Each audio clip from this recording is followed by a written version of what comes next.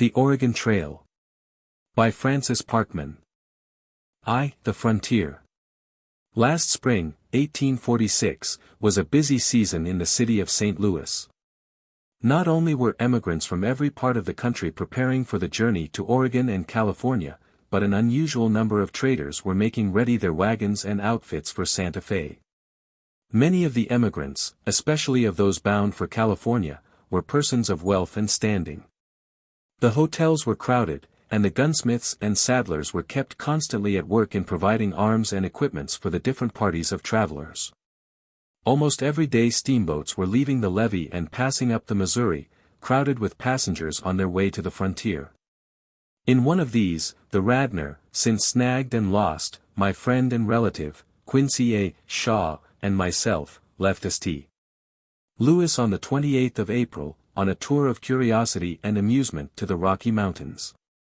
The boat was loaded until the water broke alternately over her guards. Her upper deck was covered with large weapons of a peculiar form, for the Santa Fe trade, and her hold was crammed with goods for the same destination. There were also the equipments and provisions of a party of Oregon emigrants, a band of mules and horses, piles of saddles and harness, and a multitude of nondescript articles, indispensable on the prairies. Almost hidden in this medley one might have seen a small French cart, of the sort very appropriately called a mule killer, beyond the frontiers, and not far distant a tent, together with a miscellaneous assortment of boxes and barrels. The whole equipage was far from prepossessing in its appearance. Yet, such as it was destined to a long and arduous journey, on which the persevering reader will accompany it. The passengers on board the Radnor corresponded with her freight. In her cabin were Santa Fe traders, gamblers, speculators, and adventurers of various descriptions, and her steerage was crowded with Oregon emigrants, mountain men, Negroes, and a party of Kanzas Indians, who had been on a visit to St. Louis. Thus laden, the boat struggled upward for 7 or 8 days against the rapid current of the Missouri, grating upon snags, and hanging for 2 or 3 hours at a time upon sandbars. We entered the mouth of the Missouri in a drizzling rain, but the weather soon became clear, and showed distinctly the broad and turbid river, with its eddies, its sandbars, its ragged islands, and forest-covered shores. The Missouri is constantly changing its course, wearing away its banks on one side, while it forms new ones on the other. Its channel is shifting continually. Islands are formed, and then washed away. And while the old forests on one side are undermined and swept off, a young growth springs up from the new soil upon the other. With all these changes, the water is so charged with mud and sand that it is perfectly opaque, and in a few minutes deposits a sediment an inch thick in the bottom of a tumbler. The river was now high. But when we descended in the autumn it was fallen very low, and all the secrets of its treacherous shallows were exposed to view. It was frightful to see the dead and broken trees, thick-set as a military abatis, firmly embedded in the sand, and all pointing downstream, ready to impale any unhappy steamboat that at high water should pass over that dangerous ground. In 5 or 6 days we began to see signs of the great western movement that was then taking place. Parties of emigrants, with their tents and wagons, would be encamped on open spots near the bank, on their way to the common rendezvous at Independence. On a rainy day, near sunset, we reached the landing of this place, which is situated some miles from the river, on the extreme frontier of Missouri. The scene was characteristic, for here were represented at one view the most remarkable features of this wild and enterprising region. On the muddy shore stood some 30 or 40 dark slavish-looking Spaniards, gazing stupidly out from beneath their broad hats. They were attached to one of the Santa Fe companies, whose wagons were crowded together on the banks above. In the midst of these, crouching over a smoldering fire, was a group of Indians, belonging to a remote Mexican tribe. 1 or 2 French hunters from the mountains with their long hair and buckskin dresses, were looking at the boat. And seated on a log close at hand were 3 men, with rifles lying across their knees. The foremost of these, a tall, strong figure, with a clear blue eye and an open, intelligent face, might very well represent that race of restless and intrepid pioneers whose axes and rifles have opened a path from the Alleghanies to the western prairies. He was on his way to Oregon, probably a more congenial field to him than any that now remained on this side the Great Plains. Early on the next morning we reached Kansas, about 500 miles from the mouth of the Missouri. Here we landed, and leaving our equipments in charge of my good friend Colonel Chick, whose log house was the substitute for a tavern, we set out in a wagon for Westport, where we hoped to procure mules and horses for the journey. It was a remarkably fresh and beautiful May morning. The rich and luxuriant woods through which the miserable road conducted us were lighted by the bright sunshine and enlivened by a multitude of birds. We overtook on the way our late fellow travelers, the Kanzas Indians, who, adorned with all their finery, were proceeding homeward at a round pace. And whatever they might have seemed on board the boat, they made a very striking and picturesque feature in the forest landscape. Westport was full of Indians, whose little shaggy ponies were tied by dozens along the houses and fences. Sacs and foxes, with shaved heads and painted faces, Shawanoes and Delawares, fluttering in calico frocks and turbans, Wyandots dressed like white men, and a few wretched Kansas wrapped in old blankets, were strolling about the streets, or lounging in and out of the shops and houses. As I stood at the door of the tavern, I saw a remarkable-looking person coming up the street. He had a ruddy face, garnished with the stumps of a bristly red beard and mustache. On one side of his head was a round cap with a knob at the top, such as Scottish labourers sometimes wear. His coat was of a nondescript form, and made of a grey Scotch plaid, with the fringes hanging all about it. He wore pantaloons of coarse homespun, and hobnailed shoes, and to complete his equipment, a little black pipe was stuck in one corner of his mouth. In this curious attire, I recognized Captain C. of the British Army, who, with his brother, and Mr. R., an English gentleman, was bound on a hunting expedition across the continent. I had seen the captain and his companions at St. Louis. They had now been for some time at Westport, making preparations for their departure, and waiting for a reinforcement, since they were too few in number to attempt it alone. They might, it is true, have joined some of the parties of emigrants who were on the point of setting out for Oregon and California, but they professed great disinclination to have any connection with the Kentucky fellows. The captain now urged it upon us, that we should join forces and proceed to the mountains in company. Feeling no greater partiality for the society of the emigrants than they did, we thought the arrangement an advantageous one, and consented to it. Our future fellow travelers had installed themselves in a little log house, where we found them all surrounded by saddles, harness, guns, pistols, telescopes, knives, and in short their complete appointments for the prairie. R., who professed a taste for natural history, sat at a table stuffing a woodpecker. The brother of the captain, who was an Irishman, was splicing a trail rope on the floor, as he had been an amateur sailor. The captain pointed out, with much complacency, the different articles of their outfit. "You see," said he, "that we are all old travelers. I am convinced that no party ever went upon the prairie better provided." The hunter whom they had employed, a surly-looking Canadian, named Sorrel, and their muleteer, an American from St. Louis, were lounging about the building. In a little log stable close at hand were their horses and mules, selected by the captain, who was an excellent judge. The alliance entered into, we left them to complete their arrangements, while we pushed our own to all convenient speed.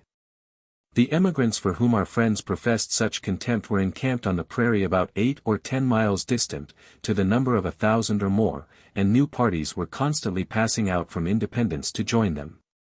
They were in great confusion, holding meetings, passing resolutions, and drawing up regulations, but unable to unite in the choice of leaders to conduct them across the prairie. Being at leisure one day, I rode over to Independence. The town was crowded.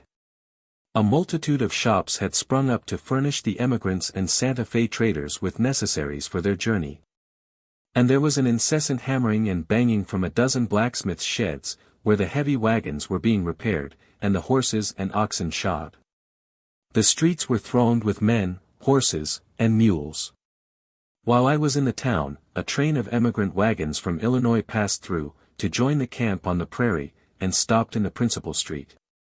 A multitude of healthy children's faces were peeping out from under the covers of the wagons. Here and there a buxom damsel was seated on horseback, holding over her sunburnt face an old umbrella or a parasol, once gaudy enough but now miserably faded. The men, very sober-looking countrymen, stood about their oxen. And as I passed I noticed 3 old fellows, who, with their long whips in their hands, were zealously discussing the doctrine of regeneration. The emigrants, however, are not all of this stamp. Among them are some of the vilest outcasts in the country. I have often perplexed myself to divine the various motives that give impulse to this strange migration.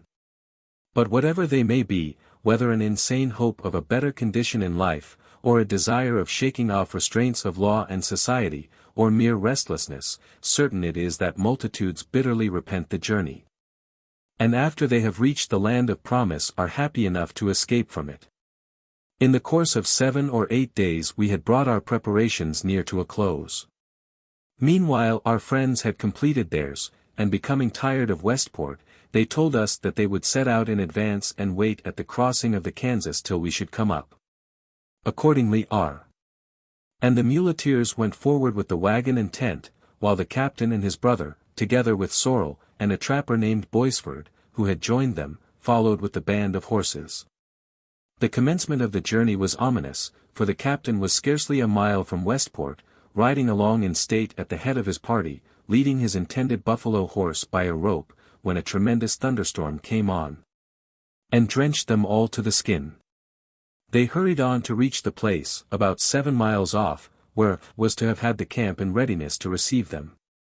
But this prudent person, when he saw the storm approaching, had selected a sheltered glade in the woods, where he pitched his tent, and was sipping a comfortable cup of coffee, while the captain galloped for miles beyond through the rain to look for him. At length the storm cleared away, and the sharp-eyed trapper succeeded in discovering his tent, or had by this time finished his coffee, and was seated on a buffalo robe smoking his pipe. The captain was one of the most easy-tempered men in existence, so he bore his ill luck with great composure, shared the dregs of the coffee with his brother, and lay down to sleep in his wet clothes. We ourselves had our share of the deluge. We were leading a pair of mules to Kanzas when the storm broke. Such sharp and incessant flashes of lightning, such stunning and continuous thunder, I have never known before. The woods were completely obscured by the diagonal sheets of rain that fell with a heavy roar, and rose in spray from the ground, and the streams rose so rapidly that we could hardly ford them. At length, looming through the rain, we saw the log house of Colonel Chick, who received us with his usual bland hospitality. While his wife, who, though a little soured and stiffened by too frequent attendance on camp meetings, was not behind him in hospitable feeling, supplied us with the means of repairing our drenched and bedraggled condition. The storm, clearing away at about sunset, opened a noble prospect from the porch of the colonel's house, which stands upon a high hill. The sun streamed from the breaking clouds upon the swift and angry Missouri, and on the immense expanse of luxuriant forest that stretched from its banks back to the distant bluffs. Returning on the next day to Westport, we received a message from the captain, who had ridden back to deliver it in person, but finding that we were in Kanzas, had entrusted it with an acquaintance of his named Vogel, who kept a small grocery and liquor shop. Whiskey by the way circulates more freely in Westport than is altogether safe in a place where every man carries a loaded pistol in his pocket. As we passed this establishment, we saw Vogel's broad German face and knavish-looking eyes thrust from his door. He said he had something to tell us, and invited us to take a dram. Neither his liquor nor his message was very palatable. The captain had returned to give us notice that R., who assumed the direction of his party, had determined upon another route from that agreed upon between us. And instead of taking the course of the traders, to pass northward by Fort Leavenworth, and follow the path marked out by the dragoons in their expedition of last summer. To adopt such a plan without consulting us, we looked upon as a very high-handed proceeding, but suppressing our dissatisfaction as well as we could, we made up our minds to join them at Fort Leavenworth, where they were to wait for us. Accordingly, our preparation being now complete, we attempted one fine morning to commence our journey. The first step was an unfortunate one. No sooner were our animals put in harness, than the shaft mule reared and plunged, burst ropes and straps, and nearly flung the cart into the Missouri. Finding her wholly uncontrollable, we exchanged her for another, with which we were furnished by our friend Mr. Boone of Westport, a grandson of Daniel Boone, the pioneer. This foretaste of prairie experience was very soon followed by another. Westport was scarcely out of sight, when we encountered a deep muddy gully, of a species that afterward became but too familiar to us, and here for the space of an hour or more the car stuck fast. How do you find this book? Any thoughts about the book or the author? Any suggestion for improvement? Please take a moment to share your thoughts in a comment. If you like it, share it with your friends who might enjoy it as well. Subscribe to keep in touch.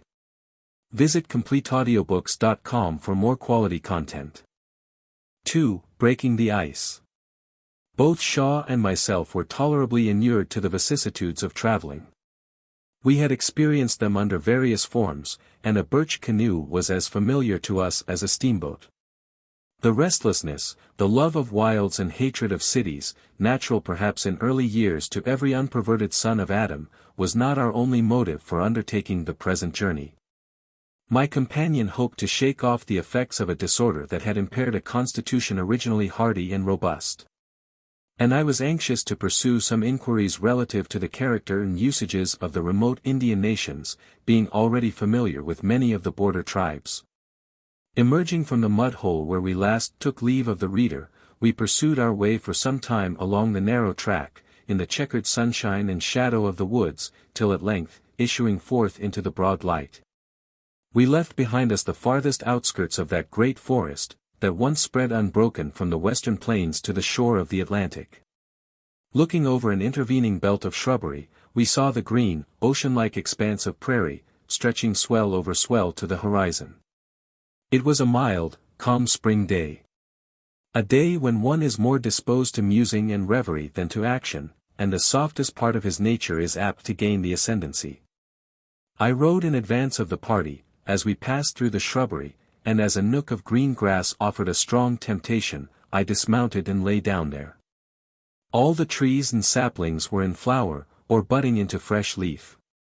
The red clusters of the maple blossoms and the rich flowers of the Indian apple were there in profusion, and I was half inclined to regret leaving behind the land of gardens for the rude and stern scenes of the prairie and the mountains.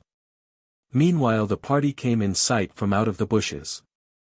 Foremost rode Henry Chatillon, our guide and hunter, a fine athletic figure, mounted on a hardy gray Wyandotte pony. He wore a white blanket coat, a broad hat of felt, moccasins, and pantaloons of deerskin, ornamented along the seams with rows of long fringes. His knife was stuck in his belt. His bullet pouch and powder horn hung at his side, and his rifle lay before him, resting against the high pommel of his saddle, which, like all his equipments, had seen hard service, and was much the worse for wear. Shaw followed close, mounted on a little sorrel horse, and leading a larger animal by a rope. His outfit, which resembled mine, had been provided with a view to use rather than ornament. It consisted of a plain, black Spanish saddle, with holsters of heavy pistols, a blanket rolled up behind it, and the trail rope attached to his horse's neck hanging coiled in front. He carried a double-barreled smoothbore, while I boasted a rifle of some 15 pounds weight.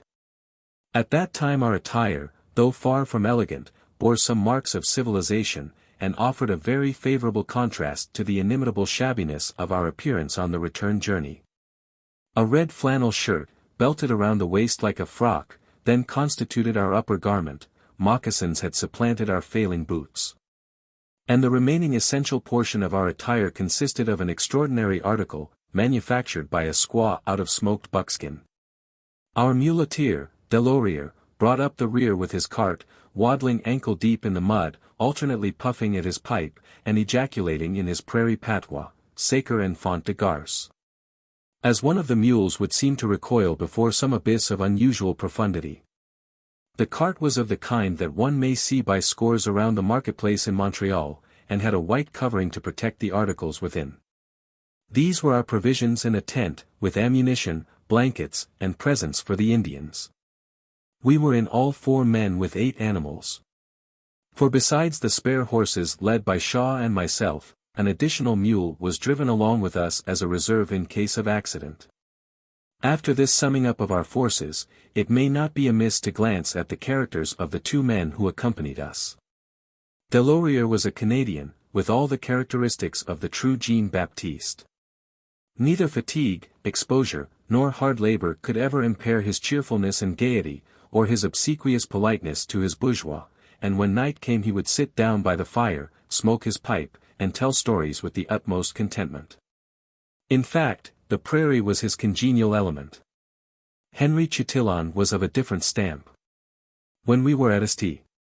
Louis, several gentlemen of the fur company had kindly offered to procure for us a hunter and guide suited for our purposes, and on coming one afternoon to the office, we found there a tall and exceedingly well-dressed man with a face so open and frank that it attracted our notice at once. We were surprised at being told that it was he who wished to guide us to the mountains. He was born in a little French town near St. Louis, and from the age of 15 years had been constantly in the neighborhood of the Rocky Mountains, employed for the most part by the company to supply their forts with buffalo meat. As a hunter he had but one rival in the whole region, a man named Simoneau, with whom, to the honor of both of them, he was on terms of the closest friendship. He had arrived at St. Louis the day before, from the mountains, where he had remained for 4 years, and he now only asked to go and spend a day with his mother before setting out on another expedition. His age was about 30. He was 6 feet high, and very powerfully and gracefully molded. The prairies had been his school. He could neither read nor write, but he had a natural refinement and delicacy of mind such as is rarely found, even in women. His manly face was a perfect mirror of uprightness, simplicity, and kindness of heart. He had, moreover, a keen perception of character and a tact that would preserve him from flagrant error in any society. Henry had not the restless energy of an Anglo-American. He was content to take things as he found them, and his chief fault arose from an excess of easy generosity, impelling him to give away too profusely ever to thrive in the world. Yet it was commonly remarked of him, that whatever he might choose to do with what belonged to himself, the property of others was always safe in his hands. His bravery was as much celebrated in the mountains as his skill in hunting. But it is characteristic of him that in a country where the rifle is the chief arbiter between man and man, Henry was very seldom involved in quarrels. Once or twice, indeed, his quiet good nature had been mistaken and presumed upon, but the consequences of the error were so formidable that no one was ever known to repeat it. No better evidence of the intrepidity of his temper could be wished than the common report that he had killed more than 30 grizzly bears. He was a proof of what unaided nature will sometimes do. I have never, in the city or in the wilderness, met a better man than my noble and true-hearted friend, Henry Chatillon. We were soon free of the woods and bushes, and fairly upon the broad prairie. Now and then a Shawanoe passed us, riding his little shaggy pony at a lope, his calico shirt, his gaudy sash, and the gay handkerchief bound around his snaky hair fluttering in the wind. At noon we stopped to rest not far from a little creek replete with frogs and young turtles. There had been an Indian encampment at the place, and the framework of their lodges still remained, enabling us very easily to gain a shelter from the sun, by merely spreading 1 or 2 blankets over them. Thus shaded, we sat upon our saddles, and Shaw for the first time lighted his favorite Indian pipe. While Delorier was squatted over a hot bed of coals, shading his eyes with one hand, and holding a little stick in the other, with which he regulated the hissing contents of the frying pan. The horses were turned to feed among the scattered bushes of a low oozy meadow. A drowsy spring-like sultriness pervaded the air, and the voices of 10,000 young frogs and insects, just awakened into life, rose in varied chorus from the creek and the meadows. Scarcely were we seated when a visitor approached. This was an old Kansas Indian, a man of distinction, if one might judge from his dress. His head was shaved and painted red, and from the tuft of hair remaining on the crown dangled several eagle's feathers, and the tails of 2 or 3 rattlesnakes. His cheeks, too, were daubed with vermilion.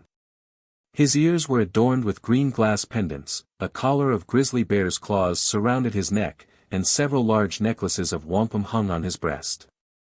Having shaken us by the hand with a cordial grunt of salutation, the old man, dropping his red blanket from his shoulders, sat down cross-legged on the ground. In the absence of liquor we offered him a cup of sweetened water, at which he ejaculated, "Good," and was beginning to tell us how great a man he was, and how many Pawnees he had killed, when suddenly a motley concourse appeared wading across the creek toward us.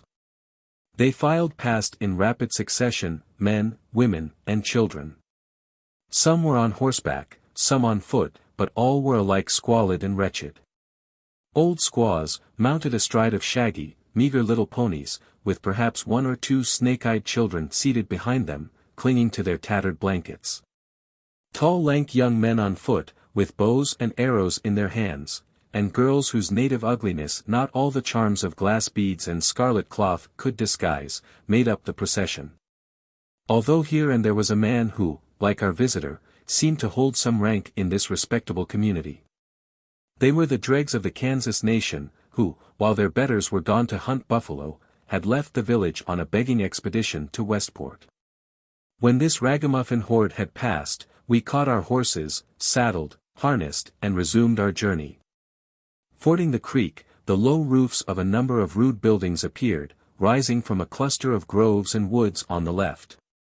And riding up through a long lane, amid a profusion of wild roses and early spring flowers, we found the log church and schoolhouses belonging to the Methodist Shawanoe mission. The Indians were on the point of gathering to a religious meeting. Some scores of them, tall men in half-civilized dress, were seated on wooden benches under the trees, while their horses were tied to the sheds and fences. Their chief, Parks, a remarkably large and athletic man, was just arrived from Westport, where he owns a trading establishment. Beside this, he has a fine farm and a considerable number of slaves. Indeed, the Shawanoes have made greater progress in agriculture than any other tribe on the Missouri frontier, and both in appearance and in character form a marked contrast to our late acquaintance, the Kanzas. A few hours' ride brought us to the banks of the river Kanzas. Traversing the woods that lined it, and plowing through the deep sand, we encamped not far from the bank, at the lower Delaware crossing. Our tent was erected for the first time on a meadow close to the woods, and the camp preparations being complete we began to think of supper. An old Delaware woman, of some 300 pounds weight, sat in the porch of a little log house close to the water, and a very pretty half-breed girl was engaged, under her superintendence, in feeding a large flock of turkeys that were fluttering and gobbling about the door. But no offers of money, or even of tobacco, could induce her to part with one of her favorites, so I took my rifle, to see if the woods or the river could furnish us anything. A multitude of quails were plaintively whistling in the woods and meadows. But nothing appropriate to the rifle was to be seen, except 3 buzzards, seated on the spectral limbs of an old dead sycamore, that thrust itself out over the river from the dense sunny wall of fresh foliage. Their ugly heads were drawn down between their shoulders, and they seemed to luxuriate in the soft sunshine that was pouring from the west. As they offered no Epicurean temptations, I refrained from disturbing their enjoyment, but contented myself with admiring the calm beauty of the sunset, for the river, eddying swiftly in deep purple shadows between the impending woods, formed a wild but tranquilizing scene. When I returned to the camp I found Shaw and an old Indian seated on the ground in close conference, passing the pipe between them. The old man was explaining that he loved the whites, and had an especial partiality for tobacco. Delorier was arranging upon the ground our service of tin cups and plates, and as other viands were not to be had, he set before us a repast of biscuit and bacon, and a large pot of coffee. Unsheathing our knives, we attacked it, disposed of the greater part, and tossed the residue to the Indian. Meanwhile our horses, now hobbled for the first time, stood among the trees, with their forelegs tied together, in great disgust and astonishment. They seemed by no means to relish this foretaste of what was before them. Mine, in particular, had conceived a moral aversion to the prairie life. One of them, christened Hendrick, an animal whose strength and hardihood were his only merits, and who yielded to nothing but the cogent arguments of the whip, looked toward us with an indignant countenance, as if he meditated avenging his wrongs with a kick. The other, Pontiac, a good horse, though of plebeian lineage, stood with his head drooping and his mane hanging about his eyes, with the grieved and sulky air of a lubberly boy sent off to school. Poor Pontiac! His forebodings were but too just. For when I last heard from him, he was under the lash of an Ogallalla brave, on a war party against the Crows. As it grew dark, and the voices of the whip-poor-wills succeeded the whistle of the quails, we removed our saddles to the tent, to serve as pillows, spread our blankets upon the ground, and prepared to bivouac for the first time that season. Each man selected the place in the tent which he was to occupy for the journey. To Delorier, however, was assigned the cart, into which he could creep in wet weather, and find a much better shelter than his bourgeois enjoyed in the tent. The river Kanzas at this point forms the boundary line between the country of the Shawanoes and that of the Delawares. We crossed it on the following day, rafting over our horses and equipage with much difficulty, and unloading our cart in order to make our way up the steep ascent on the farther bank. It was a Sunday morning, warm, tranquil and bright. And a perfect stillness reigned over the rough enclosures and neglected fields of the Delawares, except the ceaseless hum and chirping of myriads of insects. Now and then, an Indian rode past on his way to the meeting-house, or through the dilapidated entrance of some shattered log-house an old woman might be discerned, enjoying all the luxury of idleness. There was no village bell, for the Delawares have none. And yet upon that forlorn and rude settlement was the same spirit of Sabbath repose and tranquility as in some little New England village among the mountains of New Hampshire or the Vermont woods. Having at present no leisure for such reflections, we pursued our journey. A military road led from this point to Fort Leavenworth, and for many miles the farms and cabins of the Delawares were scattered at short intervals on either hand. The little rude structures of logs, erected usually on the borders of a tract of woods, made a picturesque feature in the landscape. But the scenery needed no foreign aid. Nature had done enough for it. And the alteration of rich green prairies and groves that stood in clusters or lined the banks of the numerous little streams, had all the softened and polished beauty of a region that has been for centuries under the hand of man. At that early season, too, it was in the height of its freshness and luxuriance. The woods were flushed with the red buds of the maple, there were frequent flowering shrubs unknown in the east. And the green swells of the prairies were thickly studded with blossoms. Encamping near a spring by the side of a hill, we resumed our journey in the morning, and early in the afternoon had arrived within a few miles of Fort Leavenworth. The road crossed a stream densely bordered with trees, and running in the bottom of a deep woody hollow. We were about to descend into it, when a wild and confused procession appeared, passing through the water below, and coming up the steep ascent toward us. We stopped to let them pass. They were Delawares, just returned from a hunting expedition. All, both men and women, were mounted on horseback, and drove along with them a considerable number of pack mules, laden with the furs they had taken, together with the buffalo robes, kettles, and other articles of their traveling equipment, which as well as their clothing and their weapons, had a worn and dingy aspect, as if they had seen hard service of late. At the rear of the party was an old man, who, as he came up, stopped his horse to speak to us. He rode a little tough shaggy pony, with mane and tail well knotted with burrs, and a rusty Spanish bit in its mouth, to which, by way of reins, was attached a string of raw hide.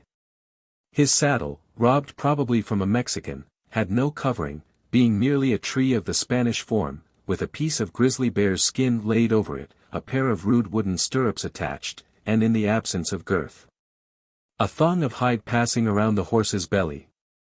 The rider's dark features and keen snaky eyes were unequivocally Indian. He wore a buckskin frock, which, like his fringed leggings, was well polished and blackened by grease and long service, and an old handkerchief was tied around his head. Resting on the saddle before him lay his rifle, a weapon in the use of which the Delawares are skillful, though from its weight, the distant prairie Indians are too lazy to carry it. "Who's your chief?" he immediately inquired.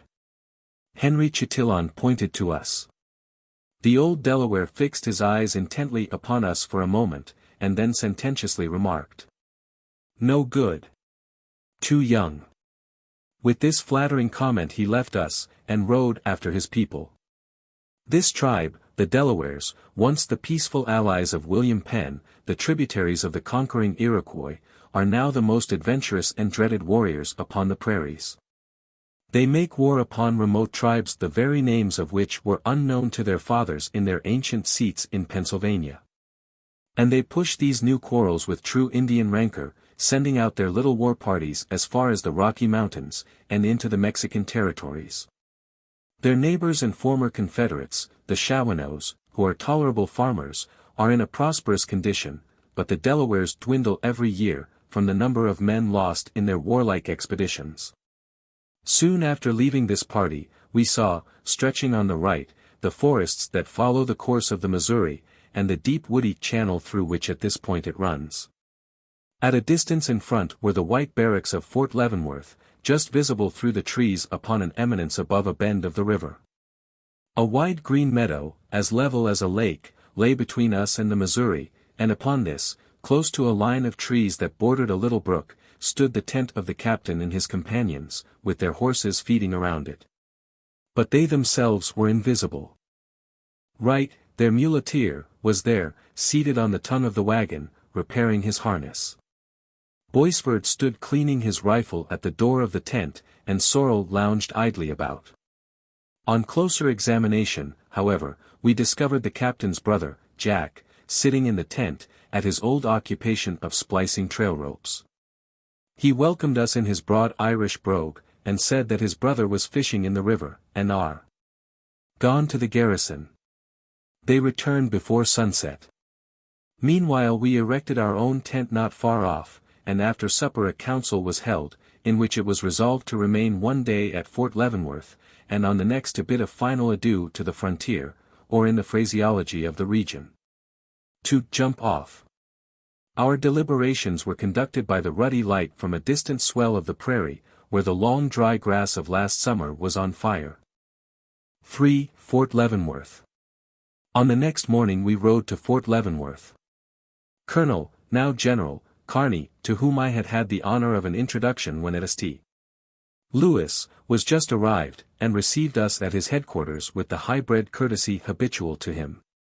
Fort Leavenworth is in fact no fort, being without defensive works, except 2 blockhouses. No rumors of war had as yet disturbed its tranquility. In the square grassy area, surrounded by barracks and the quarters of the officers, the men were passing and repassing, or lounging among the trees. Although not many weeks afterward it presented a different scene, for here the very offscourings of the frontier were congregated, to be marshaled for the expedition against Santa Fe. Passing through the garrison, we rode toward the Kickapoo village, 5 or 6 miles beyond. The path, a rather dubious and uncertain one, led us along the ridge of high bluffs that bordered the Missouri. And by looking to the right or to the left, we could enjoy a strange contrast of opposite scenery. On the left stretched the prairie, rising into swells and undulations, thickly sprinkled with groves, or gracefully expanding into wide grassy basins of miles in extent. While its curvatures, swelling against the horizon, were often surmounted by lines of sunny woods, a scene to which the freshness of the season and the peculiar mellowness of the atmosphere gave additional softness.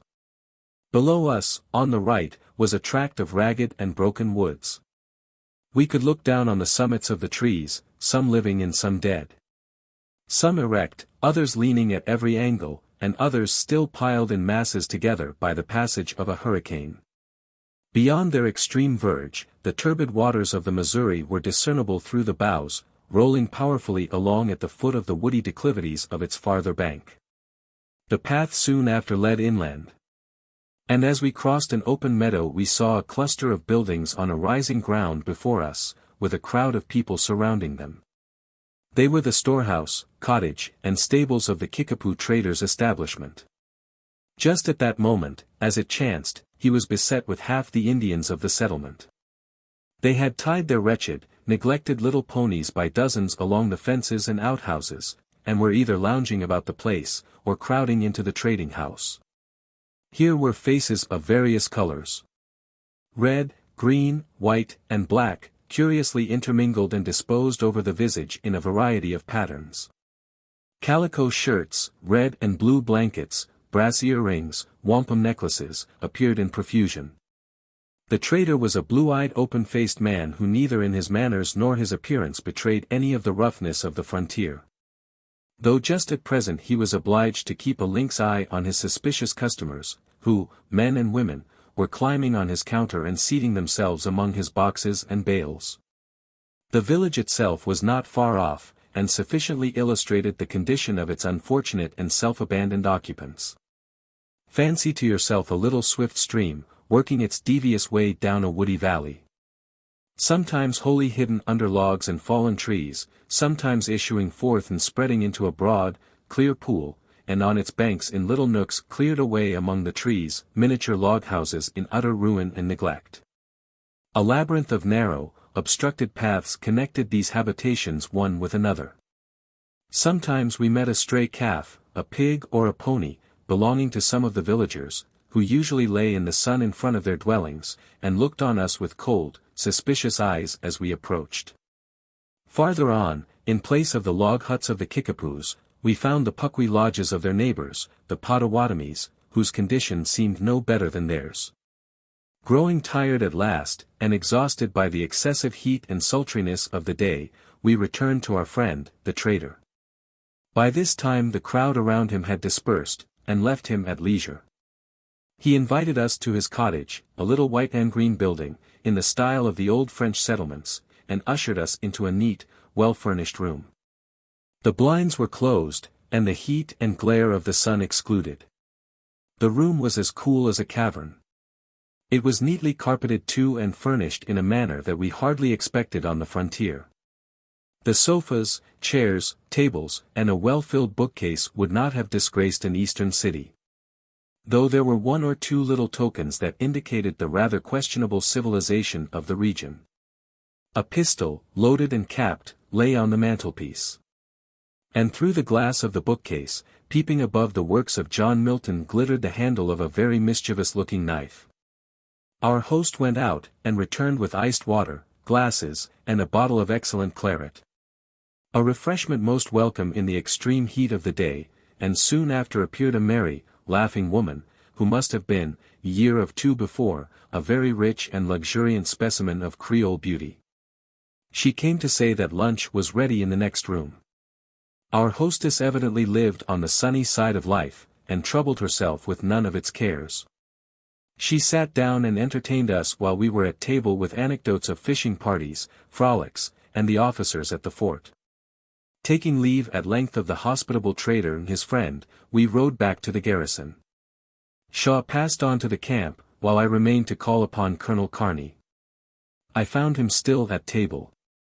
There sat our friend the captain, in the same remarkable habiliments in which we saw him at Westport. The black pipe, however, being for the present laid aside. He dangled his little cap in his hand and talked of steeplechases, touching occasionally upon his anticipated exploits in buffalo hunting. There, too, was R. somewhat more elegantly attired. For the last time we tasted the luxuries of civilization, and drank adieus to it in wine good enough to make us almost regret the leave-taking. Then, mounting, we rode together to the camp, where everything was in readiness for departure on the morrow. 4. Jumping off. The reader need not be told that John Bull never leaves home without encumbering himself with the greatest possible load of luggage. Our companions were no exception to the rule. They had a wagon drawn by 6 mules and crammed with provisions for 6 months, besides ammunition enough for a regiment, spare rifles and fowling pieces, ropes and harness. Personal baggage, and a miscellaneous assortment of articles, which produced infinite embarrassment on the journey. They had also decorated their persons with telescopes and portable compasses, and carried English double-barreled rifles of 16 to the pound caliber, slung to their saddles in dragoon fashion. By sunrise on the 23d of May we had breakfasted. The tents were leveled, the animals saddled and harnessed, and all was prepared. Avance donc! Get up, cried Delorier from his seat in front of the cart. Right, our friend's muleteer, after some swearing and lashing, got his insubordinate train in motion, and then the whole party filed from the ground. Thus we bade a long adieu to bed and board, and the principles of Blackstone's commentaries. The day was a most auspicious one, and yet Shaw and I felt certain misgivings, which in the sequel proved but too well founded. We had just learned that though R. had taken it upon him to adopt this course without consulting us, not a single man in the party was acquainted with it, and the absurdity of our friend's high-handed measure very soon became manifest. His plan was to strike the trail of several companies of dragoons, who last summer had made an expedition under Colonel Kearny to Fort Laramie, and by this means to reach the grand trail of the Oregon emigrants up the Platte. We rode for an hour or two when a familiar cluster of buildings appeared on a little hill. "Hello," shouted the Kickapoo trader from over his fence. "Where are you going?" A few rather emphatic exclamations might have been heard among us, when we found that we had gone miles out of our way, and were not advanced an inch toward the Rocky Mountains. So we turned in the direction the trader indicated, and with the sun for a guide, began to trace a bee-line across the prairies. We struggled through copses and lines of wood, we waded brooks and pools of water. We traversed prairies as green as an emerald, expanding before us for mile after mile, wider and more wild than the wastes Mazeppa rode over. Man nor brute, nor dint of hoof, nor print of foot, lay in the wild luxuriant soil. No sign of travel, none of toil.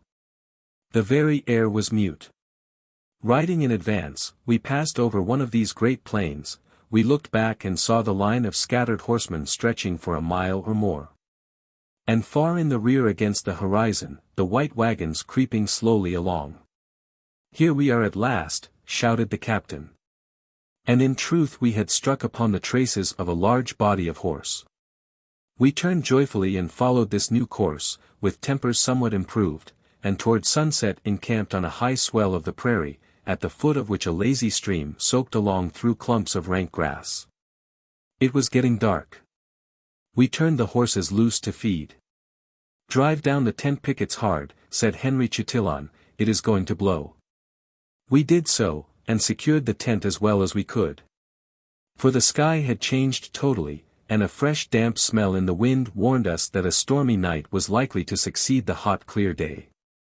The prairie also wore a new aspect, and its vast swells had grown black and somber under the shadow of the clouds. The thunder soon began to growl at a distance. Picketing and hobbling the horses among the rich grass at the foot of the slope, where we encamped, we gained a shelter just as the rain began to fall, and sat at the opening of the tent, watching the proceedings of the captain. In defiance of the rain he was stalking among the horses, wrapped in an old Scotch plaid. An extreme solicitude tormented him, lest some of his favorites should escape, or some accident should befall them. And he cast an anxious eye toward 3 wolves who were sneaking along over the dreary surface of the plain, as if he dreaded some hostile demonstration on their part. On the next morning we had gone but a mile or 2, when we came to an extensive belt of woods, through the midst of which ran a stream, wide, deep, and of an appearance particularly muddy and treacherous. Delorier was in advance with his cart. He jerked his pipe from his mouth, lashed his mules, and poured forth a volley of Canadian ejaculations. In plunged the cart, but midway it stuck fast. Delorier leaped out knee-deep in water, and by dint of sakers and a vigorous application of the whip, he urged the mules out of the slough. Then approached the long team and heavy wagon of our friends, but it paused on the brink. "Now my advice is," began the captain, who had been anxiously contemplating the muddy gulf. "Drive on," cried R. But Wright, the muleteer, apparently had not as yet decided the point in his own mind. And he sat still in his seat on one of the shaft mules, whistling in a low contemplative strain to himself. "My advice is," resumed the captain, "that we unload, for I'll bet any man £5 that if we try to go through, we shall stick fast." "By the powers, we shall stick fast," echoed Jack, the captain's brother, shaking his large head with an air of firm conviction. "Drive on! Drive on!" cried R. petulantly. "Well," observed the captain, turning to us as we sat looking on, much edified by this byplay among our confederates, "I can only give my advice, and if people won't be reasonable, why, they won't, that's all." Meanwhile Wright had apparently made up his mind. For he suddenly began to shout forth a volley of oaths and curses, that, compared with the French imprecations of Delorier, sounded like the roaring of heavy cannon after the popping and sputtering of a bunch of Chinese crackers. At the same time he discharged a shower of blows upon his mules, who hastily dived into the mud and drew the wagon lumbering after them. For a moment the issue was dubious. Wright writhed about in his saddle, and swore and lashed like a madman. But who can count on a team of half-broken mules? At the most critical point, when all should have been harmony and combined effort, the perverse brutes fell into lamentable disorder, and huddled together in confusion on the farther bank. There was the wagon up to the hub in mud, and visibly settling every instant. There was nothing for it but to unload, then to dig away the mud from before the wheels with a spade, and lay a causeway of bushes and branches. This agreeable labor accomplished, the wagon at last emerged. But if I mention that some interruption of this sort occurred at least 4 or 5 times a day for a fortnight, the reader will understand that our progress toward the Platte was not without its obstacles. We traveled 6 or 7 miles farther, and nooned near a brook. On the point of resuming our journey, when the horses were all driven down to water, my homesick charger, Pontiac, made a sudden leap across, and set off at a round trot for the settlements. I mounted my remaining horse, and started in pursuit. Making a circuit, I headed the runaway, hoping to drive him back to camp, but he instantly broke into a gallop, made a wide tour on the prairie, and got past me again. I tried this plan repeatedly, with the same result. Pontiac was evidently disgusted with the prairie. So I abandoned it, and tried another, trotting along gently behind him, in hopes that I might quietly get near enough to seize the trail rope which was fastened to his neck, and dragged about a dozen feet behind him. The chase grew interesting. For mile after mile I followed the rascal, with the utmost care not to alarm him, and gradually got nearer, until at length old Hendrick's nose was fairly brushed by the whisking tail of the unsuspecting Pontiac. Without drawing rein, I slid softly to the ground, but my long heavy rifle encumbered me, and the low sound it made in striking the horn of the saddle startled him. He pricked up his ears, and sprang off at a run.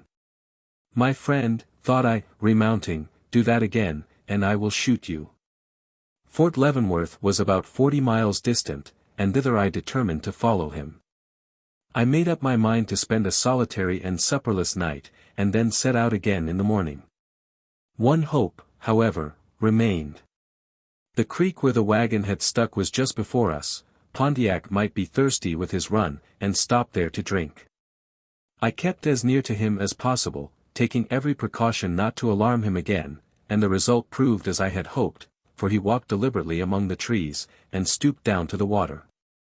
I alighted, dragged old Hendrick through the mud, and with a feeling of infinite satisfaction picked up the slimy trail rope and twisted it 3 times round my hand. Now let me see you get away again, I thought, as I remounted.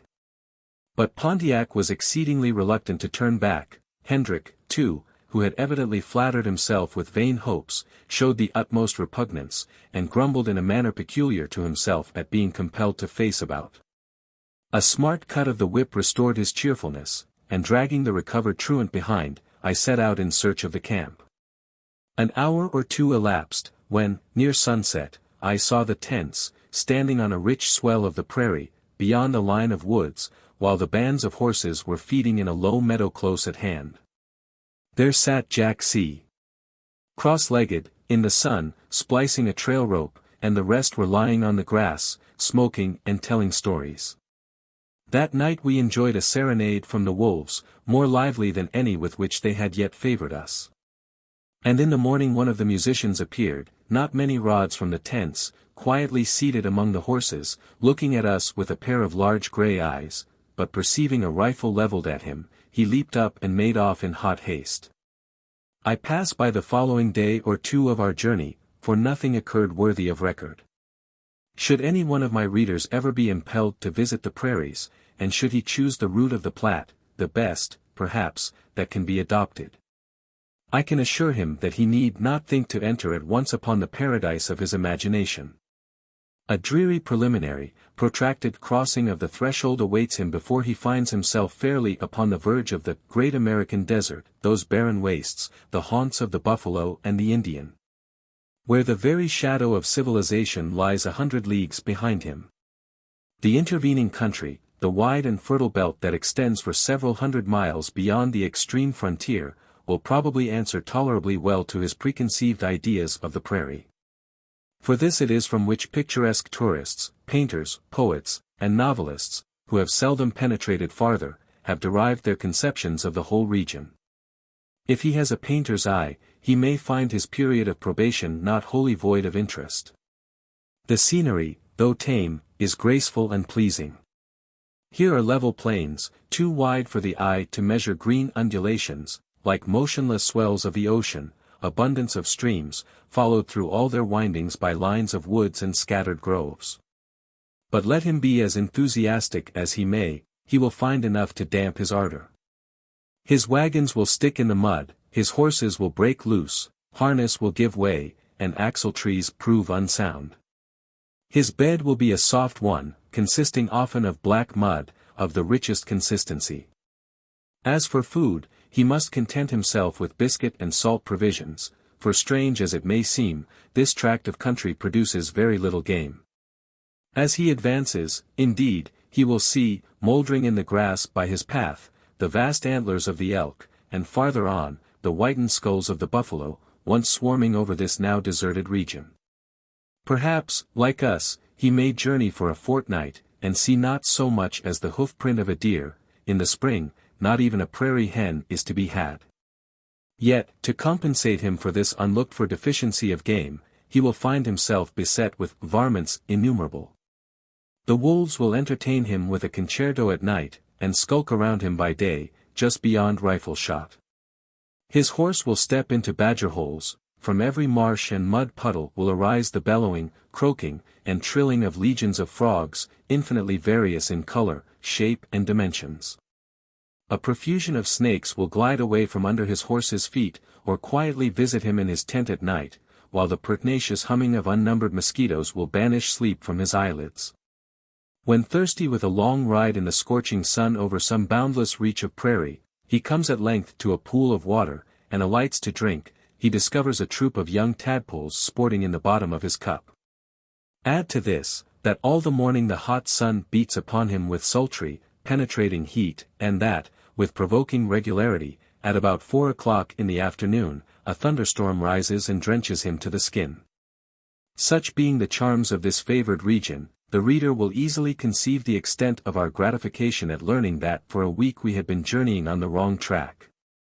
How this agreeable discovery was made I will presently explain. One day, after a protracted morning's ride, we stopped to rest at noon upon the open prairie.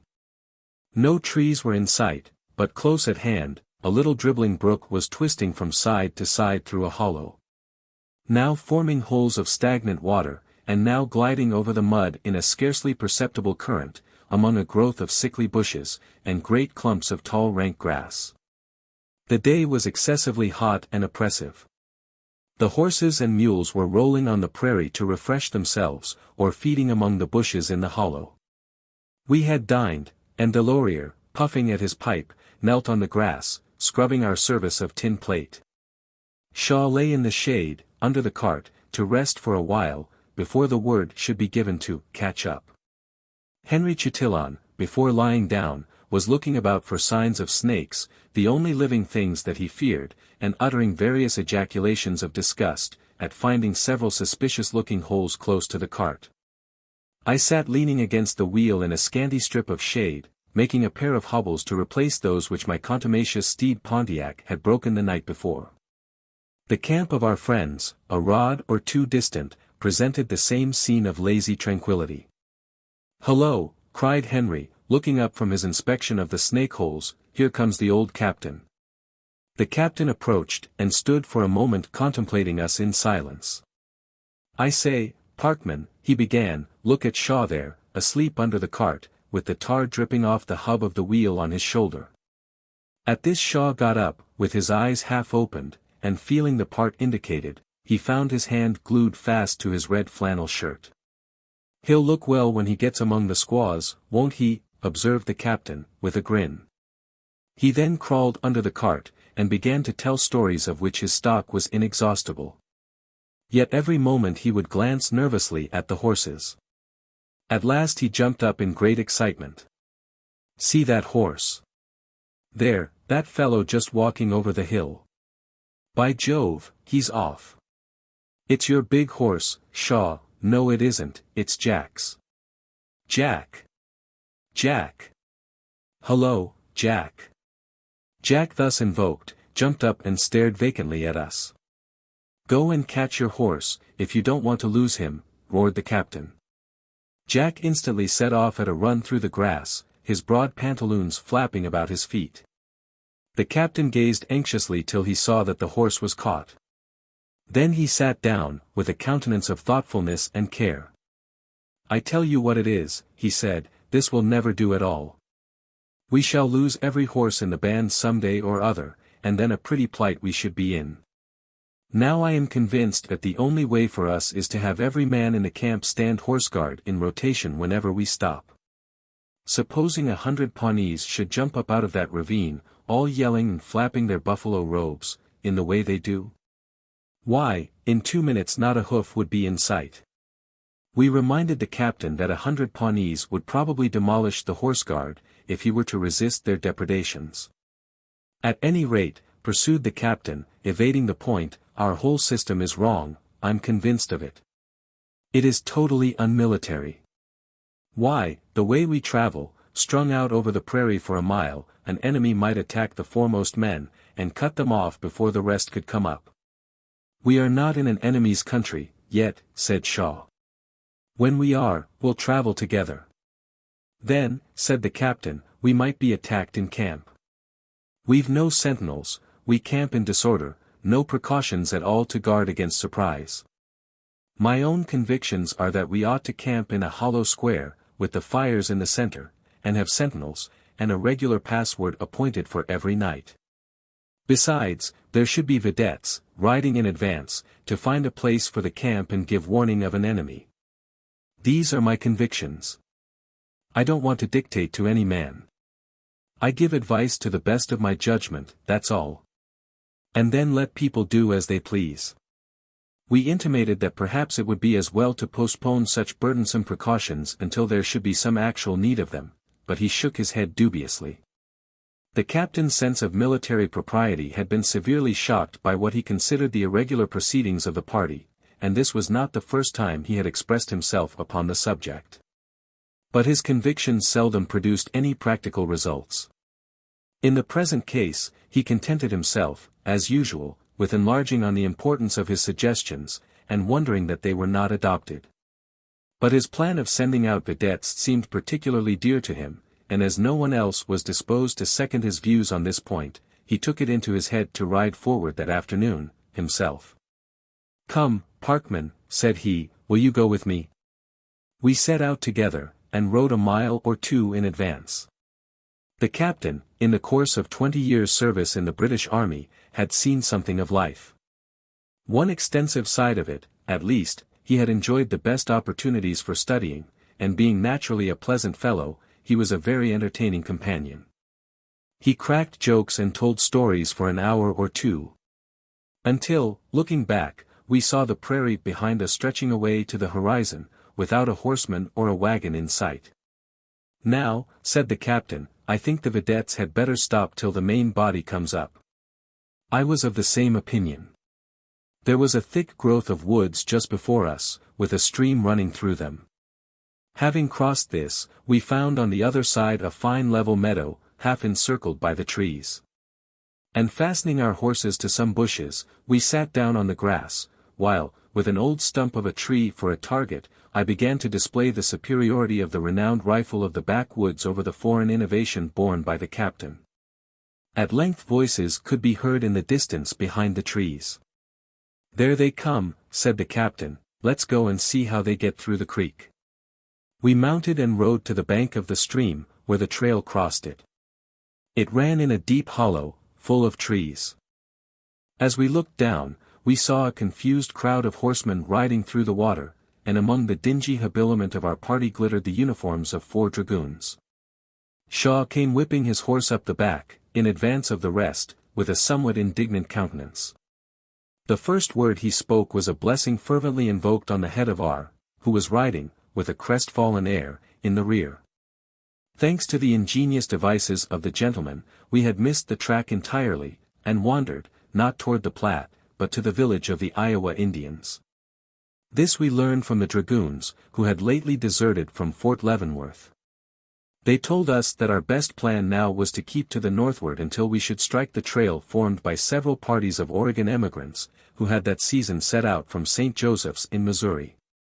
In extremely bad temper, we encamped on this ill-starred spot, while the deserters, whose case admitted of no delay, rode rapidly forward. On the day following, striking the St.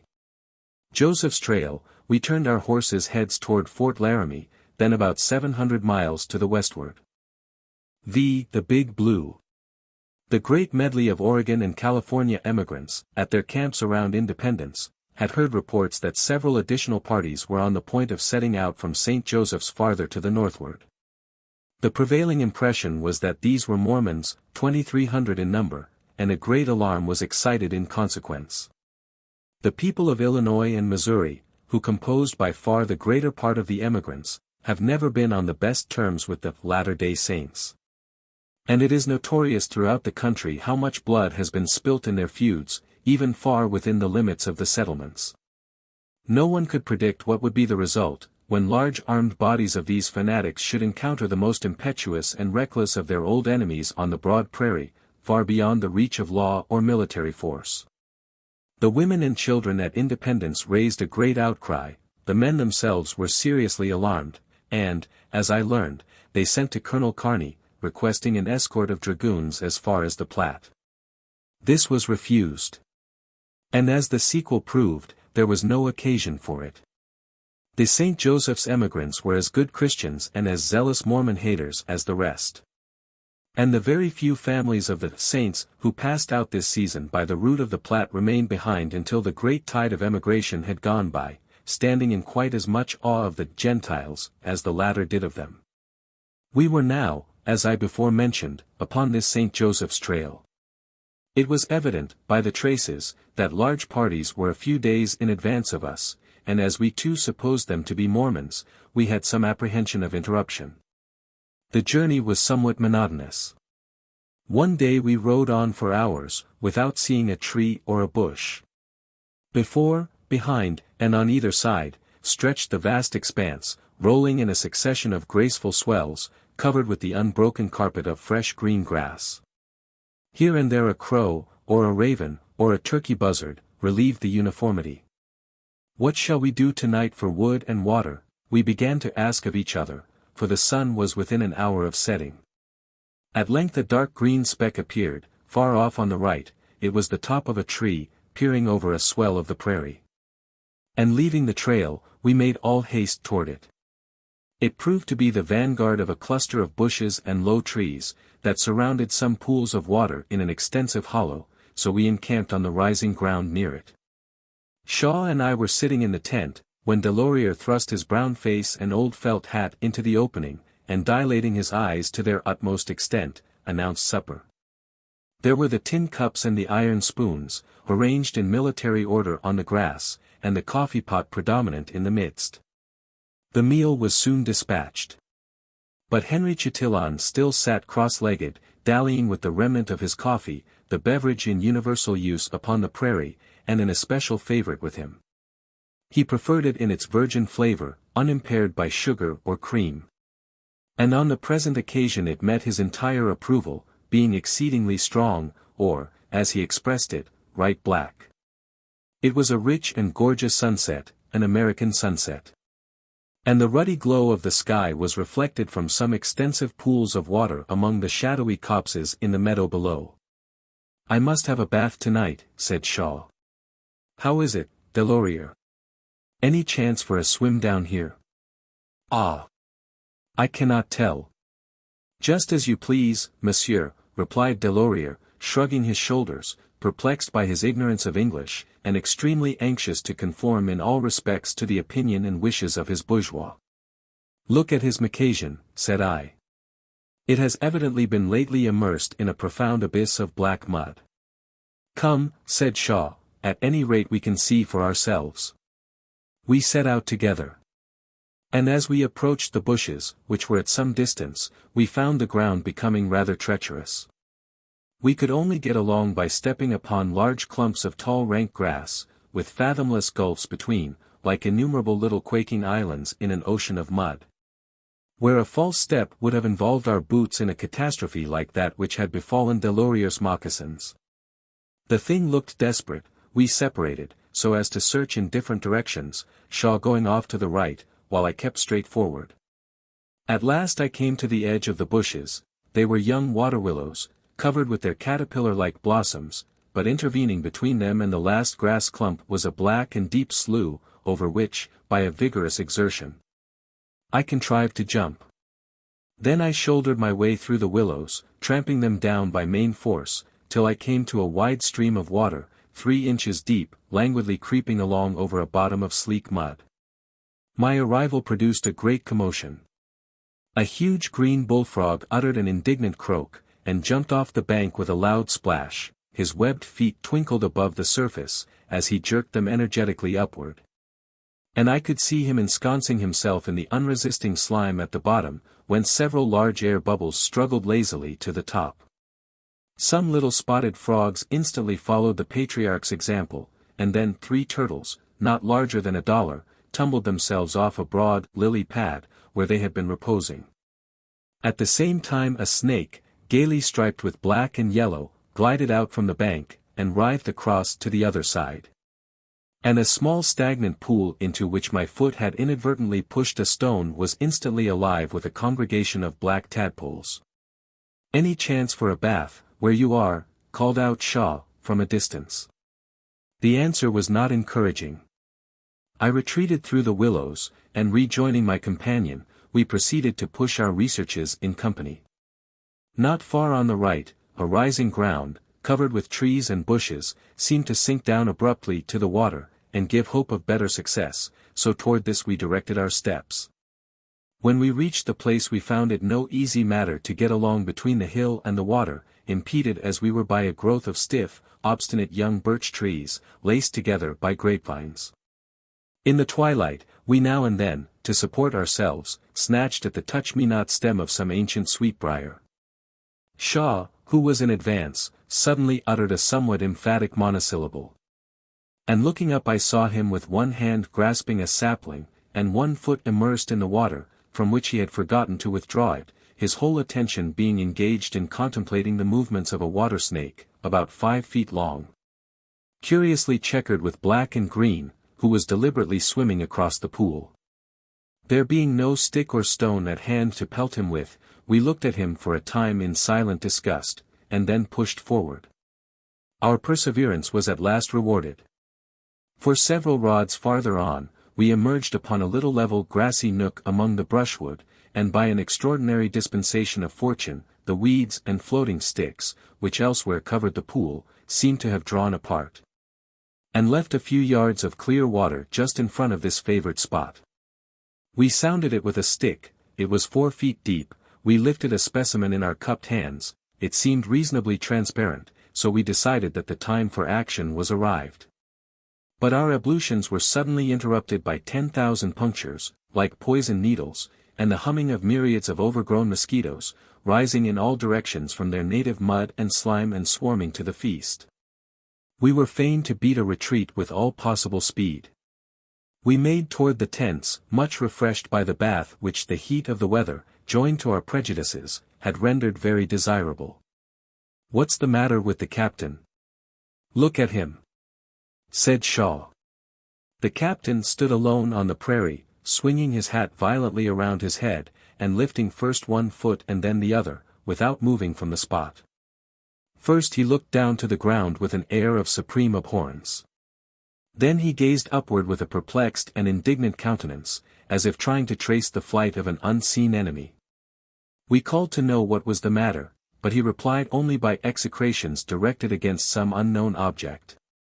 We approached, when our ears were saluted by a droning sound, as if 20 beehives had been overturned at once. The air above was full of large black insects, in a state of great commotion, and multitudes were flying about just above the tops of the grass blades. "Don't be afraid," called the captain, observing us recoil. "The brutes won't sting." At this I knocked one down with my hat, and discovered him to be no other than a "doorbug," and looking closer, we found the ground thickly perforated with their holes. We took a hasty leave of this flourishing colony, and walking up the rising ground to the tents, found Delorier's fire still glowing brightly. We sat down around it, and Shaw began to expatiate on the admirable facilities for bathing that we had discovered, and recommended the captain by all means to go down there before breakfast in the morning. The captain was in the act of remarking that he couldn't have believed it possible, when he suddenly interrupted himself, and clapped his hand to his cheek, exclaiming that those infernal humbugs were at him again. In fact, we began to hear sounds as if bullets were humming over our heads. In a moment something rapped me sharply on the forehead, then upon the neck, and immediately I felt an indefinite number of sharp wiry claws in active motion, as if their owner were bent on pushing his explorations farther. I seized him, and dropped him into the fire. Our party speedily broke up, and we adjourned to our respective tents, where, closing the opening fast, we hoped to be exempt from invasion. But all precaution was fruitless. The doorbugs hummed through the tent, and marched over our faces until daylight, when, opening our blankets, we found several dozen clinging there with the utmost tenacity. The first object that met our eyes in the morning was Delorier, who seemed to be apostrophizing his frying pan, which he held by the handle at arm's length. It appeared that he had left it at night by the fire. And the bottom was now covered with doorbugs, firmly embedded. Multitudes beside, curiously parched and shriveled, lay scattered among the ashes. The horses and mules were turned loose to feed. We had just taken our seats at breakfast, or rather reclined in the classic mode, when an exclamation from Henry Chatillon, and a shout of alarm from the captain, gave warning of some casualty, and looking up, we saw the whole band of animals. 23 in number, filing off for the settlements, the incorrigible Pontiac at their head, jumping along with hobbled feet, at a gait much more rapid than graceful. 3 or 4 of us ran to cut them off, dashing as best we might through the tall grass, which was glittering with myriads of dewdrops. After a race of a mile or more, Shaw caught a horse. Tying the trail rope by way of bridle round the animal's jaw, and leaping upon his back, he got in advance of the remaining fugitives, while we, soon bringing them together, drove them in a crowd up to the tents, where each man caught and saddled his own. Then we heard lamentations and curses, for half the horses had broke their hobbles, and many were seriously galled by attempting to run in fetters.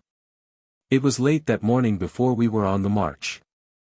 And early in the afternoon we were compelled to encamp, for a thunder gust came up and suddenly enveloped us in whirling sheets of rain.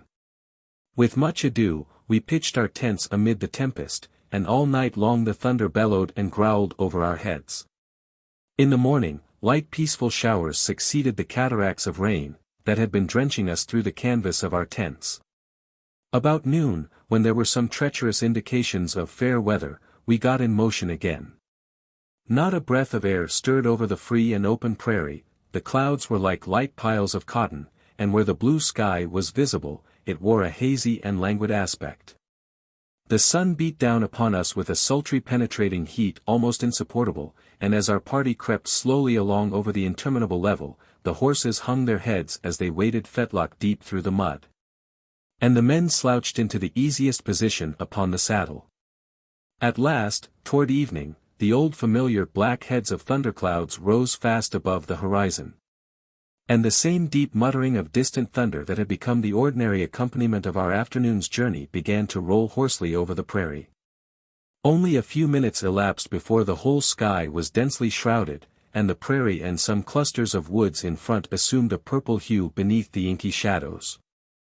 Suddenly from the densest fold of the cloud the flash leaped out, quivering again and again down to the edge of the prairie, and at the same instant came the sharp burst and the long rolling peal of the thunder.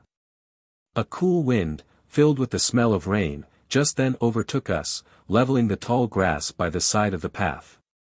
"Come on, we must ride for it," shouted Shaw, rushing past at full speed, his led horse snorting at his side.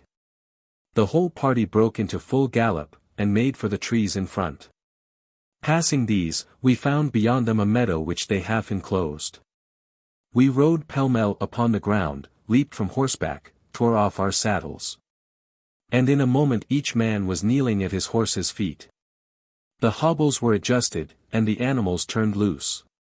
Then, as the wagons came wheeling rapidly to the spot, we seized upon the tent poles, and just as the storm broke, we were prepared to receive it. It came upon us almost with the darkness of night. The trees, which were close at hand, were completely shrouded by the roaring torrents of rain. We were sitting in the tent, when Delorier, with his broad felt hat hanging about his ears, and his shoulders glistening with rain, thrust in his head. "Voulez-vous du souper, tout de suite?" "I can make a fire, sous la charrette, I believe so, I try." "Never mind supper, man, come in out of the rain." Delorier accordingly crouched in the entrance, for modesty would not permit him to intrude farther. Our tent was none of the best defense against such a cataract. The rain could not enter bodily, but it beat through the canvas in a fine drizzle, that wetted us just as effectively.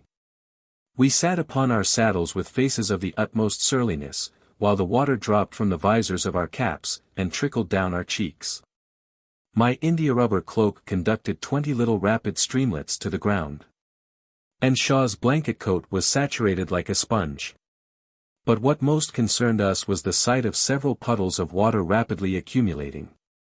One in particular, that was gathering around the tent pole, threatened to overspread the whole area within the tent, holding forth but an indifferent promise of a comfortable night's rest.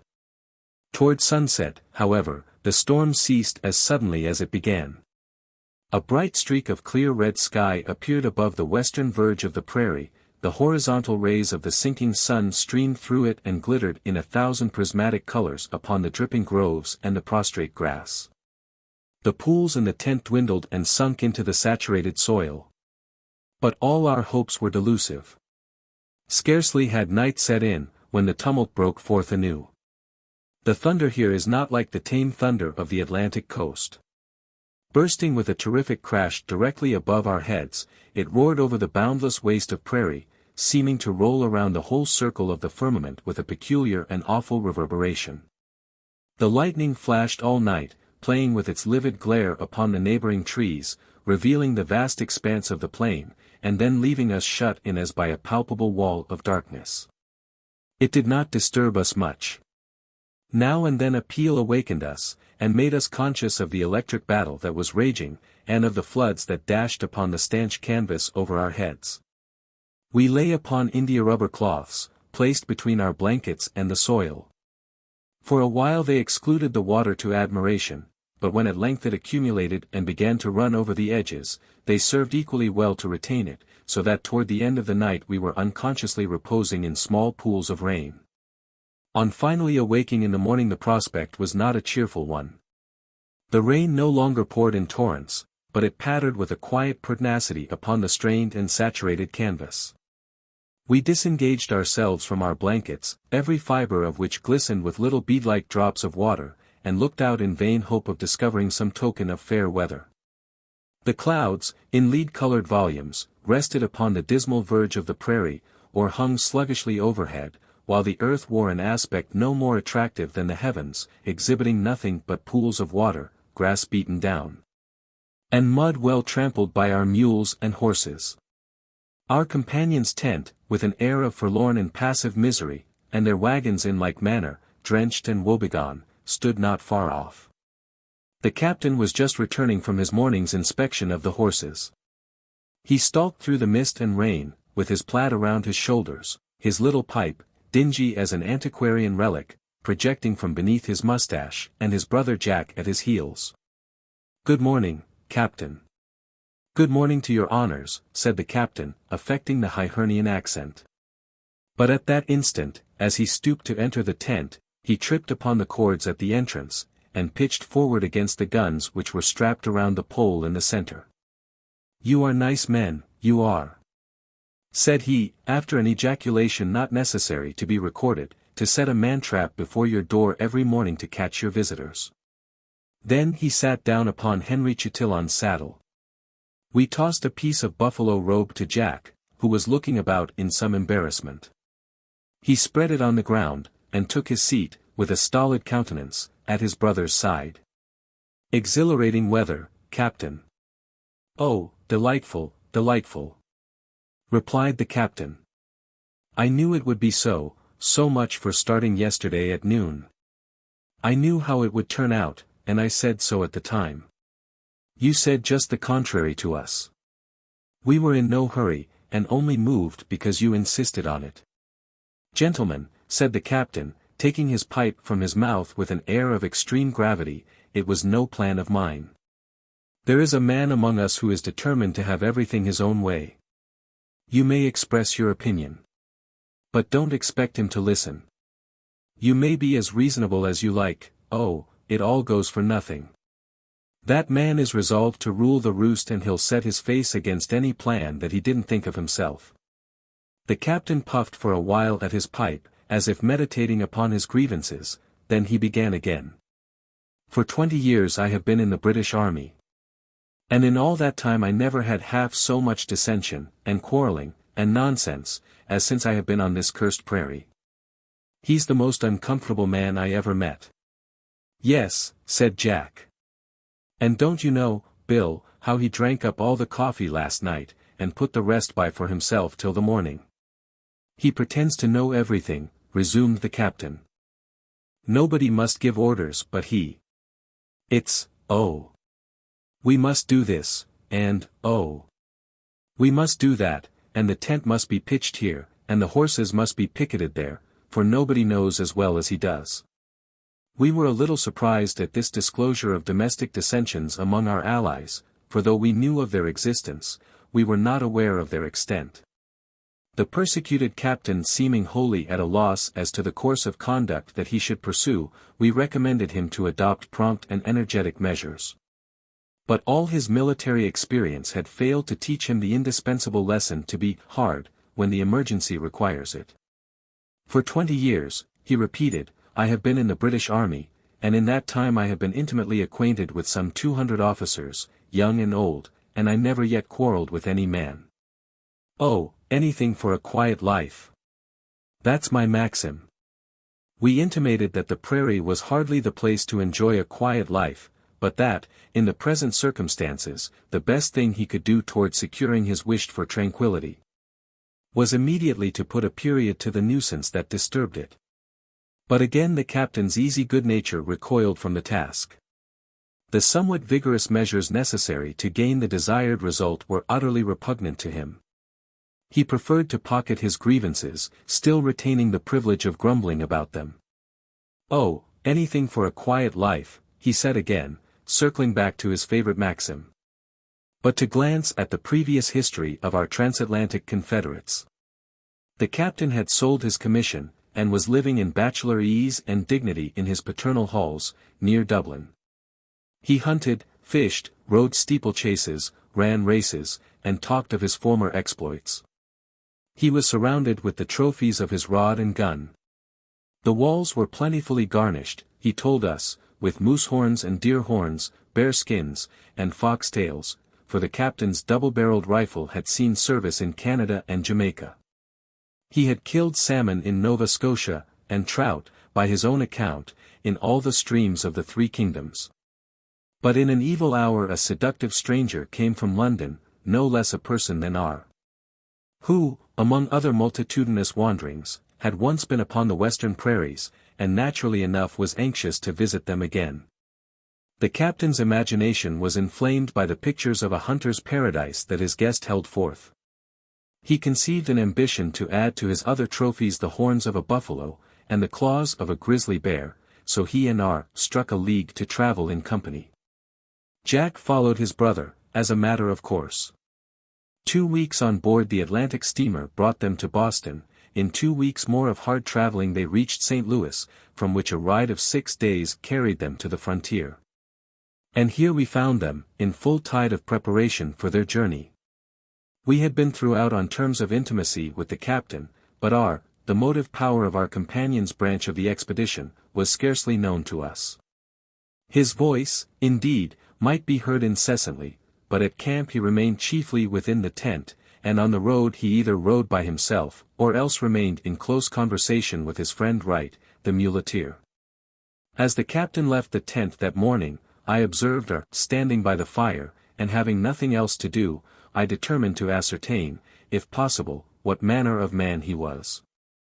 He had a book under his arm, but just at present he was engrossed in actively superintending the operations of Sorrel, the hunter, who was cooking some corn-bread over the coals for breakfast. R. was a well-formed and rather good-looking man, some 30 years old, considerably younger than the captain. He wore a beard and mustache of the oakum complexion, and his attire was altogether more elegant than one ordinarily sees on the prairie. He wore his cap on one side of his head, his checked shirt, open in front, was in very neat order, considering the circumstances, and his blue pantaloons, of the John Bull cut, might once have figured in Bond Street. "Turn over that cake, man. Turn it over, quick. Don't you see it burning?" "It ain't half done," growled Sorrel, in the amiable tone of a whipped bulldog. "It is. Turn it over, I tell you." Sorrel, a strong, sullen-looking Canadian, who from having spent his life among the wildest and most remote of the Indian tribes, had imbibed much of their dark, vindictive spirit, looked ferociously up, as if he longed to leap upon his bourgeois and throttle him. But he obeyed the order, coming from so experienced an artist. "It was a good idea of yours," said I, seating myself on the tongue of a wagon, "to bring Indian meal with you." "Yes, yes," said R. "It's good bread for the prairie, good bread for the prairie. I tell you that's burning again." Here he stooped down, and unsheathing the silver-mounted hunting knife in his belt, began to perform the part of cook himself, at the same time requesting me to hold for a moment the book under his arm, which interfered with the exercise of these important functions. I opened it. It was Macaulay's Lays, and I made some remark, expressing my admiration of the work. "Yes, yes, a pretty good thing. Macaulay can do better than that though. I know him very well.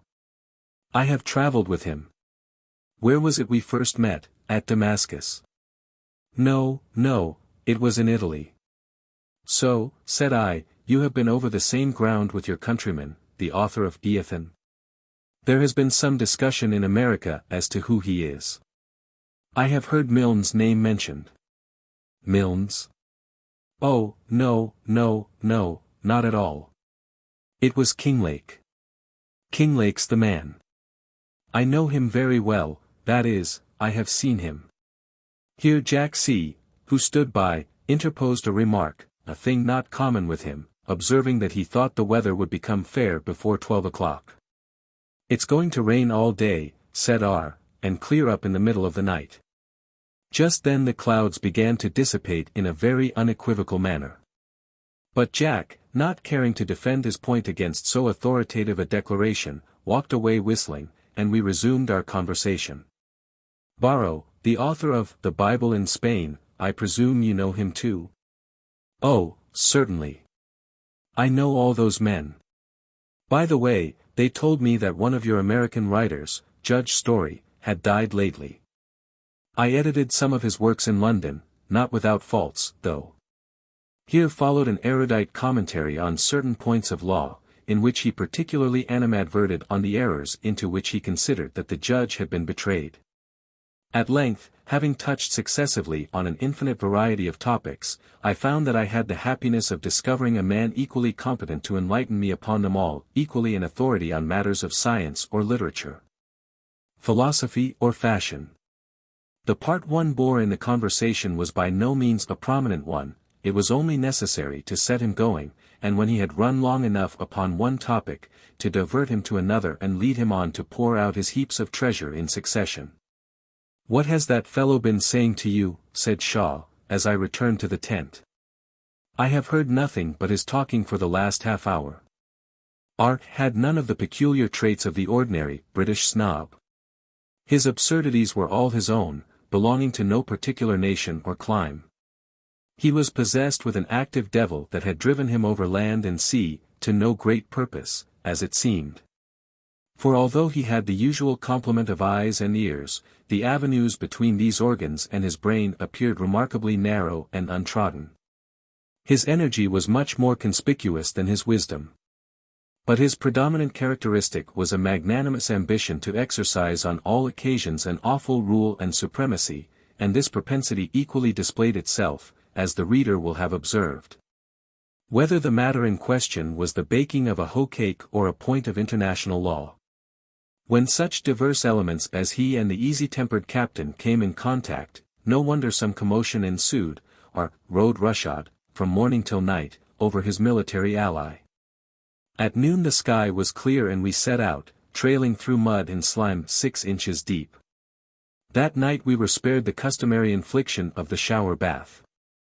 On the next afternoon we were moving slowly along, not far from a patch of woods which lay on the right. Jack C. rode a little in advance. The livelong day he had not spoke. When suddenly he faced about, pointed to the woods, and roared out to his brother. "Oh Bill! Here's a cow." The captain instantly galloped forward, and he and Jack made a vain attempt to capture the prize. But the cow, with a well-grounded distrust of their intentions, took refuge among the trees. R. joined them, and they soon drove her out. We watched their evolutions as they galloped around here, trying in vain to noose her with their trail ropes, which they had converted into lariats for the occasion. At length they resorted to milder measures, and the cow was driven along with the party. Soon after the usual thunderstorm came up, the wind blowing with such fury that the streams of rain flew almost horizontally along the prairie, roaring like a cataract. The horses turned tail to the storm, and stood hanging their heads, bearing the infliction with an air of meekness and resignation.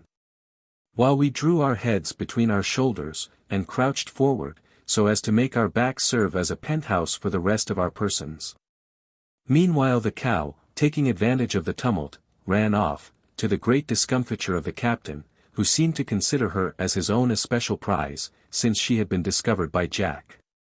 In defiance of the storm, he pulled his cap tight over his brows, jerked a huge buffalo pistol from his holster, and set out at full speed after her.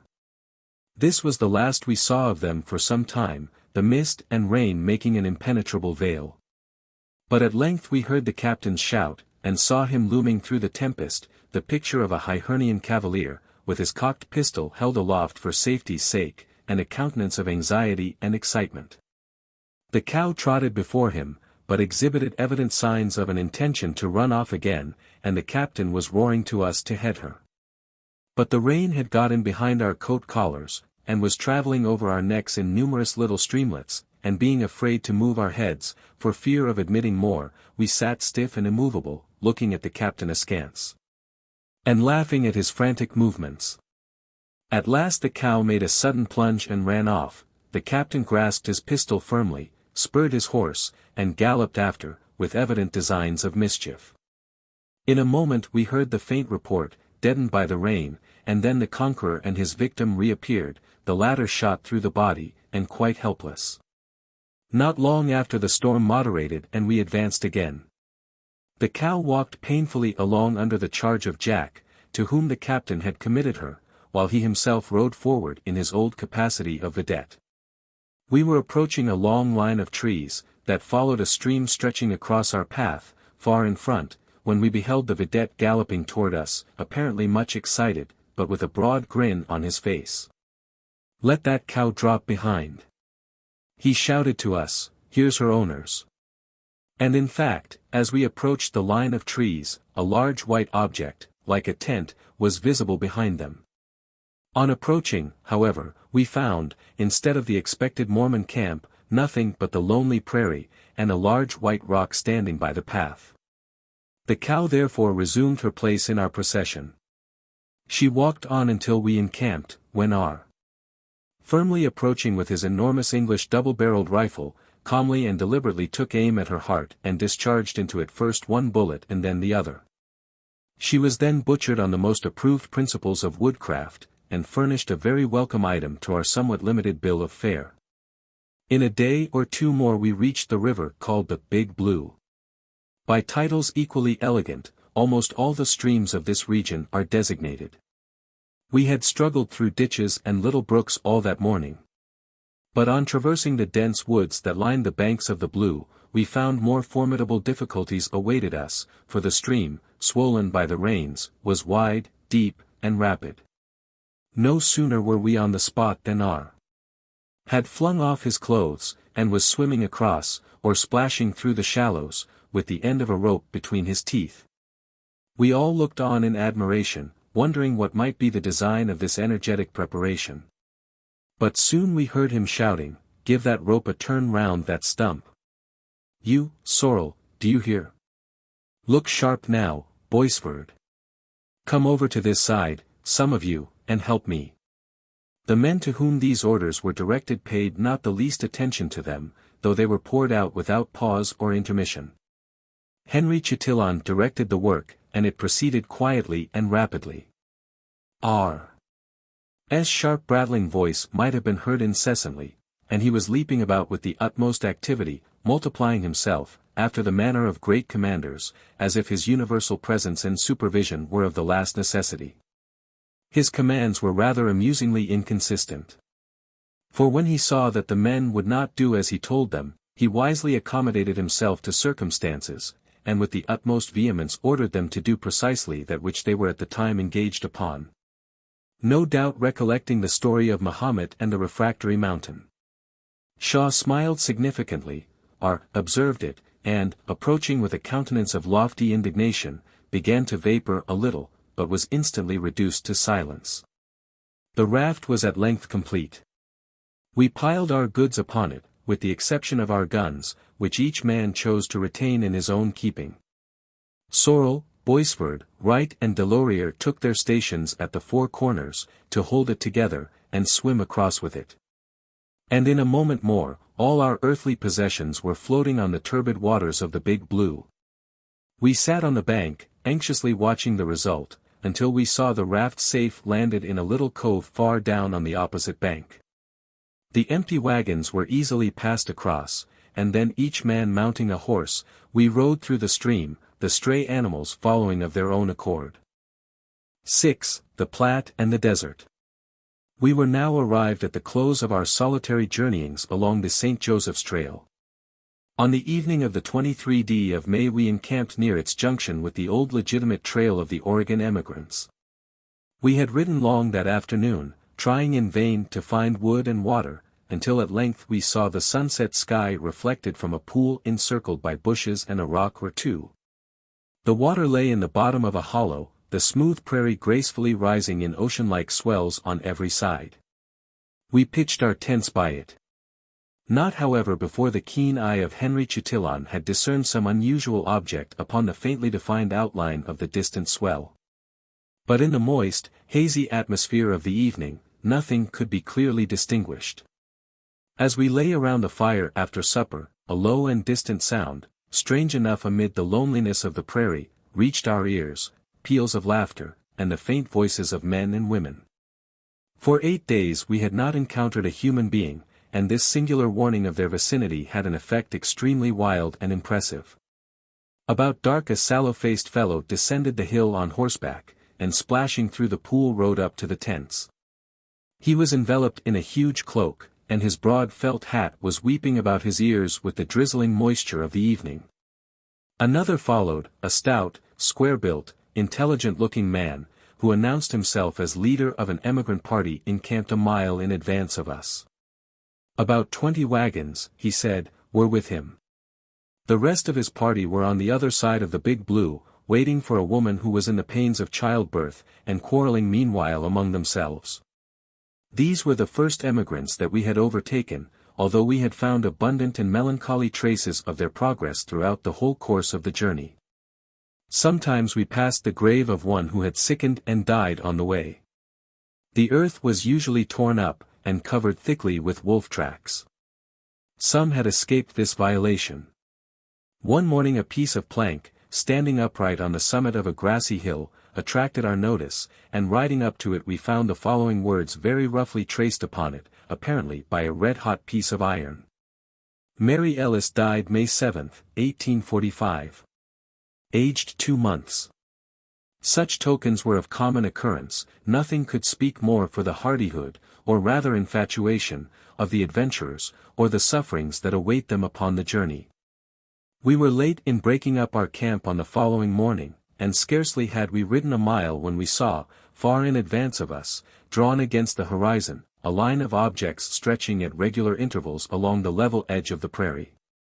An intervening swell soon hid them from sight, until, ascending it a quarter of an hour after, we saw close before us the emigrant caravan, with its heavy white wagons creeping on in their slow procession.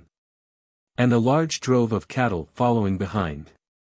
Half a dozen yellow-visaged Missourians, mounted on horseback, were cursing and shouting among them, their lank angular proportions enveloped in brown homespun, evidently cut and adjusted by the hands of a domestic female tailor. As we approached, they greeted us with the polished salutation, "How are ye, boys? Are ye for Oregon or California?" As we pushed rapidly past the wagons, children's faces were thrust out from the white coverings to look at us. While the careworn, thin-featured matron, or the buxom girl, seated in front, suspended the knitting on which most of them were engaged to stare at us with wondering curiosity. By the side of each wagon stalked the proprietor, urging on his patient oxen, who shouldered heavily along, inch by inch, on their interminable journey. It was easy to see that fear and dissension prevailed among them. Some of the men, but these, with one exception, were bachelors, looked wistfully upon us as we rode lightly and swiftly past, and then impatiently at their own lumbering wagons and heavy-gaited oxen. Others were unwilling to advance at all until the party they had left behind should have rejoined them. Many were murmuring against the leader they had chosen, and wished to depose him. And this discontent was fermented by some ambitious spirits, who had hopes of succeeding in his place. The women were divided between regrets for the homes they had left and apprehension of the deserts and the savages before them. We soon left them far behind, and fondly hoped that we had taken a final leave. But unluckily our companions' wagon stuck so long in a deep muddy ditch that, before it was extricated, the van of the emigrant caravan appeared again, descending a ridge close at hand. Wagon after wagon plunged through the mud. And as it was nearly noon, and the place promised shade and water, we saw with much gratification that they were resolved to encamp. Soon the wagons were wheeled into a circle. The cattle were grazing over the meadow, and the men with sour, sullen faces, were looking about for wood and water. They seemed to meet with but indifferent success. As we left the ground, I saw a tall slouching fellow with the nasal accent of "down east," contemplating the contents of his tin cup, which he had just filled with water. "Look here, you," he said, "it's chock full of animals." The cup, as he held it out, exhibited in fact an extraordinary variety and profusion of animal and vegetable life. Riding up the little hill and looking back on the meadow, we could easily see that all was not right in the camp of the emigrants. The men were crowded together, and an angry discussion seemed to be going forward. R. was missing from his wonted place in the line, and the captain told us that he had remained behind to get his horse shod by a blacksmith who was attached to the emigrant party. Something whispered in our ears that mischief was on foot. We kept on, however, and coming soon to a stream of tolerable water, we stopped to rest and dine. Still the absentee lingered behind. At last, at the distance of a mile, he and his horse suddenly appeared, sharply defined against the sky on the summit of a hill, and close behind, a huge white object rose slowly into view. What is that blockhead bringing with him now? A moment dispelled the mystery.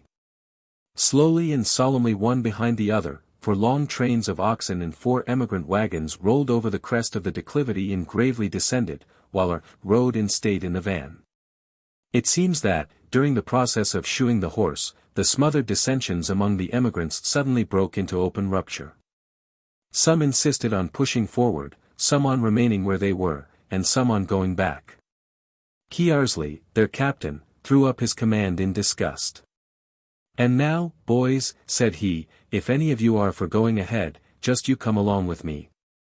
4 wagons, with 10 men, 1 woman, and 1 small child, made up the force of the go-ahead faction, and R, with his usual proclivity toward mischief, invited them to join our party. Fear of the Indians, for I can conceive of no other motive, must have induced him to court so burdensome an alliance. As may well be conceived, these repeated instances of high-handed dealing sufficiently exasperated us. In this case, indeed, the men who joined us were all that could be desired, rude indeed in manner, but frank, manly, and intelligent. To tell them we could not travel with them was of course out of the question. I merely reminded Kearsley that if his oxen could not keep up with our mules he must expect to be left behind, as we could not consent to be further delayed on the journey, but he immediately replied, that his oxen should keep up. And if they couldn't, why he allowed that he'd find out how to make M. Having availed myself of what satisfaction could be derived from giving R, to understand my opinion of his conduct, I returned to our side of the camp. On the next day, as it chanced, our English companions broke the axle tree of their wagon, and down came the whole cumbrous machine lumbering into the bed of a brook. Here was a day's work cut out for us. Meanwhile, our emigrant associates kept on their way, and so vigorously did they urge forward their powerful oxen that, with the broken axle tree and other calamities, it was full a week before we overtook them. When at length we discovered them, one afternoon, crawling quietly along the sandy brink of the Platte. But meanwhile various incidents occurred to ourselves. It was probable that at this stage of our journey the Pawnees would attempt to rob us. We began therefore to stand guard in turn, dividing the night into 3 watches, and appointing 2 men for each. Delorier and I held guard together. We did not march with military precision to and fro before the tents. Our discipline was by no means so stringent and rigid. We wrapped ourselves in our blankets, and sat down by the fire. And Delorier, combining his culinary functions with his duties as sentinel, employed himself in boiling the head of an antelope for our morning's repast. Yet we were models of vigilance in comparison with some of the party. For the ordinary practice of the guard was to establish himself in the most comfortable posture he could, lay his rifle on the ground, and enveloping his nose in the blanket, meditate on his mistress, or whatever subject best pleased him. This is all well enough when among Indians who do not habitually proceed further in their hostility than robbing travelers of their horses and mules, though, indeed, a Pawnee's forbearance is not always to be trusted. But in certain regions farther to the west, the guard must beware how he exposes his person to the light of the fire, lest perchance some keen-eyed skulking marksman should let fly a bullet or an arrow from amid the darkness.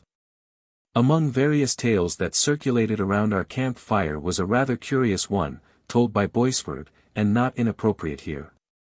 Boisford was trapping with several companions on the skirts of the Blackfoot country.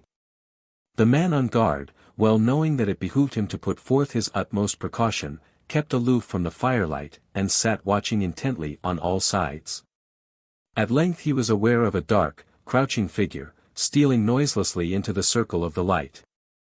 He hastily cocked his rifle, but the sharp click of the lock caught the ear of Blackfoot, whose senses were all on the alert. Raising his arrow, already fitted to the string, he shot in the direction of the sound. So sure was his aim that he drove it through the throat of the unfortunate guard, and then, with a loud yell, bounded from the camp.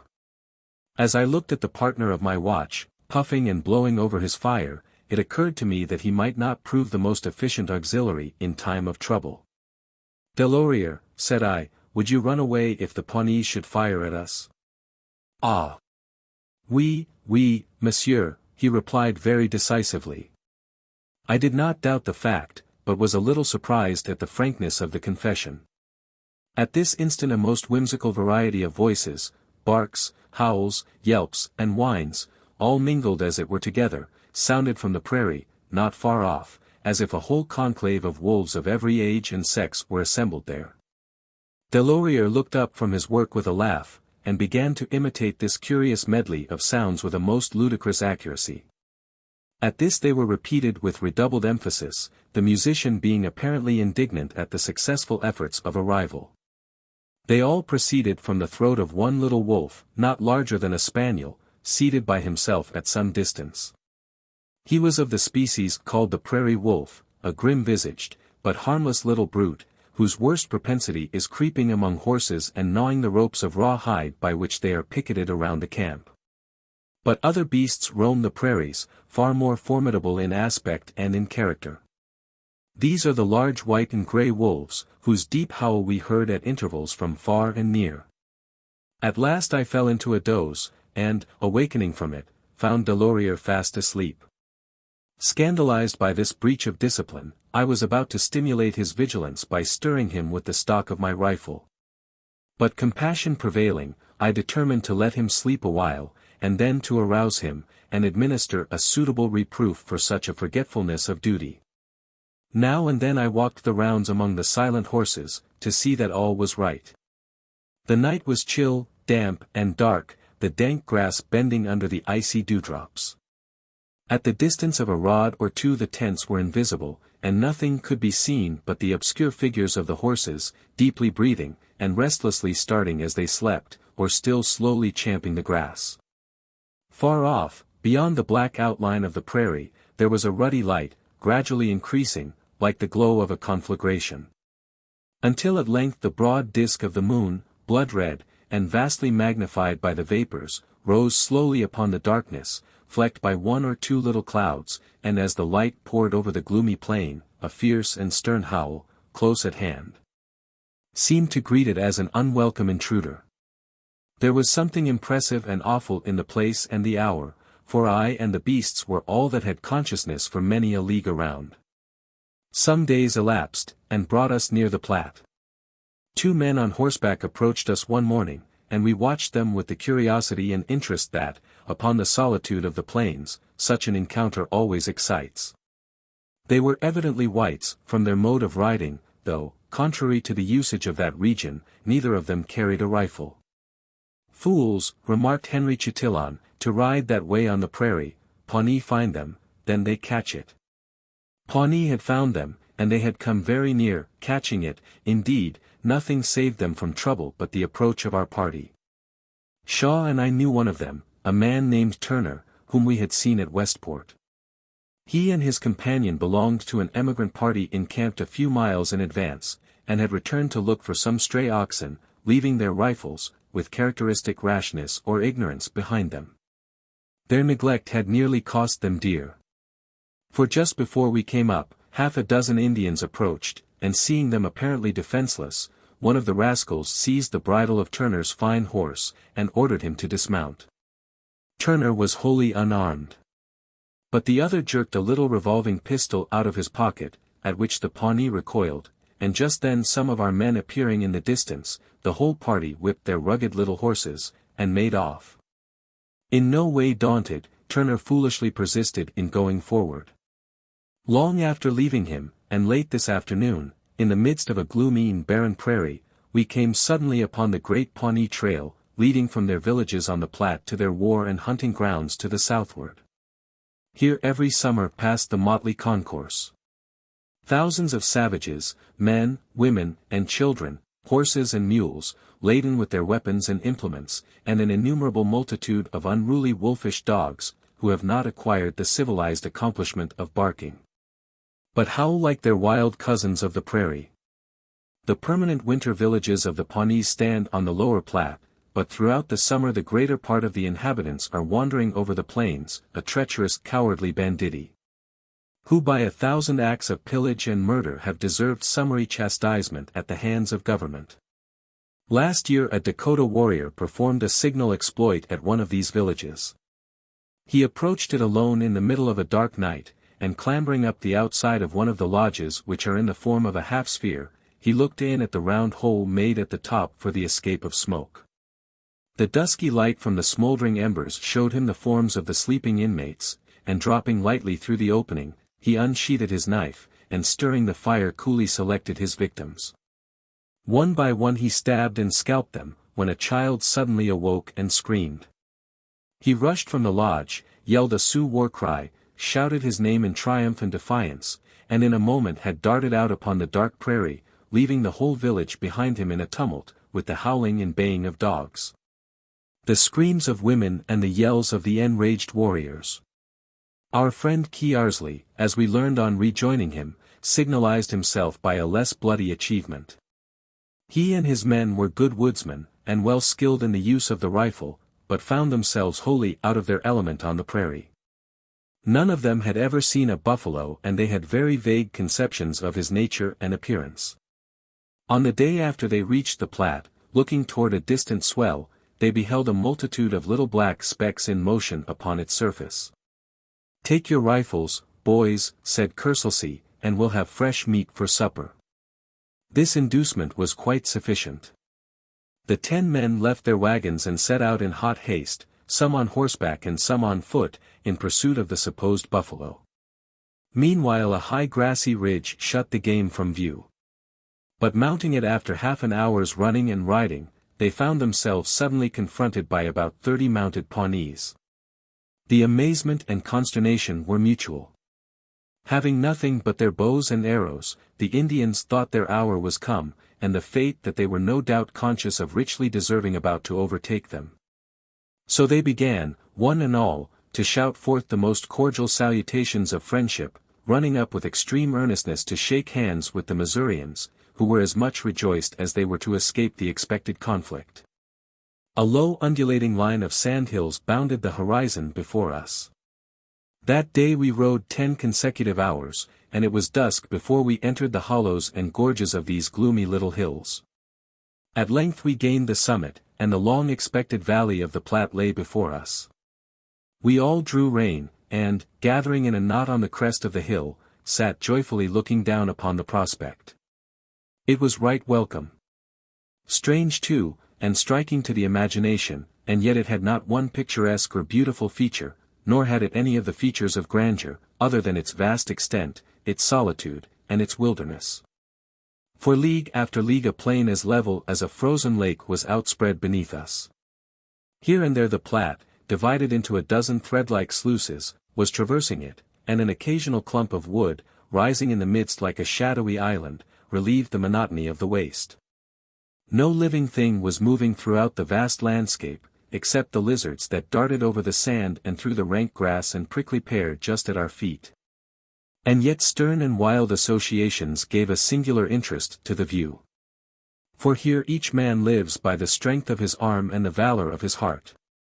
Here society is reduced to its original elements, the whole fabric of art and conventionality is struck rudely to pieces, and men find themselves suddenly brought back to the wants and resources of their original natures. We had passed the more toilsome and monotonous part of the journey, but 400 miles still intervened between us and Fort Laramie, and to reach that point cost us the travel of 3 additional weeks. During the whole of this time we were passing up the center of a long narrow sandy plain, reaching like an outstretched belt nearly to the Rocky Mountains.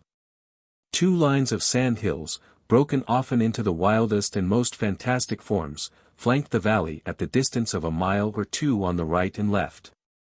While beyond them lay a barren, trackless waste, the great American desert, extending for hundreds of miles to the Arkansas on the one side, and the Missouri on the other. Before us and behind us, the level monotony of the plain was unbroken as far as the eye could reach. Sometimes it glared in the sun, an expanse of hot, bare sand, sometimes it was veiled by long coarse grass.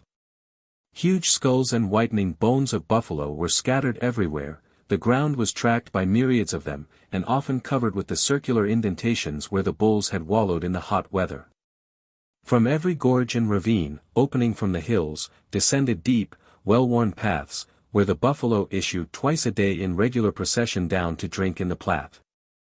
The river itself runs through the midst, a thin sheet of rapid, turbid water, half a mile wide, and scarce 2 feet deep. Its low banks for the most part without a bush or a tree, are of loose sand, with which the stream is so charged that it grates on the teeth in drinking. The naked landscape is, of itself, dreary and monotonous enough, and yet the wild beasts and wild men that frequent the valley of the Platte make it a scene of interest and excitement to the traveler. Of those who have journeyed there, scarce one, perhaps, fails to look back with fond regret to his horse and his rifle. Early in the morning after we reached the Platte, a long procession of squalid savages approached our camp. Each was on foot, leading his horse by a rope of bull hide. His attire consisted merely of a scanty cincture and an old buffalo robe, tattered and begrimed by use, which hung over his shoulders. His head was close-shaven, except a ridge of hair reaching over the crown from the center of the forehead, very much like the long bristles on the back of a hyena, and he carried his bow and arrows in his hand. While his meager little horse was laden with dried buffalo meat, the produce of his hunting. Such were the first specimens that we met, and very indifferent ones they were, of the genuine savages of the prairie. They were the Pawnees whom XIII had encountered the day before, and belonged to a large hunting party known to be ranging the prairie in the vicinity. They strode rapidly past, within a furlong of our tents, not pausing or looking toward us, after the manner of Indians when meditating mischief or conscious of ill desert.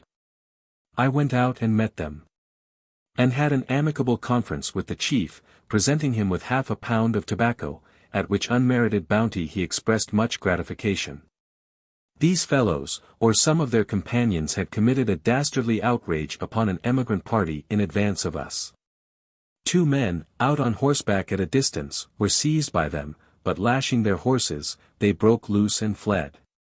At this the Pawnees raised the yell and shot at them, transfixing the hindermost through the back with several arrows, while his companion galloped away and brought in the news to his party. The panic-stricken emigrants remained for several days in camp, not daring even to send out in quest of the dead body. The reader will recollect Turner, the man whose narrow escape was mentioned not long since. We heard that the men, whom the entreaties of his wife induced to go in search of him, found him leisurely driving along his recovered oxen, and whistling in utter contempt of the Pawnee nation. His party was encamped within 2 miles of us. But we passed them that morning, while the men were driving in the oxen, and the women packing their domestic utensils and their numerous offspring in the spacious patriarchal wagons. As we looked back we saw their caravan dragging its slow length along the plain, wearily toiling on its way, to found new empires in the West. Our New England climate is mild and equable compared with that of the Platte. This very morning, for instance, was close and sultry, the sun rising with a faint oppressive heat. When suddenly darkness gathered in the west, and a furious blast of sleet and hail drove full in our faces, icy cold, and urged with such demoniac vehemence that it felt like a storm of needles. It was curious to see the horses. They faced about in extreme displeasure, holding their tails like whipped dogs, and shivering as the angry gusts, howling louder than a concert of wolves, swept over us.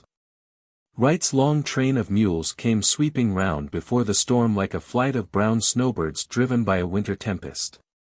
Thus we all remained stationary for some minutes, crouching close to our horses' necks, much too surly to speak, though once the captain looked up from between the collars of his coat, his face blood-red, and the muscles of his mouth contracted by the cold into a most ludicrous grin of agony.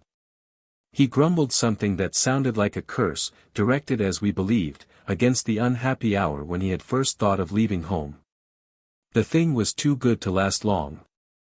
And the instant the puffs of wind subsided we erected our tents, and remained in camp for the rest of a gloomy and lowering day. The emigrants also encamped near at hand.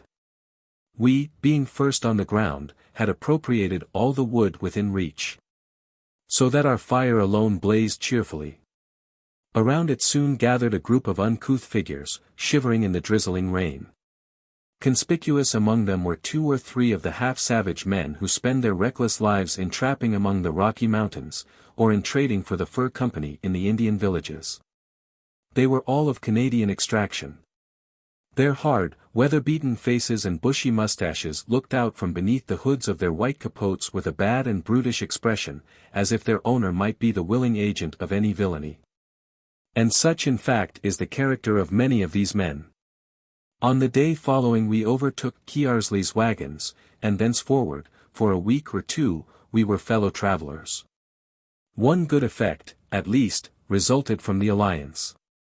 It materially diminished the serious fatigue of standing guard, for the party being now more numerous, there were longer intervals between each man's turns of duty.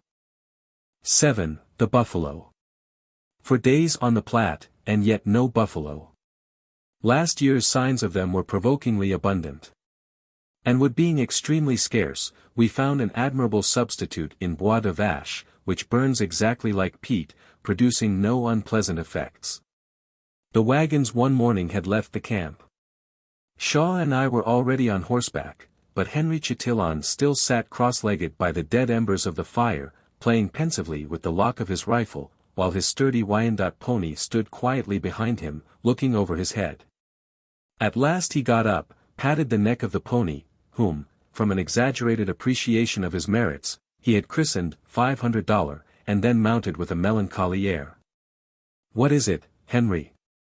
"Ah, I feel lonesome. I never been here before, but I see away yonder over the buttes, and down there on the prairie, black, all black with buffalo." In the afternoon he and I left the party in search of an antelope. Until at the distance of a mile or two on the right, the tall white wagons and the little black specks of horsemen were just visible, so slowly advancing that they seemed motionless. And far on the left rose the broken line of scorched, desolate sand hills. The vast plain waved with tall rank grass that swept our horses' bellies. It swayed to and fro in billows with the light breeze, and far and near antelope and wolves were moving through it, the hairy backs of the latter alternately appearing and disappearing as they bounded awkwardly along. While the antelope, with the simple curiosity peculiar to them, would often approach as closely, their little horns and white throats just visible above the grass tops, as they gazed eagerly at us with their round black eyes. I dismounted, and amused myself with firing at the wolves. Henry attentively scrutinized the surrounding landscape. At length he gave a shout, and called on me to mount again, pointing in the direction of the sandhills. A mile and a half from us, 2-minute black specks slowly traversed the face of one of the bare glaring declivities, and disappeared behind the summit. "Let us go," cried Henry, belaboring the sides of $500. And I following in his wake, we galloped rapidly through the rank grass toward the base of the hills. From one of their openings descended a deep ravine, widening as it issued on the prairie. We entered it, and galloping up, in a moment were surrounded by the bleak sand hills. Half of their steep sides were bare. The rest were scantily clothed with clumps of grass, and various uncouth plants, conspicuous among which appeared the reptile-like prickly pear. They were gashed with numberless ravines. And as the sky had suddenly darkened, and a cold gusty wind arisen, the strange shrubs and the dreary hills looked doubly wild and desolate. But Henry's face was all eagerness. He tore off a little hair from the piece of buffalo robe under his saddle, and threw it up, to show the course of the wind. It blew directly before us. The game were therefore to windward, and it was necessary to make our best speed to get around them. We scrambled from this ravine, and galloping away through the hollows, soon found another, winding like a snake among the hills, and so deep that it completely concealed us. We rode up the bottom of it, glancing through the shrubbery at its edge, till Henry abruptly jerked his rein, and slid out of his saddle. Full a quarter of a mile distant, on the outline of the farthest hill, a long procession of buffalo were walking, in Indian file, with the utmost gravity and deliberation. Then more appeared, clambering from a hollow not far off, and ascending, one behind the other, the grassy slope of another hill. Then a shaggy head and a pair of short broken horns appeared issuing out of a ravine close at hand, and with a slow, stately step, one by one, the enormous brutes came into view, taking their way across the valley, wholly unconscious of an enemy. In a moment Henry was worming his way, lying flat on the ground, through grass and prickly pears, toward his unsuspecting victims. He had with him both my rifle and his own. He was soon out of sight, and still the buffalo kept issuing into the valley. For a long time all was silent.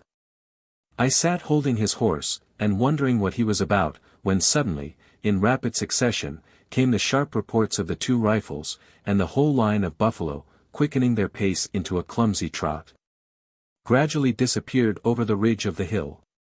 Henry rose to his feet, and stood looking after them. "You have missed them," said I. "Yes," said Henry, "let us go."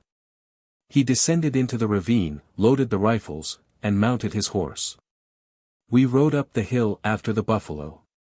The herd was out of sight when we reached the top, but lying on the grass not far off, was one quite lifeless, and another violently struggling in the death agony. "You see, I miss him," remarked Henry. He had fired from a distance of more than 150 yards, and both balls had passed through the lungs, the true mark in shooting buffalo. The darkness increased, and a driving storm came on. Tying our horses to the horns of the victims, Henry began the bloody work of dissection, slashing away with the science of a connoisseur, while I vainly endeavored to imitate him. Old Hendrik recoiled with horror and indignation when I endeavored to tie the meat to the strings of raw hide, always carried for this purpose, dangling at the back of the saddle. After some difficulty we overcame his scruples. And heavily burdened with the more eligible portions of the buffalo, we set out on our return.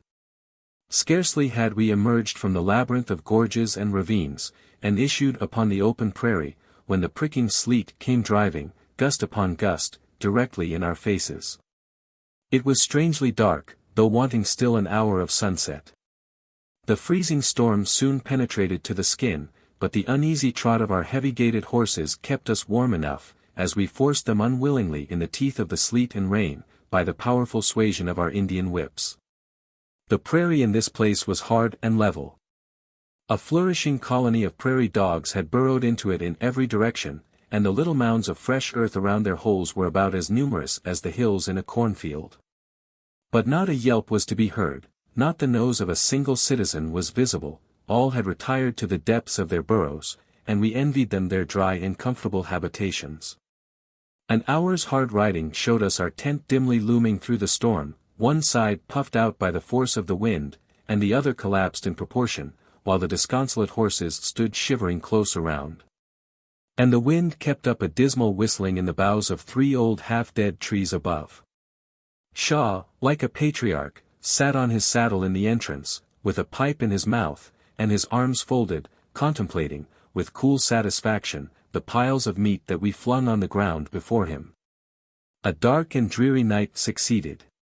But the sun rose with heat so sultry and languid that the captain excused himself on that account from waylaying an old buffalo bull, who with stupid gravity was walking over the prairie to drink at the river. So much for the climate of the Platte. But it was not the weather alone that had produced this sudden abatement of the sportsmanlike zeal which the captain had always professed. He had been out on the afternoon before, together with several members of his party. But their hunting was attended with no other result than the loss of one of their best horses, severely injured by sorrel, in vainly chasing a wounded bull. The captain, whose ideas of hard riding were all derived from transatlantic sources, expressed the utmost amazement at the feats of sorrel, who went leaping ravines, and dashing at full speed up and down the sides of precipitous hills, lashing his horse with the recklessness of a Rocky Mountain rider. Unfortunately for the poor animal he was the property of R., against whom sorrel entertained an unbounded aversion. The captain himself, it seemed, had also attempted to run a buffalo, but though a good and practiced horseman, he had soon given over the attempt, being astonished and utterly disgusted at the nature of the ground he was required to ride over. Nothing unusual occurred on that day, but on the following morning Henry Chatillon, looking over the ocean-like expanse, saw near the foot of the distant hills something that looked like a band of buffalo. He was not sure, he said, but at all events, if they were buffalo, there was a fine chance for a race.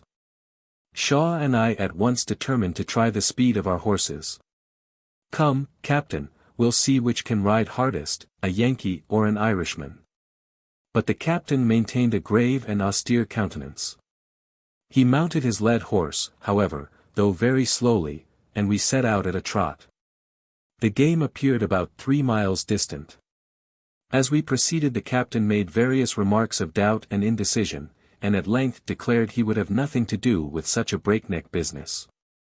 Protesting that he had ridden plenty of steeplechases in his day, but he never knew what riding was till he found himself behind a band of buffalo day before yesterday. "I am convinced," said the captain, "that, running, is out of the question. One, take my advice now and don't attempt it. It's dangerous, and of no use at all." "Then why did you come out with us? What do you mean to do?" "I shall approach," replied the captain. "You don't mean to approach with your pistols, do you?" We have all of us left our rifles in the wagons."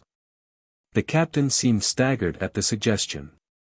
In his characteristic indecision, at setting out, pistols, rifles, running, and approaching, were mingled in an inextricable medley in his brain.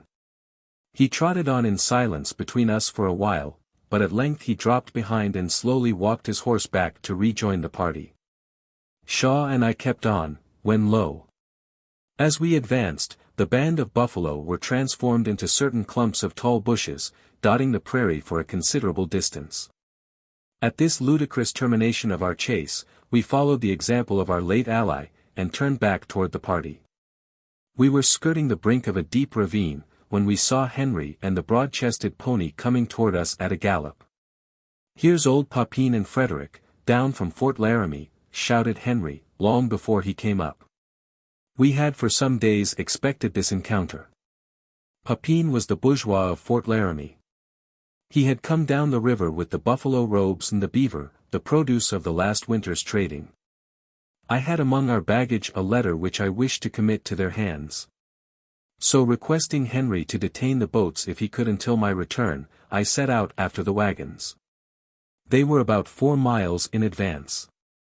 In half an hour I overtook them, got the letter, trotted back upon the trail, and looking carefully, as I rode, saw a patch of broken, storm-blasted trees, and moving near them some little black specks like men and horses.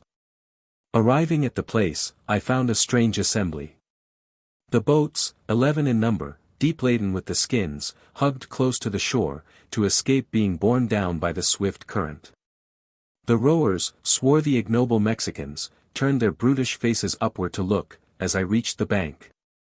Papin sat in the middle of one of the boats upon the canvas covering that protected the robes.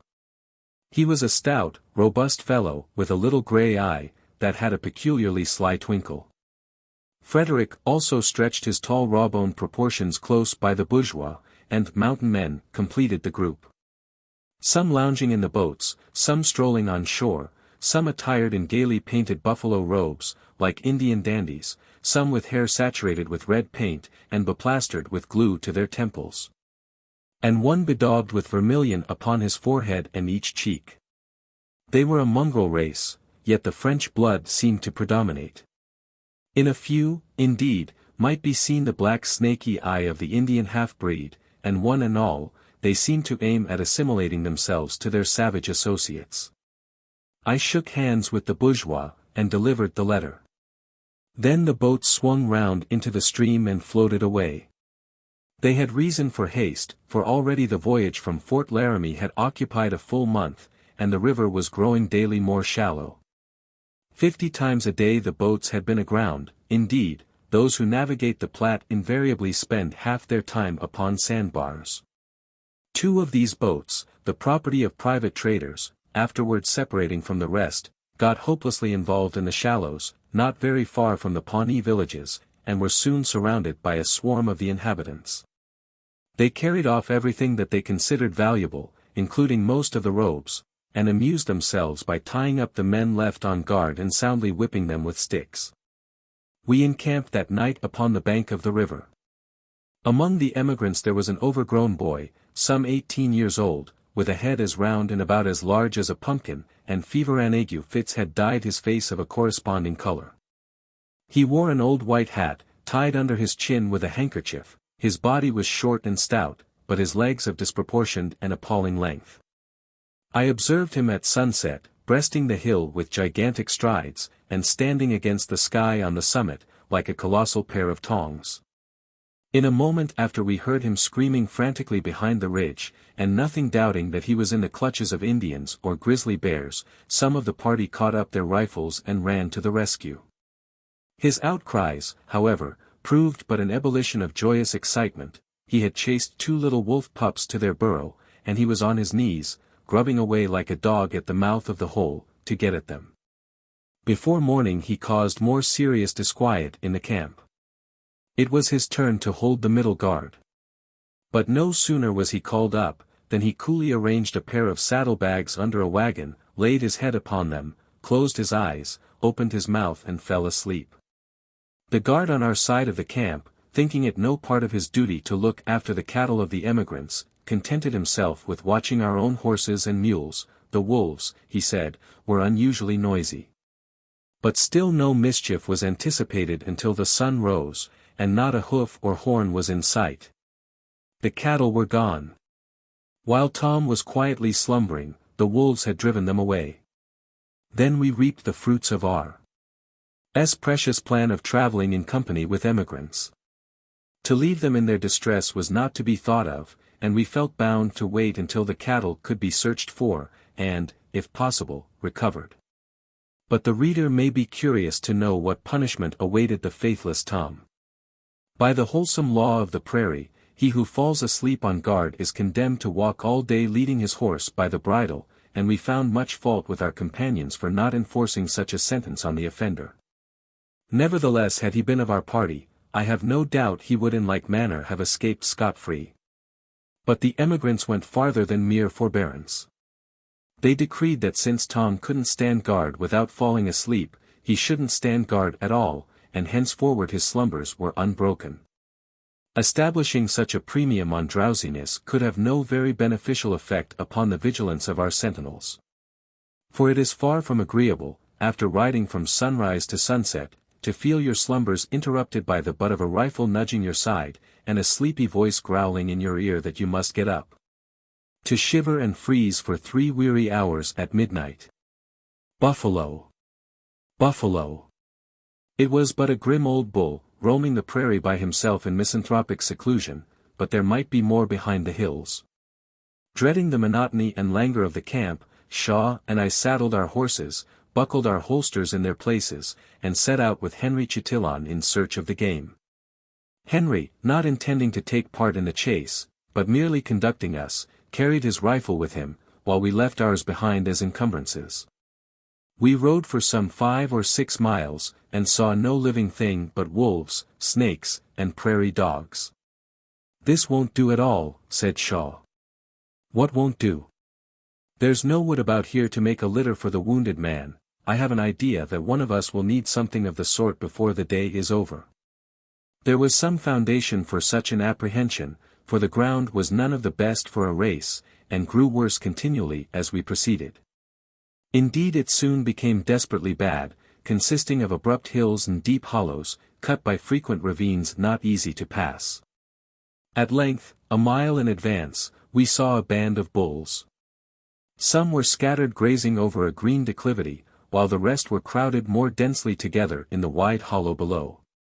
Making a circuit to keep out of sight, we rode toward them until we ascended a hill within a furlong of them, beyond which nothing intervened that could possibly screen us from their view.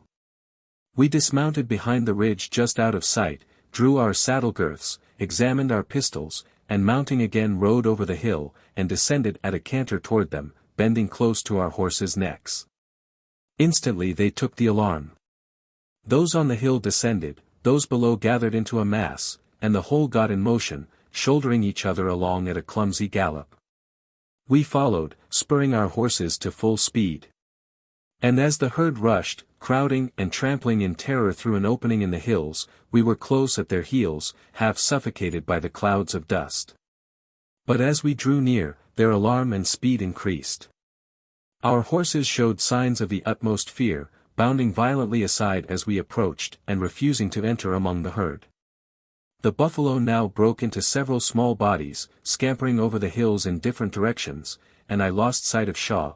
Neither of us knew where the other had gone. Old Pontiac ran like a frantic elephant uphill and downhill, his ponderous hoofs striking the prairie like sledge-hammers. He showed a curious mixture of eagerness and terror, straining to overtake the panic-stricken herd, but constantly recoiling in dismay as we drew near.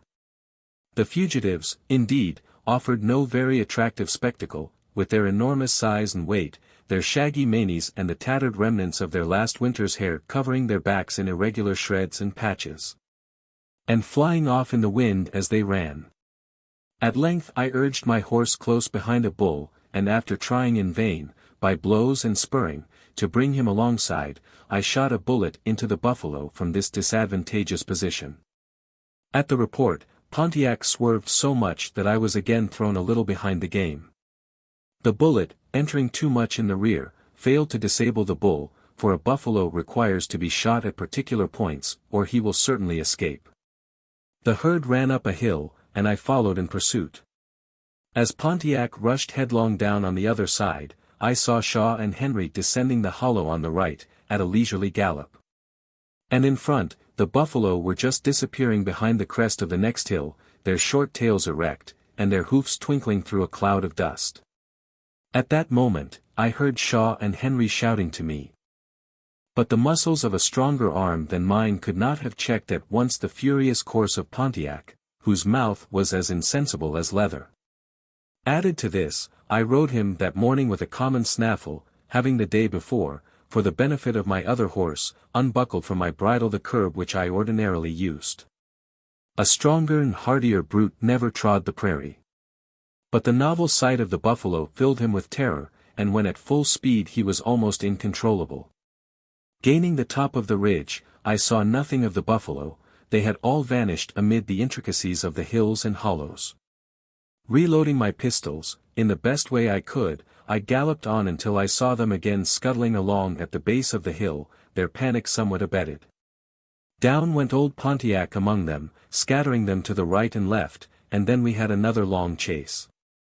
About a dozen bulls were before us, scouring over the hills, rushing down the declivities with tremendous weight and impetuosity, and then laboring with a weary gallop upward. Still Pontiac, in spite of spurring and beating, would not close with them. One bull at length fell a little behind the rest, and by dint of much effort I urged my horse within 6 or 8 yards of his side. His back was darkened with sweat. He was panting heavily, while his tongue lolled out a foot from his jaws. Gradually I came up abreast of him, urging Pontiac with leg and rein nearer to his side, then suddenly he did what buffalo in such circumstances will always do.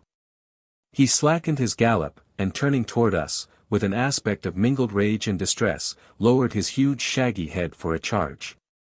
Pontiac with a snort, leaped aside in terror, nearly throwing me to the ground, as I was wholly unprepared for such an evolution. I raised my pistol in a passion to strike him on the head, but thinking better of it fired the bullet after the bull, who had resumed his flight, then drew rein and determined to rejoin my companions. It was high time. The breath blew hard from Pontiac's nostrils, and the sweat rolled in big drops down his sides. I myself felt as if drenched in warm water. Pledging myself, and I redeemed the pledge, to take my revenge at a future opportunity, I looked round for some indications to show me where I was, and what course I ought to pursue. I might as well have looked for landmarks in the midst of the ocean. How many miles I had run or in what direction, I had no idea, and around me the prairie was rolling in steep swells and pitches, without a single distinctive feature to guide me. I had a little compass hung at my neck, and ignorant that the Platte at this point diverged considerably from its easterly course, I thought that by keeping to the northward I should certainly reach it.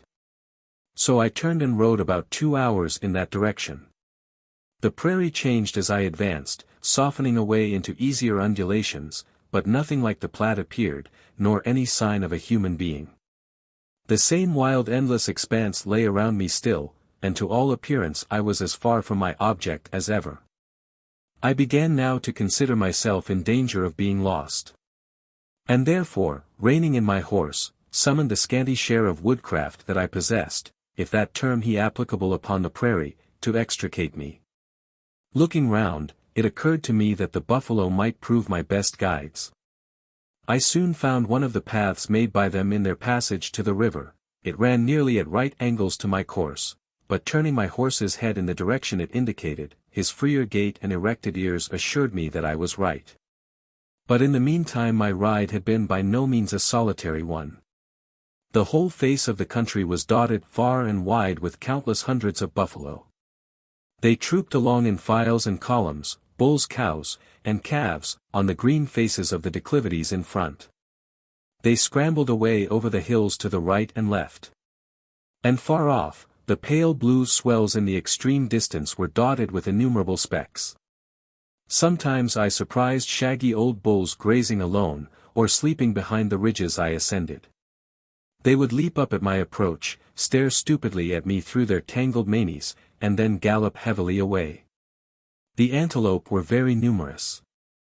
And as they are always bold when in the neighborhood of buffalo, they would approach quite near to look at me, gazing intently with their great round eyes, then suddenly leap aside, and stretch lightly away over the prairie.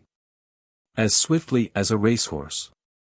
Squalid, ruffian-like wolves sneaked through the hollows and sandy ravines.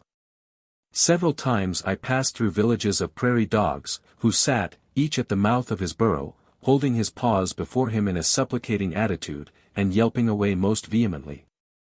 Energetically whisking his little tail with every squeaking cry he uttered. Prairie dogs are not fastidious in their choice of companions.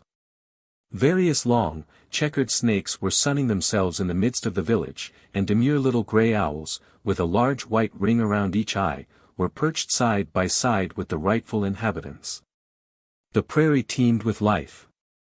Again and again I looked toward the crowded hillsides, and was sure I saw horsemen, and riding near, with a mixture of hope and dread, for Indians were abroad, I found them transformed into a group of buffalo. There was nothing in human shape amid all this vast congregation of brute forms. When I turned down the buffalo path, the prairie seemed changed. Only a wolf or two glided past at intervals, like conscious felons, never looking to the right or left. Being now free from anxiety, I was at leisure to observe minutely the objects around me. And here, for the first time, I noticed insects wholly different from any of the varieties found farther to the eastward. Gaudy butterflies fluttered about my horse's head. Strangely formed beetles, glittering with metallic luster, were crawling upon plants that I had never seen before. Multitudes of lizards, too, were darting like lightning over the sand. I had run to a great distance from the river. It cost me a long ride on the buffalo path before I saw from the ridge of a sandhill the pale surface of the Platte glistening in the midst of its desert valleys, and the faint outline of the hills beyond waving along the sky. From where I stood, not a tree nor a bush nor a living thing was visible throughout the whole extent of the sun-scorched landscape. In half an hour I came upon the trail, not far from the river. And seeing that the party had not yet passed, I turned eastward to meet them, old Pontiac's long swinging trot again assuring me that I was right in doing so. Having been slightly ill on leaving camp in the morning, 6 or 7 hours of rough riding had fatigued me extremely. I soon stopped, therefore. Flung my saddle on the ground, and with my head resting on it, and my horse's trail rope tied loosely to my arm, lay waiting the arrival of the party, speculating meanwhile on the extent of the injuries Pontiac had received. At length the white wagon coverings rose from the verge of the plain. By a singular coincidence, almost at the same moment 2 horsemen appeared coming down from the hills. They were Shaw and Henry, who had searched for me a while in the morning, but well knowing the futility of the attempt in such a broken country, had placed themselves on the top of the highest hill they could find. And picketing their horses near them, as a signal to me, had laid down and fallen asleep. The stray cattle had been recovered, as the emigrants told us, about noon. Before sunset, we pushed forward 8 miles farther. June 7, 1846. 4 men are missing, R. Sorrel and 2 emigrants. They set out this morning after buffalo, and have not yet made their appearance. Whether killed or lost, we cannot tell. I find the above in my notebook, and well remember the council held on the occasion. Our fire was the scene of it. Or the palpable superiority of Henry Chatillon's experience and skill made him the resort of the whole camp upon every question of difficulty. He was molding bullets at the fire, when the captain drew near, with a perturbed and careworn expression of countenance, faithfully reflected on the heavy features of Jack, who followed close behind. Then emigrants came straggling from their wagons toward the common center. Various suggestions were made to account for the absence of the 4 men, and 1 or 2 of the emigrants declared that when out after the cattle they had seen Indians dogging them, and crawling like wolves along the ridges of the hills. At this time the captain slowly shook his head with double gravity, and solemnly remarked, "It's a serious thing to be traveling through this cursed wilderness," an opinion in which Jack immediately expressed a thorough coincidence. Henry would not commit himself by declaring any positive opinion. Maybe he only follow the buffalo too far, maybe Indian kill him, maybe he got lost, I cannot tell. With this the auditors were obliged to rest content. The emigrants, not in the least alarmed, though curious to know what had become of their comrades, walked back to their wagons and the captain betook himself pensively to his tent. Shaw and I followed his example. "It will be a bad thing for our plans," said he as we entered, "if these fellows don't get back safe. The captain is as helpless on the prairie as a child. We shall have to take him and his brother in tow, they will hang on us like lead." "The prairie is a strange place," said I. "A month ago I should have thought it rather a startling affair to have an acquaintance ride out in the morning and lose his scalp before night, but here it seems the most natural thing in the world. Not that I believe that R has lost his yet. If a man is constitutionally liable to nervous apprehensions, a tour on the distant prairies would prove the best prescription. For though when in the neighborhood of the Rocky Mountains he may at times find himself placed in circumstances of some danger, I believe that few ever breathe that reckless atmosphere without becoming almost indifferent to any evil chance that may befall themselves or their friends." Shaw had a propensity for luxurious indulgence. He spread his blanket with the utmost accuracy on the ground, picked up the sticks and stones that he thought might interfere with his comfort, adjusted his saddle to serve as a pillow, and composed himself for his night's rest. I had the first guard that evening, so, taking my rifle, I went out of the tent. It was perfectly dark. A brisk wind blew down from the hills, and the sparks from the fire were streaming over the prairie. One of the emigrants, named Morton, was my companion, and laying our rifles on the grass, we sat down together by the fire. Morton was a Kentuckian, an athletic fellow, with a fine intelligent face, and in his manners and conversation he showed the essential characteristics of a gentleman. Our conversation turned on the pioneers of his gallant native state. The 3 hours of our watch dragged away at last, and we went to call up the relief. R.'s guard succeeded mine. He was absent, but the captain, anxious lest the camp should be left defenseless, had volunteered to stand in his place. So I went to wake him up. There was no occasion for it, for the captain had been awake since nightfall. A fire was blazing outside of the tent, and by the light which struck through the canvas, I saw him and Jack lying on their backs, with their eyes wide open. The captain responded instantly to my call. He jumped up, seized the double-barreled rifle, and came out of the tent with an air of solemn determination, as if about to devote himself to the safety of the party. I went and lay down, not doubting that for the next 3 hours our slumbers would be guarded with sufficient vigilance. 8. Taking French leave. On the 8th of June, at 11 o'clock, we reached the South Fork of the Platte, at the usual fording place. For league upon league the desert uniformity of the prospect was almost unbroken. The hills were dotted with little tufts of shriveled grass, but betwixt these the white sand was glaring in the sun, and the channel of the river, almost on a level with the plain, was but one great sand bed, about half a mile wide. It was covered with water, but so scantily that the bottom was scarcely hidden, for, wide as it is, the average depth of the Platte does not at this point exceed 1.5 feet. Stopping near its bank, we gathered bois de vache, and made a meal of buffalo meat. Far off, on the other side, was a green meadow, where we could see the white tents and wagons of an emigrant camp. And just opposite to us we could discern a group of men and animals at the water's edge. 4 or 5 horsemen soon entered the river, and in 10 minutes had waded across and clambered up the loose sand bank.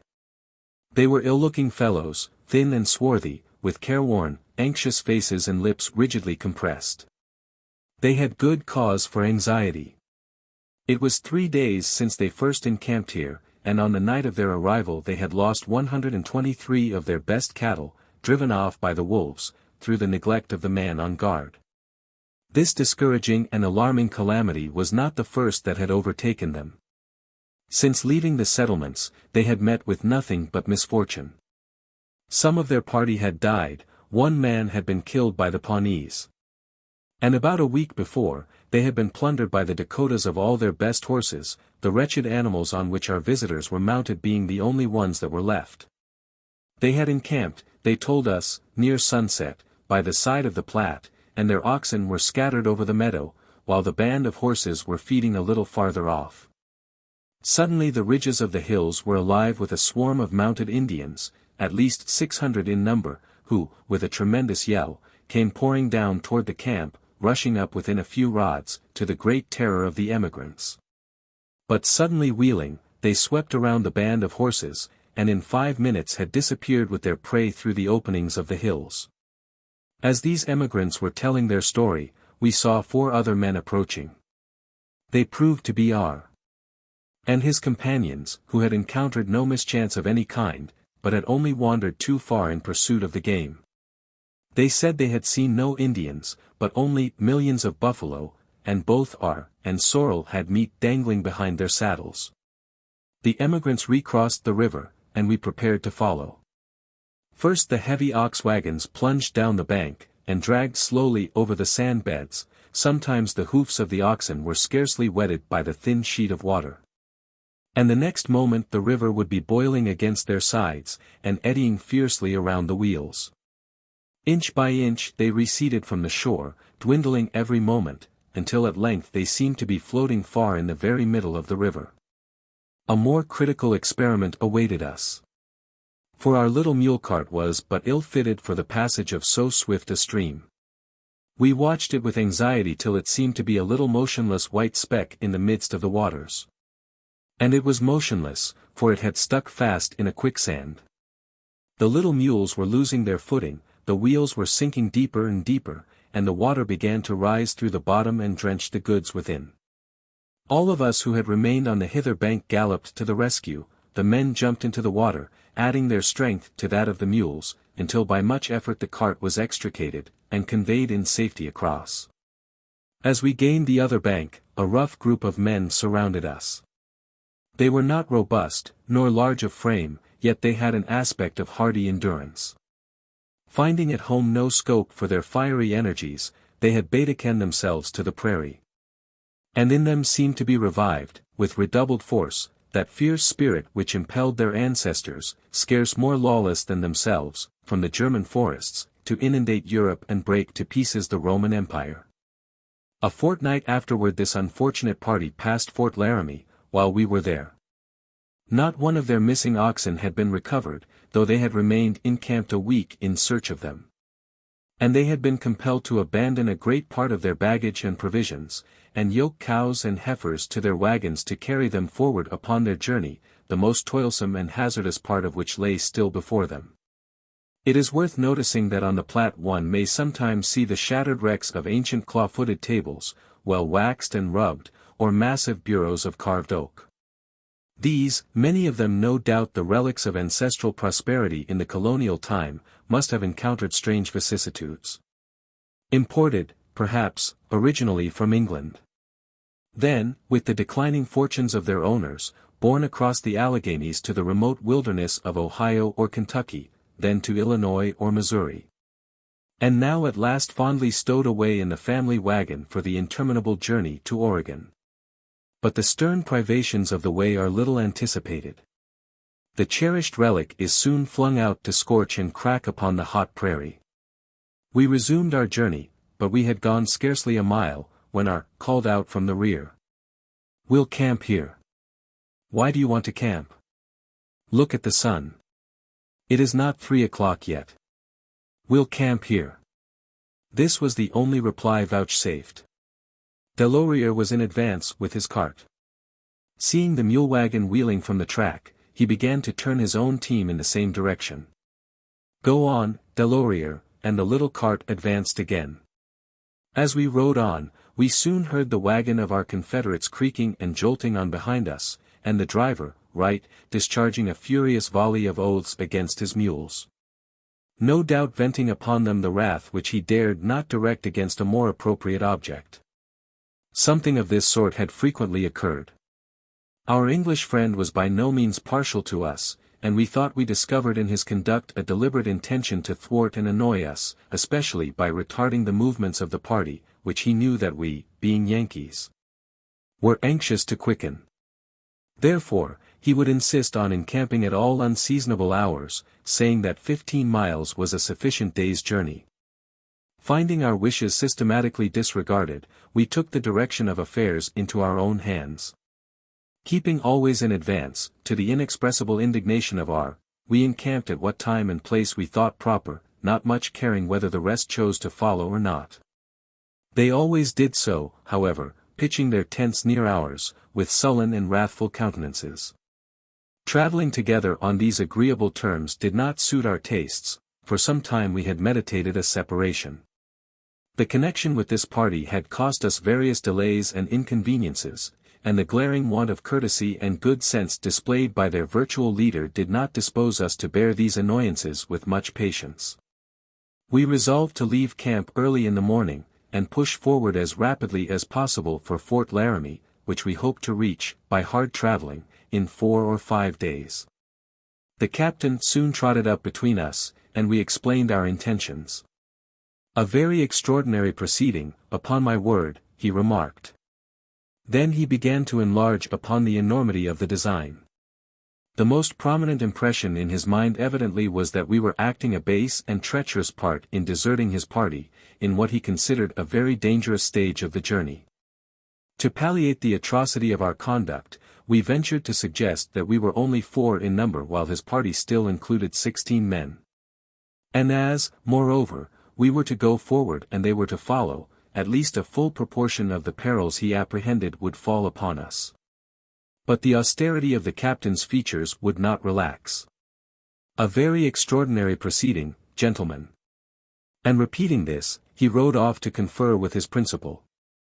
By good luck, we found a meadow of fresh grass, and a large pool of rain water in the midst of it. We encamped here at sunset. Plenty of buffalo skulls were lying around, bleaching in the sun, and sprinkled thickly among the grass was a great variety of strange flowers. I had nothing else to do, and so gathering a handful, I sat down on a buffalo skull to study them. Although the offspring of a wilderness, their texture was frail and delicate, and their colors extremely rich, pure white, dark blue, and a transparent crimson. One traveling in this country seldom has leisure to think of anything but the stern features of the scenery and its accompaniments, or the practical details of each day's journey. Like them, he and his thoughts grow hard and rough. But now these flowers suddenly awakened a train of associations as alien to the rude scene around me as they were themselves, and for the moment my thoughts went back to New England. A throng of fair and well-remembered faces rose, vividly as life, before me. There are good things, thought I, in the savage life, but what can it offer to replace those powerful and ennobling influences that can reach unimpaired over more than 3,000 miles of mountains, forests and deserts? Before sunrise on the next morning our tent was down, we harnessed our best horses to the cart and left the camp. But first we shook hands with our friends the emigrants, who sincerely wished us a safe journey, though some others of the party might easily have been consoled had we encountered an Indian war party on the way. The captain and his brother were standing on the top of a hill, wrapped in their plaids, like spirits of the mist, keeping an anxious eye on the band of horses below. We waved adieu to them as we rode off the ground. The captain replied with a salutation of the utmost dignity, which Jack tried to imitate, but being little practiced in the gestures of polite society, his effort was not a very successful one. In 5 minutes we had gained the foot of the hills, but here we came to a stop. Old Hendrik was in the shafts, and being the very incarnation of perverse and brutish obstinacy, he utterly refused to move. Delorier lashed and swore till he was tired, but Hendrik stood like a rock, grumbling to himself and looking askance at his enemy, until he saw a favorable opportunity to take his revenge. When he struck out under the shaft with such cool malignity of intention that Delorier only escaped the blow by a sudden skip into the air, such as no one but a Frenchman could achieve. Shaw and he then joined forces, and lashed on both sides at once. The brute stood still for a while till he could bear it no longer, when all at once he began to kick and plunge till he threatened the utter demolition of the cart and harness. We glanced back at the camp, which was in full sight. Our companions, inspired by emulation, were leveling their tents and driving in their cattle and horses. "Take the horse out," said I. I took the saddle from Pontiac and put it upon Hendrik. The former was harnessed to the cart in an instant. "Avance donc," cried Delorier. Pontiac strode up the hill, twitching the little cart after him as if it were a feather's weight. And though, as we gained the top, we saw the wagons of our deserted comrades just getting into motion, we had little fear that they could overtake us. Leaving the trail, we struck directly across the country, and took the shortest cut to reach the main stream of the Platte. A deep ravine suddenly intercepted us. We skirted its sides until we found them less abrupt, and then plunged through the best way we could.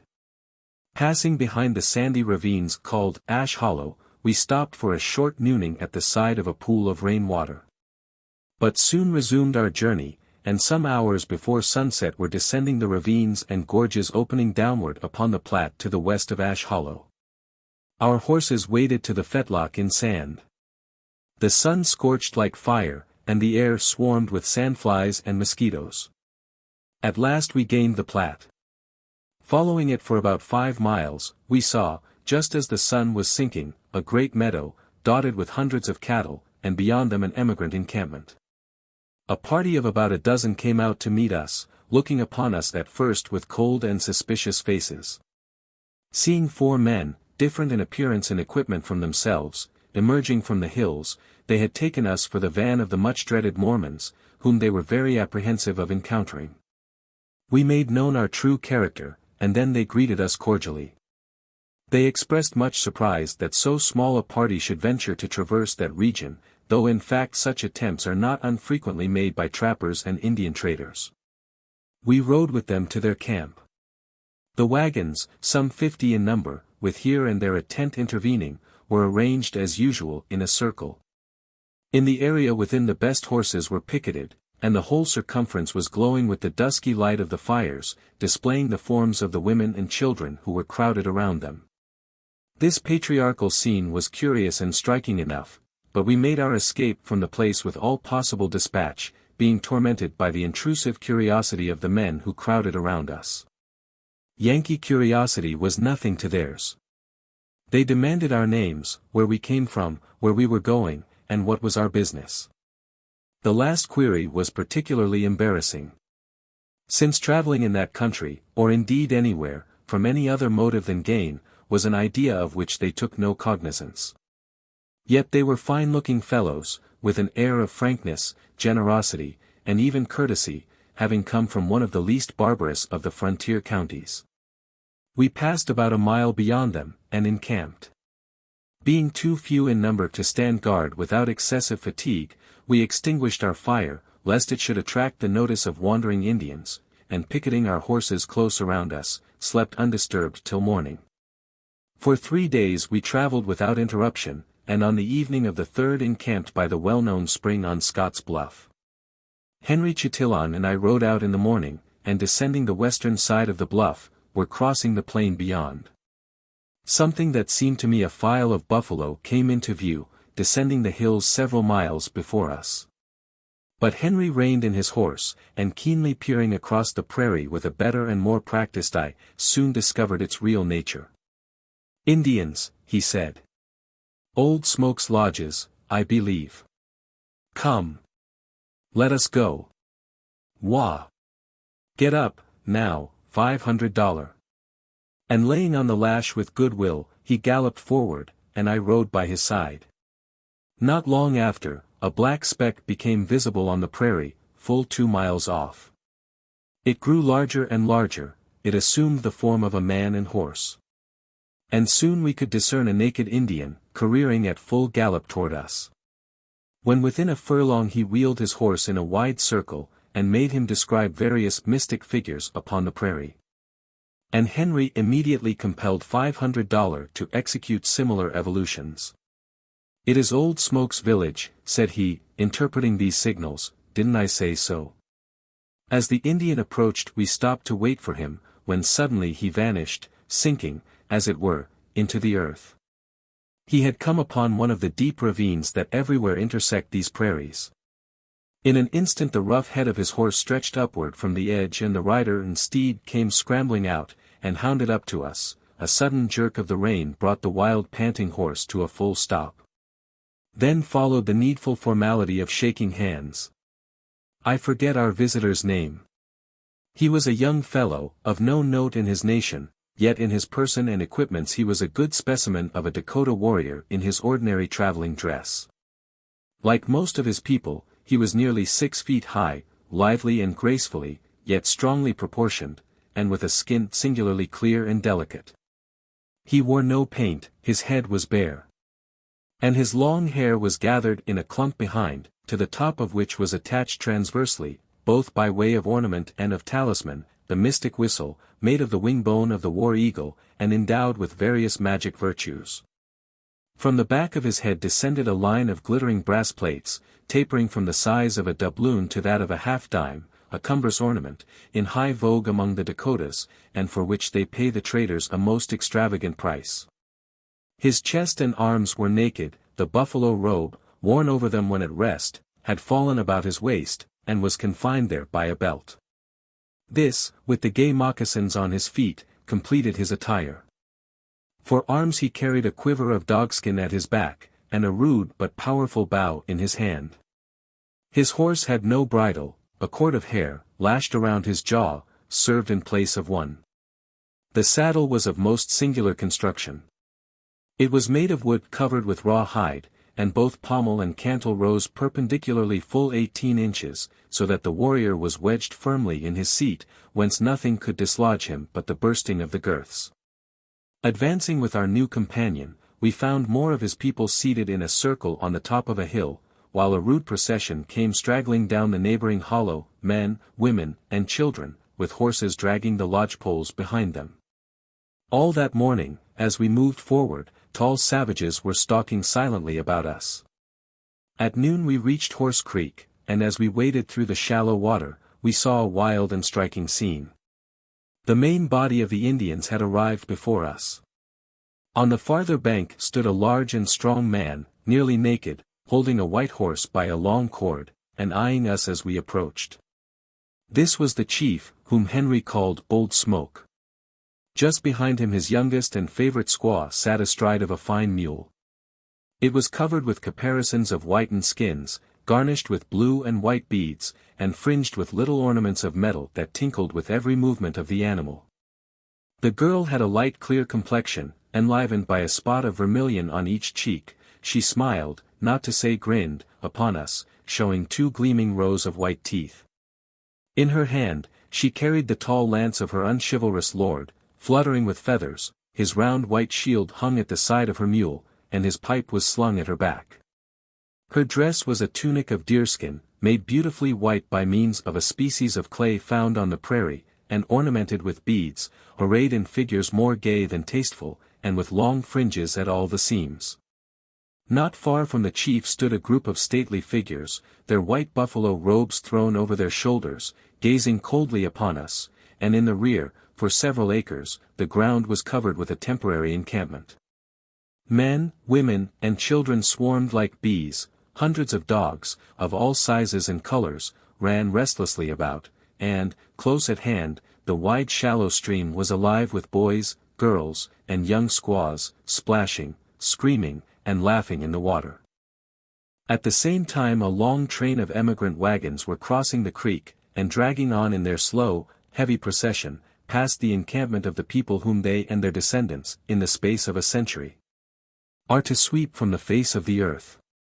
The encampment itself was merely a temporary one during the heat of the day. None of the lodges were erected. But their heavy leather coverings, and the long poles used to support them, were scattered everywhere around, among weapons, domestic utensils, and the rude harness of mules and horses. The squaws of each lazy warrior had made him a shelter from the sun, by stretching a few buffalo robes, or the corner of a lodge covering upon poles. And here he sat in the shade, with a favorite young squaw, perhaps, at his side, glittering with all imaginable trinkets. Before him stood the insignia of his rank as a warrior, his white shield of bull hide, his medicine bag, his bow and quiver, his lance and his pipe, raised aloft on a tripod of 3 poles. Except the dogs, the most active and noisy tenants of the camp were the old women, ugly as Macbeth's witches, with their hair streaming loose in the wind. And nothing but the tattered fragment of an old buffalo robe to hide their shriveled wiry limbs. The day of their favoritism passed 2 generations ago. Now the heaviest labors of the camp devolved upon them. They were to harness the horses, pitch the lodges, dress the buffalo robes, and bring in meat for the hunters. With the cracked voices of these hags, the clamor of dogs, the shouting and laughing of children and girls, and the listless tranquility of the warriors, the whole scene had an effect too lively and picturesque ever to be forgotten. We stopped not far from the Indian camp, and having invited some of the chiefs and warriors to dinner, placed before them a sumptuous repast of biscuit and coffee. Squatted in a half-circle on the ground, they soon disposed of it. As we rode forward on the afternoon journey, several of our late guests accompanied us. Among the rest was a huge bloated savage of more than 300 pounds weight, christened La Cochon, in consideration of his preposterous dimensions and certain corresponding traits of his character. The hog best rode a little white pony, scarce able to bear up under the enormous burden, though, by way of keeping up the necessary stimulus, the rider kept both feet in constant motion, playing alternately against his ribs. The old man was not a chief, he never had ambition enough to become one, he was not a warrior nor a hunter, for he was too fat and lazy, but he was the richest man in the whole village. Riches among the Dakotas consist in horses, and of these the hog had accumulated more than 30. He had already 10 times as many as he wanted, yet still his appetite for horses was insatiable. Trotting up to me he shook me by the hand, and gave me to understand that he was a very devoted friend. And then he began a series of most earnest signs and gesticulations, his oily countenance radiant with smiles, and his little eyes peeping out with a cunning twinkle from between the masses of flesh that almost obscured them. Knowing nothing at that time of the sign language of the Indians, I could only guess at his meaning. So I called on Henry to explain it. The hog, it seems, was anxious to conclude a matrimonial bargain. He said he had a very pretty daughter in his lodge, whom he would give me, if I would give him my horse. These flattering overtures I chose to reject. At which the hog, still laughing with undiminished good humor, gathered his robe about his shoulders, and rode away. Where we encamped that night, an arm of the Platte ran between high bluffs. It was turbid and swift as heretofore, but trees were growing on its crumbling banks, and there was a nook of grass between the water and the hill. Just before entering this place, we saw the emigrants encamping at 2 or 3 miles distance on the right. While the whole Indian rabble were pouring down the neighboring hill in hope of the same sort of entertainment which they had experienced from us. In the savage landscape before our camp, nothing but the rushing of the Platte broke the silence. Through the ragged boughs of the trees, dilapidated and half dead, we saw the sun setting in crimson behind the peaks of the Black Hills, the restless bosom of the river was suffused with red. Our white tent was tinged with it, and the sterile bluffs, up to the rocks that crowned them, partook of the same fiery hue. It soon passed away, no light remained, but that from our fire, blazing high among the dusky trees and bushes. We lay around it wrapped in our blankets, smoking and conversing until a late hour, and then withdrew to our tent. We crossed a sun-scorched plain on the next morning. The line of old cottonwood trees that fringed the bank of the Platte forming its extreme verge. Nestled apparently close beneath them, we could discern in the distance something like a building. As we came nearer, it assumed form and dimensions, and proved to be a rough structure of logs. It was a little trading fort, belonging to 2 private traders. And originally intended, like all the forts of the country, to form a hollow square, with rooms for lodging and storage opening upon the area within. Only 2 sides of it had been completed. The place was now as ill-fitted for the purposes of defense as any of those little log houses, which upon our constantly shifting frontier have been so often successfully maintained against overwhelming odds of Indians. 2 lodges were pitched close to the fort, the sun beat scorching upon the logs. No living thing was stirring except one old squaw, who thrust her round head from the opening of the nearest lodge, and 3 or 4 stout young pups, who were peeping with looks of eager inquiry from under the covering. In a moment a door opened, and a little, swarthy black-eyed Frenchman came out. His dress was rather singular, his black curling hair was parted in the middle of his head, and fell below his shoulders. He wore a tight frock of smoked deerskin, very gaily ornamented with figures worked in dyed porcupine quills. His moccasins and leggings were also gaudily adorned in the same manner. And the latter had in addition a line of long fringes, reaching down the seams. The small frame of Richard, for by this name Henry made him known to us, was in the highest degree athletic and vigorous. There was no superfluity, and indeed there seldom is among the active white men of this country, but every limb was compact and hard, every sinew had its full tone and elasticity, and the whole man wore an air of mingled hardihood and buoyancy. Richard committed our horses to a Navajo slave, a mean-looking fellow taken prisoner on the Mexican frontier, and, relieving us of our rifles with ready politeness, led the way into the principal apartment of his establishment. This was a room 10 feet square. The walls and floor were of black mud, and the roof of rough timber. There was a huge fireplace made of 4 flat rocks, picked up on the prairie. An Indian bow and otter skin quiver, several gaudy articles of Rocky Mountain finery, an Indian medicine bag, and a pipe and tobacco pouch, garnished the walls, and rifles rested in a corner. There was no furniture except a sort of rough settle covered with buffalo robes, upon which lolled a tall half-breed, with his hair glued in masses upon each temple, and saturated with vermilion. 2 or 3 more mountain men sat cross-legged on the floor. Their attire was not unlike that of Richard himself. But the most striking figure of the group was a naked Indian boy of 16, with a handsome face, and light, active proportions, who sat in an easy posture in the corner near the door.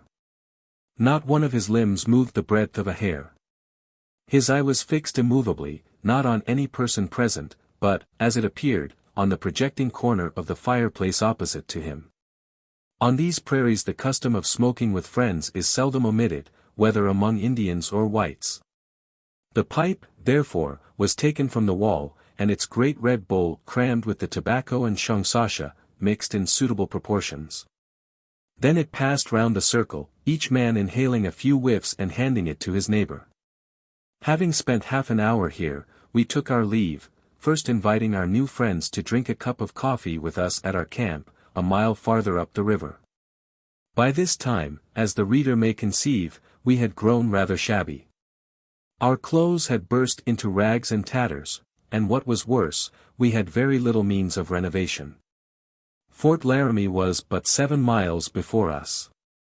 Being totally averse to appearing in such plight among any society that could boast an approximation to the civilized, we soon stopped by the river to make our toilet in the best way we could. We hung up small looking-glasses against the trees and shaved, an operation neglected for 6 weeks. We performed our ablutions in the Platte, though the utility of such a proceeding was questionable, the water looking exactly like a cup of chocolate, and the banks consisting of the softest and richest yellow mud, so that we were obliged, as a preliminary, to build a causeway of stout branches and twigs. Having also put on radiant moccasins, procured from a squaw of Richard's establishment, and made what other improvements our narrow circumstances allowed, we took our seats on the grass with a feeling of greatly increased respectability, to wait the arrival of our guests. They came, the banquet was concluded, and the pipe smoked. Bidding them adieu, we turned our horses' heads toward the fort. An hour elapsed. The barren hills closed across our front, and we could see no farther. Until having surmounted them, a rapid stream appeared at the foot of the descent, running into the Platte. Beyond was a green meadow, dotted with bushes, and in the midst of these, at the point where the 2 rivers joined, were the low clay walls of a fort. This was not Fort Laramie, but another post of less recent date, which having sunk before its successful competitor was now deserted and ruinous. A moment after the hills, seeming to draw apart as we advanced, disclosed Fort Laramie itself, its high bastions and perpendicular walls of clay crowning an eminence on the left beyond the stream. While behind stretched a line of arid and desolate ridges, and behind these again, towering aloft 7,000 feet, arose the grim black hills. We tried to ford Laramie Creek at a point nearly opposite the fort, but the stream, swollen with the rains in the mountains, was too rapid. We passed up along its bank to find a better crossing place.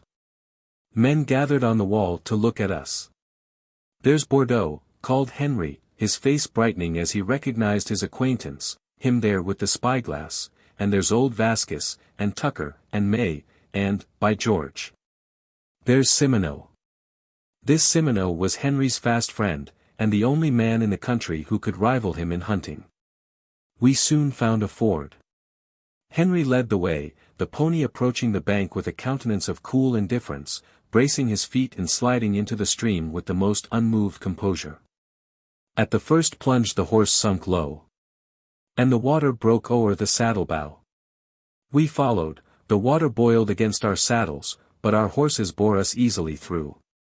The unfortunate little mules came near going down with the current, cart and all, and we watched them with some solicitude scrambling over the loose round stones at the bottom, and bracing stoutly against the stream.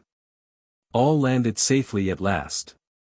We crossed a little plain, descended a hollow, and riding up a steep bank found ourselves before the gateway of Fort Laramie, under the impending blockhouse erected above it to defend the entrance.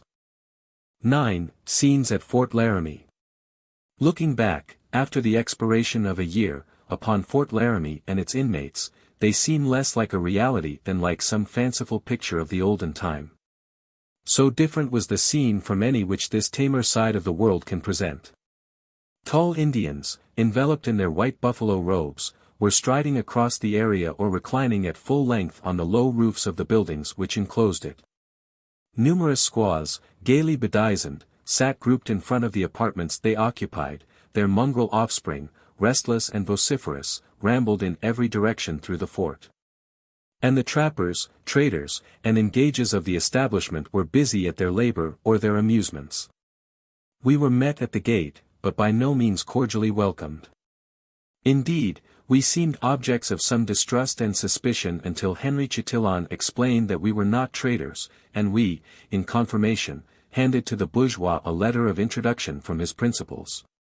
He took it, turned it upside down, and tried hard to read it, but his literary attainments not being adequate to the task, he applied for relief to the clerk, a sleek, smiling Frenchman, named Montalon.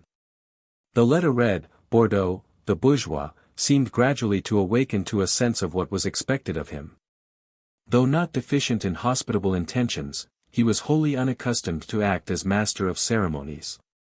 Discarding all formalities of reception, he did not honor us with a single word, but walked swiftly across the area, while we followed in some admiration to a railing and a flight of steps opposite the entrance.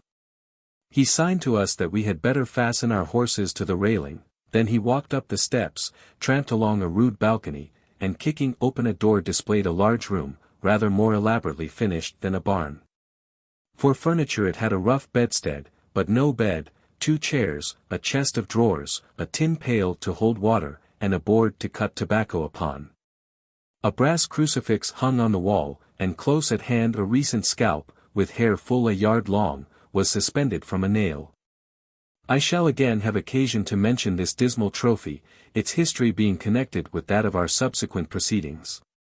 This apartment, the best in Fort Laramie, was that usually occupied by the legitimate bourgeois, Papin, in whose absence the command devolved upon Bordeaux. The latter, a stout, bluff little fellow, much inflated by a sense of his new authority, began to roar for buffalo robes. These being brought and spread upon the floor formed our beds. Much better ones than we had of late been accustomed to. Our arrangements made, we stepped out to the balcony to take a more leisurely survey of the long-looked-for haven at which we had arrived at last. Beneath us was the square area surrounded by little rooms, or rather cells, which opened upon it. These were devoted to various purposes, but served chiefly for the accommodation of the men employed at the fort, or of the equally numerous squaws, whom they were allowed to maintain in it. Opposite to us rose the blockhouse above the gateway. It was adorned with a figure which even now haunts my memory. A horse at full speed, daubed upon the boards with red paint, and exhibiting a degree of skill which might rival that displayed by the Indians in executing similar designs upon their robes and lodges. A busy scene was enacting in the area. The wagons of Vasquez, an old trader, were about to set out for a remote post in the mountains, and the Canadians were going through their preparations with all possible bustle. While here and there an Indian stood looking on with imperturbable gravity. Fort Laramie is one of the posts established by the American Fur Company, who well-nigh monopolized the Indian trade of this whole region. Here their officials rule with an absolute sway. The arm of the United States has little force. For when we were there, the extreme outposts of her troops were about 700 miles to the eastward. The little fort is built of bricks dried in the sun, and externally is of an oblong form, with bastions of clay, in the form of ordinary blockhouses, at 2 of the corners. The walls are about 15 feet high, and surmounted by a slender palisade. The roofs of the apartments within, which are built close against the walls, serve the purpose of a banquette. Within, the fort is divided by a partition. On one side is the square area surrounded by the storerooms, offices, and apartments of the inmates. On the other is the corral, a narrow place, encompassed by the high clay walls, where at night, or in presence of dangerous Indians, the horses and mules of the fort are crowded for safe keeping. The main entrance has 2 gates, with an arched passage intervening. A little square window, quite high above the ground, opens laterally from an adjoining chamber into this passage. So that when the inner gate is closed and barred, a person without may still hold communication with those within through this narrow aperture. This obviates the necessity of admitting suspicious Indians, for purposes of trading, into the body of the fort, for when danger is apprehended, the inner gate is shut fast, and all traffic is carried on by means of the little window. This precaution, though highly necessary at some of the company's posts, is now seldom resorted to at Fort Laramie. Where, though men are frequently killed in its neighborhood, no apprehensions are now entertained of any general designs of hostility from the Indians. We did not long enjoy our new quarters undisturbed. The door was silently pushed open, and 2 eyeballs and a visage as black as night looked in upon us. Then a red arm and shoulder intruded themselves, and a tall Indian, gliding in, shook us by the hand, grunted his salutation, and sat down on the floor. Others followed, with faces of the natural hue. And letting fall their heavy robes from their shoulders, they took their seats, quite at ease, in a semicircle before us. The pipe was now to be lighted and passed round from one to another. And this was the only entertainment that at present they expected from us. These visitors were fathers, brothers, or other relatives of the squaws in the fort, where they were permitted to remain, loitering about in perfect idleness. All those who smoked with us were men of standing and repute. 2 or 3 others dropped in also. Young fellows who neither by their years nor their exploits were entitled to rank with the old men and warriors, and who, abashed in the presence of their superiors, stood aloof, never withdrawing their eyes from us. Their cheeks were adorned with vermilion, their ears with pendants of shell, and their necks with beads. Never yet having signalized themselves as hunters, or performed the honorable exploit of killing a man, they were held in slight esteem, and were diffident and bashful in proportion. Certain formidable inconveniences attended this influx of visitors. They were bent on inspecting everything in the room, our equipments and our dress alike underwent their scrutiny. For though the contrary has been carelessly asserted, few beings have more curiosity than Indians in regard to subjects within their ordinary range of thought. As to other matters, indeed, they seemed utterly indifferent. They will not trouble themselves to inquire into what they cannot comprehend, but are quite contented to place their hands over their mouths in token of wonder, and exclaim that it is great medicine. With this comprehensive solution, an Indian never is at a loss. He never launches forth into speculation and conjecture, his reason moves in its beaten track. His soul is dormant. And no exertions of the missionaries, Jesuit or Puritan, of the Old World or of the New, have as yet availed to rouse it. As we were looking, at sunset, from the wall, upon the wild and desolate plains that surround the fort, we observed a cluster of strange objects like scaffolds rising in the distance against the red western sky. They bore aloft some singular-looking burdens, and at their foot glimmered something white like bones. This was the place of sepulture of some Dakota chiefs, whose remains their people are fond of placing in the vicinity of the fort, in the hope that they may thus be protected from violation at the hands of their enemies.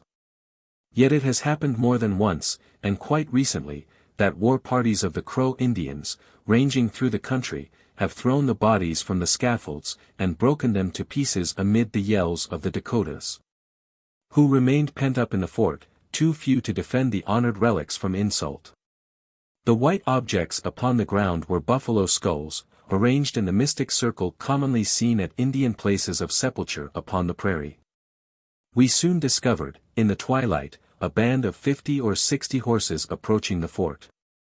These were the animals belonging to the establishment, who having been sent out to feed, under the care of armed guards, in the meadows below, were now being driven into the corral for the night. A little gate opened into this enclosure. By the side of it stood one of the guards, an old Canadian, with grey bushy eyebrows, and a dragoon pistol stuck into his belt. While his comrade, mounted on horseback, his rifle laid across the saddle in front of him, and his long hair blowing before his swarthy face, rode at the rear of the disorderly troop, urging them up the ascent.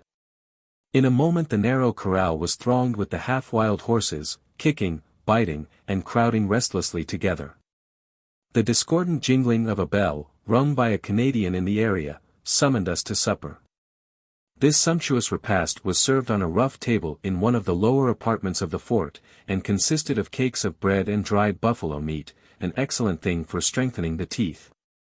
At this meal were seated the bourgeois and superior dignitaries of the establishment, among whom Henry Chatillon was worthily included. No sooner was it finished, than the table was spread a second time, the luxury of bread being now, however, omitted, for the benefit of certain hunters and trappers of an inferior standing. While the ordinary Canadian engages were regaled on dried meat in one of their lodging rooms. By way of illustrating the domestic economy of Fort Laramie, it may not be amiss to introduce in this place a story current among the men when we were there. There was an old man named Pierre, whose duty it was to bring the meat from the storeroom for the men. Old Pierre, in the kindness of his heart, used to select the fattest and the best pieces for his companions. This did not long escape the keen-eyed bourgeois, who was greatly disturbed at such improvidence, and cast about for some means to stop it. At last he hit on a plan that exactly suited him. At the side of the meat room, and separated from it by a clay partition, was another compartment, used for the storage of furs. It had no other communication with the fort, except through a square hole in the partition. And of course it was perfectly dark. One evening the bourgeois, watching for a moment when no one observed him, dodged into the meat room, clambered through the hole, and ensconced himself among the furs and buffalo robes. Soon after, old Pierre came in with his lantern, and, muttering to himself, began to pull over the bales of meat and select the best pieces, as usual. But suddenly a hollow and sepulchral voice proceeded from the inner apartment, "Pierre! Pierre! Let that fat meat alone. Take nothing but lean." Pierre dropped his lantern, and bolted out into the fort, screaming, in an agony of terror, that the devil was in the storeroom. But tripping on the threshold, he pitched over upon the gravel, and lay senseless, stunned by the fall. The Canadians ran out to the rescue. Some lifted the unlucky Pierre. And others, making an extempore crucifix out of 2 sticks, were proceeding to attack the devil in his stronghold, when the bourgeois, with a crestfallen countenance, appeared at the door. To add to the bourgeois mortification, he was obliged to explain the whole stratagem to Pierre, in order to bring the latter to his senses. We were sitting, on the following morning, in the passageway between the gates, conversing with the traders Vasquez and May. These 2 men, together with our sleek friend, the clerk Montalin, were, I believe, the only persons then in the fort who could read and write. May was telling a curious story about the traveler Catlin, when an ugly, diminutive Indian, wretchedly mounted, came up at a gallop, and rode past us into the fort.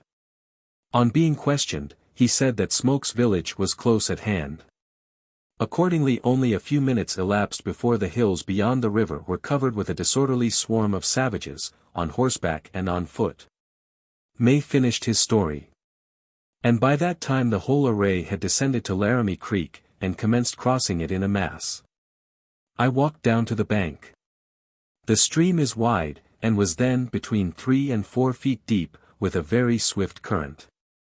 For several rods the water was alive with dogs, horses, and Indians.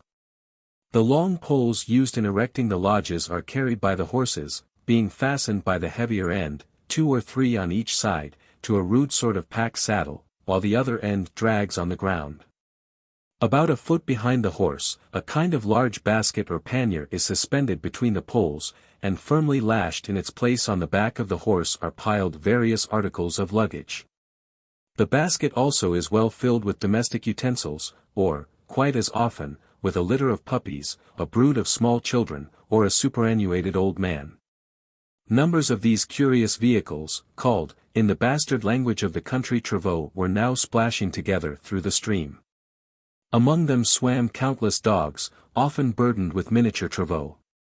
And dashing forward on horseback through the throng came the superbly formed warriors, the slender figure of some lynx-eyed boy, clinging fast behind them. The women sat perched on the pack saddles, adding not a little to the load of the already overburdened horses. The confusion was prodigious. The dogs yelled and howled in chorus. The puppies in the travaux set up a dismal whine as the water invaded their comfortable retreat. The little black-eyed children, from 1 year of age upward, clung fast with both hands to the edge of their basket, and looked over in alarm at the water rushing so near them, sputtering and making wry mouths as it splashed against their faces. Some of the dogs, encumbered by their loads, were carried down by the current, yelping piteously, and the old squaws would rush into the water, seize their favorites by the neck, and drag them out. As each horse gained the bank, he scrambled up as he could. Stray horses and colts came among the rest, often breaking away at full speed through the crowd, followed by the old hags, screaming after their fashion on all occasions of excitement. Buxom young squaws, blooming in all the charms of vermilion, stood here and there on the bank, holding aloft their master's lance, as a signal to collect the scattered portions of his household. In a few moments the crowd melted away. Each family, with its horses and equipage, filing off to the plain at the rear of the fort, and here, in the space of half an hour, arose 60 or 70 of their tapering lodges. Their horses were feeding by hundreds over the surrounding prairie, and their dogs were roaming everywhere. The fort was full of men, and the children were whooping and yelling incessantly under the walls. These newcomers were scarcely arrived, when Bordeaux was running across the fort, shouting to his squaw to bring him his spyglass. The obedient Marie, the very model of a squaw, produced the instrument, and Bordeaux hurried with it up to the wall. Pointing it to the eastward, he exclaimed, with an oath, that the families were coming. But a few moments elapsed before the heavy caravan of the emigrant wagons could be seen, steadily advancing from the hills. They gained the river, and without turning or pausing plunged in. They passed through, and slowly ascending the opposing bank, kept directly on their way past the fort and the Indian village, until, gaining a spot a quarter of a mile distant, they wheeled into a circle. For some time our tranquility was undisturbed. The emigrants were preparing their encampment, but no sooner was this accomplished than Fort Laramie was fairly taken by storm. A crowd of broad-brimmed hats, thin visages, and staring eyes appeared suddenly at the gate. Tall awkward men, in brown homespun. Women with cadaverous faces and long lank figures came thronging in together, and, as if inspired by the very demon of curiosity, ransacked every nook and corner of the fort. Dismayed at this invasion, we withdrew in all speed to our chamber, vainly hoping that it might prove an inviolable sanctuary. The emigrants prosecuted their investigations with untiring vigor. They penetrated the rooms or rather dens, inhabited by the astonished squaws. They explored the apartments of the men, and even that of Marie and the bourgeois. At last a numerous deputation appeared at our door, but were immediately expelled. Being totally devoid of any sense of delicacy or propriety, they seemed resolved to search every mystery to the bottom. Having at length satisfied their curiosity, they next proceeded to business. The men occupied themselves in procuring supplies for their onward journey, either buying them with money or giving in exchange superfluous articles of their own. The emigrants felt a violent prejudice against the French Indians, as they called the trappers and traders. They thought, and with some justice, that these men bore them no good will. Many of them were firmly persuaded that the French were instigating the Indians to attack and cut them off. On visiting the encampment we were at once struck with the extraordinary perplexity and indecision that prevailed among the emigrants. They seemed like men totally out of their elements, bewildered and amazed, like a troop of schoolboys lost in the woods. It was impossible to be long among them without being conscious of the high and bold spirit with which most of them were animated. But the forest is the home of the backwoods man. On the remote prairie he is totally at a loss. He differs much from the genuine mountain man, the wild prairie hunter, as a Canadian voyageur, paddling his canoe on the rapids of the Ottawa, differs from an American sailor among the storms of Cape Horn. Still my companion and I were somewhat at a loss to account for this perturbed state of mind. It could not be cowardice, these men were of the same stock with the volunteers of Monterey and Buena Vista. Yet, for the most part, they were the rudest and most ignorant of the frontier population, they knew absolutely nothing of the country and its inhabitants, they had already experienced much misfortune, and apprehended more. They had seen nothing of mankind, and had never put their own resources to the test. A full proportion of suspicion fell upon us. Being strangers we were looked upon as enemies. Having occasion for a supply of lead and a few other necessary articles, we used to go over to the emigrant camps to obtain them. After some hesitation, some dubious glances, and fumbling of the hands in the pockets, the terms would be agreed upon, the price tendered, and the emigrant would go off to bring the article in question. After waiting until our patience gave out, we would go in search of him, and find him seated on the tongue of his wagon. "Well, stranger," he would observe, as he saw us approach, "I reckon I won't trade." Some friend of his followed him from the scene of the bargain and suggested in his ear, that clearly we meant to cheat him, and he had better have nothing to do with us. This timorous mood of the emigrants was doubly unfortunate, as it exposed them to real danger. Assume, in the presence of Indians a bold bearing, self-confident yet vigilant, and you will find them tolerably safe neighbors. But your safety depends on the respect and fear you are able to inspire. If you betray timidity or indecision, you convert them from that moment into insidious and dangerous enemies. The Dakotas saw clearly enough the perturbation of the emigrants and instantly availed themselves of it. They became extremely insolent and exacting in their demands. It has become an established custom with them to go to the camp of every party, as it arrives in succession at the fort, and demand a feast. Smoke's village had come with the express design, having made several days' journey with no other object than that of enjoying a cup of coffee and 2 or 3 biscuits.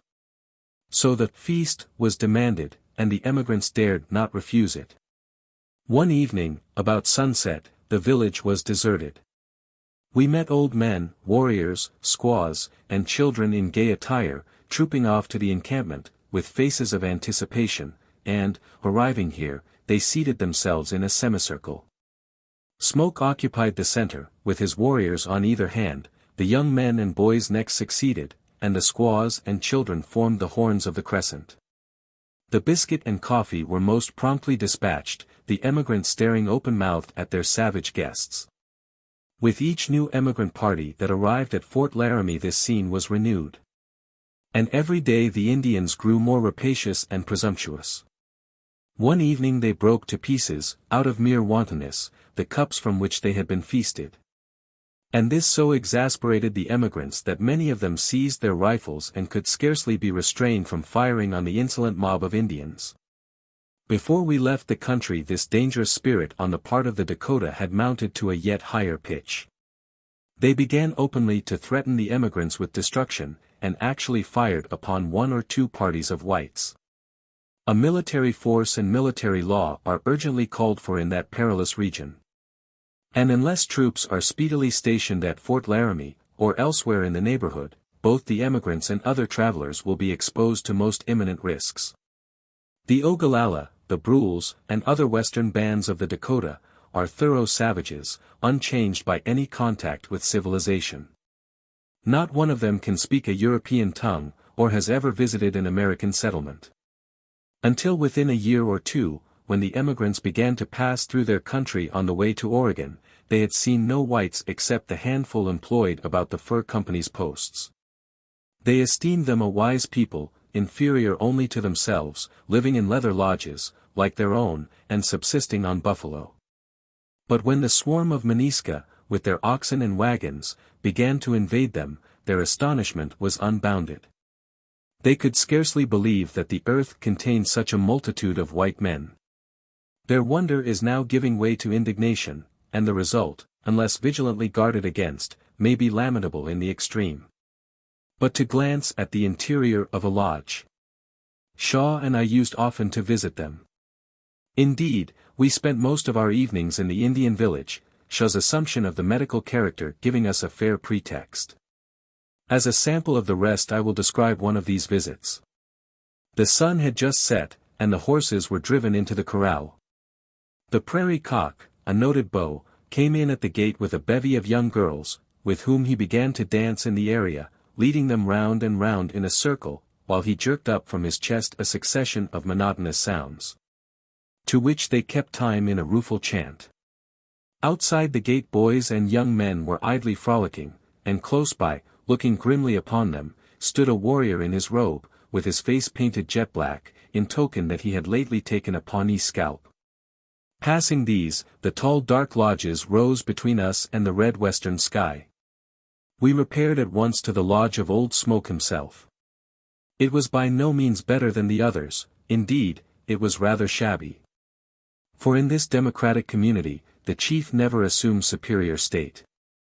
Smoke sat cross-legged on a buffalo robe, and his grunt of salutation as we entered was unusually cordial, out of respect no doubt to Shaw's medical character.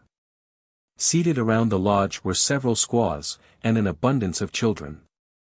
The complaint of Shaw's patients was, for the most part, a severe inflammation of the eyes, occasioned by exposure to the sun, a species of disorder which he treated with some success. He had brought with him a homeopathic medicine chest, and was, I presume, the first who introduced that harmless system of treatment among the Ogallalla. No sooner had a robe been spread at the head of the lodge for our accommodation, and we had seated ourselves upon it, than a patient made her appearance, the chief's daughter herself, who, to do her justice, was the best-looking girl in the village. Being on excellent terms with the physician, she placed herself readily under his hands, and submitted with a good grace to his applications, laughing in his face during the whole process, for a squaw hardly knows how to smile. This case dispatched, another of a different kind succeeded. A hideous, emaciated old woman sat in the darkest corner of the lodge rocking to and fro with pain and hiding her eyes from the light by pressing the palms of both hands against her face. At Smoke's command, she came forward, very unwillingly, and exhibited a pair of eyes that had nearly disappeared from excess of inflammation. No sooner had the doctor fastened his grips upon her than she set up a dismal moaning, and writhed so in his grasp that he lost all patience, but being resolved to carry his point, he succeeded at last in applying his favorite remedies. "It is strange," he said, when the operation was finished, "that I forgot to bring any Spanish flies with me. We must have something here to answer for a counter-irritant." So, in the absence of better, he seized upon a red-hot brand from the fire, and clapped it against the temple of the old squaw, who set up an unearthly howl, at which the rest of the family broke out into a laugh. During these medical operations Smoke's eldest squaw entered the lodge, with a sort of stone mallet in her hand. I had observed some time before a litter of well-grown black puppies, comfortably nestled among some buffalo robes at one side. But this newcomer speedily disturbed their enjoyment, for seizing one of them by the hind paw, she dragged him out, and carrying him to the entrance of the lodge, hammered him on the head till she killed him. Being quite conscious to what this preparation tended, I looked through a hole in the back of the lodge to see the next steps of the process. The squaw, holding the puppy by the legs, was swinging him to and fro through the blaze of a fire, until the hair was singed off. This done, she unsheathed her knife and cut him into small pieces, which she dropped into a kettle to boil. In a few moments a large wooden dish was set before us, filled with this delicate preparation. We felt conscious of the honor. A dog feast is the greatest compliment a Dakota can offer to his guest. And knowing that to refuse eating would be an affront, we attacked the little dog and devoured him before the eyes of his unconscious parent. Smoke in the meantime was preparing his great pipe. It was lighted when we had finished our repast, and we passed it from one to another till the bowl was empty. This done, we took our leave without further ceremony, knocked at the gate of the fort, and after making ourselves known were admitted. One morning, about a week after reaching Fort Laramie, we were holding our customary Indian levee, when a bustle in the area below announced a new arrival, and looking down from our balcony, I saw a familiar red beard and mustache in the gateway. They belonged to the captain, who with his party had just crossed the stream. We met him on the stairs as he came up, and congratulated him on the safe arrival of himself and his devoted companions. But he remembered our treachery, and was grave and dignified accordingly, a tendency which increased as he observed on our part a disposition to laugh at him. After remaining an hour or two at the fort he rode away with his friends, and we have heard nothing of him since. As for he kept carefully aloof. It was but too evident that we had the unhappiness to have forfeited the kind regards of our London fellow-traveller. The war parties. The summer of 1846 was a season of much warlike excitement among all the western bands of the Dakota. In 1845 they encountered great reverses. Many war parties had been sent out. Some of them had been totally cut off, and others had returned broken and disheartened, so that the whole nation was in mourning. Among the rest, 10 warriors had gone to the Snake country, led by the son of a prominent Ogallalla chief, called the Whirlwind. In passing over Laramie Plains they encountered a superior number of their enemies, were surrounded, and killed to a man. Having performed this exploit the Snakes became alarmed, dreading the resentment of the Dakota, and they hastened therefore to signify their wish for peace by sending the scalp of the slain partisan, together with a small parcel of tobacco attached, to his tribesmen and relations. They had employed old Vasquez, the trader, as their messenger, and the scalp was the same that hung in our room at the fort. But the Whirlwind proved inexorable. Though his character hardly corresponds with his name, he is nevertheless an Indian, and hates the Snakes with his whole soul. Long before the scalp arrived he had made his preparations for revenge. He sent messengers with presents and tobacco to all the Dakota within 300 miles, proposing a grand combination to chastise the Snakes, and naming a place and time of rendezvous. The plan was readily adopted, and at this moment many villages, probably embracing in the whole 5,000 or 6,000 souls, were slowly creeping over the prairies and tending towards the common center at La Bonte's camp, on the Platte. Here their warlike rites were to be celebrated with more than ordinary solemnity, and 1,000 warriors, as it was said, were to set out for the enemy country. The characteristic result of this preparation will appear in the sequel. I was greatly rejoiced to hear of it. I had come into the country almost exclusively with a view of observing the Indian character. Having from childhood felt a curiosity on this subject, and having failed completely to gratify it by reading, I resolved to have recourse to observation. I wished to satisfy myself with regard to the position of the Indians among the races of men. The vices and the virtues that have sprung from their innate character and from their modes of life, their government, their superstitions, and their domestic situation. To accomplish my purpose it was necessary to live in the midst of them, and become, as it were, one of them. I proposed to join a village and make myself an inmate of one of their lodges. And henceforward this narrative, so far as I am concerned, will be chiefly a record of the progress of this design apparently so easy of accomplishment, and the unexpected impediments that opposed it. We resolved on no account to miss the rendezvous at La Bonte's camp. Our plan was to leave Delorier at the fort, in charge of our equipage and the better part of our horses, while we took with us nothing but our weapons and the worst animals we had. In all probability jealousies and quarrels would arise among so many hordes of fierce impulsive savages, congregated together under no common head, and many of them strangers, from remote prairies and mountains. We were bound in common prudence to be cautious how we excited any feeling of cupidity. This was our plan, but unhappily we were not destined to visit La Bonte's camp in this manner. For one morning a young Indian came to the fort and brought us evil tidings. The newcomer was a dandy of the first water. His ugly face was painted with vermilion. On his head fluttered the tail of a prairie cock, a large species of pheasant, not found, as I have heard, eastward of the Rocky Mountains. In his ears were hung pendants of shell, and a flaming red blanket was wrapped around him. He carried a dragoon sword in his hand, solely for display, since the knife, the arrow, and the rifle are the arbiters of every prairie fight. But no one in this country goes abroad unarmed. The dandy carried a bow and arrows in an otter-skin quiver at his back. In this guise, and bestriding his yellow horse with an air of extreme dignity, the horse, for that was his name, rode in at the gate, turning neither to the right nor the left, but casting glances askance at the groups of squaws who, with their mongrel progeny, were sitting in the sun before their doors. The evil tidings brought by the horse were of the following import: the squaw of Henry Chatillon, a woman with whom he had been connected for years by the strongest ties which in that country exist between the sexes, was dangerously ill. She and her children were in the village of the Whirlwind, at the distance of a few days' journey. Henry was anxious to see the woman before she died, and provide for the safety and support of his children, of whom he was extremely fond. To have refused him this would have been gross inhumanity. We abandoned our plan of joining Smoke's village, and of proceeding with it to the rendezvous, and determined to meet the Whirlwind, and go in his company. I had been slightly ill for several weeks, but on the third night after reaching Fort Laramie a violent pain awoke me, and I found myself attacked by the same disorder that occasioned such heavy losses to the army on the Rio Grande. In a day and a half I was reduced to extreme weakness, so that I could not walk without pain and effort.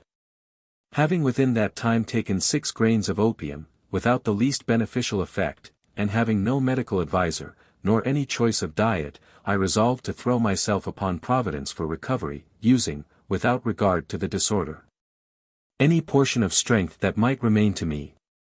So on the 20th of June we set out from Fort Laramie to meet the Whirlwind's village. Though aided by the high-bowed, mountain saddle, I could scarcely keep my seat on horseback. Before we left the fort we hired another man, a long-haired Canadian, with a face like an owl's, contrasting oddly enough with Delorier's mercurial countenance. This was not the only reinforcement to our party. A vagrant Indian trader, named Raynal, joined us, together with his squaw Margot, and her 2 nephews, our dandy friend, the horse, and his younger brother, the hailstorm. Thus accompanied, we betook ourselves to the prairie, leaving the beaten trail, and passing over the desolate hills that flanked the bottoms of Laramie Creek. In all, Indians and whites, we counted 8 men and 1 woman. Raynal, the trader, the image of sleek and selfish complacency, carried the horse's dragoon sword in his hand, delighting apparently in this useless parade. For, from spending half his life among Indians, he had caught not only their habits but their ideas. Margot, a female animal of more than 200 pounds weight, was couched in the basket of a travail, such as I have before described. Besides her ponderous bulk, various domestic utensils were attached to the vehicle, and she was leading by a trail rope a packhorse, who carried the covering of Raynal's lodge. Delorier walked briskly by the side of the cart, and Raymond came behind, swearing at the spare horses, which it was his business to drive. The restless young Indians, their quivers at their backs, and their bows in their hand, galloped over the hills, often starting a wolf or an antelope from the thick growth of wild sage bushes. Shaw and I were in keeping with the rest of the rude cavalcade, having in the absence of other clothing adopted the buckskin attire of the trappers. Henry Chatillon rode in advance of the whole. Thus we passed hill after hill and hollow after hollow, a country arid, broken and so parched by the sun that none of the plants familiar to our more favored soil would flourish upon it, though there were multitudes of strange medicinal herbs. More especially the absinthe, which covered every declivity, and cacti were hanging like reptiles at the edges of every ravine.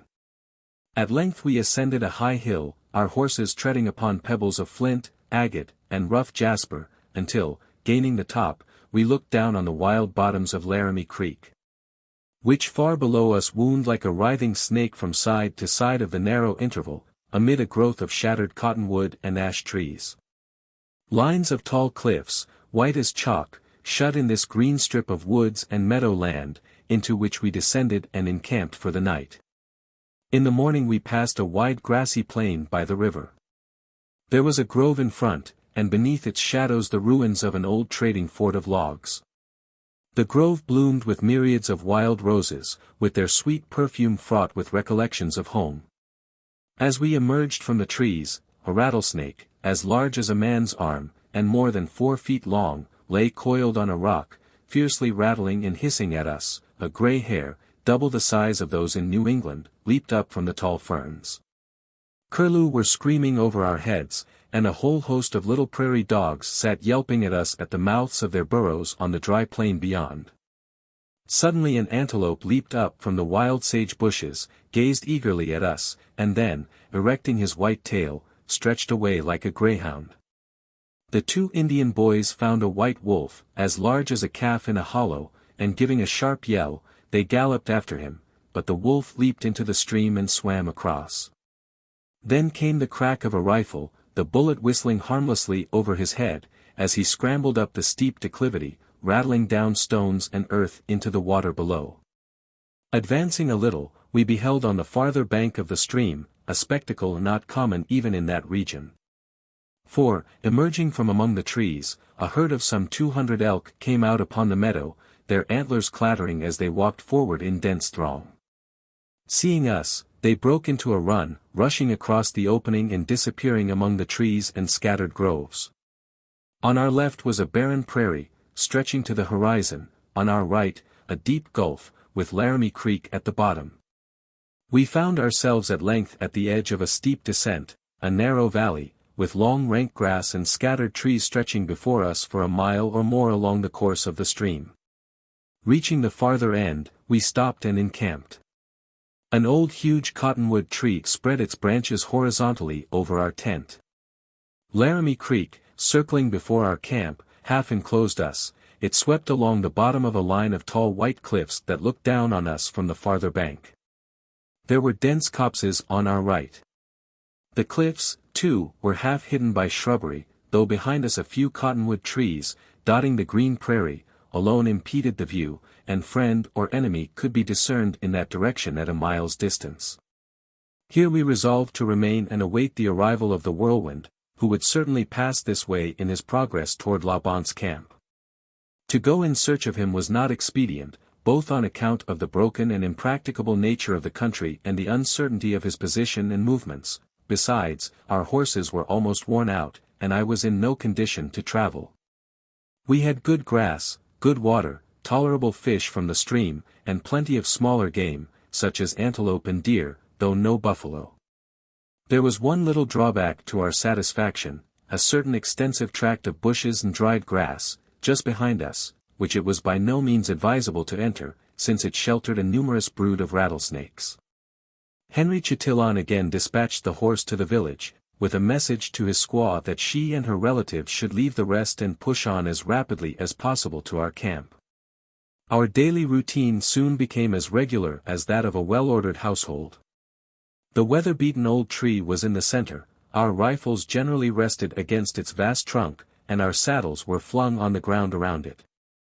Its distorted roots were so twisted as to form 1 or 2 convenient armchairs, where we could sit in the shade and read or smoke. But meal times became, on the whole, the most interesting hours of the day, and a bountiful provision was made for them. An antelope or a deer usually swung from a stout bough, and haunches were suspended against the trunk. That camp is daguerreotyped on my memory, the old tree, the white tent, with Shaw sleeping in the shadow of it, and Raynol's miserable lodge close by the bank of the stream. It was a wretched oven-shaped structure, made of begrimed and tattered buffalo hide stretched over a frame of poles. One side was open, and at the side of the opening hung the powder horn and bullet pouch of the owner, together with his long red pipe, and a rich quiver of otter skin, with a bow and arrows. For Raynal, an Indian in most things but color, chose to hunt buffalo with these primitive weapons. In the darkness of this cavern-like habitation, might be discerned Madame Margot, her overgrown bulk stowed away among her domestic implements, furs, robes, blankets, and painted cases of par flesh, in which dried meat is kept.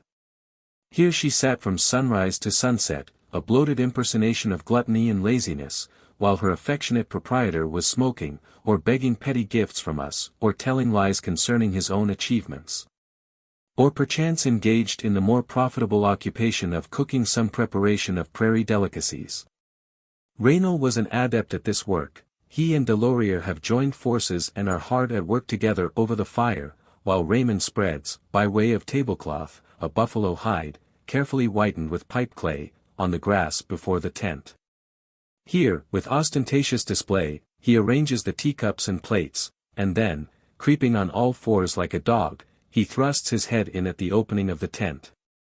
For a moment we see his round owlish eyes rolling wildly, as if the idea he came to communicate had suddenly escaped him, then collecting his scattered thoughts, as if by an effort, he informs us that supper is ready, and instantly withdraws.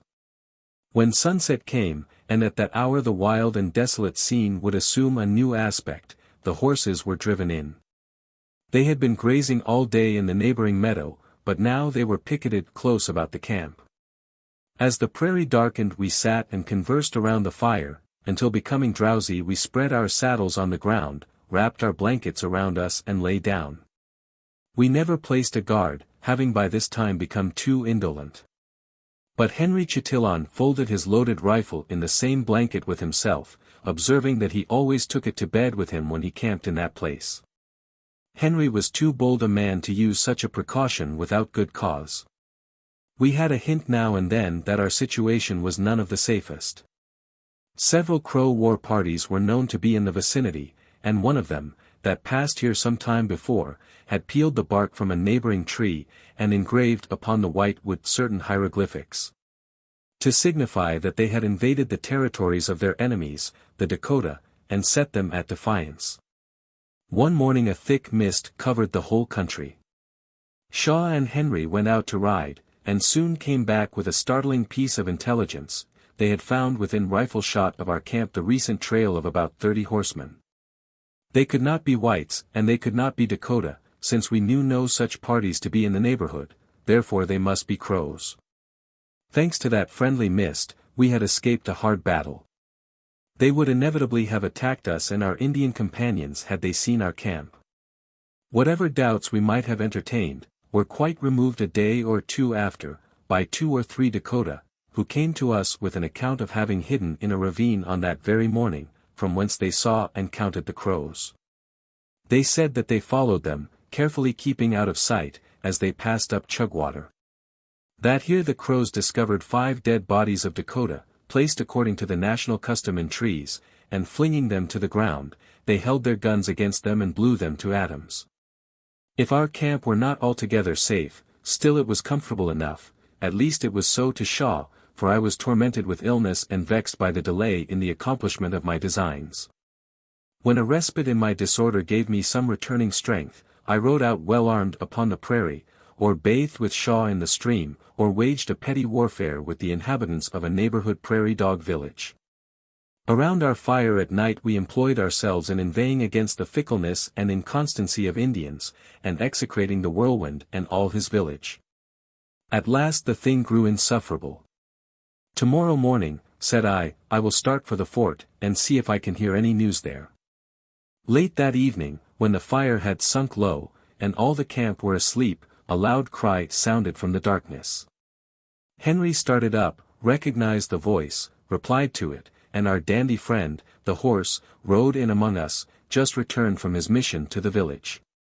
He coolly picketed his mare, without saying a word, sat down by the fire and began to eat, but his imperturbable philosophy was too much for our patience.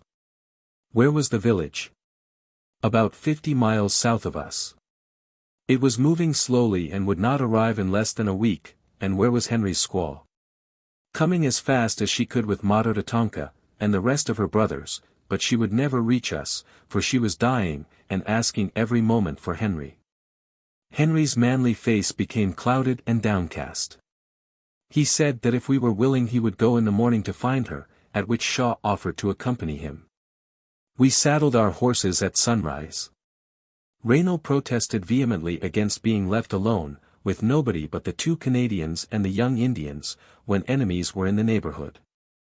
Disregarding his complaints, we left him, and coming to the mouth of Chugwater, separated, Shaw and Henry turning to the right, up the bank of the stream, while I made for the fort. Taking leave for a while of my friend and the unfortunate squaw, I will relate by way of episode what I saw and did at Fort Laramie. It was not more than 18 miles distant, and I reached it in 3 hours. A shriveled little figure, wrapped from head to foot in a dingy white Canadian capote, stood in the gateway, holding by a cord of bull's hide a shaggy wild horse, which he had lately caught. His sharp prominent features, and his little keen snake-like eyes, looked out from beneath the shadowy hood of the capote, which was drawn over his head exactly like the cowl of a Capuchin friar. His face was extremely thin and like an old piece of leather, and his mouth spread from ear to ear.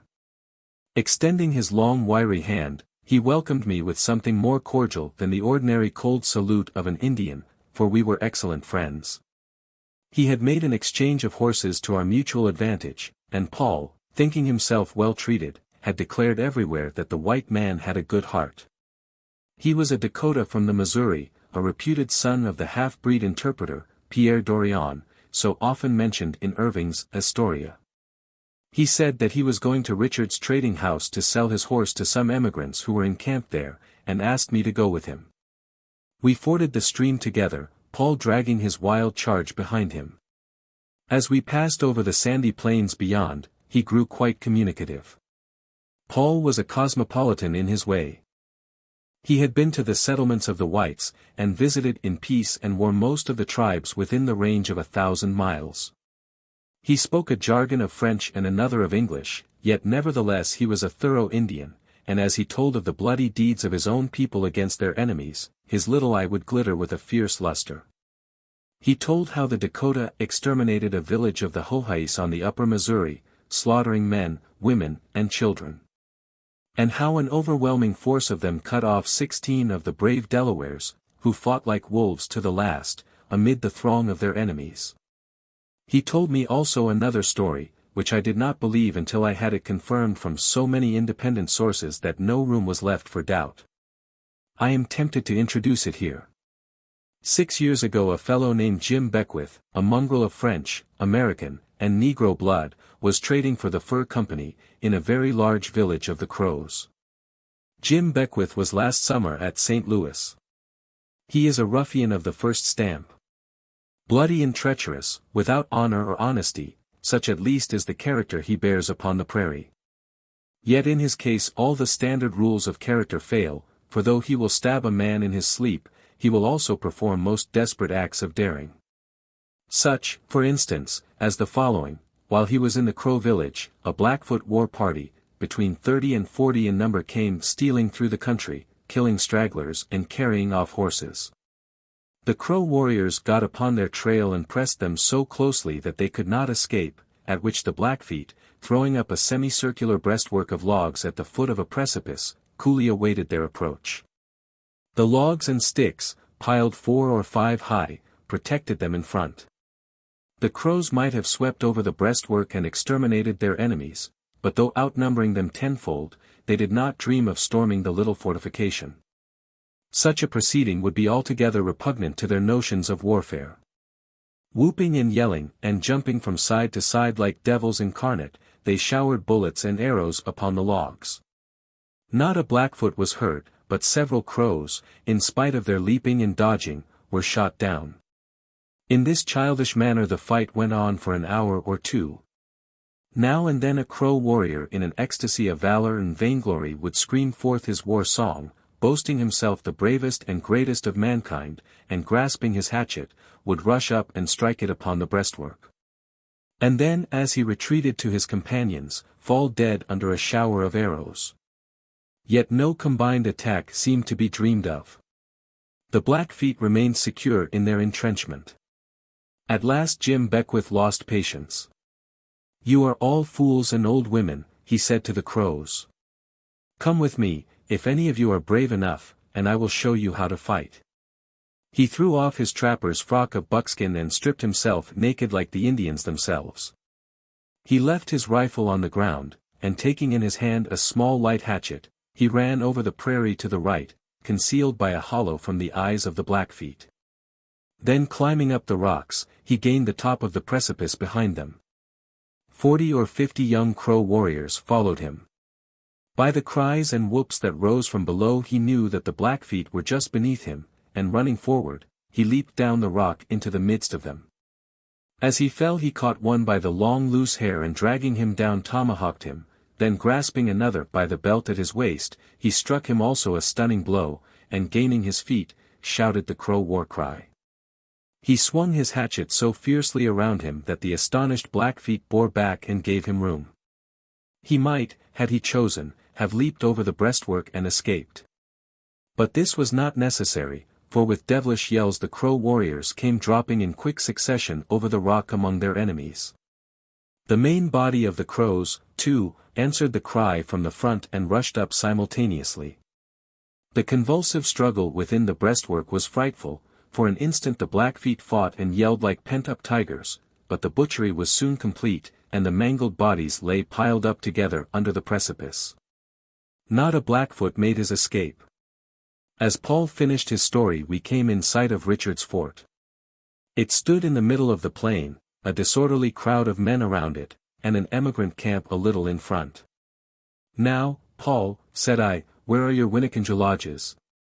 "Not come yet," said Paul, "maybe come tomorrow." 2 large villages of a band of Dakota had come 300 miles from the Missouri, to join in the war, and they were expected to reach Richard's that morning.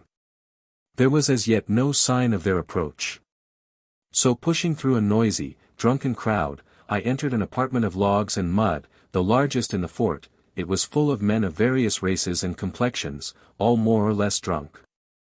A company of California emigrants, it seemed, had made the discovery at this late day that they had encumbered themselves with too many supplies for their journey. A part, therefore, they had thrown away or sold at great loss to the traders, but had determined to get rid of their copious stock of Missouri whiskey, by drinking it on the spot. Here were maudlin squaws stretched on piles of buffalo robes. Squalid Mexicans, armed with bows and arrows, Indians sedately drunk, long-haired Canadians and trappers, and American backwoodsmen in brown homespun, the well-beloved pistol and bowie knife displayed openly at their sides. In the middle of the room a tall, lank man, with a dingy broadcloth coat, was haranguing the company in the style of the stump orator.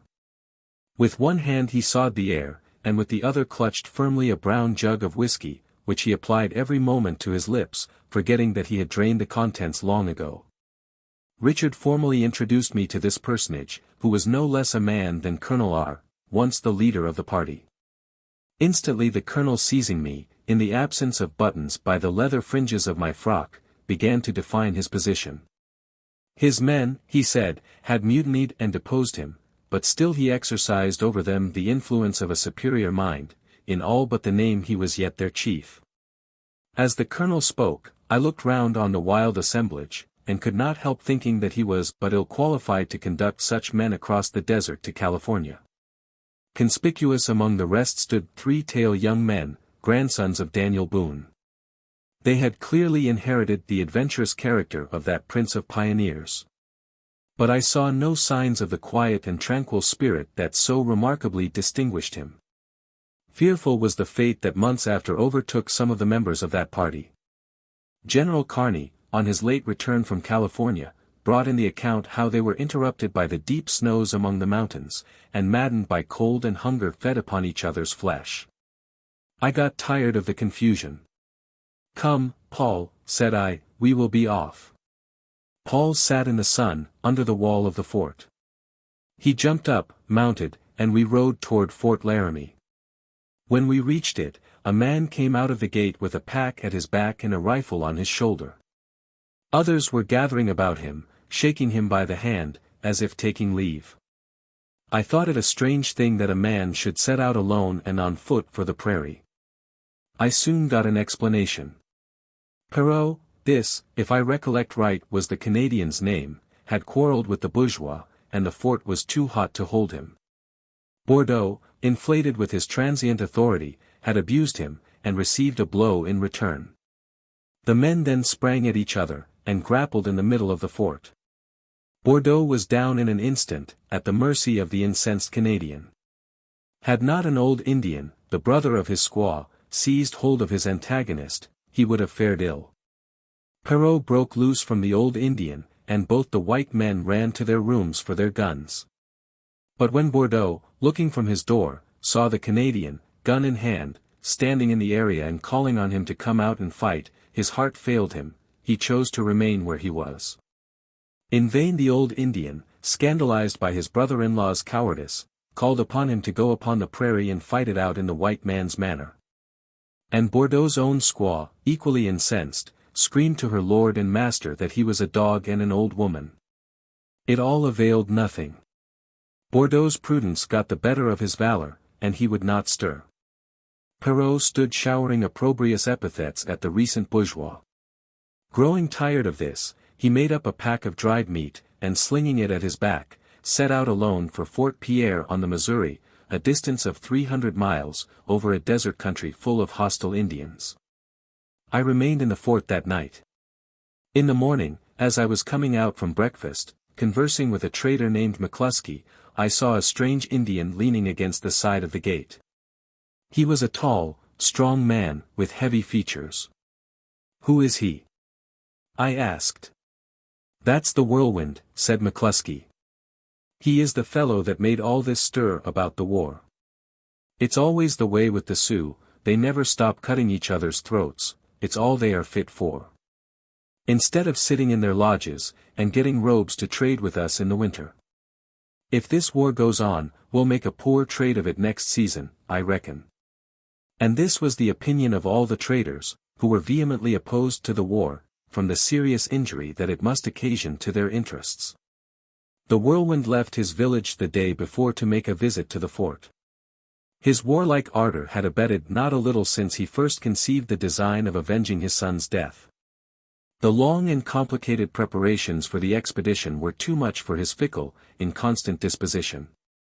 That morning Bordeaux fastened upon him, made him presents and told him that if he went to war he would destroy his horses and kill no buffalo to trade with the white men. In short, that he was a fool to think of such a thing, and had better make up his mind to sit quietly in his lodge and smoke his pipe, like a wise man. The Whirlwind's purpose was evidently shaken. He had become tired, like a child, of his favorite plan. Bordeaux exultingly predicted that he would not go to war. My philanthropy at that time was no match for my curiosity, and I was vexed at the possibility that after all I might lose the rare opportunity of seeing the formidable ceremonies of war. The Whirlwind, however, had merely thrown the firebrand. The conflagration was become general. All the western bands of the Dakota were bent on war. And as I heard from McCluskey, 6 large villages already gathered on a little stream, 40 miles distant, were daily calling to the Great Spirit to aid them in their enterprise. McCluskey had just left and represented them as on their way to La Bonte's camp, which they would reach in a week, unless they should learn that there were no buffalo there. I did not like this condition, for buffalo this season were rare in the neighborhood. There were also the 2 Miniconjou villages that I mentioned before. But about noon, an Indian came from Richard's fort with the news that they were quarreling, breaking up, and dispersing. So much for the whiskey of the emigrants. Finding themselves unable to drink the whole, they had sold the residue to these Indians, and it needed no prophet to foretell the results. A spark dropped into a powder magazine would not have produced a quicker effect. Instantly the old jealousies and rivalries and smothered feuds that exist in an Indian village broke out into furious quarrels. They forgot the warlike enterprise that had already brought them 300 miles. They seemed like ungoverned children inflamed with the fiercest passions of men.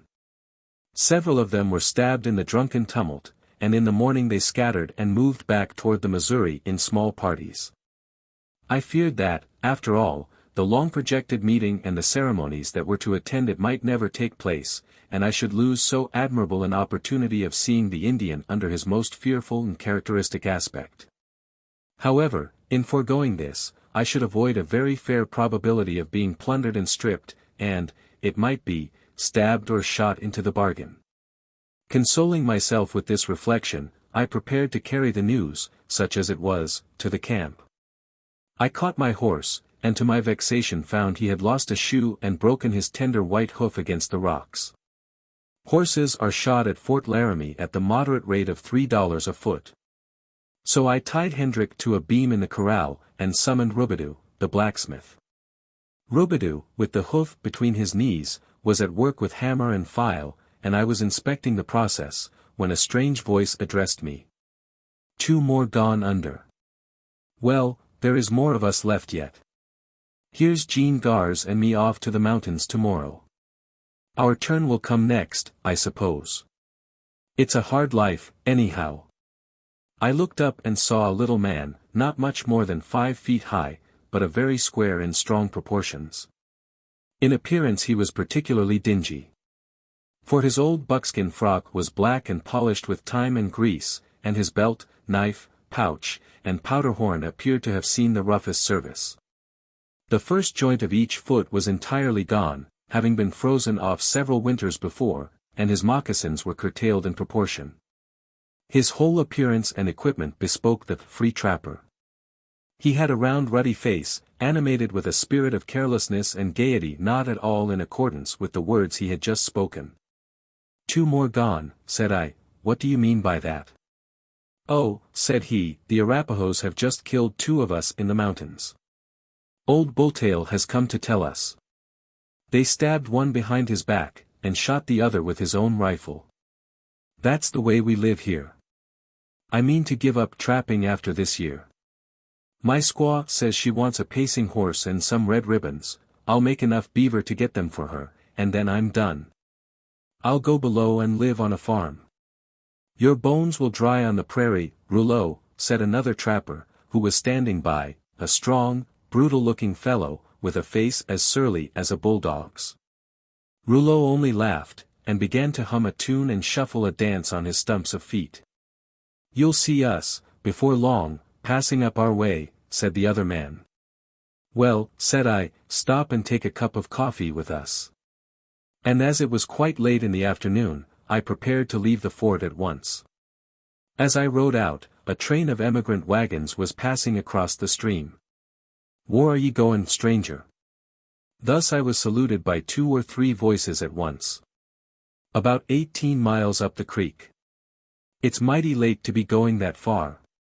"Make haste, ye'd better, and keep a bright lookout for Indians." I thought the advice too good to be neglected. Fording the stream, I passed at a round trot over the plains beyond. But, the more haste, the worse speed. I proved the truth in the proverb by the time I reached the hills 3 miles from the fort. The trail was faintly marked, and riding forward with more rapidity than caution, I lost sight of it. I kept on in a direct line, guided by Laramie Creek, which I could see at intervals darkly glistening in the evening sun, at the bottom of the woody gulf on my right. Half an hour before sunset I came upon its banks. There was something exciting in the wild solitude of the place. An antelope sprang suddenly from the sagebushes before me. As he leaped gracefully not 30 yards before my horse, I fired, and instantly he spun round and fell. Quite sure of him, I walked my horse toward him, leisurely reloading my rifle, when to my surprise he sprang up and trotted rapidly away on 3 legs into the dark recesses of the hills, whither I had no time to follow. 10 minutes after, I was passing along the bottom of a deep valley, and chancing to look behind me, I saw in the dim light that something was following. Supposing it to be wolf, I slid from my seat and sat down behind my horse to shoot it. But as it came up, I saw by its motions that it was another antelope. It approached within 100 yards, arched its graceful neck, and gazed intently. I leveled at the white spot on its chest, and was about to fire when it started off, ran first to one side and then to the other, like a vessel tacking against a wind, and at last stretched away at full speed. Then it stopped again, looked curiously behind it, and trotted up as before, but not so boldly, for it soon paused and stood gazing at me. I fired, it leaped upward and fell upon its tracks. Measuring the distance, I found it 204 paces. When I stood by his side, the antelope turned his expiring eye upward. It was like a beautiful woman's, dark and rich. Fortunate that I am in a hurry, thought I might be troubled with remorse, if I had time for it. Cutting the animal up, not in the most skilled manner, I hung the meat at the back of my saddle, and rode on again. The hills, I could not remember one of them, closed around me. It is too late, thought I, to go forward. I will stay here tonight, and look for the path in the morning. As a last effort, however, I ascended a high hill, from which, to my great satisfaction, I could see Laramie Creek stretching before me, twisting from side to side amid ragged patches of timber. And far off, close beneath the shadows of the trees, the ruins of the old trading fort were visible. I reached them at twilight. It was far from pleasant, in that uncertain light, to be pushing through the dense trees and shrubbery of the grove beyond. I listened anxiously for the footfall of man or beast. Nothing was stirring but one harmless brown bird, chirping among the branches. I was glad when I gained the open prairie once more, where I could see if anything approached. When I came to the mouth of Chugwater, it was totally dark. Slackening the reins, I let my horse take his own course. He trotted on with unerring instinct, and by 9 o'clock was scrambling down the steep ascent into the meadows where we were encamped. While I was looking in vain for the light of the fire, Hendrik, with keener perceptions, gave a loud neigh, which was immediately answered in a shrill note from the distance. In a moment I was hailed from the darkness by the voice of Raynal, who had come out, rifle in hand, to see who was approaching. He, with his squaw, the 2 Canadians and the Indian boys, were the sole inmates of the camp, Shaw and Henry Chatillon being still absent. At noon of the following day they came back, their horses looking none the better for the journey. Henry seemed dejected. The woman was dead, and his children must henceforward be exposed, without a protector, to the hardships and vicissitudes of Indian life. Even in the midst of his grief he had not forgotten his attachment to his bourgeois, for he had procured among his Indian relatives 2 beautifully ornamented buffalo robes, which he spread on the ground as a present to us. Shaw lighted his pipe, and told me in a few words the history of his journey. When I went to the fort they left me, as I mentioned, at the mouth of Chugwater. They followed the course of the little stream all day, traversing a desolate and barren country. Several times they came upon the fresh traces of a large war party, the same, no doubt, from whom we had so narrowly escaped an attack. At an hour before sunset, without encountering a human being by the way, they came upon the lodges of the squaw and her brothers, who, in compliance with Henry's message, had left the Indian village in order to join us at our camp. The lodges were already pitched, 5 in number, by the side of the stream. The woman lay in one of them, reduced to a mere skeleton.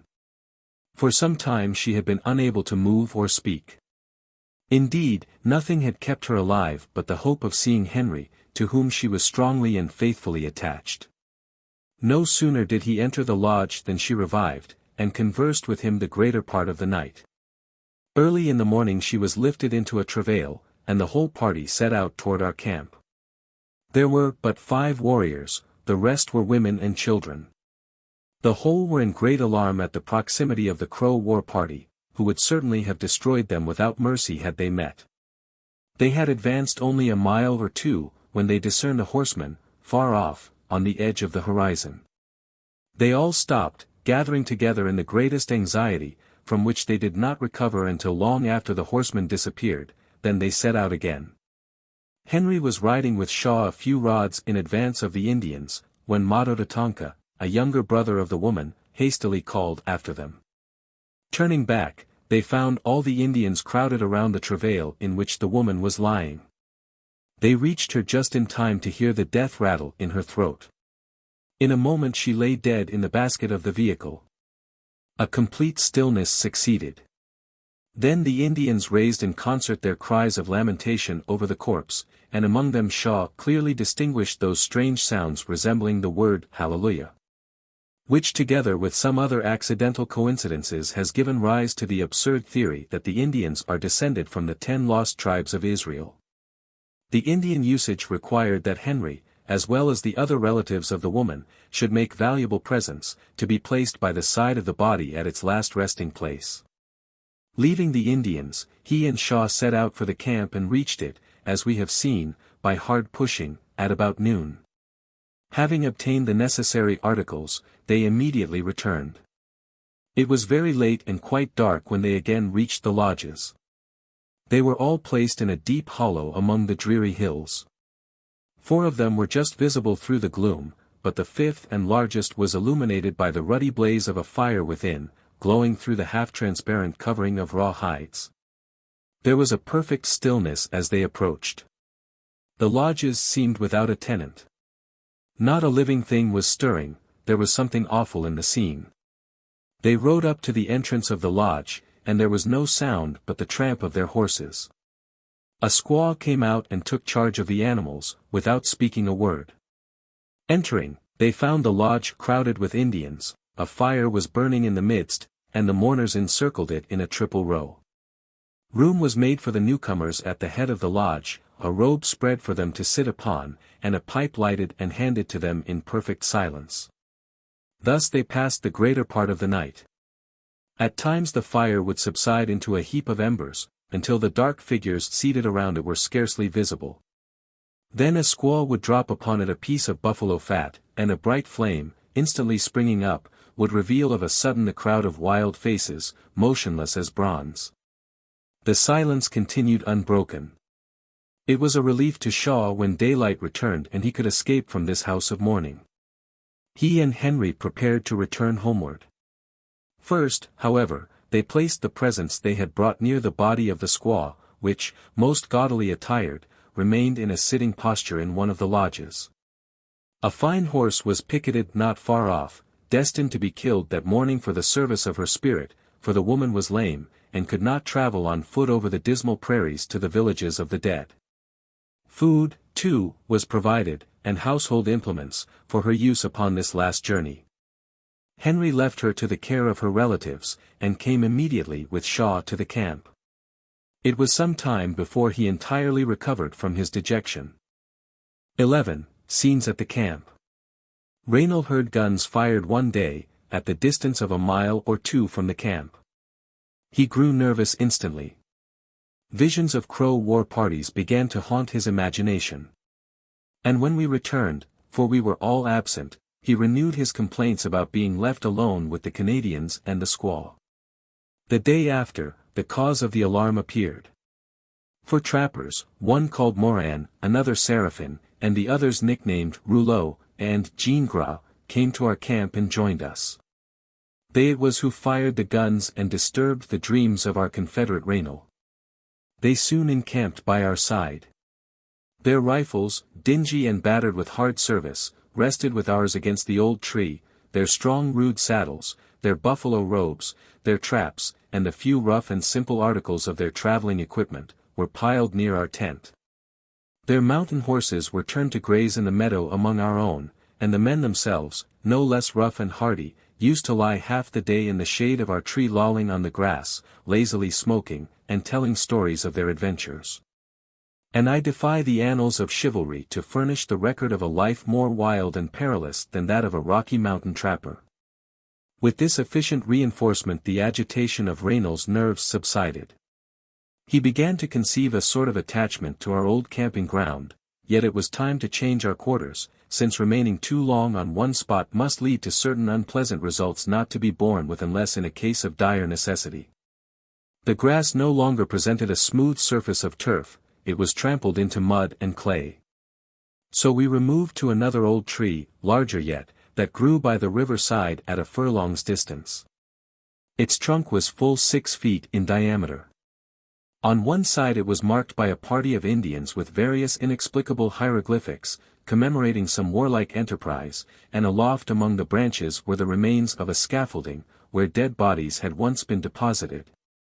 After the Indian manner. "There comes Bull Bear," said Henry Chatillon, as we sat on the grass at dinner. Looking up, we saw several horsemen coming over the neighboring hill, and in a moment 4 stately young men rode up and dismounted. One of them was Bull Bear, or Mato Tatonka, a compound name which he inherited from his father, the most powerful chief in the Ogallalla band. One of his brothers and 2 other young men accompanied him. We shook hands with the visitors, and when we had finished our meal, for this is the orthodox manner of entertaining Indians, even the best of them, we handed to each a tin cup of coffee and a biscuit. At which they ejaculated from the bottom of their throats, "How How, a monosyllable by which an Indian contrives to express half the emotions that he is susceptible of. Then we lighted the pipe, and passed it to them as they squatted on the ground. "Where is the village?" "There," said Tatonka, pointing southward, "it will come in 2 days." "Will they go to the war?" "Yes. No man is a philanthropist on the prairie." We welcomed this news most cordially, and congratulated ourselves that Bordeaux's interested efforts to divert the whirlwind from his congenial vocation of bloodshed had failed of success. And that no additional obstacles would interpose between us and our plan of repairing to the rendezvous at Laban's camp. For that in several succeeding days, Tatonka and his friends remained our guests. They devoured the relics of our meals, they filled the pipe for us and also helped us to smoke it. Sometimes they stretched themselves side by side in the shade, indulging in raillery and practical jokes ill becoming the dignity of brave and aspiring warriors, such as 2 of them in reality were. 2 days dragged away, and on the morning of the 3rd we hoped confidently to see the Indian village. It did not come, so we rode out to look for it. In place of the 800 Indians we expected, we met one solitary savage riding toward us over the prairie, who told us that the Indians had changed their plans, and would not come within 3 days. Still he persisted that they were going to the war. Taking along with us this messenger of evil tidings, we retraced our footsteps to the camp, amusing ourselves by the way with execrating Indian inconstancy. When we came in sight of our little white tent under the big tree, we saw that it no longer stood alone. A huge old lodge was erected close by its side, discolored by rain and storms, rotted with age, with the uncouth figures of horses and men, and outstretched hands that were painted upon it, well nigh obliterated. The long poles which supported this squalid habitation thrust themselves rakishly out from its pointed top, and over its entrance were suspended a medicine pipe and various other implements of the magic art. While we were yet at a distance, we observed a greatly increased population of various colors and dimensions, swarming around our quiet encampment. Moran, the trapper, having been absent for a day or 2, had returned, it seemed, bringing all his family with him. He had taken to himself a wife for whom he had paid the established price of 1 horse. This looks cheap at first sight, but in truth the purchase of a squaw is a transaction which no man should enter into without mature deliberation, since it involves not only the payment of the first price, but the formidable burden of feeding and supporting a rapacious horde of the bride's relatives, who hold themselves entitled to feed upon the indiscreet white man. They gather round like leeches, and drain him of all he has. Moran, like Raynal, had not allied himself to an aristocratic circle. His relatives occupied but a contemptible position in Ogallalla society.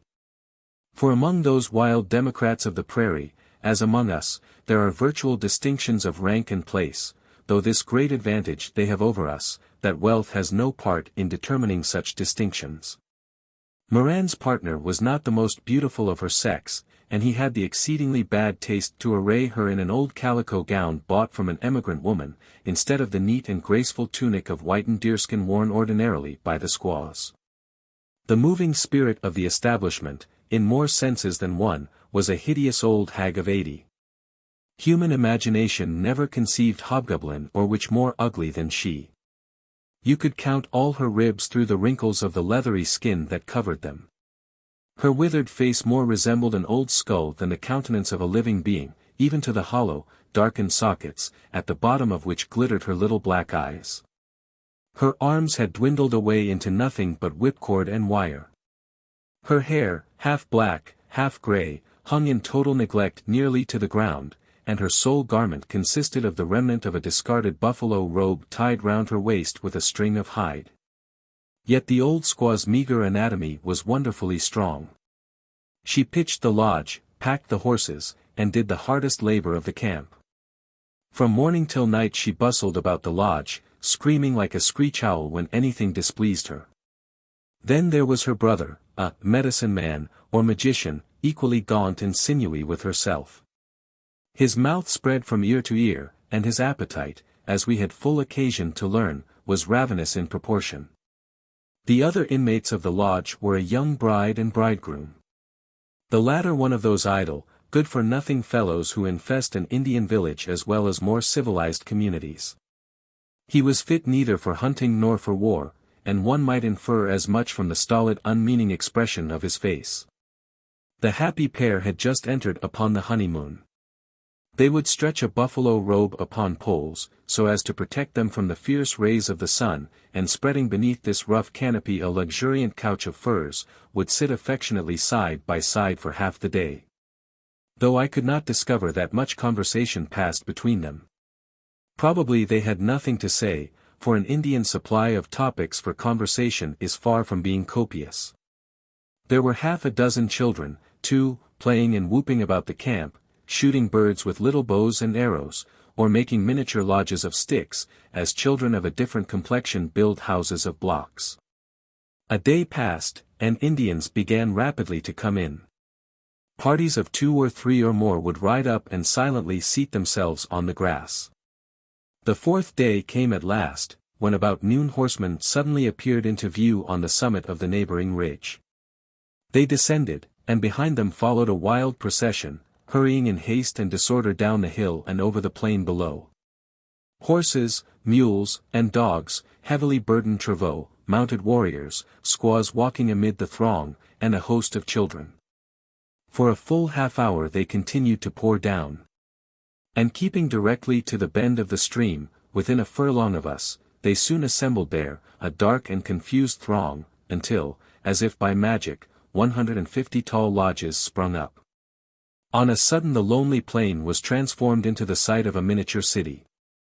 Countless horses were soon grazing over the meadows around us, and the whole prairie was animated by restless figures careening on horseback, or sedately stalking in their long white robes. The whirlwind was come at last. One question yet remained to be answered: will he go to the war, in order that we, with so respectable an escort, may pass over to the somewhat perilous rendezvous at Labonte's camp? Still this remained in doubt. Characteristic indecision perplexed their counsels. Indians cannot act in large bodies. Though their object be of the highest importance, they cannot combine to attain it by a series of connected efforts. King Philip, Pontiac, and Tecumseh all felt this to their cost. The Ogallalla once had a war chief who could control them, but he was dead, and now they were left to the sway of their own unsteady impulses. This Indian village and its inhabitants will hold a prominent place in the rest of the narrative, and perhaps it may not be amiss to glance for an instant at the savage people of which they form a part. The Dakota, I prefer this national designation to the unmeaning French name, Sioux, range over a vast territory, from the river St. Peter's to the Rocky Mountains themselves. They are divided into several independent bands, united under no central government, and acknowledge no common head. The same language, usages, and superstitions form the sole bond between them. They do not unite even in their wars. The bands of the east fight the Ojibways on the upper lakes, those of the west make incessant war upon the Snake Indians in the Rocky Mountains. As the whole people is divided into bands, so each band is divided into villages. Each village has a chief, who is honored and obeyed only so far as his personal qualities may command respect and fear. Sometimes he is a mere nominal chief.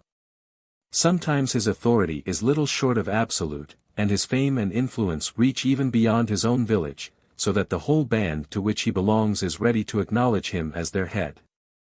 This was, a few years since, the case with the Ogallalla. Courage, address, and enterprise may raise any warrior to the highest honor, especially if he be the son of a former chief, or a member of a numerous family, to support him and avenge his quarrels. But when he has reached the dignity of chief, and the old men and warriors, by a peculiar ceremony, have formally installed him, let it not be imagined that he assumes any of the outward semblances of rank and honor. He knows too well on how frail a tenure he holds his station. He must conciliate his uncertain subjects. Many a man in the village lives better, owns more squaws and more horses, and goes better clad than he. Like the Teutonic chiefs of old, he ingratiates himself with his young men by making them presents, thereby often impoverishing himself. Does he fail in gaining their favor, they will set his authority at naught, and may desert him at any moment. For the usages of his people have provided no sanctions by which he may enforce his authority. Very seldom does it happen, at least among these western bands, that a chief attains to much power, unless he is the head of a numerous family. Frequently the village is principally made up of his relatives and descendants, and the wandering community assumes much of the patriarchal character. A people so loosely united, torn, too, with ranking feuds and jealousies, can have little power or efficiency. The western Dakota have no fixed habitations. Hunting and fighting, they wander incessantly through summer and winter. Some are following the herds of buffalo over the waste of prairie. Others are traversing the Black Hills, thronging on horseback and on foot through the dark gulfs and somber gorges beneath the vast splintering precipices, and emerging at last upon the parks, those beautiful but most perilous hunting grounds. The buffalo supplies them with almost all the necessaries of life, with habitations, food, clothing, and fuel. With strings for their bows, with thread, cordage, and trail ropes for their horses, with coverings for their saddles, with vessels to hold water, with boats to cross streams, with glue. And with the means of purchasing all that they desire from the traders.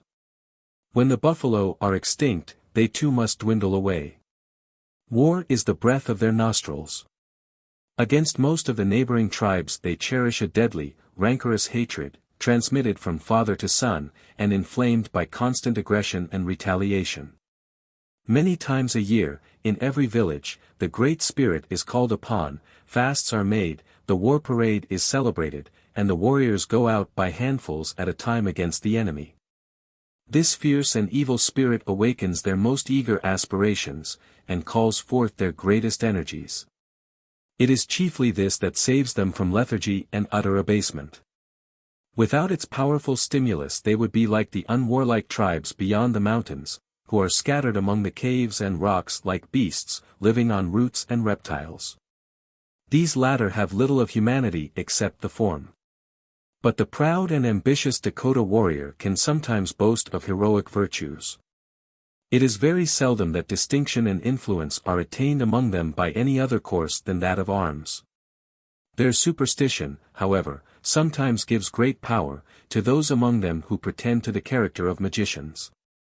Their wild hearts, too, can feel the power of oratory, and yield deference to the masters of it. But to return. Look into our tent, or enter, if you can bear the stifling smoke and the close atmosphere. There, wedged close together, you will see a circle of stout warriors, passing the pipe around, joking, telling stories, and making themselves merry, after their fashion. We were also infested by little copper-colored naked boys and snake-eyed girls. They would come up to us, muttering certain words, which being interpreted conveyed the concise invitation, "Come and eat." Then we would rise, cursing the pertinacity of Dakota hospitality, which allowed scarcely an hour of rest between sun and sun, and to which we were bound to do honor, unless we would offend our entertainers. This necessity was particularly burdensome to me, as I was scarcely able to walk, from the effects of illness, and was of course poorly qualified to dispose of 20 meals a day. Of these sumptuous banquets I gave a specimen in a former chapter, where the tragical fate of the little dog was chronicled. So bounteous an entertainment looks like an outgushing of goodwill. But doubtless one half at least of our kind hosts, had they met us alone and unarmed on the prairie, would have robbed us of our horses, and perchance have bestowed an arrow upon us beside. Trust not an Indian. Let your rifle be ever in your hand. Wear next your heart the old chivalric motto Semper Paratus. One morning we were summoned to the lodge of an old man, in good truth the Nestor of his tribe. We found him half sitting, half reclining on a pile of buffalo robes. His long hair, jet black even now, though he had seen some 80 winters, hung on either side of his thin features. Those most conversant with Indians in their homes will scarcely believe me when I affirm that there was dignity in his countenance and mien. His gaunt but symmetrical frame did not more clearly exhibit the wreck of bygone strength, than did his dark, wasted features, still prominent and commanding, bear the stamp of mental energies. I recalled, as I saw him, the eloquent metaphor of the Iroquois sachem, "I am an aged hemlock, the winds of 100 winters have whistled through my branches, and I am dead at the top. Opposite the patriarch was his nephew, the young aspirant Matotatonka, and besides these, there were 1 or 2 women in the lodge.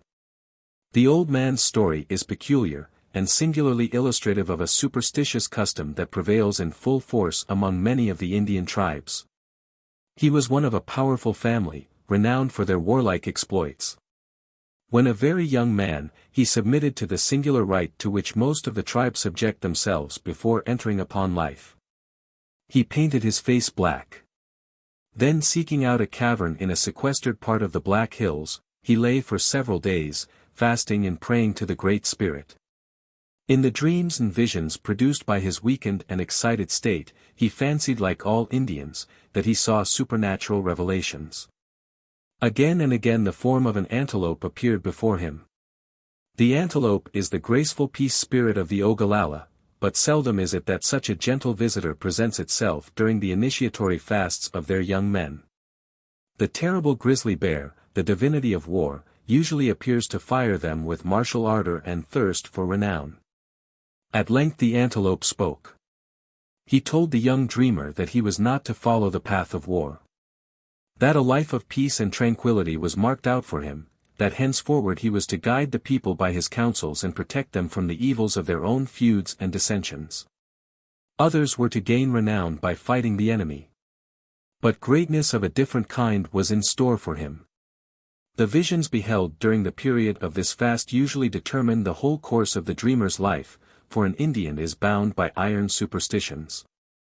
From that time, Lilborn, which was the only name by which we knew him, abandoned all thoughts of war and devoted himself to the labors of peace. He told his vision to the people. They honored his commission and respected him in his novel capacity. A far different man was his brother, Matotatonka, who had transmitted his names, his features, and many of his characteristic qualities to his son. He was the father of Henry Chitilon's squaw, a circumstance which proved of some advantage to us, as securing for us the friendship of a family perhaps the most distinguished and powerful in the whole Ogallalla band. Matotatonka, in his rude way, was a hero. No chief could vie with him in warlike renown, or in power over his people. He had a fearless spirit, and a most impetuous and inflexible resolution. His will was law.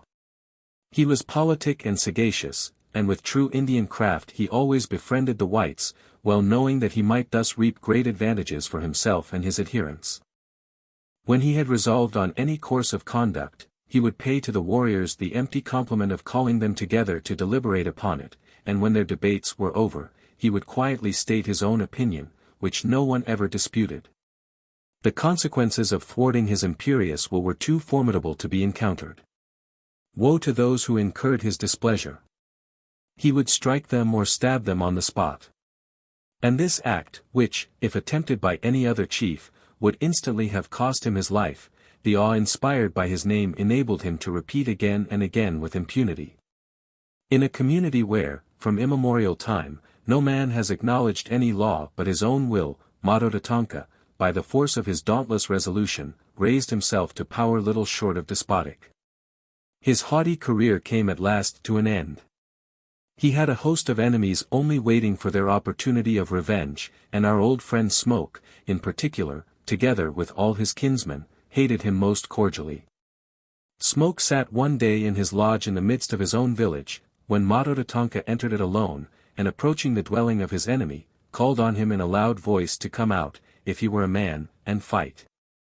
Smoke would not move. At this, Matotatonka proclaimed him a coward and an old woman, and striding close to the entrance of the lodge, stabbed the chief's best horse, which was picketed there. Smoke was daunted, and even this insult failed to call him forth. Matotatonka moved haughtily away, all made way for him, but his hour of reckoning was near.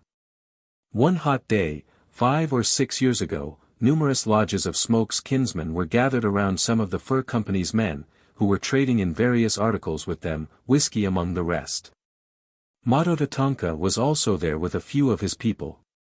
As he lay in his own lodge, a fray arose between his adherents and the kinsmen of his enemy. The war whoop was raised, bullets and arrows began to fly, and the camp was in confusion. The chief sprang up, and rushing in a fury from the lodge shouted to the combatants on both sides to cease.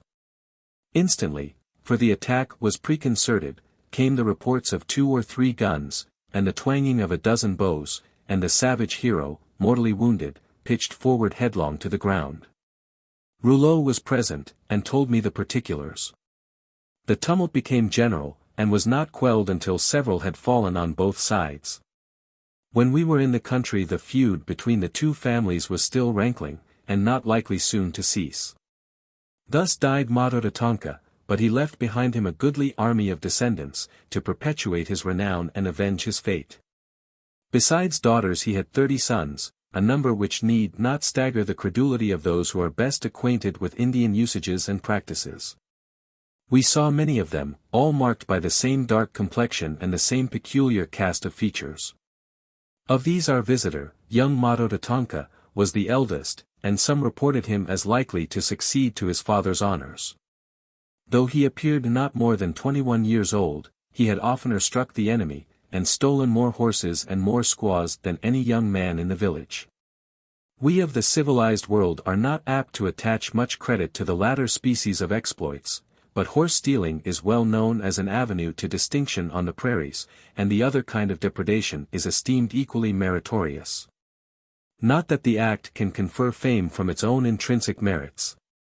Anyone can steal a squaw, and if he chooses afterward to make an adequate present to her rightful proprietor, the easy husband for the most part rests content, his vengeance falls asleep, and all danger from that quarter is averted. Yet this is esteemed but a pitiful and mean-spirited transaction. The danger is averted, but the glory of the achievement also is lost. Mado Tatonka proceeded after a more gallant and dashing fashion. Out of several dozen squaws whom he had stolen, he could boast that he had never paid for one, but snapping his fingers in the face of the injured husband, had defied the extremity of his indignation. And no one yet had dared to lay the finger of violence upon him. He was following close in the footsteps of his father.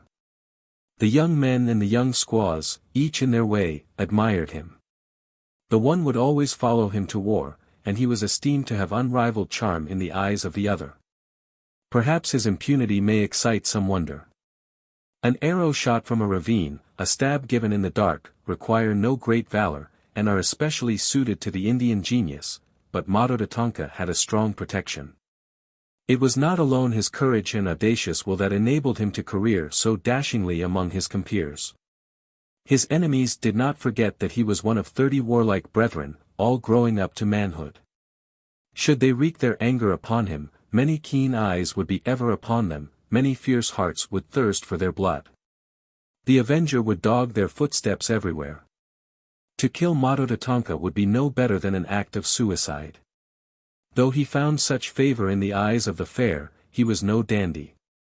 As among us those of highest worth and breeding are most simple in manner and attire, so our aspiring young friend was indifferent to the gaudy trappings and ornaments of his companions. He was content to rest his chances of success upon his own warlike merits. He never arrayed himself in gaudy blanket and glittering necklaces, but left his statue-like form, limbed like an Apollo of bronze, to win its way to favor. His voice was singularly deep and strong. It sounded from his chest like the deep notes of an organ.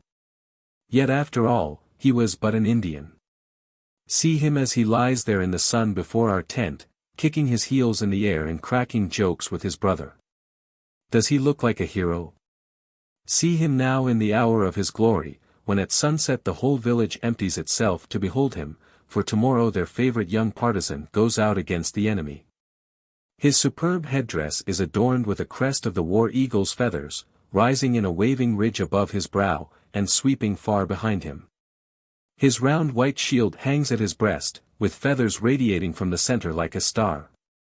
His quiver is at his back, his tall lance in his hand, the iron point flashing against the declining sun, while the long scalp locks of his enemies flutter from the shaft. Thus, gorgeous as a champion in his panoply, he rides round and round within the great circle of lodges, balancing with a graceful buoyancy to the free movements of his war horse, while with a sedate brow he sings his song to the Great Spirit.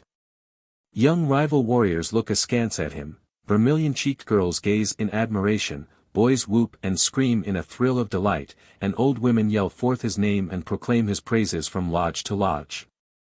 Motto Tatanka, to come back to him, was the best of all our Indian friends. Hour after hour and day after day, when swarms of savages of every age, sex, and degree beset our camp, he would lie in our tent, his lynx eye ever open to guard our property from pillage. The whirlwind invited us one day to his lodge. The feast was finished, and the pipe began to circulate. It was a remarkably large and fine one, and I expressed my admiration of its form and dimensions. If the Maniska likes the pipe, asked the whirlwind, why does he not keep it? Such a pipe among the Ogallalla is valued at the price of a horse. A princely gift, thinks the reader, and worthy of a chieftain and a warrior. The whirlwind's generosity rose to no such pitch. He gave me the pipe, confidently expecting that I in return should make him a present of equal or superior value. This is the implied condition of every gift among the Indians as among the Orientals, and should it not be complied with the present is usually reclaimed by the giver. So I arranged upon a gaudy calico handkerchief, an assortment of vermilion, tobacco, knives, and gunpowder, and summoning the chief to camp, assured him of my friendship and begged his acceptance of a slight token of it. Ejaculating how? How? He folded up the offerings and withdrew to his lodge. Several days passed and we and the Indians remained encamped side by side. They could not decide whether or not to go to war. Toward evening, scores of them would surround our tent, a picturesque group. Late one afternoon a party of them mounted on horseback came suddenly in sight from behind some clumps of bushes that lined the bank of the stream, leading with them a mule, on whose back was a wretched Negro, only sustained in his seat by the high pommel and cantle of the Indian saddle. His cheeks were withered and shrunken in the hollow of his jaws, his eyes were unnaturally dilated, and his lips seemed shriveled and drawn back from his teeth like those of a corpse. When they brought him up before our tent, and lifted him from the saddle, he could not walk or stand, but he crawled a short distance, and with a look of utter misery sat down on the grass. All the children and women came pouring out of the lodges round us, and with screams and cries made a close circle about him, while he sat supporting himself with his hands, and looking from side to side with a vacant stare. The wretch was starving to death. For 33 days he had wandered alone on the prairie, without weapon of any kind, without shoes, moccasins, or any other clothing than an old jacket and pantaloons.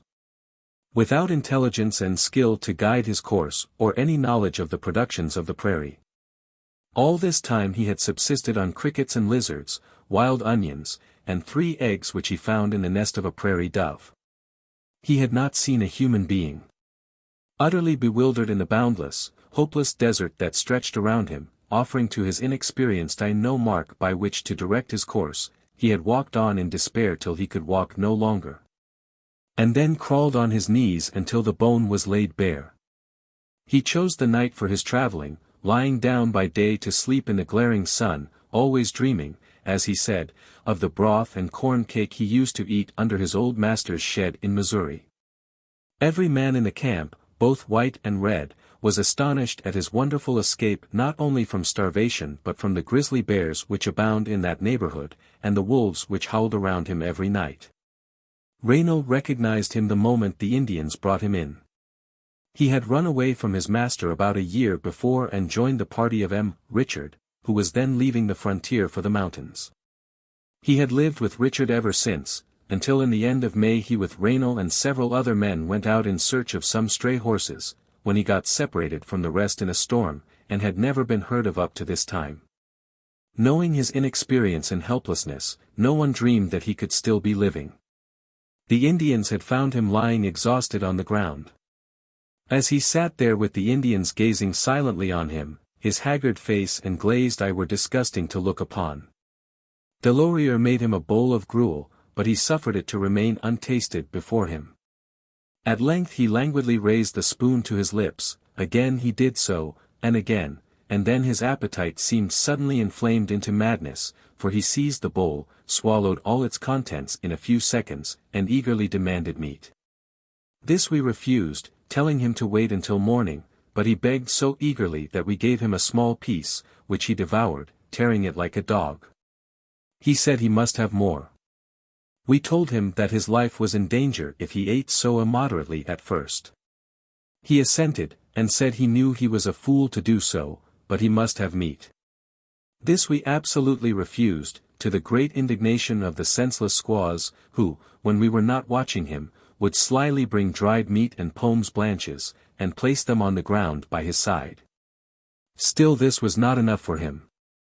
When it grew dark he contrived to creep away between the legs of the horses and crawl over to the Indian village, about a furlong down the stream.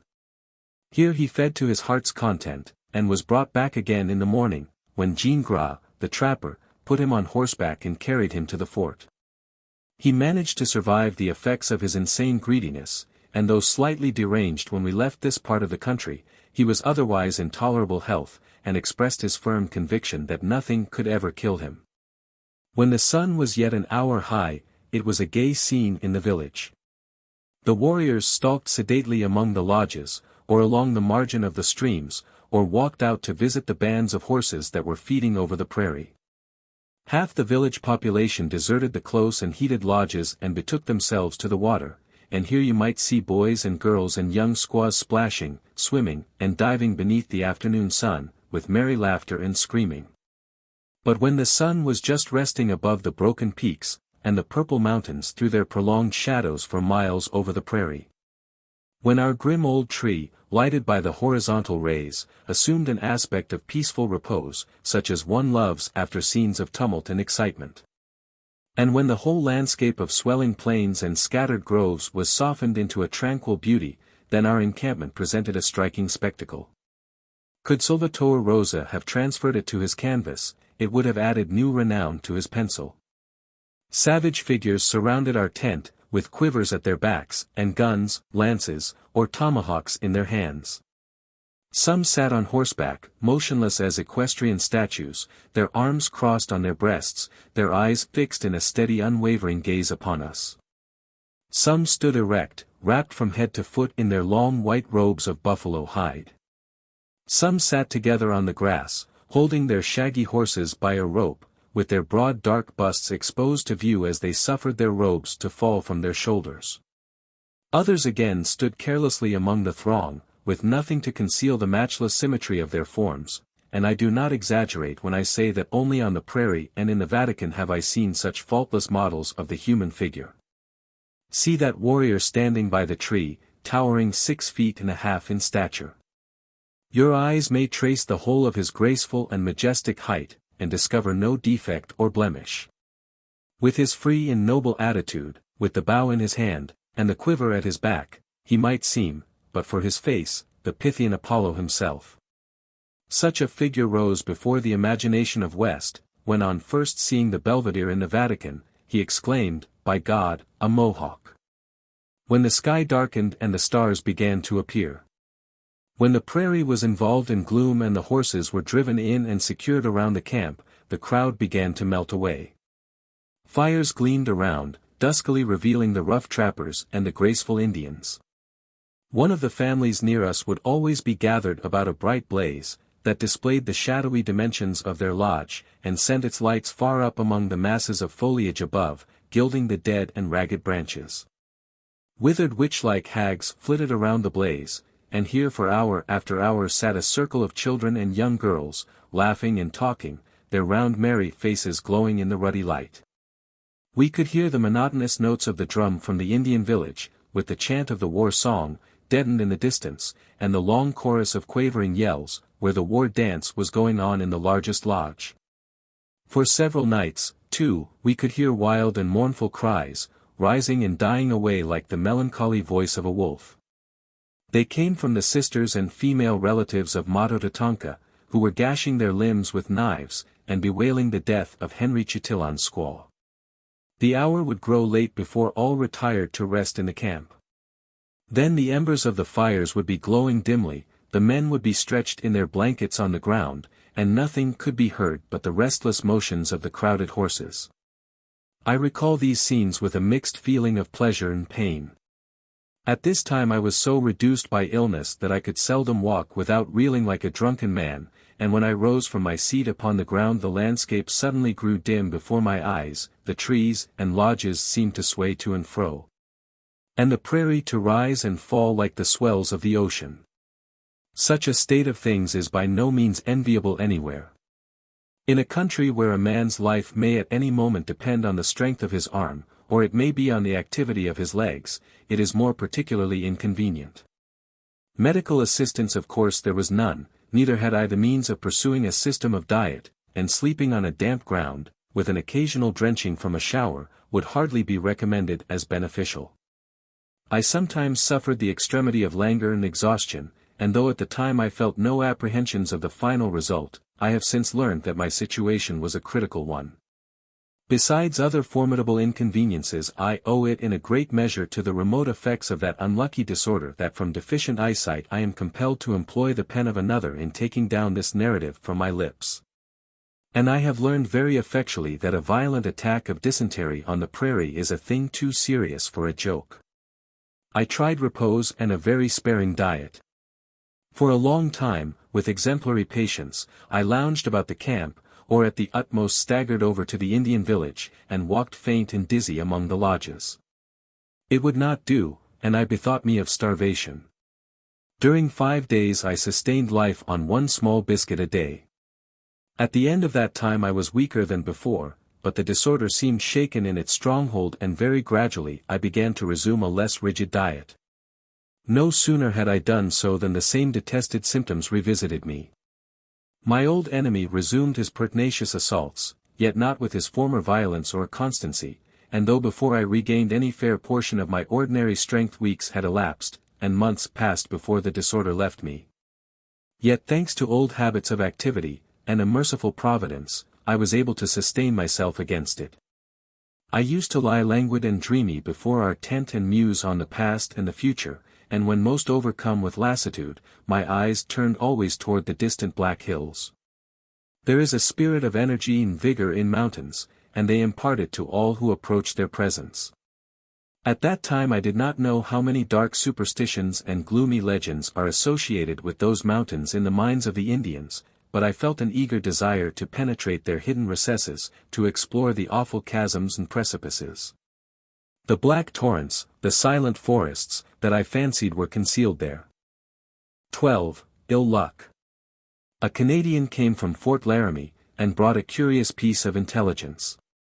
A trapper, fresh from the mountains, had become enamored of a Missouri damsel belonging to a family who with other emigrants had been for some days encamped in the neighborhood of the fort. If bravery be the most potent charm to win the favor of the fair, then no wooer could be more irresistible than a Rocky Mountain trapper. In the present instance, the suit was not urged in vain. The lovers concerted a scheme, which they proceeded to carry into effect with all possible dispatch. The emigrant party left the fort, and on the next succeeding night but one encamped as usual, and placed a guard. A little after midnight the enamored trapper drew near, mounted on a strong horse and leading another by the bridle. Fastening both animals to a tree, he stealthily moved toward the wagons, as if he were approaching a band of buffalo. Eluding the vigilance of the guard, who was probably half asleep, he met his mistress by appointment at the outskirts of the camp, mounted her on his spare horse, and made off with her through the darkness. The sequel of the adventure did not reach our ears, and we never learned how the imprudent fair one liked an Indian lodge for a dwelling, and a reckless trapper for a bridegroom. At length the whirlwind and his warriors determined to move. They had resolved after all their preparations not to go to the rendezvous at La Bonte's camp, but to pass through the Black Hills and spend a few weeks in hunting the buffalo on the other side. Until they had killed enough to furnish them with a stock of provisions and with hides to make their lodges for the next season. This done, they were to send out a small independent war party against the enemy. Their final determination left us in some embarrassment. Should we go to La Bonte's camp, it was not impossible that the other villages would prove as vacillating and indecisive as the whirlwinds, and that no assembly whatever would take place. Our old companion Raynal had conceived a liking for us, or rather for our biscuit and coffee, and for the occasional small presents which we made him. He was very anxious that we should go with the village which he himself intended to accompany. He declared he was certain that no Indians would meet at the rendezvous, and said moreover that it would be easy to convey our cart and baggage through the Black Hills. In saying this, he told as usual an egregious falsehood. Neither he nor any white man with us had ever seen the difficult and obscure defile through which the Indians intended to make their way. I passed them afterward, and had much ado to force my distressed horse along the narrow ravines, and through chasms where daylight could scarcely penetrate. Our cart might as easily have been conveyed over the summit of Pike's Peak. Anticipating the difficulties and uncertainties of an attempt to visit the rendezvous, we recalled the old proverb about a bird in the hand, and decided to follow the village. Both camps, the Indians and our own, broke up on the morning of the 1st of July. I was so weak that the aid of a potent auxiliary, a spoonful of whiskey swallowed at short intervals, alone enabled me to sit on my hardy little mare Pauline through the short journey of that day. For half a mile before us and half a mile behind, the prairie was covered far and wide with the moving throng of savages. The barren, broken plain stretched away to the right and left, and far in front rose the gloomy precipitous ridge of the Black Hills. We pushed forward to the head of the scattered column, passing the burdened travois, the heavily laden pack horses, the gaunt old women on foot, the gay young squaws on horseback, the restless children running among the crowd. Old men striding along in their white buffalo robes, and groups of young warriors mounted on their best horses. Henry Chatillon, looking backward over the distant prairie, exclaimed suddenly that a horseman was approaching, and in truth we could just discern a small black speck slowly moving over the face of a distant swell, like a fly creeping on a wall. It rapidly grew larger as it approached. "White man, I believe," said Henry, "look how he ride. Indian never ride that way." Yes, he got rifle on the saddle before him. The horseman disappeared in a hollow of the prairie, but we soon saw him again, and as he came riding at a gallop toward us through the crowd of Indians, his long hair streaming in the wind behind him, we recognized the ruddy face and old buckskin frock of Jean Gras the trapper. He was just arrived from Fort Laramie, where he had been on a visit, and said he had a message for us. A trader named Bisonet, one of Henry's friends, was lately come from the settlements, and intended to go with a party of men to La Bonte's camp, where, as Jean Gras assured us, 10 or 12 villages of Indians would certainly assemble. Bisonet desired that we would cross over and meet him there, and promised that his men should protect our horses and baggage while we went among the Indians. Shaw and I stopped our horses and held a council, and in an evil hour resolved to go. For the rest of that day's journey our course and that of the Indians was the same. In less than an hour we came to where the high barren prairie terminated, sinking down abruptly in steep descent. And standing on these heights, we saw below us a great level meadow. Laramie Creek bounded it on the left, sweeping along in the shadow of the declivities, and passing with its shallow and rapid current just below us. We sat on horseback, waiting and looking on, while the whole savage array went pouring past us, hurrying down the descent and spreading themselves over the meadow below. In a few moments the plain was swarming with the moving multitude, some just visible, like specks in the distance, others still passing on, pressing down, and fording the stream with bustle and confusion.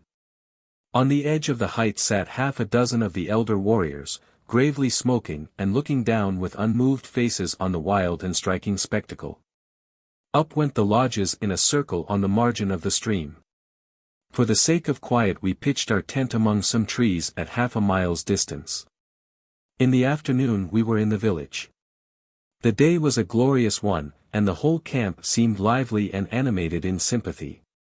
Groups of children and young girls were laughing gaily on the outside of the lodges.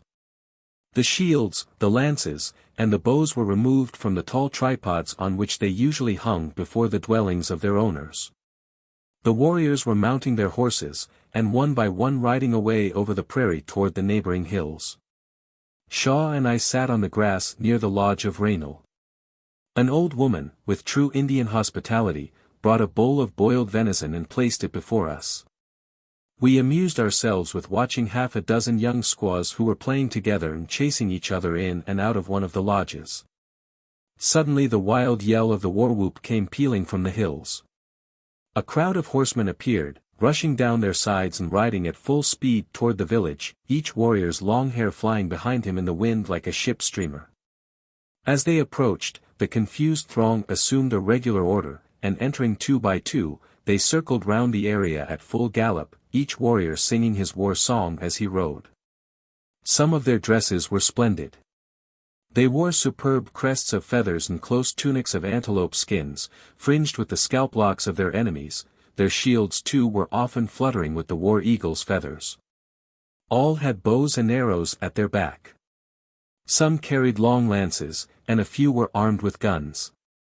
The White Shield, their partisan, rode in gorgeous attire at their head, mounted on a black and white horse. Tatanka and his brothers took no part in this parade, for they were in mourning for their sister, and were all sitting in their lodges, their bodies bedaubed from head to foot with white clay, and a lock of hair cut from each of their foreheads.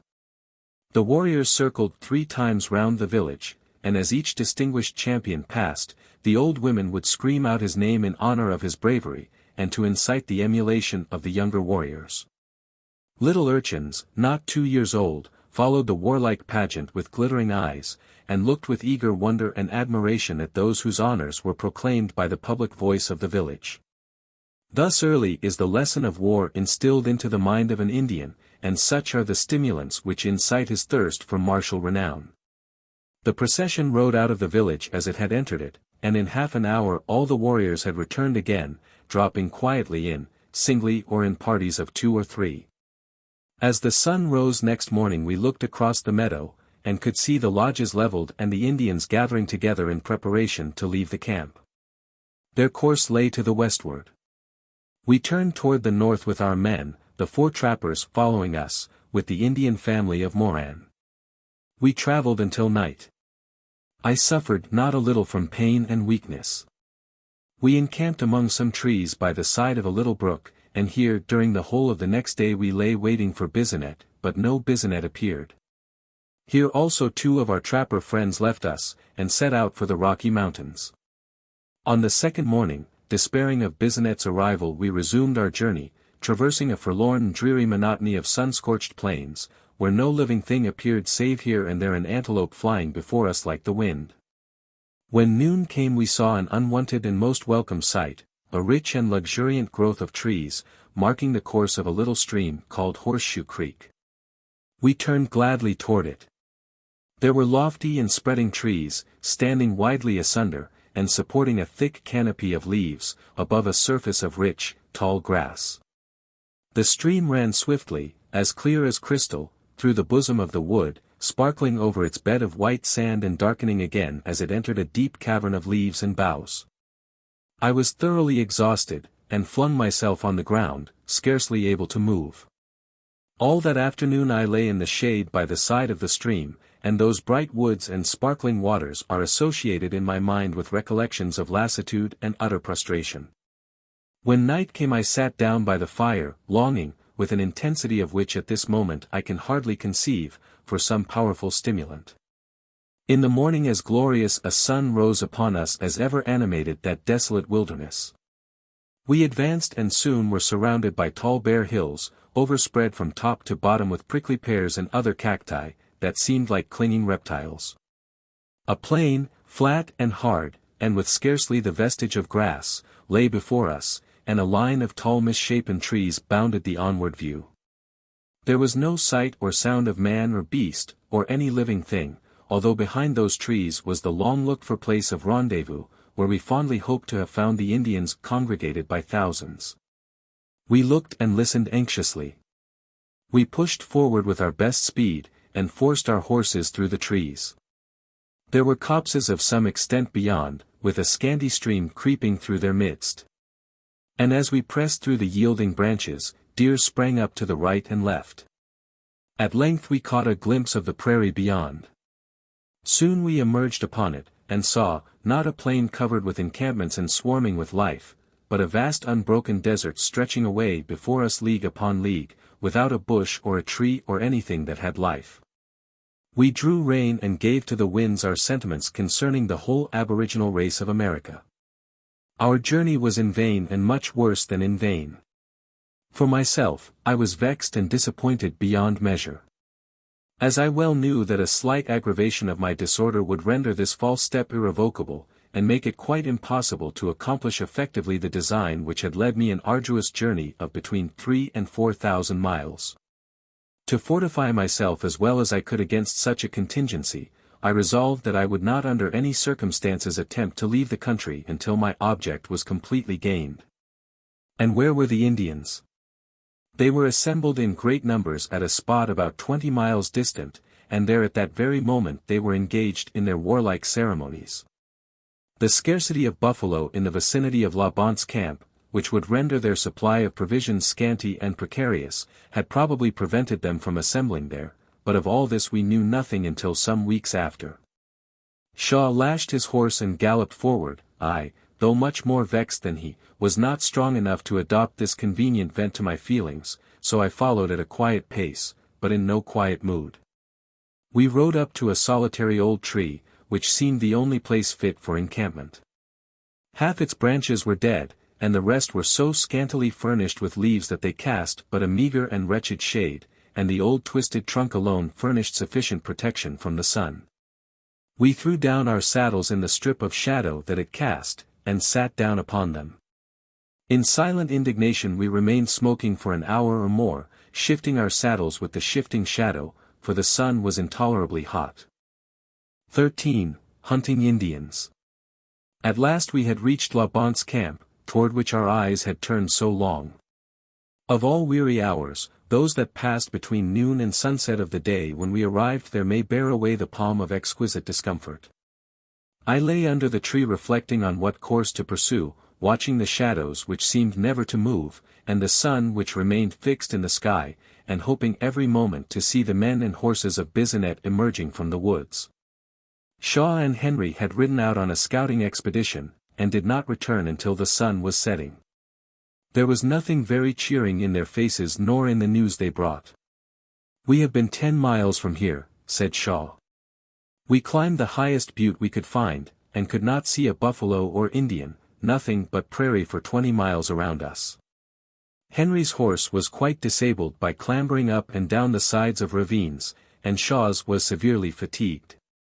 After supper that evening, as we sat around the fire, I proposed to Shaw to wait one day longer in hopes of Bisonet's arrival, and if he should not come to send Delorier with the cart and baggage back to Fort Laramie, while we ourselves followed the whirlwind's village and attempted to overtake it as it passed the mountains. Shaw, not having the same motive for hunting Indians that I had, was averse to the plan. I therefore resolved to go alone. This design I adopted very unwillingly, for I knew that in the present state of my health the attempt would be extremely unpleasant, and, as I considered, hazardous. I hoped that Bisonet would appear in the course of the following day, and bring us some information by which to direct our course, and enable me to accomplish my purpose by means less objectionable. The rifle of Henry Chatillon was necessary for the subsistence of the party in my absence, so I called Raymond, and ordered him to prepare to set out with me. Raymond rolled his eyes vacantly about, but at length, having succeeded in grappling with the idea, he withdrew to his bed under the cart. He was a heavy-moulded fellow, with a broad face exactly like an owl's, expressing the most impenetrable stupidity and entire self-confidence. As for his good qualities, he had a sort of stubborn fidelity, an insensibility to danger, and a kind of instinct or sagacity, which sometimes led him right, where better heads than his were at a loss. Besides this, he knew very well how to handle a rifle and picket a horse. Through the following day the sun glared down upon us with a pitiless, penetrating heat. The distant blue prairie seemed quivering under it. The lodge of our Indian associates was baking in the rays, and our rifles, as they leaned against the tree, were too hot for the touch. There was a dead silence through our camp and all around it, unbroken except by the hum of gnats and mosquitoes. The men, resting their foreheads on their arms, were sleeping under the cart.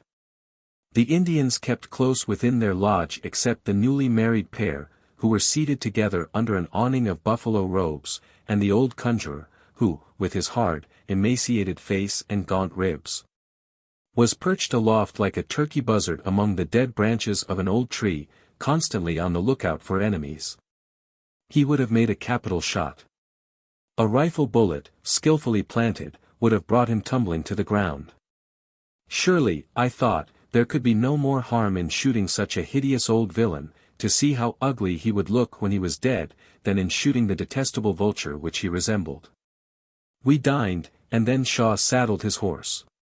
"I will ride back," said he, "to Horseshoe Creek, and see if Bizinet is there."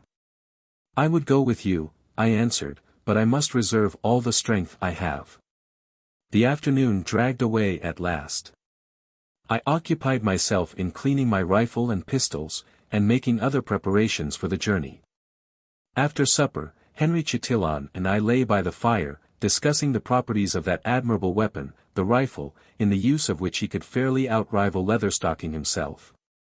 It was late before I wrapped myself in my blanket and lay down for the night, with my head on my saddle. Shaw had not returned, but this gave no uneasiness, for we presumed that he had fallen in with Bizinet, and was spending the night with him. For a day or two past I had gained in strength and health, but about midnight an attack of pain awoke me, and for some hours I felt no inclination to sleep. The moon was quivering on the broad breast of the Platte. Nothing could be heard except those low inexplicable sounds, like whisperings and footsteps, which no one who has spent the night alone amid deserts and forests will be at a loss to understand. As I was falling asleep, a familiar voice, shouting from the distance, awoke me again. A rapid step approached the camp, and Shaw on foot, with his gun in his hand, hastily entered. "Where's your horse?" said I, raising myself on my elbow. "Lost," said Shaw. "Where's Delorier?" "There," I replied, pointing to a confused mass of blankets and buffalo robes. Shaw touched them with the butt of his gun, and up sprang our faithful Canadian. "Come, Delorier. Stir up the fire, and get me something to eat." "Where's Bizinet?" asked I.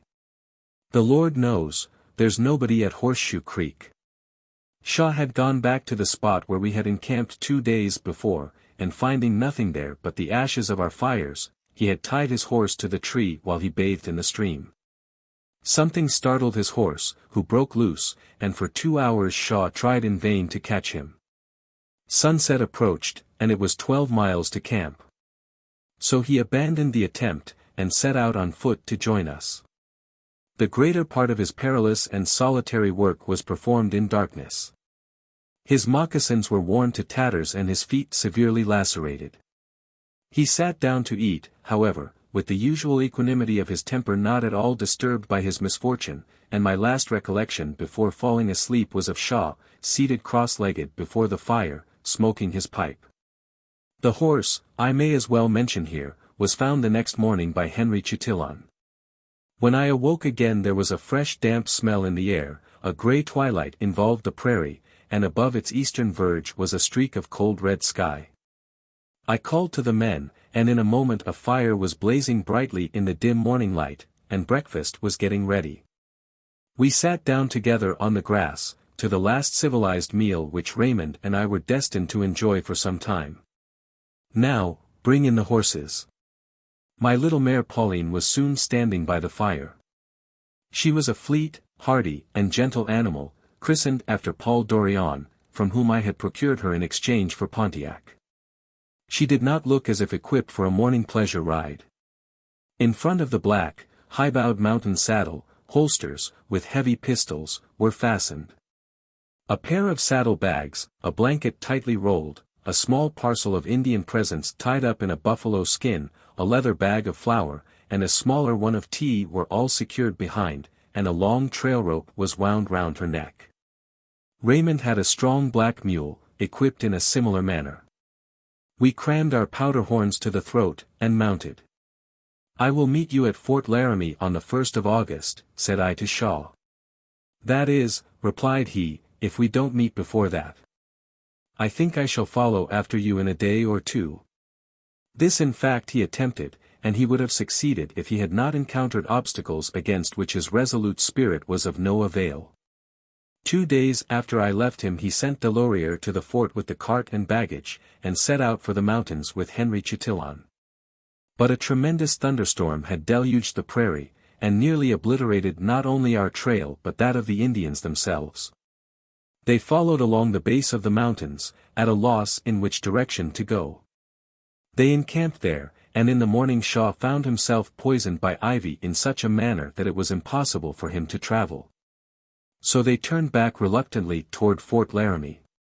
Shaw's limbs were swollen to double their usual size, and he rode in great pain.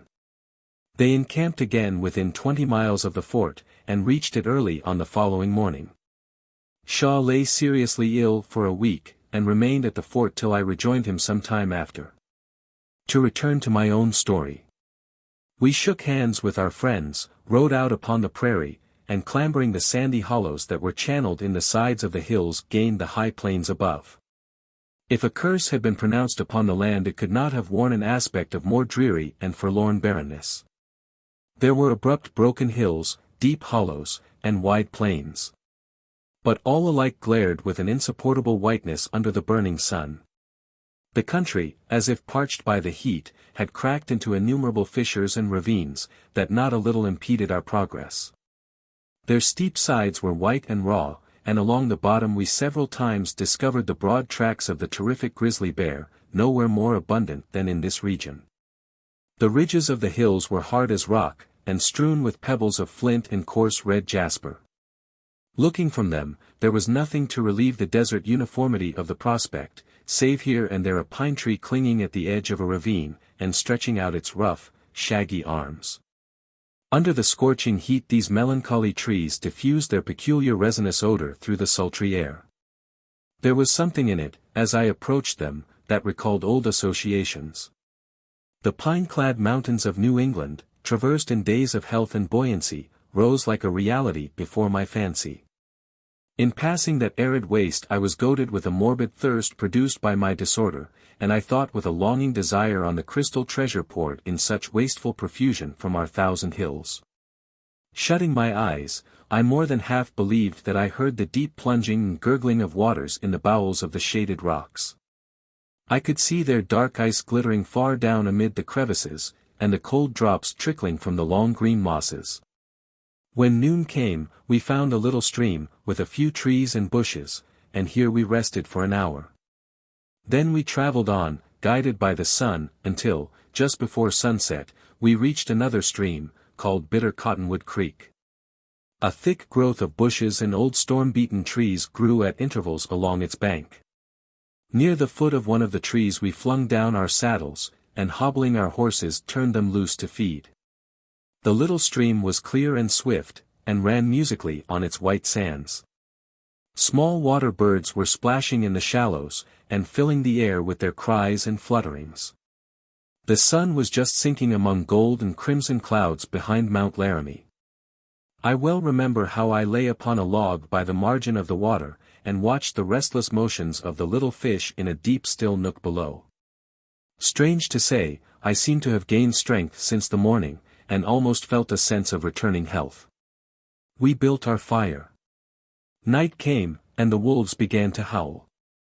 One deep voice commenced, and it was answered in awful responses from the hills, the plains, and the woods along the stream above and below us. Such sounds need not and do not disturb one's sleep upon the prairie. We picketed the mare and the mule close at our feet, and did not wake until daylight. Then we turned them loose, still hobbled, to feed for an hour before starting. We were getting ready our morning's meal, when Raymond saw an antelope at half a mile's distance, and said he would go and shoot it. "Your business," said I, "is to look after the animals. I am too weak to do much, if anything happens to them, and you must keep within sight of the camp."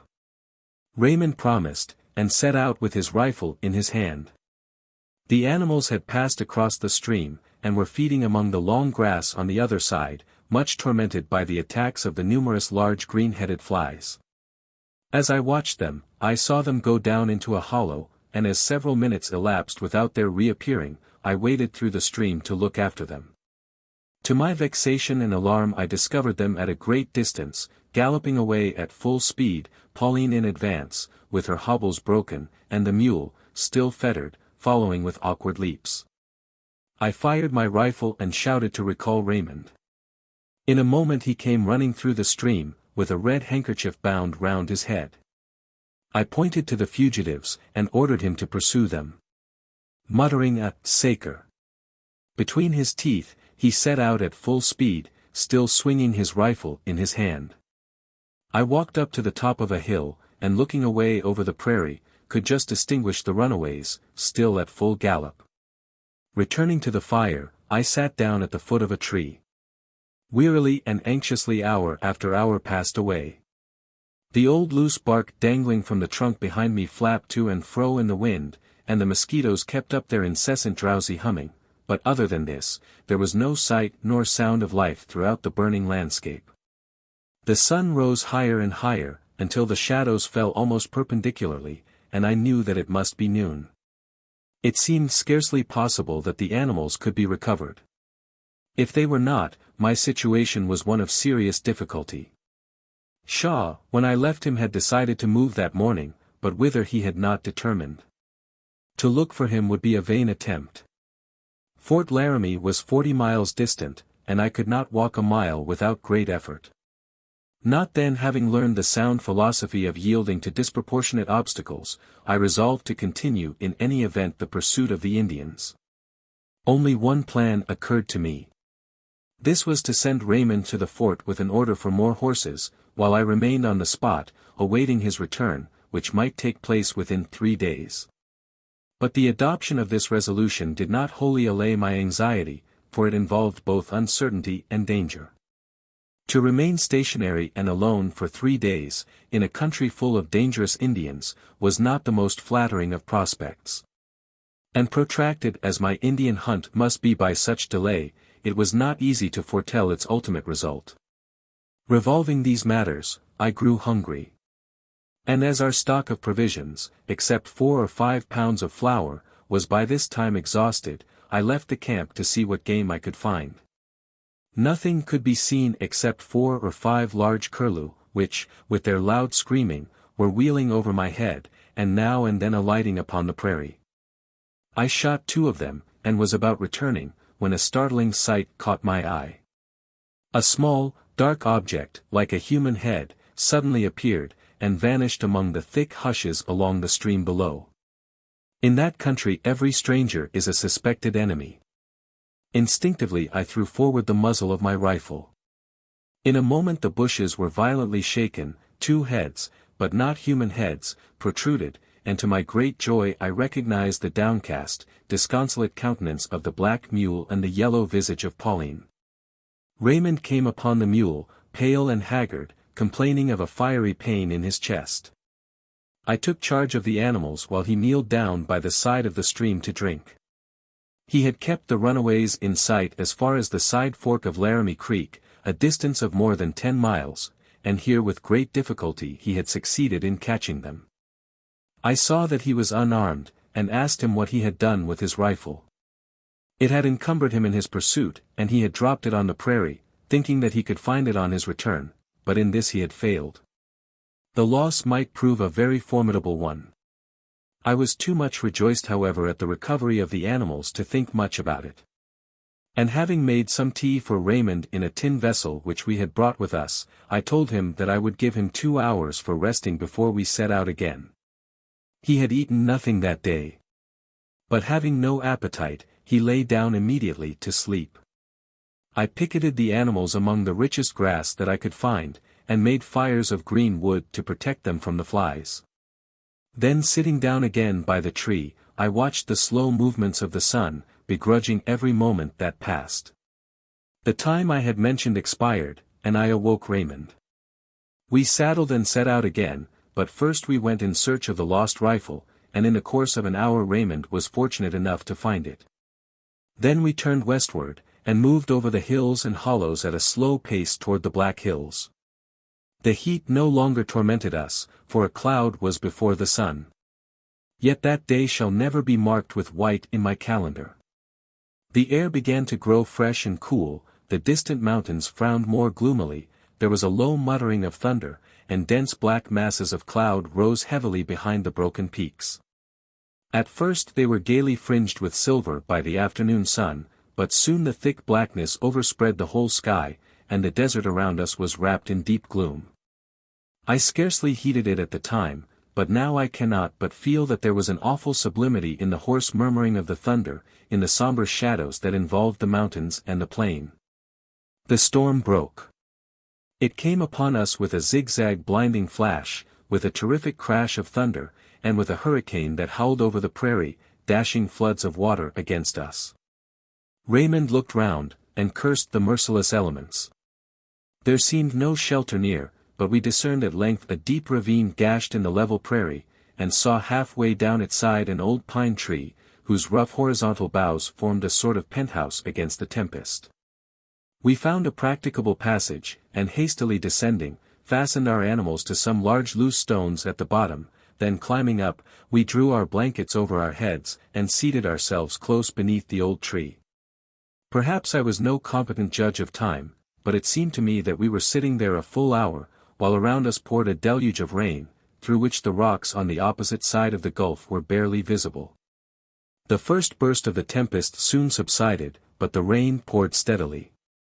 At length Raymond grew impatient, and scrambling out of the ravine, he gained the level prairie above. "What does the weather look like?" asked I, from my seat under the tree. "It looks bad," he answered, "dark all around," and again he descended and sat down by my side. Some 10 minutes elapsed. "Go up again," said I, "and take another look," and he clambered up the precipice. "Well, how is it?" "Just the same, only I see one little bright spot over the top of the mountain." The rain by this time had begun to abate. And going down to the bottom of the ravine, we loosened the animals, who were standing up to their knees in water. Leading them up the rocky throat of the ravine, we reached the plain above. Am I thought to myself, the same man who a few months since, was seated, a quiet student of belles lettres, in a cushioned armchair by a sea-coal fire? All around us was obscurity. But the bright spot above the mountain-tops grew wider and ruddier, until at length the clouds drew apart, and a flood of sunbeams poured down from heaven, streaming along the precipices, and involving them in a thin blue haze, as soft and lovely as that which wraps the Apennines on an evening in spring. Rapidly the clouds were broken and scattered, like routed legions of evil spirits. The plain lay basking in sunbeams around us. A rainbow arched the desert from north to south, and far in front a line of woods seemed inviting us to refreshment and repose. When we reached them, they were glistening with prismatic dewdrops, and enlivened by the song and flutterings of 100 birds. Strange winged insects, benumbed by the rain, were clinging to the leaves and the bark of the trees. Raymond kindled a fire with great difficulty. The animals turned eagerly to feed on the soft rich grass, while I, wrapping myself in my blanket, lay down and gazed on the evening landscape. The mountains, whose stern features had lowered upon us with so gloomy and awful a frown, now seemed lighted up with a serene, benignant smile, and the green waving undulations of the plain were gladdened with the rich sunshine. Wet, ill, and wearied as I was, my spirit grew lighter at the view, and I drew from it an augury of good for my future prospects. When morning came, Raymond awoke, coughing violently, though I had apparently received no injury. We mounted, crossed the little stream, pushed through the trees, and began our journey over the plain beyond. And now, as we rode slowly along, we looked anxiously on every hand for traces of the Indians, not doubting that the village had passed somewhere in that vicinity. But the scanty shriveled grass was not more than 3 or 4 inches high, and the ground was of such unyielding hardness that a host might have marched over it and left scarcely a trace of its passage.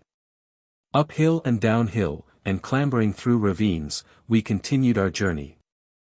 As we were skirting the foot of a hill I saw Raymond, who was some rods in advance, suddenly jerking the reins of his mule. Sliding from his seat, and running in a crouching posture up a hollow, he disappeared, and then in an instant I heard the sharp quick crack of his rifle. A wounded antelope came running on 3 legs over the hill. I lashed Pauline and made after him. My fleet little mare soon brought me by his side, and after leaping and bounding for a few moments in vain, he stood still, as if despairing of escape. His glistening eyes turned up toward my face with so piteous a look that it was with feelings of infinite compunction that I shot him through the head with a pistol. Raymond skinned and cut him up, and we hung the forequarters to our saddles, much rejoiced that our exhausted stock of provisions was renewed in such good time. Gaining the top of a hill, we could see along the cloudy verge of the prairie before us lines of trees and shadowy groves that marked the course of Laramie Creek.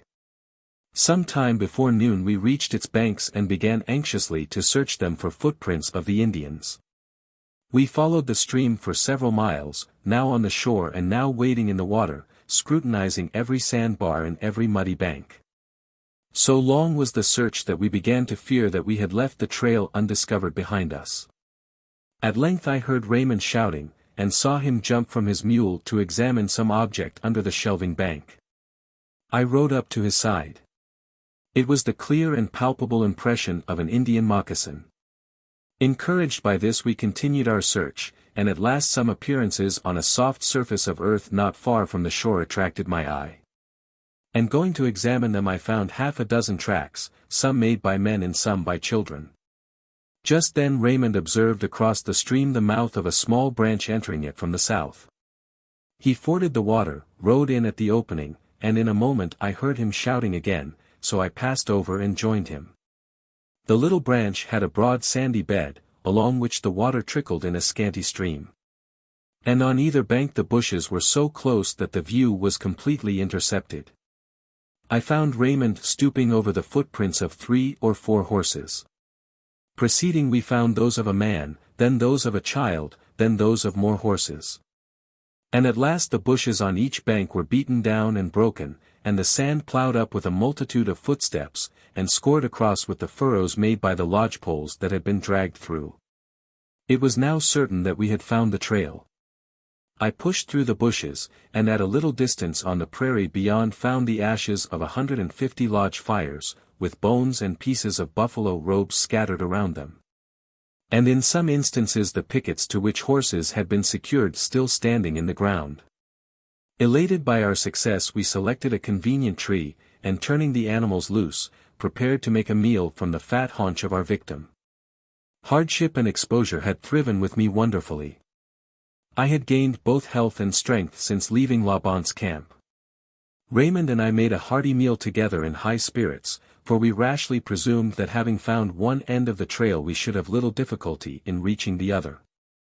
But when the animals were led in we found that our old ill luck had not ceased to follow us close. As I was saddling Pauline I saw that her eye was as dull as lead, and the hue of her yellow coat visibly darkened. I placed my foot in the stirrup to mount, when instantly she staggered and fell flat on her side. Gaining her feet with an effort she stood by the fire with a drooping head. Whether she had been bitten by a snake or poisoned by some noxious plant or attacked by a sudden disorder, it was hard to say, but at all events her sickness was sufficiently ill-timed and unfortunate. I succeeded in a second attempt to mount her, and with a slow pace we moved forward on the trail of the Indians. It led us up a hill and over a dreary plain. And here, to our great mortification, the traces almost disappeared, for the ground was hard as adamant, and if its flinty surface had ever retained the print of a hoof, the marks had been washed away by the deluge of yesterday. An Indian village, in its disorderly march, is scattered over the prairie, often to the width of full half a mile, so that its trail is nowhere clearly marked, and the task of following it is made doubly wearisome and difficult.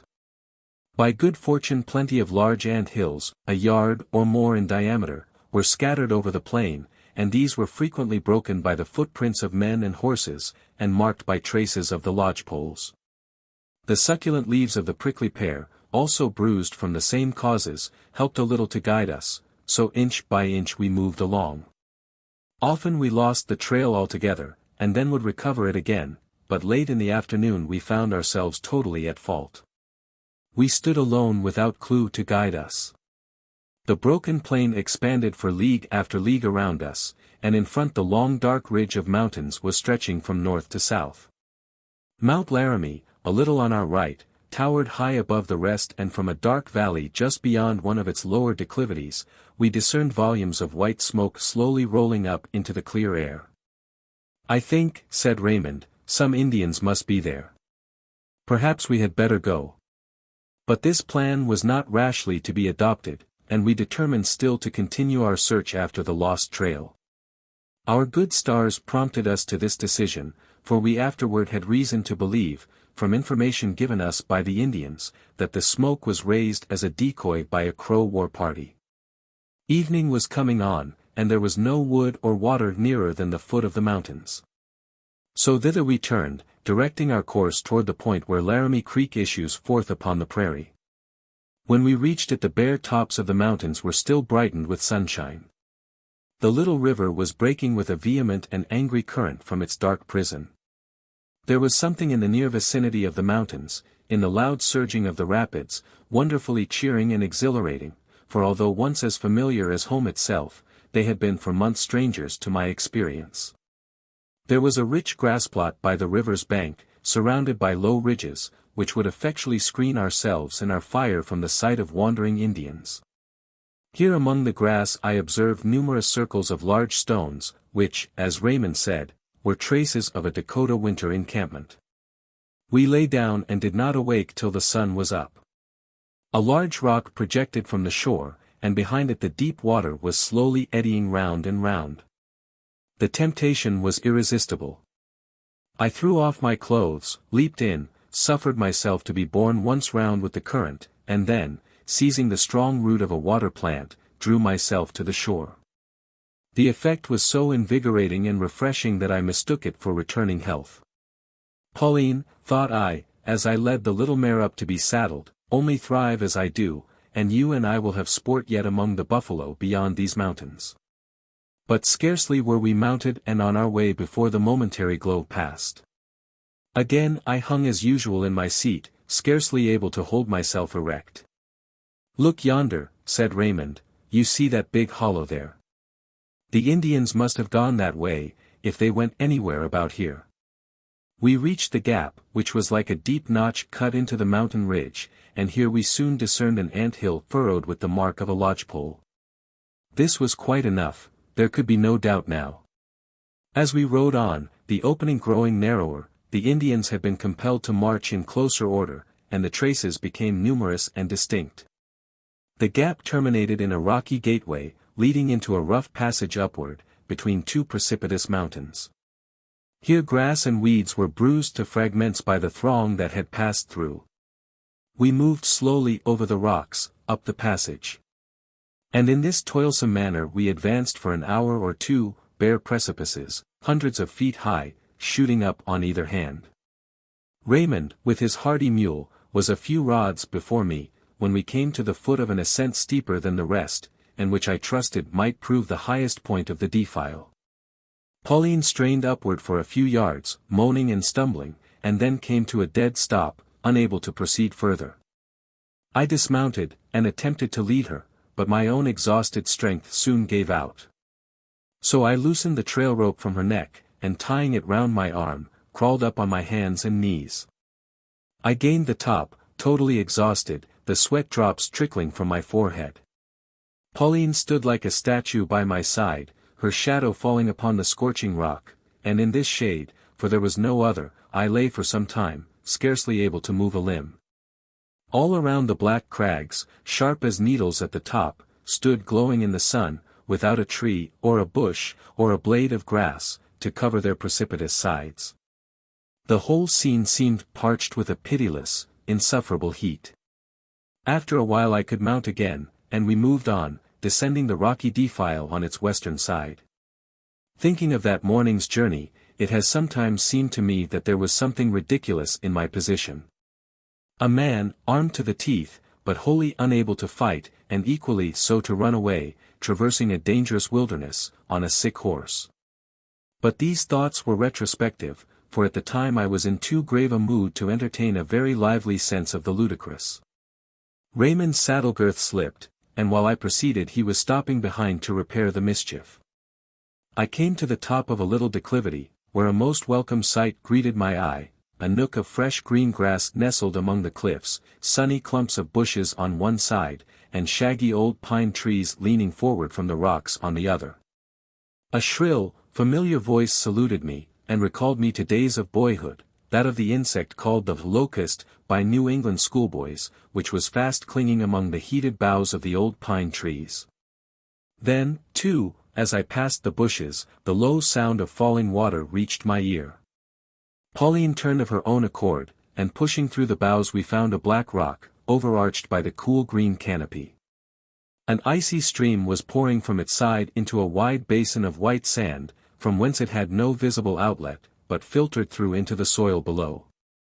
While I filled a tin cup at the spring, Pauline was eagerly plunging her head deep in the pool. Other visitors had been there before us. All around in the soft soil were the footprints of elk, deer, and the Rocky Mountain sheep, and the grizzly bear too had left the recent prints of his broad foot, with its frightful array of claws. Among these mountains was his home. Soon after leaving the spring we found a little grassy plain, encircled by the mountains, and marked, to our great joy, with all the traces of an Indian camp. Raymond's practiced eye detected certain signs by which he recognized the spot where Raynol's lodge had been pitched and his horses picketed. I approached, and stood looking at the place. Raynal and I had, I believe, hardly a feeling in common. I disliked the fellow, and it perplexed me a good deal to understand why I should look with so much interest on the ashes of his fire. When between him and me there seemed no other bond of sympathy than the slender and precarious one of a kindred race. In half an hour from this we were clear of the mountains. There was a plain before us, totally barren and thickly peopled in many parts with the little prairie dogs, who sat at the mouths of their burrows and yelped at us as we passed. The plain, as we thought, was about 6 miles wide, but it cost us 2 hours to cross it. Then another mountain range rose before us, grander and more wild than the last had been. Far out of the dense shrubbery that clothed the steeps for 1,000 feet shot up black crags, all leaning one way, and shattered by storms and thunder into grim and threatening shapes. As we entered a narrow passage on the trail of the Indians, they impended frightfully on one side, above our heads. Our course was through dense woods, in the shade and twinkling sunlight of overhanging boughs.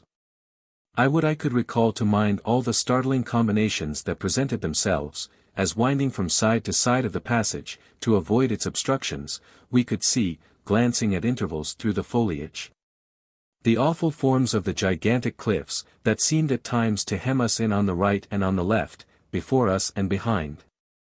Another scene in a few moments greeted us, a tract of grey and sunny woods, broken into knolls and hollows, enlivened by birds and interspersed with flowers. Among the rest I recognized the mellow whistle of the robin, an old familiar friend whom I had scarce expected to meet in such a place. Humblebees too were buzzing heavily about the flowers. And of these a species of larkspur caught my eye, more appropriate, it should seem, to cultivated gardens than to a remote wilderness. Instantly it recalled a multitude of dormant and delightful recollections. Leaving behind us this spot and its associations, a sight soon presented itself, characteristic of that warlike region. In an open space, fenced in by high rocks, stood 2 Indian forts, of a square form, rudely built of sticks and logs. They were somewhat ruinous, having probably been constructed the year before. Each might have contained about 20 men. Perhaps in this gloomy spot some party had been beset by their enemies, and those scowling rocks and blasted trees might not long since have looked down on a conflict unchronicled and unknown. Yet if any traces of bloodshed remained they were completely hidden by the bushes and tall rank weeds. Gradually the mountains drew apart, and the passage expanded into a plain, where again we found traces of an Indian encampment. There were trees and bushes just before us, and we stopped here for an hour's rest and refreshment. When we had finished our meal Raymond struck fire, and lighting his pipe, sat down at the foot of a tree to smoke. For some time I observed him puffing away with a face of unusual solemnity. Then slowly taking the pipe from his lips, he looked up and remarked that we had better not go any farther. "Why not?" asked I. He said that the country was becoming very dangerous, that we were entering the range of the Snakes, Arapahoes and Grosvenor Blackfeet, and that if any of their wandering parties should meet us, it would cost us our lives. But he added, with a blunt fidelity that nearly reconciled me to his stupidity, that he would go anywhere I wished. I told him to bring up the animals, and mounting them we proceeded again. I confess that, as we moved forward, the prospect seemed but a dreary and doubtful one. I would have given the world for my ordinary elasticity of body and mind, and for a horse of such strength and spirit as the journey required.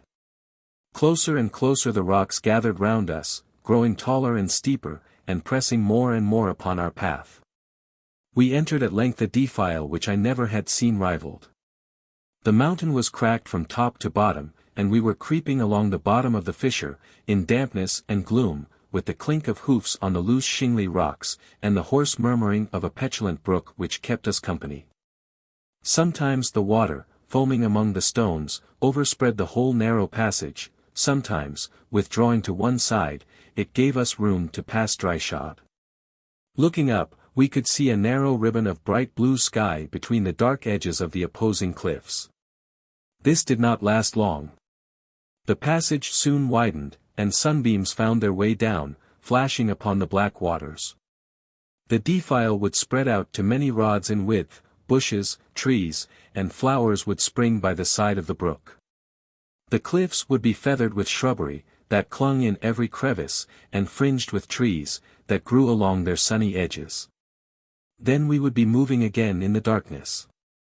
The passage seemed about 4 miles long, and before we reached the end of it, the unshod hoofs of our animals were lamentably broken, and their legs cut by the sharp stones. Issuing from the mountain we found another plain. All around it stood a circle of lofty precipices, that seemed the impersonation of silence and solitude. Here again the Indians had encamped, as well they might, after passing with their women, children and horses through the gulf behind us. In one day we had made a journey which had cost them 3 to accomplish. The only outlet to this amphitheater lay over a hill some 200 feet high, up which we moved with difficulty. Looking from the top, we saw that at last we were free of the mountains. The prairie spread before us, but so wild and broken that the view was everywhere obstructed. Far on our left one tall hill swelled up against the sky, on the smooth, pale green surface of which 4 slowly moving black specks were discernible. They were evidently buffalo, and we hailed the sight as a good augury. For where the buffalo were, there too the Indians would probably be found. We hoped on that very night to reach the village. We were anxious to do so for a double reason, wishing to bring our wearisome journey to an end, and knowing, moreover, that though to enter the village in broad daylight would be a perfectly safe experiment, yet to encamp in its vicinity would be dangerous. But as we rode on, the sun was sinking, and soon was within half an hour of the horizon. We ascended a hill and looked round us for a spot for our encampment. The prairie was like a turbulent ocean, suddenly congealed when its waves were at the highest, and it lay half in light and half in shadow, as the rich sunshine, yellow as gold, was pouring over it. The rough bushes of the wild sage were growing everywhere, its dull pale green overspreading hill and hollow. Yet a little way before us, a bright verdant line of grass was winding along the plain, and here and there throughout its coarse water was glistening darkly. We went down to it, kindled a fire, and turned our horses loose to feed. It was a little trickling brook, that for some yards on either bank turned the barren prairie into fertility, and here and there it spread into deep pools, where the beaver had dammed it up. We placed our last remaining piece of the antelope before a scanty fire, mournfully reflecting on our exhausted stock of provisions. Just then an enormous gray hare, peculiar to these prairies, came jumping along, and seated himself within 50 yards to look at us.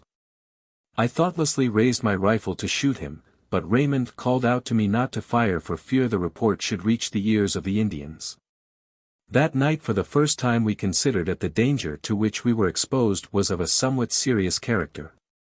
And to those who are unacquainted with Indians, it may seem strange that our chief apprehensions arose from the supposed proximity of the people whom we intended to visit.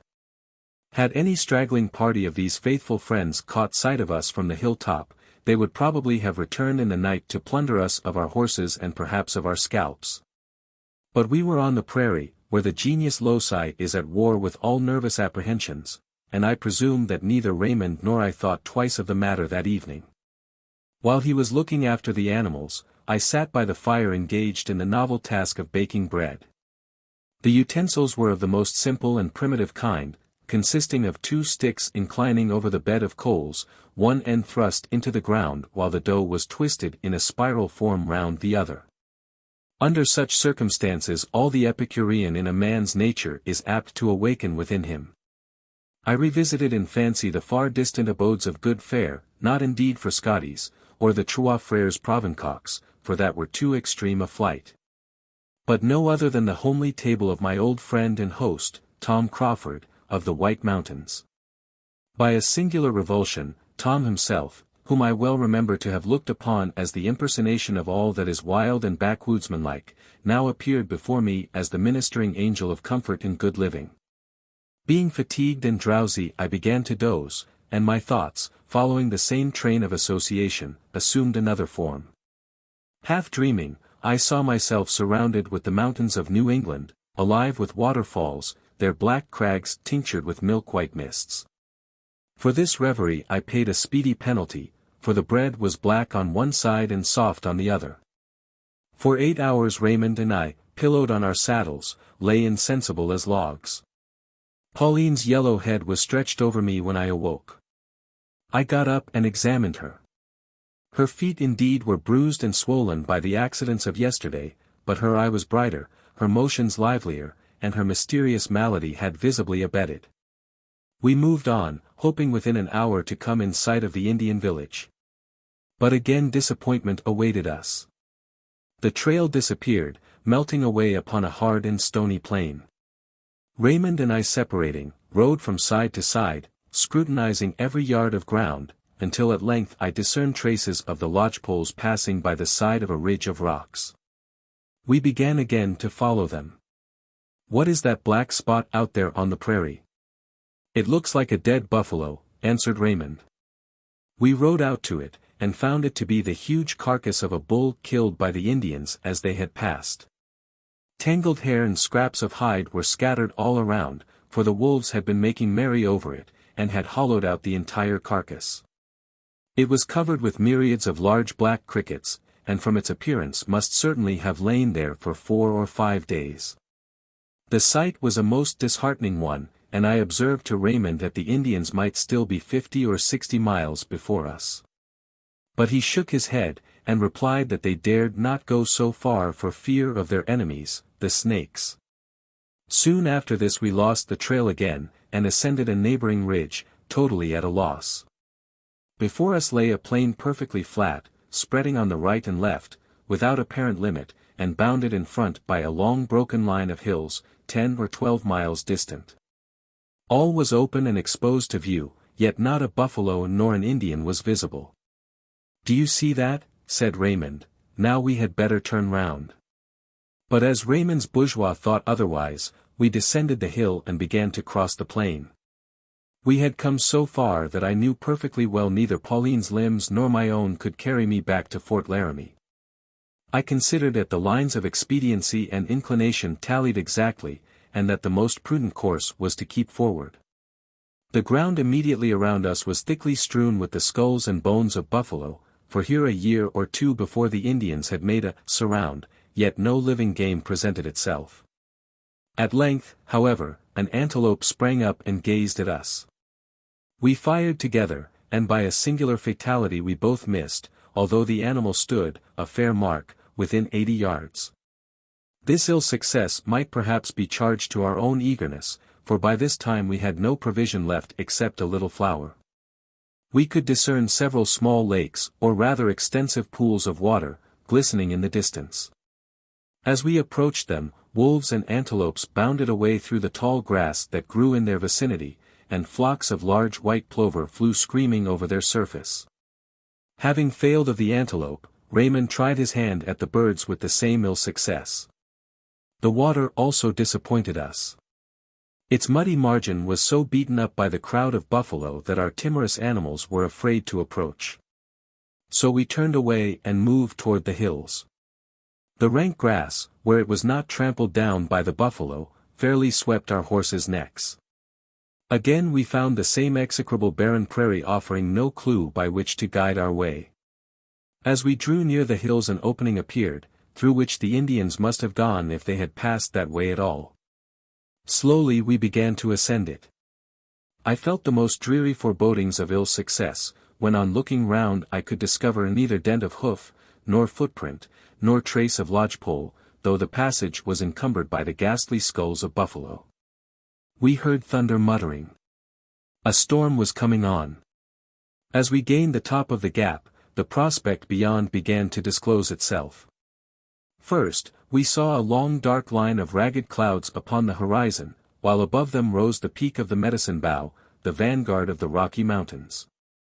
Then little by little the plain came into view, a vast green uniformity, forlorn and tenantless, though Laramie Creek glistened in a waving line over its surface, without a bush or a tree upon its banks. As yet, the round projecting shoulder of a hill intercepted a part of the view. I rode in advance, when suddenly I could distinguish a few dark spots on the prairie, along the bank of the stream. "Buffalo," said I. Then a sudden hope flashed upon me, and eagerly and anxiously I looked again. "Horses," exclaimed Raymond, with a tremendous oath, lashing his mule forward as he spoke. More and more of the plain disclosed itself, and in rapid succession more and more horses appeared, scattered along the river bank, or feeding in bands over the prairie. Then, suddenly, standing in a circle by the stream, swarming with their savage inhabitants, we saw rising before us the tall lodges of the Ogallalla. Never did the heart of wanderer more gladden at the sight of home than did mine at the sight of those wild habitations. 14. The Ogallalla Village. Such a narrative as this is hardly the place for portraying the mental features of the Indians. The same picture, slightly changed in shade and coloring, would serve with very few exceptions for all the tribes that lie north of the Mexican territories. But with this striking similarity in their modes of thought, the tribes of the lake and ocean shores, of the forests and of the plains, differ greatly in their manner of life. Having been domesticated for several weeks among one of the wildest of the wild hordes that roam over the remote prairies, I had extraordinary opportunities of observing them. And I flatter myself that a faithful picture of the scenes that pass daily before my eyes may not be devoid of interest and value. These men were thorough savages. Neither their manners nor their ideas were in the slightest degree modified by contact with civilization. They knew nothing of the power and real character of the white men, and their children would scream in terror at the sight of me. Their religion, their superstitions, and their prejudices were the same that had been handed down to them from immemorial time. They fought with the same weapons that their fathers fought with and wore the same rude garments of skins. Great changes are at hand in that region. With the stream of emigration to Oregon and California, the buffalo will dwindle away, and the large wandering communities who depend on them for support must be broken and scattered. The Indians will soon be corrupted by the example of the whites, abased by whiskey, and overawed by military posts, so that within a few years the traveler may pass in tolerable security through their country.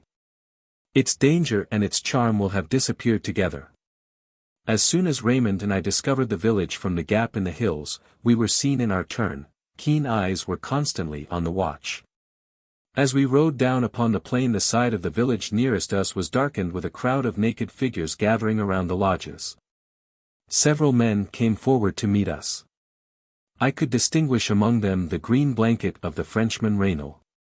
When we came up, the ceremony of shaking hands had to be gone through with in due form, and then all were eager to know what had become of the rest of my party. I satisfied them on this point, and we all moved forward together toward the village. "You've missed it," said Raynal. "If you'd been here day before yesterday, you'd have found the whole prairie over yonder black with buffalo as far as you could see. There were no cows, though, nothing but bulls. We made a surround every day till yesterday. See the village there, don't that look like good living?" In fact, I could see, even at that distance, that long cords were stretched from lodge to lodge, over which the meat, cut by the squaws into thin sheets, was hanging to dry in the sun. I noticed too that the village was somewhat smaller than when I had last seen it, and I asked Raynal the cause. He said that the old low-born had felt too weak to pass over the mountains, and so had remained behind with all his relations, including Matotatonka and his brothers. The whirlwind too had been unwilling to come so far, because, as Raynal said, he was afraid. Only half a dozen lodges had adhered to him, the main body of the village setting their chief's authority at naught, and taking the course most agreeable to their inclinations. "What chiefs are there in the village now?" said I.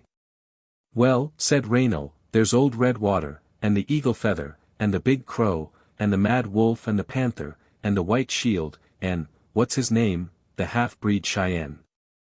By this time we were close to the village, and I observed that while the greater part of the lodges were very large and neat in their appearance, there was at one side a cluster of squalid, miserable huts.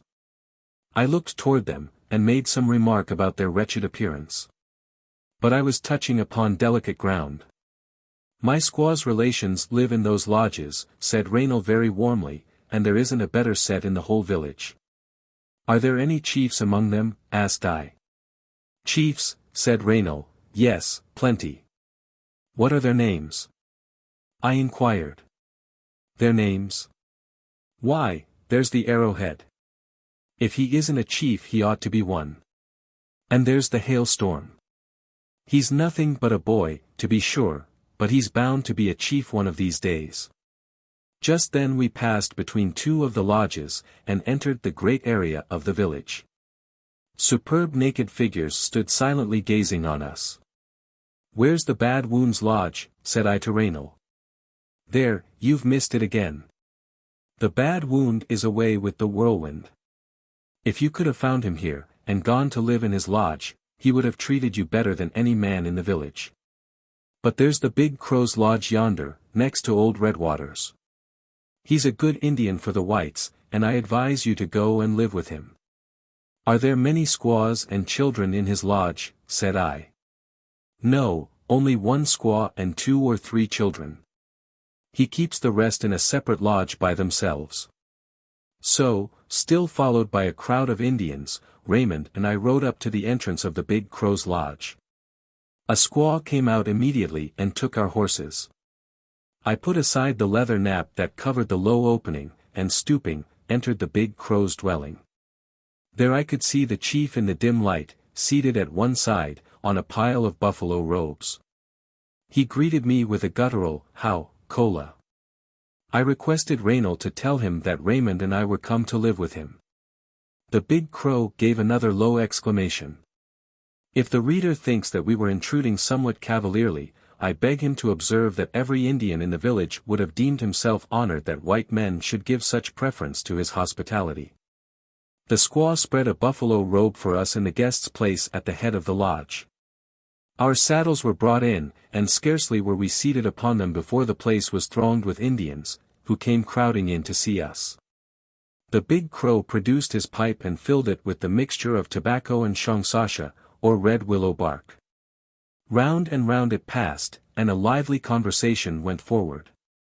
Meanwhile a squaw placed before the 2 guests a wooden bowl of boiled buffalo meat, but unhappily this was not the only banquet destined to be inflicted on us. Rapidly, one after another, boys and young squaws thrust their heads in at the opening, to invite us to various feasts in different parts of the village. For half an hour or more we were actively engaged in passing from lodge to lodge, tasting in each of the bowl of meat set before us, and inhaling a whiff or 2 from our entertainer's pipe.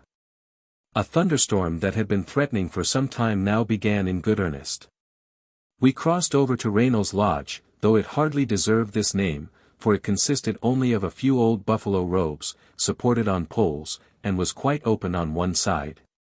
Here we sat down, and the Indians gathered round us. "What is it," said I, "that makes the thunder?" "It's my belief," said Raynal, "that it is a big stone rolling over the sky." "Very likely," I replied, "but I want to know what the Indians think about it." So he interpreted my question, which seemed to produce some doubt and debate. There was evidently a difference of opinion. At last old Mean Seela, or Redwater, who sat by himself at one side, looked up with his withered face, and said he had always known what the thunder was. It was a great black bird. And once he had seen it, in a dream, swooping down from the black hills, with its loud roaring wings, and when it flapped them over a lake, they struck lightning from the water. "The thunder is bad," said another old man, who sat muffled in his buffalo robe, "he killed my brother last summer." Raynal, at my request, asked for an explanation, but the old man remained doggedly silent, and would not look up. Some time after I learned how the accident occurred. The man who was killed belonged to an association which, among other mystic functions, claimed the exclusive power and privilege of fighting the thunder. Whenever a storm which they wished to avert was threatening, the thunder fighters would take their bows and arrows, their guns, their magic drum, and a sort of whistle, made out of the wingbone of the war eagle. Thus equipped, they would run out and fire at the rising cloud, whooping, yelling, whistling, and beating their drum, to frighten it down again. One afternoon a heavy black cloud was coming up, and they repaired to the top of a hill, where they brought all their magic artillery into play against it. But the undaunted thunder, refusing to be terrified, kept moving straight onward, and darted out a bright flash which struck one of the party dead, as he was in the very act of shaking his long iron-pointed lance against it. The rest scattered and ran yelling in an ecstasy of superstitious terror back to their lodges. The lodge of my host Kongratonga, or the Big Crow, presented a picturesque spectacle that evening. A score or more of Indians were seated around in a circle, their dark naked forms just visible by the dull light of the smoldering fire in the center, the pipe glowing brightly in the gloom as it passed from hand to hand round the lodge. Then a squaw would drop a piece of buffalo fat on the dull embers. Instantly a bright glancing flame would leap up, darting its clear light to the very apex of the tall conical structure, where the tops of the slender poles that supported its covering of leather were gathered together. It gilded the features of the Indians, as with animated gestures they sat around it, telling their endless stories of war and hunting. It displayed rude garments of skins that hung around the lodge. The bow, quiver, and lance suspended over the resting place of the chief, and the rifles and powder horns of the two white guests. For a moment all would be bright as day. Then the flames would die away, and fitful flashes from the embers would illumine the lodge, and then leave it in darkness. Then all the light would wholly fade, and the lodge and all within it be involved again in obscurity. As I left the lodge next morning, I was saluted by howling and yelling from all around the village, and half its canine population rushed forth to the attack. Being as cowardly as they were clamorous, they kept jumping around me at the distance of a few yards, only one little cur, about 10 inches long, having spirit enough to make a direct assault. He dashed valiantly at the leather tassel which in the Dakota fashion was trailing behind the heel of my moccasin, and kept his hold, growling and snarling all the while, though every step I made almost jerked him over on his back.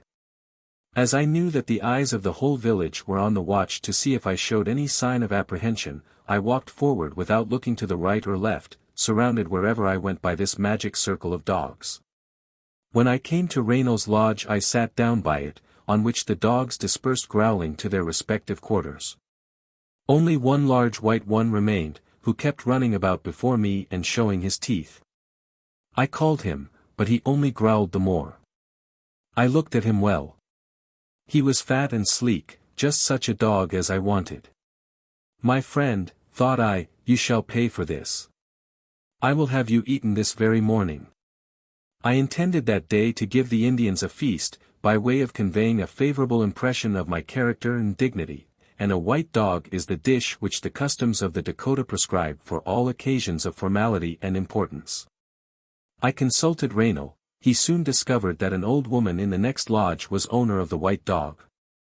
I took a gaudy cotton handkerchief, and laying it on the ground, arranged some vermilion, beads, and other trinkets upon it.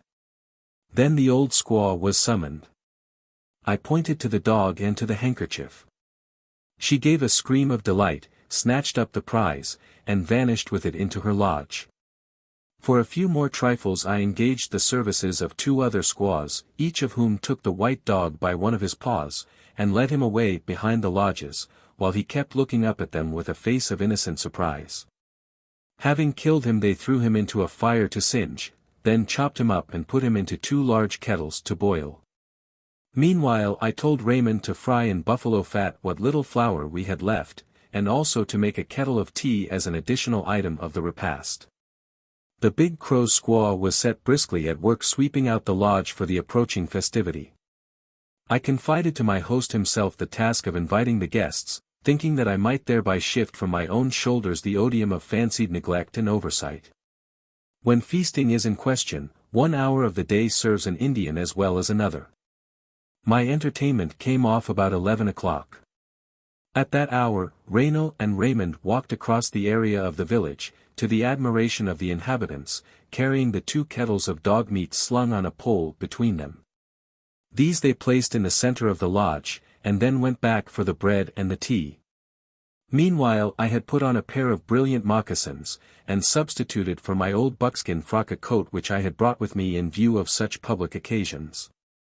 I also made careful use of the razor, an operation which no man will neglect who desires to gain the good opinion of Indians. Thus attired, I seated myself between Raynal and Raymond at the head of the lodge. Only a few minutes elapsed before all the guests had come in and were seated on the ground, wedged together in a close circle around the lodge. Each brought with him a wooden bowl to hold his share of the repast. When all were assembled, 2 of the officials called soldiers by the white men, came forward with ladles made of the horn of the Rocky Mountain sheep, and began to distribute the feast, always assigning a double share to the old men and chiefs. The dog vanished with astonishing celerity, and each guest turned his dish bottom upward to show that all was gone. Then the bread was distributed in its turn, and finally the tea. As the soldiers poured it out into the same wooden bowls that had served for the substantial part of the meal, I thought it had a particularly curious and uninviting color. "Oh," said Raynal, "there was not tea enough, so I stirred some soot in the kettle, to make it look strong." Fortunately an Indian's palate is not very discriminating. The tea was well sweetened, and that was all they cared for. Now the former part of the entertainment being concluded, the time for speech-making was come. The big crow produced a flat piece of wood on which he cut up tobacco and shongsasha, and mixed them in due proportions. The pipes were filled and passed from hand to hand around the company. Then I began my speech, each sentence being interpreted by Raynal as I went on, and echoed by the whole audience with the usual exclamations of assent and approval. As nearly as I can recollect, it was as follows. I had come, I told them, from a country so far distant, that at the rate they travel, they could not reach it in a year. How oh how! There the Meniska were more numerous than the blades of grass on the prairie. The squaws were far more beautiful than any they had ever seen, and all the men were brave warriors. How! How! How! Here I was assailed by sharp twinges of conscience, for I fancied I could perceive a fragrance of perfumery in the air.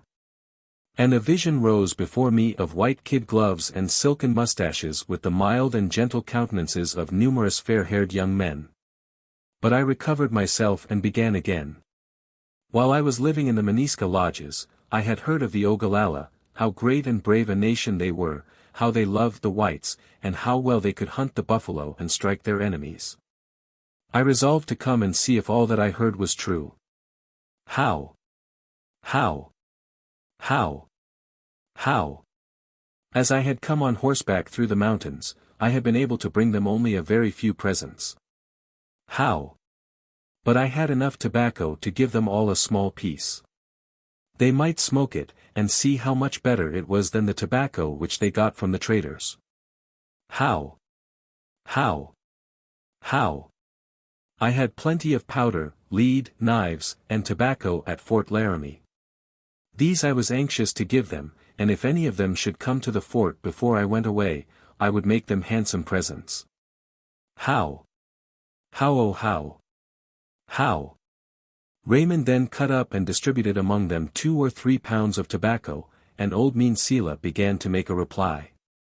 It was quite long, but the following was the pith of it. He had always loved the whites. They were the wisest people on earth. He believed they could do everything, and he was always glad when any of them came to live in the Ogallalla lodges. It was true I had not made them many presents, but the reason of it was plain. It was clear that I liked them, or I never should have come so far to find their village. Several other speeches of similar import followed, and then this more serious matter being disposed of, there was an interval of smoking, laughing, and conversation. But old Mean Sela suddenly interrupted it with a loud voice. "Now is a good time," he said, "when all the old men and chiefs are here together, to decide what the people shall do. We came over the mountain to make our lodges for next year. Our old ones are good for nothing, they are rotten and worn out. But we have been disappointed. We have killed buffalo bulls enough, but we have found no herds of cows, and the skins of bulls are too thick and heavy for our squaws to make lodges of. There must be plenty of cows about the Medicine Bow Mountain. We ought to go there. To be sure it is farther westward than we have ever been before, and perhaps the snakes will attack us, for those hunting grounds belong to them. But we must have new lodges at any rate, our old ones will not serve for another year. We ought not to be afraid of the snakes. Our warriors are brave, and they are all ready for war. Besides, we have 3 white men with their rifles to help us." I could not help thinking that the old man relied a little too much on the aid of allies, one of whom was a coward, another a blockhead, and the third an invalid. This speech produced a good deal of debate. As Reynold did not interpret what was said, I could only judge of the meaning by the features and gestures of the speakers. At the end of it, however, the greater number seemed to have fallen in with Mean Sela's opinion. A short silence followed, and then the old man struck up a discordant chant, which I was told was a song of thanks for the entertainment I had given them. "Now," said he, "let us go and give the white men a chance to breathe." So the company all dispersed into the open air, and for some time the old chief was walking round the village, singing his song in praise of the feast, after the usual custom of the nation. At last the day drew to a close, and as the sun went down the horses came trooping from the surrounding plains to be picketed before the dwellings of their respective masters. Soon within the great circle of lodges appeared another concentric circle of restless horses, and here and there fires were glowing and flickering amid the gloom of the dusky figures around them. I went over and sat by the lodge of Reynold. The Eagle Feather, who was a son of Mean Sela, and brother of my host the Big Crow, was seated there already, and I asked him if the village would move in the morning. He shook his head, and said that nobody could tell, for since old Matotatonka had died, the people had been like children that did not know their own minds. They were no better than a body without a head. So I, as well as the Indians themselves, fell asleep that night without knowing whether we should set out in the morning toward the country of the snakes. At daybreak, however, as I was coming up from the river after my morning's ablutions, I saw that a movement was contemplated. Some of the lodges were reduced to nothing but bare skeletons of poles. The leather covering of others was flapping in the wind as the squaws were pulling it off. 1 or 2 chiefs of note had resolved, it seemed, on moving. And so having set their squaws at work, the example was tacitly followed by the rest of the village. One by one the lodges were sinking down in rapid succession, and where the great circle of the village had been only a moment before, nothing now remained but a ring of horses and Indians, crowded in confusion together. The ruins of the lodges were spread over the ground, together with kettles, stone mallets, great ladles of horn, buffalo robes, and cases of painted hide, filled with dried meat. Squaws bustled about in their busy preparations, the old hags screaming to one another at the stretch of their leathern lungs. The shaggy horses were patiently standing while the lodge poles were lashed to their sides, and the baggage piled upon their backs. The dogs, with their tongues lolling out, lay lazily panting, and waiting for the time of departure. Each warrior sat on the ground by the decaying embers of his fire, unmoved amid all the confusion, while he held in his hand the long trail rope of his horse. As their preparations were completed, each family moved off the ground. The crowd was rapidly melting away. I could see them crossing the river, and passing in quick succession along the profile of the hill on the farther bank. When all were gone, I mounted and set out after them, followed by Raymond, and as we gained the summit, the whole village came in view at once, straggling away for a mile or more over the barren plains before us. Everywhere the iron points of lances were glittering. The sun never shone upon a more strange array. Here were the heavy-laden pack horses, some wretched old women leading them, and 2 or 3 children clinging to their backs. Here were mules or ponies covered from head to tail with gaudy trappings, and mounted by some gay young squaw, grinning bashfulness and pleasure as the Maniska looked at her.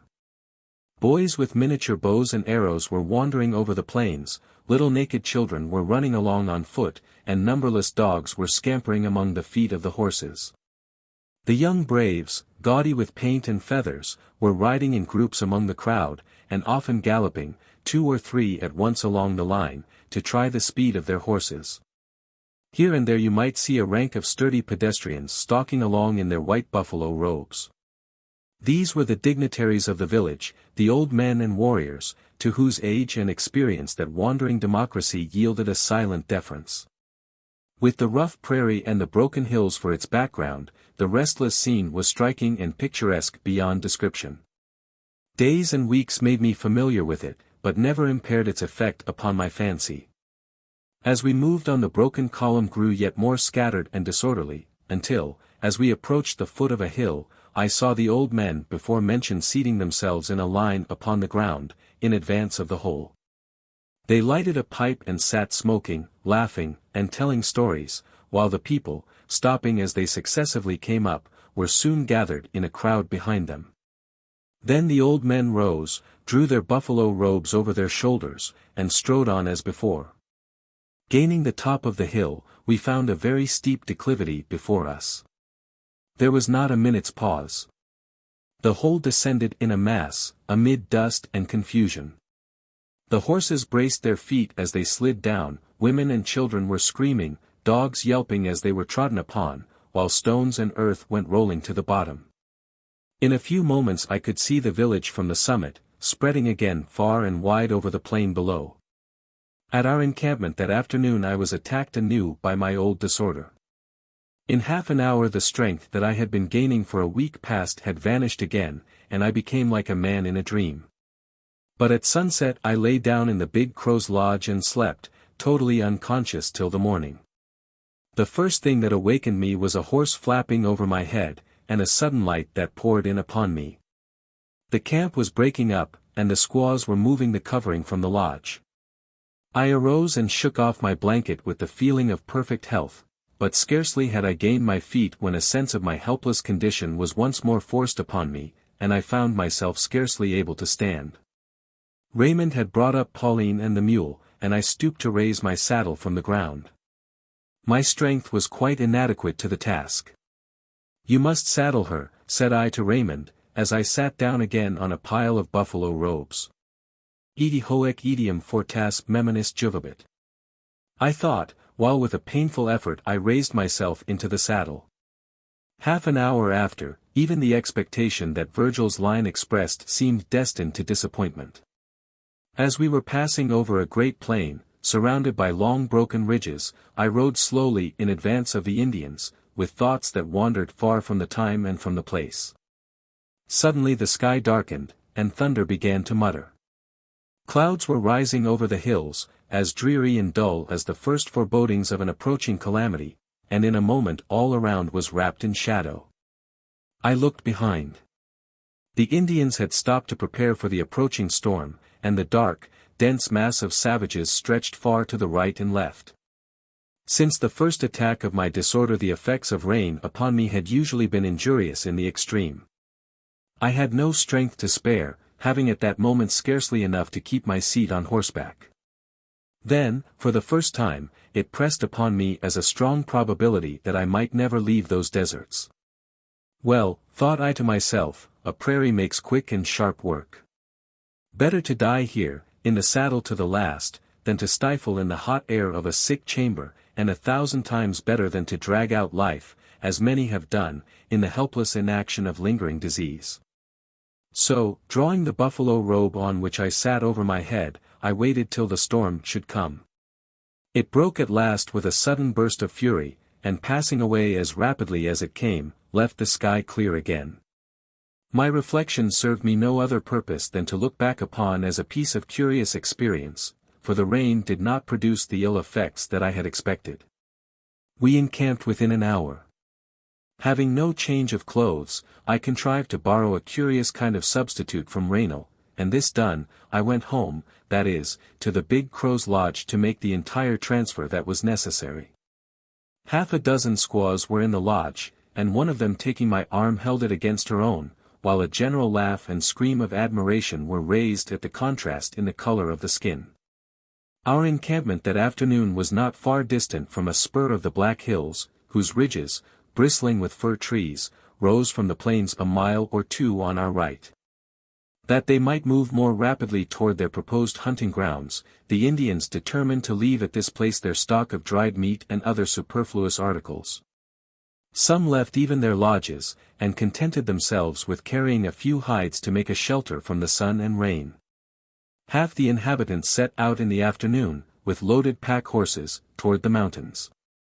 Here they suspended the dried meat upon trees, where the wolves and grizzly bears could not get at it. All returned at evening. Some of the young men declared that they had heard the reports of guns among the mountains to the eastward, and many surmises were thrown out as to the origin of these sounds. For my part, I was in hopes that Shaw and Henry Chatillon were coming to join us. I would have welcomed them cordially, for I had no other companions than 2 brutish white men and 500 savages.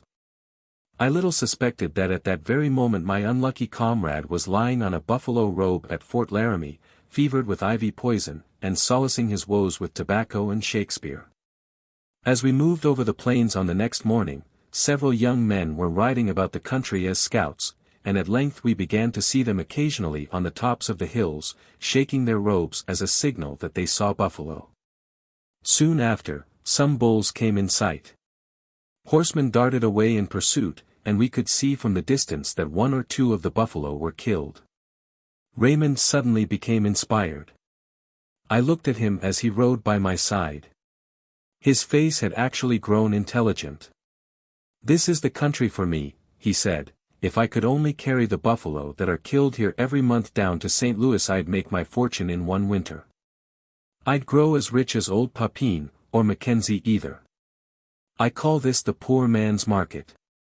When I'm hungry I have only got to take my rifle and go out and get better meat than the rich folks down below can get with all their money.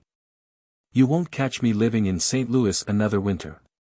"No," said Raynal, "you had better say that after you and your Spanish woman almost starved to death there. What a fool you were ever to take her to the settlements." "Your Spanish woman?" said I never heard of her before. "Are you married to her?" "No," answered Raymond, again looking intelligent, "the priests don't marry their women, and why should I marry mine?" This honorable mention of the Mexican clergy introduced the subject of religion, and I found that my 2 associates, in common with other white men in the country, were as indifferent to their future welfare as men whose lives are in constant peril are apt to be. Raymond had never heard of the Pope. A certain bishop, who lived at Taos or at Santa Fe, embodied his loftiest idea of an ecclesiastical dignitary. Raynal observed that a priest had been at Fort Laramie 2 years ago, on his way to the Nez Perce mission, and that he had confessed all the men there and given them absolution. "I got a good clearing out myself that time," said Raynal, "and I reckon that will do for me till I go down to the settlements again." Here he interrupted himself with an oath and exclaimed, "Look! Look! The panther is running an antelope." The panther, on his black and white horse, one of the best in the village, came at full speed over the hill in hot pursuit of an antelope that darted away like lightning before him. The attempt was made in mere sport and bravado, for very few are the horses that can for a moment compete in swiftness with this little animal. The antelope ran down the hill toward the main body of the Indians who were moving over the plain below. Sharp yells were given and horsemen galloped out to intercept his flight. At this he turned sharply to the left and scoured away with such incredible speed that he distanced all his pursuers and even the vaunted horse of the panther himself. A few moments after we witnessed a more serious sport. A shaggy buffalo bull bounded out from a neighboring hollow, and close behind him came a slender Indian boy, riding without stirrups or saddle and lashing his eager little horse to full speed. Yard after yard he drew closer to his gigantic victim, though the bull, with his short tail erect and his tongue lolling out a foot from his foaming jaws, was straining his unwieldy strength to the utmost. A moment more and the boy was close alongside of him. It was our friend the hailstorm. He dropped the rein on his horse's neck and jerked an arrow like lightning from the quiver at his shoulder. "I tell you," said Reyno, "that in a year's time that boy will match the best hunter in the village. There, he has given it to him. And there goes another. You feel well, now, old bull, don't you, with 2 arrows stuck in your lights? There, he has given him another. Hear how the hailstorm yells when he shoots. Yes, jump at him, try it again, old fellow. You may jump all day before you get your horns into that pony." The bull sprang again and again at his assailant, but the horse kept dodging with wonderful celerity. At length the bull followed up his attack with a furious rush, and the hailstorm was put to flight, the shaggy monster following close behind. The boy clung in his seat like a leech, and secure in the speed of his little pony, looked round toward us and laughed. In a moment he was again alongside of the bull, who was now driven to complete desperation. His eyeballs glared through his tangled mane, and the blood flew from his mouth and nostrils. Thus, still battling with each other, the 2 enemies disappeared over the hill. Many of the Indians rode at full gallop toward the spot. We followed at a more moderate pace, and soon saw the bull lying dead on the side of the hill. The Indians were gathered around him, and several knives were already at work. These little instruments were plied with such wonderful address that the twisted sinews were cut apart, the ponderous bones fell asunder as if by magic, and in a moment the vast carcass was reduced to a heap of bloody ruins. The surrounding group of savages offered no very attractive spectacle to a civilized eye. Some were cracking the huge thigh bones and devouring the marrow within. Others were cutting away pieces of the liver and other approved morsels, and swallowing them on the spot with the appetite of wolves. The faces of most of them, besmeared with blood from ear to ear, looked grim and horrible enough. My friend the White Shield proffered me a marrowbone, so skillfully laid open that all the rich substance within was exposed to view at once. Another Indian held out a large piece of the delicate lining of the paunch. But these courteous offerings I begged leave to decline. I noticed one little boy who was very busy with his knife about the jaws and throat of the buffalo, from which he extracted some morsel of peculiar delicacy. It is but fair to say that only certain parts of the animal are considered eligible in these extempore banquets. The Indians would look with abhorrence on anyone who should partake indiscriminately of the newly killed carcass. We encamped that night, and marched westward through the greater part of the following day. On the next morning we again resumed our journey. It was the 17th of July, unless my notebook misleads me. At noon we stopped by some pools of rain water, and in the afternoon again set forward. This double movement was contrary to the usual practice of the Indians, but all were very anxious to reach the hunting ground, kill the necessary number of buffalo, and retreat as soon as possible from the dangerous neighborhood. I pass by for the present some curious incidents that occurred during these marches and encampments. Late in the afternoon of the last mentioned day we came upon the banks of a little sandy stream, of which the Indians could not tell the name. For they were very ill acquainted with that part of the country.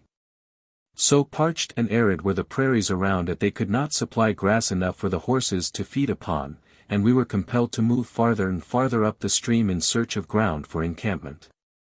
The country was much wilder than before. The plains were gashed with ravines and broken into hollows and steep declivities, which flanked our course, as, in long scattered array, the Indians advanced up the side of the stream. Mean Sela consulted an extraordinary oracle to instruct him where the buffalo were to be found. When he with the other chiefs sat down on the grass to smoke and converse, as they often did during the march, the old man picked up one of those enormous black and green crickets, which the Dakota call by a name that signifies, they who point out the buffalo.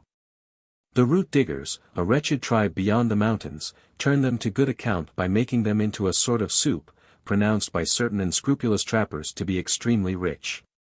Holding the bloated insect respectfully between his fingers and thumb, the old Indian looked attentively at him and inquired, "Tell me, my father, where must we go tomorrow to find the buffalo? The cricket twisted about his long horns in evident embarrassment. At last he pointed, or seemed to point, them westward.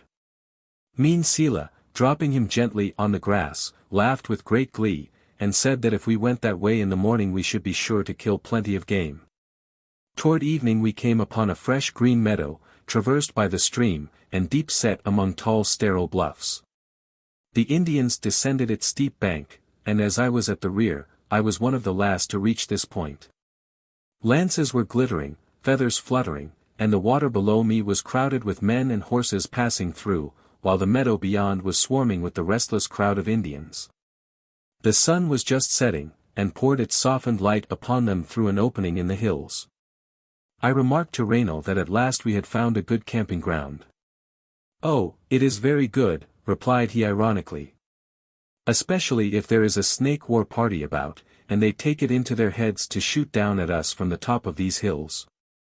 It is no plan of mine, camping in such a hole as this." The Indians also seemed apprehensive. High up on the top of the tallest bluff, conspicuous in the bright evening sunlight, sat a naked warrior on horseback, looking around, as it seemed, over the neighboring country. And Raymond told me that many of the young men had gone out in different directions as scouts. The shadows had reached to the very summit of the bluffs before the lodges were erected and the village reduced again to quiet and order.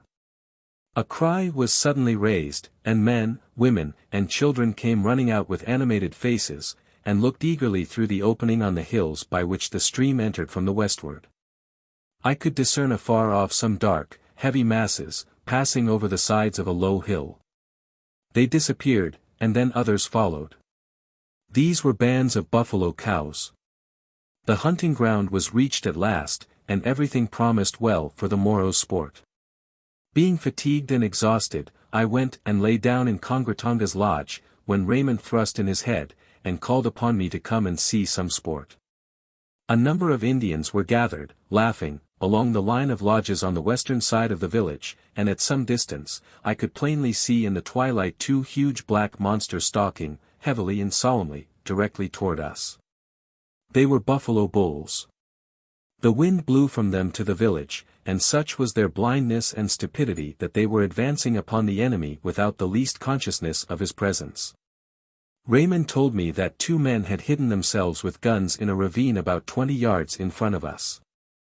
The two bulls walked slowly on, heavily swinging from side to side in their peculiar gait of stupid dignity. They approached within 4 or 5 rods of the ravine where the Indians lay in ambush. Here at last they seemed conscious that something was wrong, for they both stopped and stood perfectly still, without looking either to the right or to the left. Nothing of them was to be seen but two huge black masses of shaggy mane, with horns, eyes, and nose in the center, and a pair of hoofs visible at the bottom. At last the more intelligent of them seemed to have concluded that it was time to retire. Very slowly, and with an air of the gravest and most majestic deliberation, he began to turn round, as if he were revolving on a pivot. Little by little his ugly brown side was exposed to view. A white smoke sprang out, as it were from the ground. A sharp report came with it. The old bull gave a very undignified jump and galloped off. At this his comrade wheeled about with considerable expedition. The other Indian shot at him from the ravine, and then both the bulls were running away at full speed, while half the juvenile population of the village raised a yell and ran after them. The first bull was soon stopped, and while the crowd stood looking at him at a respectable distance, he reeled and rolled over on his side. The other, wounded in a less vital part, galloped away to the hills and escaped. In half an hour it was totally dark. I lay down to sleep, and ill as I was, there was something very animating in the prospect of the general hunt that was to take place on the morrow.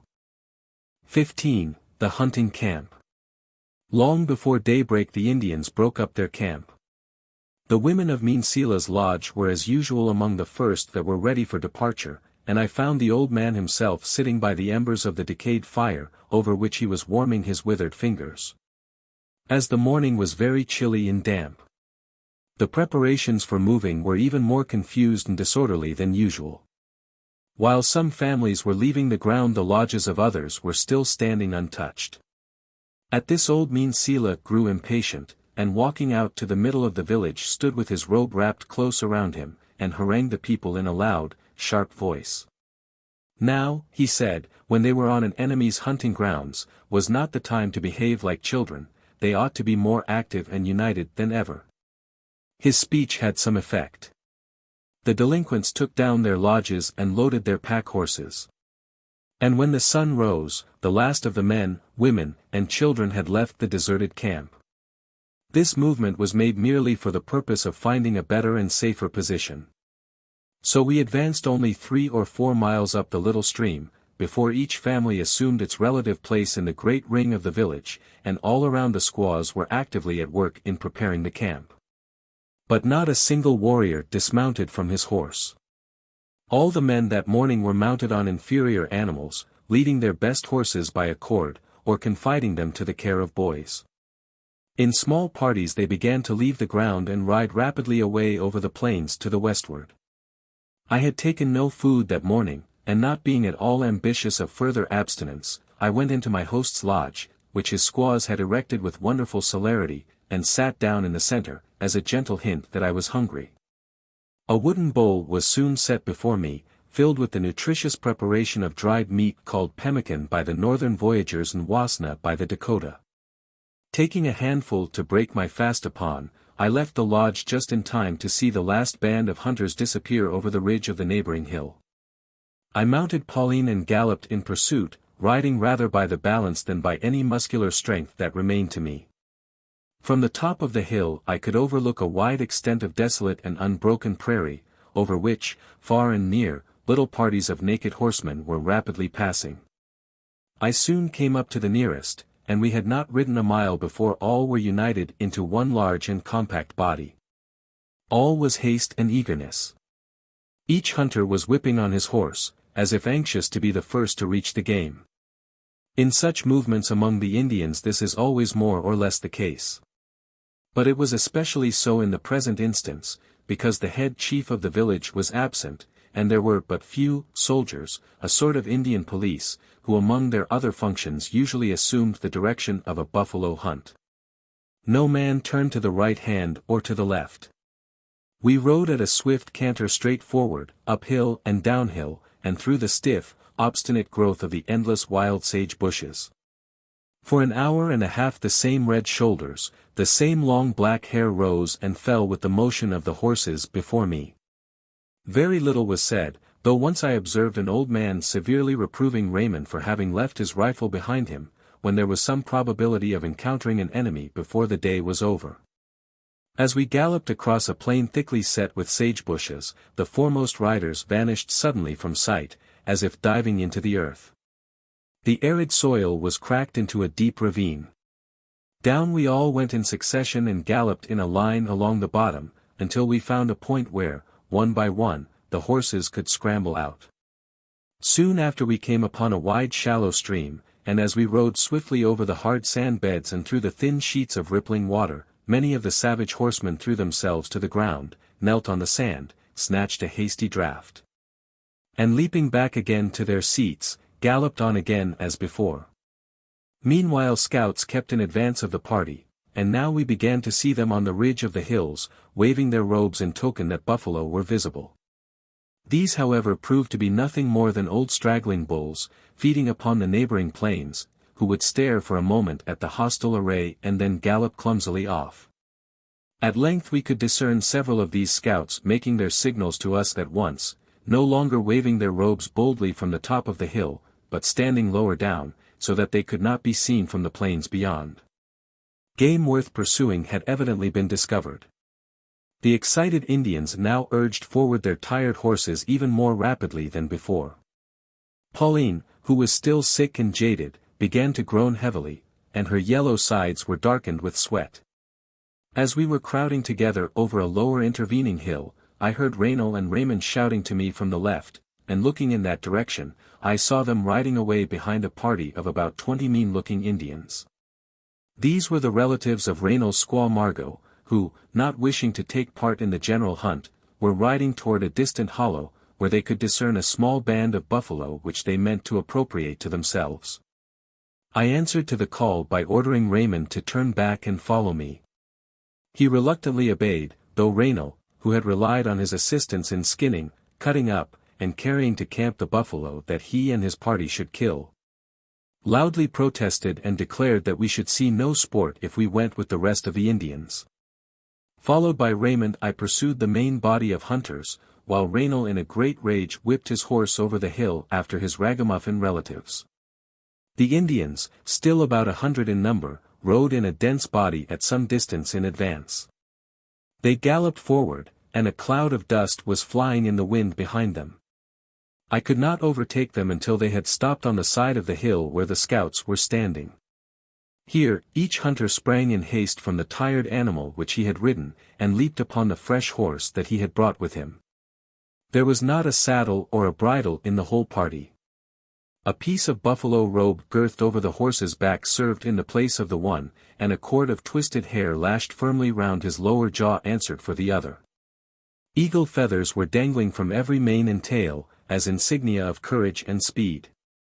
As for the rider, he wore no other clothing than a light cincture at his waist, and a pair of moccasins. He had a heavy whip, with a handle of solid elk horn, and a lash of knotted bull hide, fastened to his wrist by an ornamental band. His bow was in his hand, and his quiver of otter or panther skin hung at his shoulder. Thus equipped, some 30 of the hunters galloped away toward the left, in order to make a circuit under cover of the hills, that the buffalo might be assailed on both sides at once. The rest impatiently waited until time enough had elapsed for their companions to reach the required position. Then riding upward in a body, we gained the ridge of the hill, and for the first time came in sight of the buffalo on the plain beyond. They were a band of cows, 400 or 500 in number, who were crowded together near the bank of a wide stream that was soaking across the sand beds of the valley. This was a large circular basin, sun-scorched and broken, scantily covered with herbage and encompassed with high barren hills, from an opening in which we could see our allies galloping out upon the plain. The wind blew from that direction. The buffalo were aware of their approach, and had begun to move, though very slowly and in a compact mass. I have no further recollection of seeing the game until we were in the midst of them, for as we descended the hill other objects engrossed my attention. Numerous old bulls were scattered over the plain, and ungallantly deserting their charge at our approach, began to wade and plunge through the treacherous quicksands or the stream, and gallop away toward the hills. One old veteran was struggling behind all the rest with one of his forelegs, which had been broken by some accident, dangling about uselessly at his side. His appearance, as he went shambling along on 3 legs, was so ludicrous that I could not help pausing for a moment to look at him.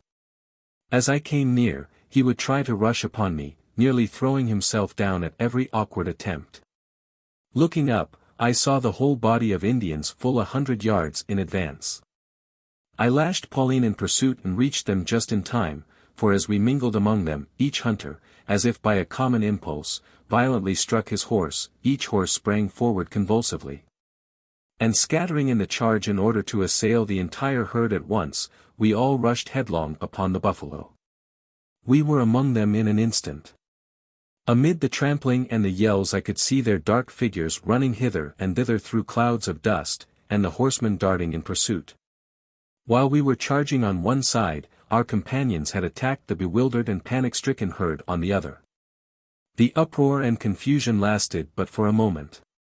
The dust cleared away, and the buffalo could be seen scattering as from a common center, flying over the plain singly, or in long files and small compact bodies, while behind each followed the Indians, lashing their horses to furious speed, forcing them close upon their prey, and yelling as they launched arrow after arrow into their sides. The large black carcasses were strewn thickly over the ground. Here and there wounded buffalo were standing, their bleeding sides feathered with arrows. And as I rode past them their eyes would glare, they would bristle like gigantic cats, and feebly attempt to rush up and gore my horse.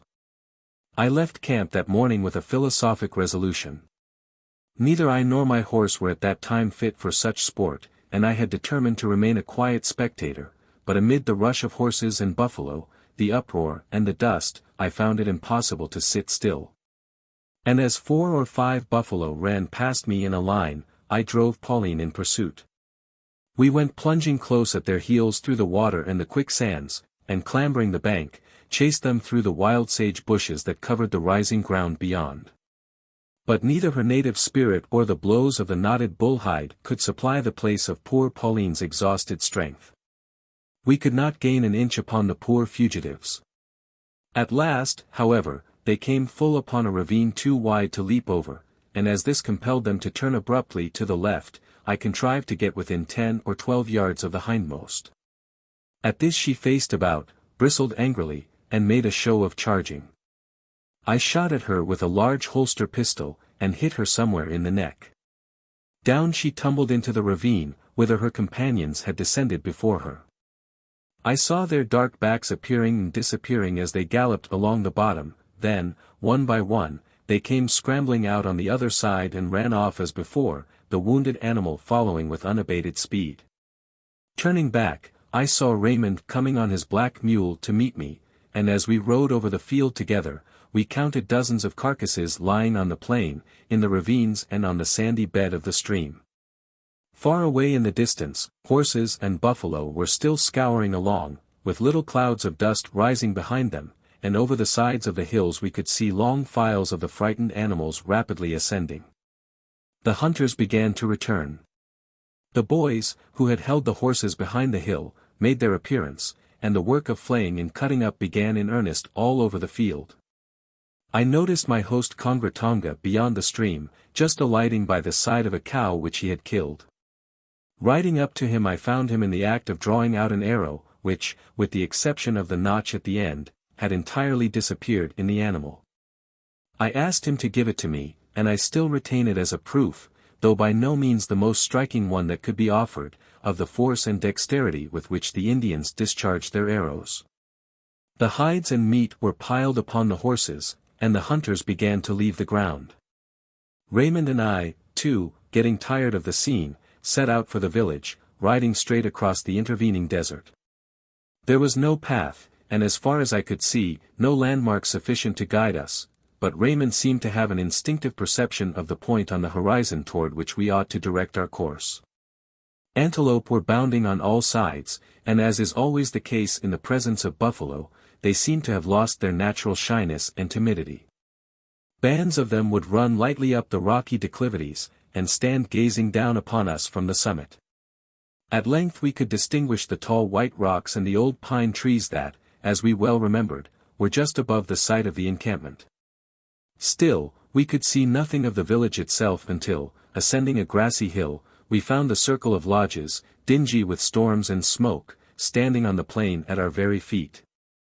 I entered the lodge of my host. His squaw instantly brought me food and water, and spread a buffalo robe for me to lie upon, and being much fatigued, I lay down and fell asleep. In about an hour the entrance of Kongratonga, with his arms smeared with blood to the elbows, awoke me. He sat down in his usual seat on the left side of the lodge. His squaw gave him a vessel of water for washing, set before him a bowl of boiled meat, and as he was eating pulled off his bloody moccasins and placed fresh ones on his feet, then outstretching his limbs, my host composed himself to sleep. And now the hunters, 2 or 3 at a time, began to come rapidly in, and each, consigning his horses to the squaws, entered his lodge with the air of a man whose day's work was done. The squaws flung down the load from the burdened horses, and vast piles of meat and hides were soon accumulated before every lodge. By this time it was darkening fast, and the whole village was illumined by the glare of fires blazing all around. All the squaws and children were gathered about the piles of meat, exploring them in search of the daintiest portions. Some of these they roasted on sticks before the fires, but often they dispensed with this superfluous operation. Late into the night the fires were still glowing upon the groups of feasters engaged in this savage banquet around them. Several hunters sat down by the fire in Kongratonga's lodge to talk over the day's exploits. Among the rest, Mean Sela came in. Though he must have seen full 80 winters, he had taken an active share in the day's sport. He boasted that he had killed 2 cows that morning, and would have killed a third if the dust had not blinded him so that he had to drop his bow and arrows and press both hands against his eyes to stop the pain. The firelight fell upon his wrinkled face and shriveled figure as he sat telling his story with such inimitable gesticulation that every man in the lodge broke into a laugh. Old Mean Sila was one of the few Indians in the village with whom I would have trusted myself alone without suspicion. And the only one from whom I would have received a gift or a service without the certainty that it proceeded from an interested motive. He was a great friend to the whites. He liked to be in their society, and was very vain of the favors he had received from them. He told me one afternoon, as we were sitting together in his son's lodge, that he considered the beaver and the whites the wisest people on earth. Indeed, he was convinced they were the same. And an incident which had happened to him long before had assured him of this. So he began the following story, and as the pipe passed in turn to him, Raynal availed himself of these interruptions to translate what had preceded. But the old man accompanied his words with such admirable pantomime that translation was hardly necessary. He said that when he was very young, and had never yet seen a white man, he and 3 or 4 of his companions were out on a beaver hunt, and he crawled into a large beaver lodge, to examine what was there. Sometimes he was creeping on his hands and knees, sometimes he was obliged to swim, and sometimes to lie flat on his face and drag himself along. In this way he crawled a great distance underground. It was very dark, cold and close, so that at last he was almost suffocated, and fell into a swoon. When he began to recover, he could just distinguish the voices of his companions outside, who had given him up for lost, and were singing his death song. At first he could see nothing, but soon he discerned something white before him, and at length plainly distinguished 3 people, entirely white, 1 man and 2 women, sitting at the edge of a black pool of water. He became alarmed and thought it high time to retreat.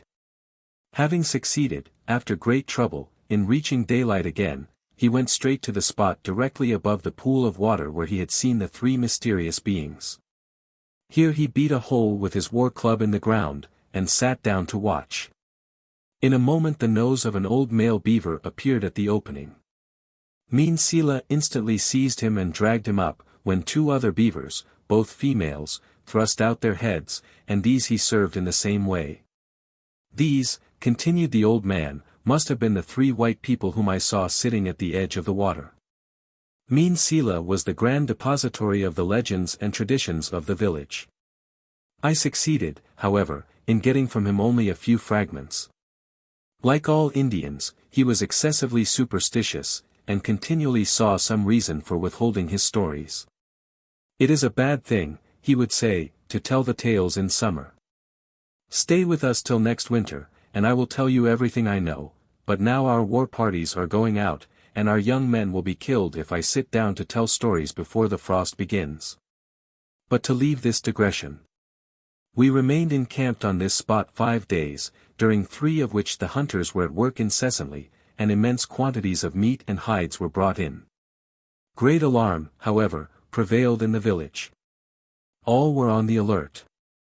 The young men were ranging through the country as scouts, and the old men paid careful attention to omens and prodigies, and especially to their dreams. In order to convey to the enemy, who, if they were in the neighborhood, must inevitably have known of our presence, the impression that we were constantly on the watch, piles of sticks and stones were erected on all the surrounding hills. In such a manner as to appear at a distance like sentinels. Often, even to this hour, that scene will rise before my mind like a visible reality, the tall white rocks, the old pine trees on their summits, the sandy stream that ran along their bases and half encircled the village.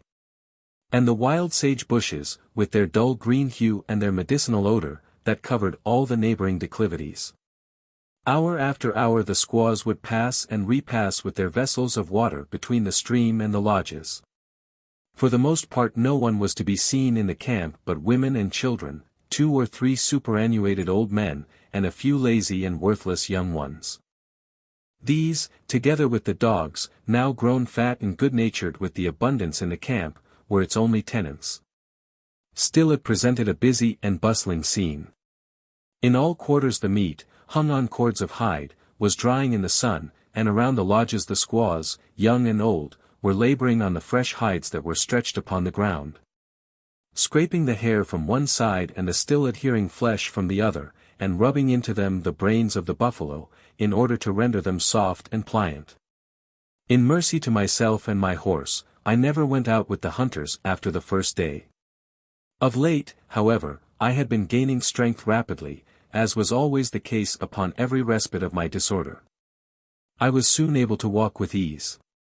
Raymond and I would go out upon the neighboring prairies to shoot antelope, or sometimes to assail straggling buffalo, on foot, an attempt in which we met with rather indifferent success. To kill a bull with a rifle ball is a difficult art, in the secret of which I was as yet very imperfectly initiated. As I came out of Congratonga's lodge one morning, Raynal called to me from the opposite side of the village, and asked me over to breakfast. The breakfast was a substantial one. It consisted of the rich, juicy hump ribs of a fat cow. A repast absolutely unrivaled. It was roasting before the fire, impaled upon a stout stick, which Raynal took up and planted in the ground before his lodge.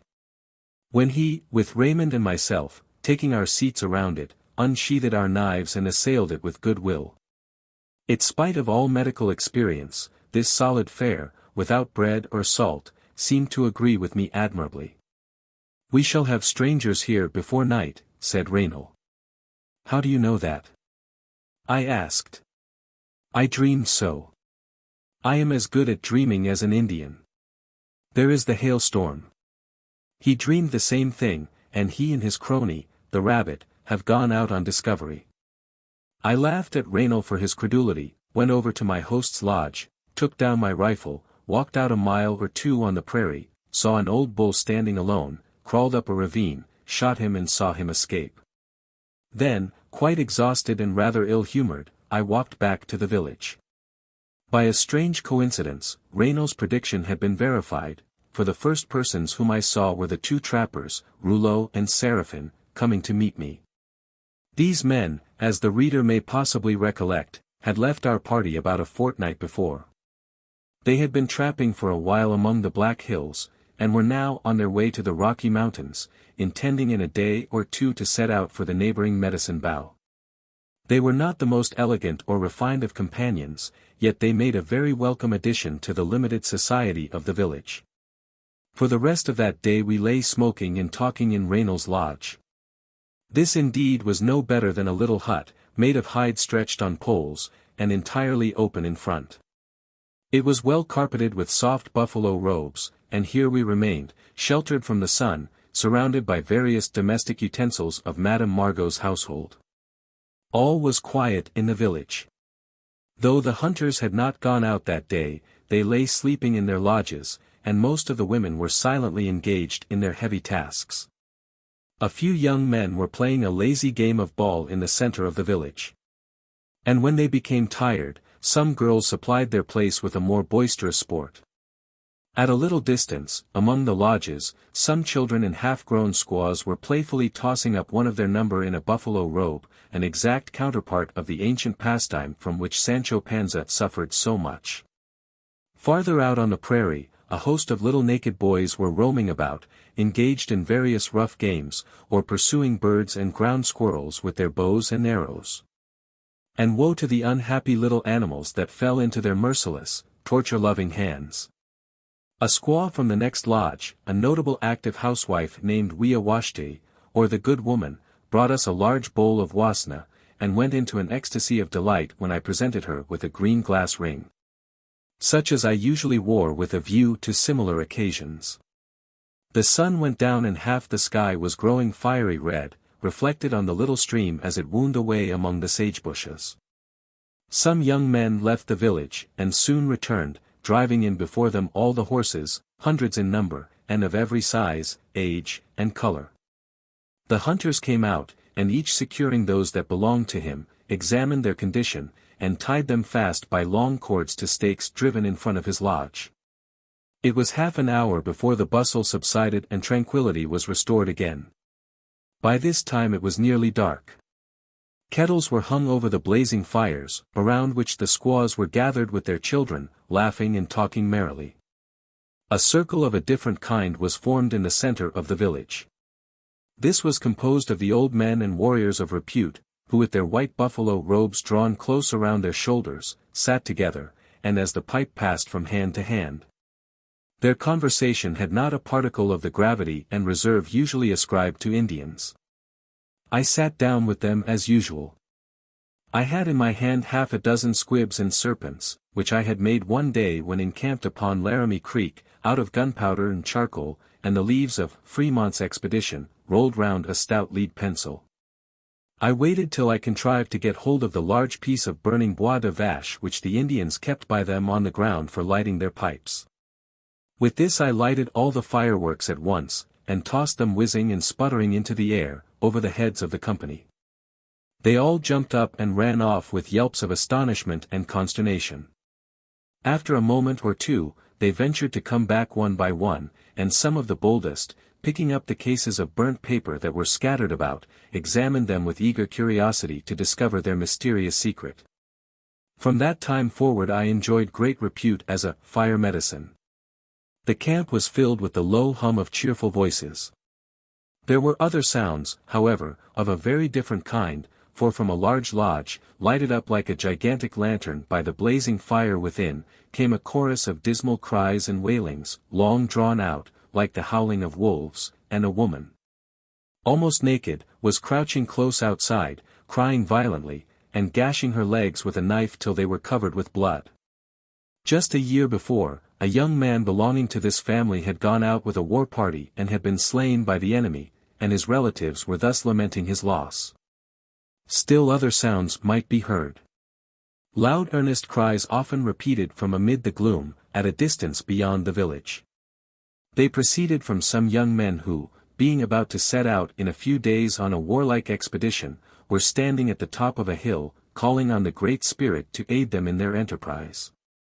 While I was listening, Rouleau, with a laugh on his careless face, called to me and directed my attention to another quarter. In front of the lodge where XVIII lived another squaw was standing, angrily scolding an old yellow dog, who lay on the ground with his nose resting between his paws, and his eyes turned sleepily up to her face, as if he were pretending to give respectful attention, but resolved to fall asleep as soon as it was all over. "You ought to be ashamed of yourself," said the old woman. "I have fed you well, and taken care of you ever since you were small and blind, and could only crawl about and squeal a little, instead of howling as you do now. When you grew old, I said you were a good dog. You were strong and gentle when the load was put on your back, and you never ran among the feet of the horses when we were all traveling together over the prairie. But you had a bad heart. Whenever a rabbit jumped out of the bushes, you were always the first to run after him and lead away all the other dogs behind you. You ought to have known that it was very dangerous to act so. When you had got far out on the prairie, and no one was near to help you, perhaps a wolf would jump out of the ravine, and then what could you do? You would certainly have been killed, for no dog can fight well with a load on his back. Only 3 days ago you ran off in that way, and turned over the bag of wooden pins with which I used to fasten up the front of the lodge. Look up there, and you will see that it is all flapping open. And now tonight you have stolen a great piece of fat meat which was roasting before the fire for my children. I tell you, you have a bad heart, and you must die." So saying, the squaw went into the lodge, and coming out with a large stone mallet, killed the unfortunate dog at one blow. This speech is worthy of notice as illustrating a curious characteristic of the Indians, the ascribing intelligence and a power of understanding speech to the inferior animals, to whom, indeed, according to many of their traditions, they are linked in close affinity, and they even claim the honor of a lineal descent from bears, wolves, deer, or tortoises. As it grew late, and the crowded population began to disappear, I too walked across the village to the lodge of my host, Congratonga. As I entered I saw him, by the flickering blaze of the fire in the center, reclining half asleep in his usual place. His couch was by no means an uncomfortable one. It consisted of soft buffalo robes laid together on the ground, and a pillow made of whitened deerskin stuffed with feathers and ornamented with beads. At his back was a light framework of poles and slender reeds, against which he could lean with ease when in a sitting posture, and at the top of it, just above his head, his bow and quiver were hanging. His squaw, a laughing, broad-faced woman, apparently had not yet completed her domestic arrangements, for she was bustling about the lodge, pulling over the utensils and the bales of dried meats that were ranged carefully round it. Unhappily, she and her partner were not the only tenants of the dwelling, for half a dozen children were scattered about, sleeping in every imaginable posture. My saddle was in its place at the head of the lodge and a buffalo robe was spread on the ground before it. Wrapping myself in my blanket I lay down, but had I not been extremely fatigued the noise in the next lodge would have prevented my sleeping. There was the monotonous thumping of the Indian drum, mixed with occasional sharp yells, and a chorus chanted by 20 voices. A grand scene of gambling was going forward with all the appropriate formalities. The players were staking on the chance issue of the game their ornaments, their horses, and as the excitement rose, their garments, and even their weapons, for desperate gambling is not confined to the hells of Paris. The men of the plains and the forests no less resort to it as a violent but grateful relief to the tedious monotony of their lives, which alternate between fierce excitement and listless inaction. I fell asleep with the dull notes of the drum still sounding on my ear, but these furious orgies lasted without intermission till daylight. I was soon awakened by one of the children crawling over me, while another larger one was tugging at my blanket and nestling himself in a very disagreeable proximity. I immediately repelled these advances by punching the heads of these miniature savages with a short stick which I always kept by me for the purpose. And as sleeping half the day and eating much more than is good for them makes them extremely restless, this operation usually had to be repeated 4 or 5 times in the course of the night. My host himself was the author of another most formidable annoyance. All these Indians, and he among the rest, think themselves bound to the constant performance of certain acts as the condition on which their success in life depends, whether in war, love, hunting, or any other employment. These medicines, as they are called in that country, which are usually communicated in dreams, are often absurd enough. Some Indians will strike the butt of the pipe against the ground every time they smoke. Others will insist that everything they say shall be interpreted by contraries, and Shaw once met an old man who conceived that all would be lost unless he compelled every white man he met to drink a bowl of cold water. My host was particularly unfortunate in his allotment. The Great Spirit had told him in a dream that he must sing a certain song in the middle of every night. And regularly at about 12 o'clock his dismal monotonous chanting would awaken me, and I would see him seated bolt upright on his couch, going through his dolorous performances with a most businesslike air. There were other voices of the night still more inharmonious. Twice or thrice, between sunset and dawn, all the dogs in the village, and there were hundreds of them, would bay and yelp in chorus. A most horrible clamor, resembling no sound that I have ever heard, except perhaps the frightful howling of wolves that we used sometimes to hear long afterward when descending the Arkansas on the trail of General Kenney's army. The canine uproar is, if possible, more discordant than that of the wolves. Heard at a distance, slowly rising on the night, it has a strange unearthly effect, and would fearfully haunt the dreams of a nervous man. But when you are sleeping in the midst of it the din is outrageous. One long loud howl from the next lodge perhaps begins it, and voice after voice takes up the sound till it passes around the whole circumference of the village, and the air is filled with confused and discordant cries, at once fierce and mournful. It lasts but for a moment and then dies away into silence. Morning came, and Kongratonga, mounting his horse, rode out with the hunters. It may not be amiss to glance at him for an instant in his domestic character of husband and father. Both he and his squaw, like most other Indians, were very fond of their children, whom they indulged to excess, and never punished, except in extreme cases when they would throw a bowl of cold water over them. Their offspring became sufficiently undutiful and disobedient under this system of education, which tends not a little to foster that wild idea of liberty and utter intolerance of restraint which lie at the very foundation of the Indian character. It would be hard to find a fonder father than Kongratonga. There was one urchin in particular, rather less than 2 feet high, to whom he was exceedingly attached. And sometimes spreading a buffalo robe in the lodge, he would seat himself upon it, place his small favorite upright before him, and chant in a low tone some of the words used as an accompaniment to the war dance. The little fellow, who could just manage to balance himself by stretching out both arms, would lift his feet and turn slowly round and round in time to his father's music, while my host would laugh with delight, and look smiling up into my face to see if I were admiring this precocious performance of his offspring. In his capacity of husband he was somewhat less exemplary. The squaw who lived in the lodge with him had been his partner for many years. She took good care of his children and his household concerns. He liked her well enough, and as far as I could see they never quarreled, but all his warmer affections were reserved for younger and more recent favorites. Of these he had at present only one, who lived in a lodge apart from his own.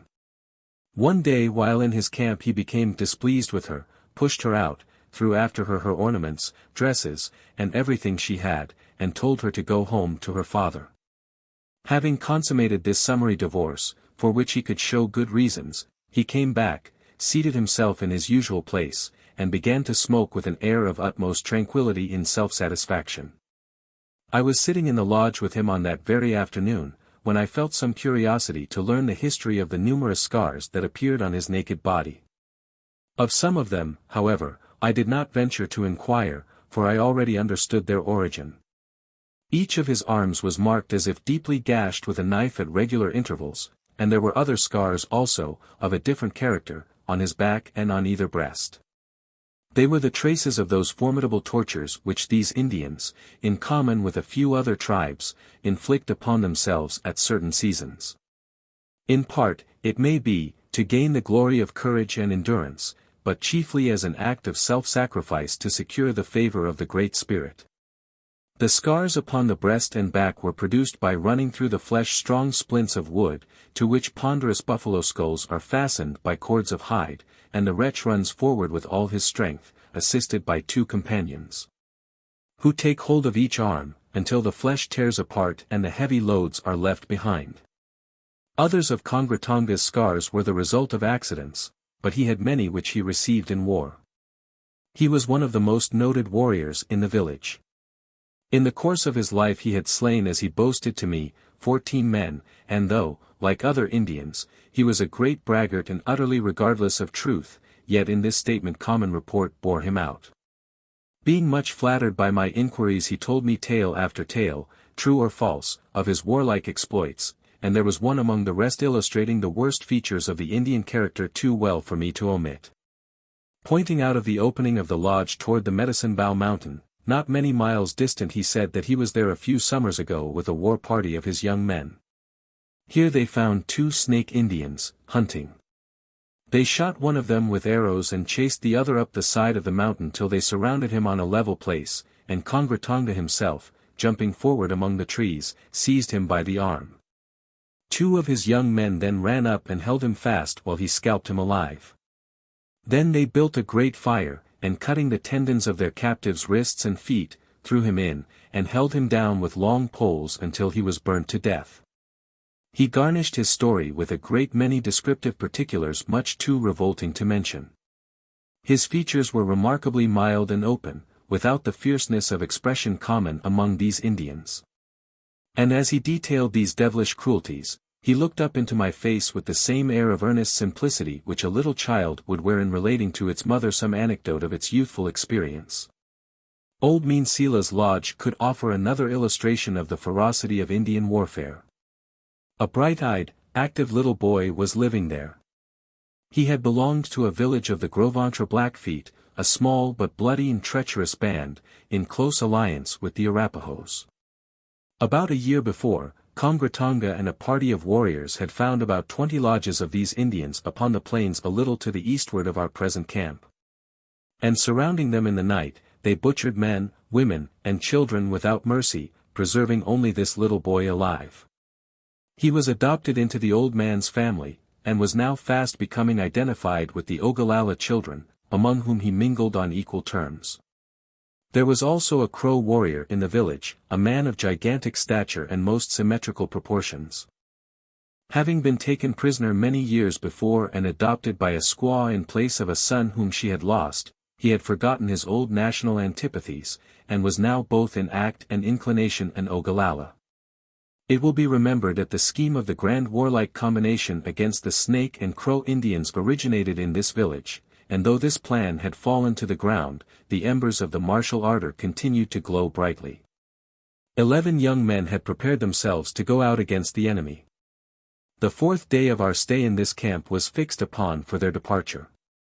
At the head of this party was a well-built active little Indian, called the White Shield, whom I had always noticed for the great neatness of his dress and appearance. His lodge too, though not a large one, was the best in the village, his squaw was one of the prettiest girls, and altogether his dwelling presented a complete model of an Ogallalla domestic establishment. I was often a visitor there, for the White Shield being rather partial to white men, used to invite me to continual feasts at all hours of the day. Once when the substantial part of the entertainment was concluded, and he and I were seated cross-legged on a buffalo robe smoking together very amicably, he took down his warlike equipments, which were hanging around the lodge, and displayed them with great pride and self-importance.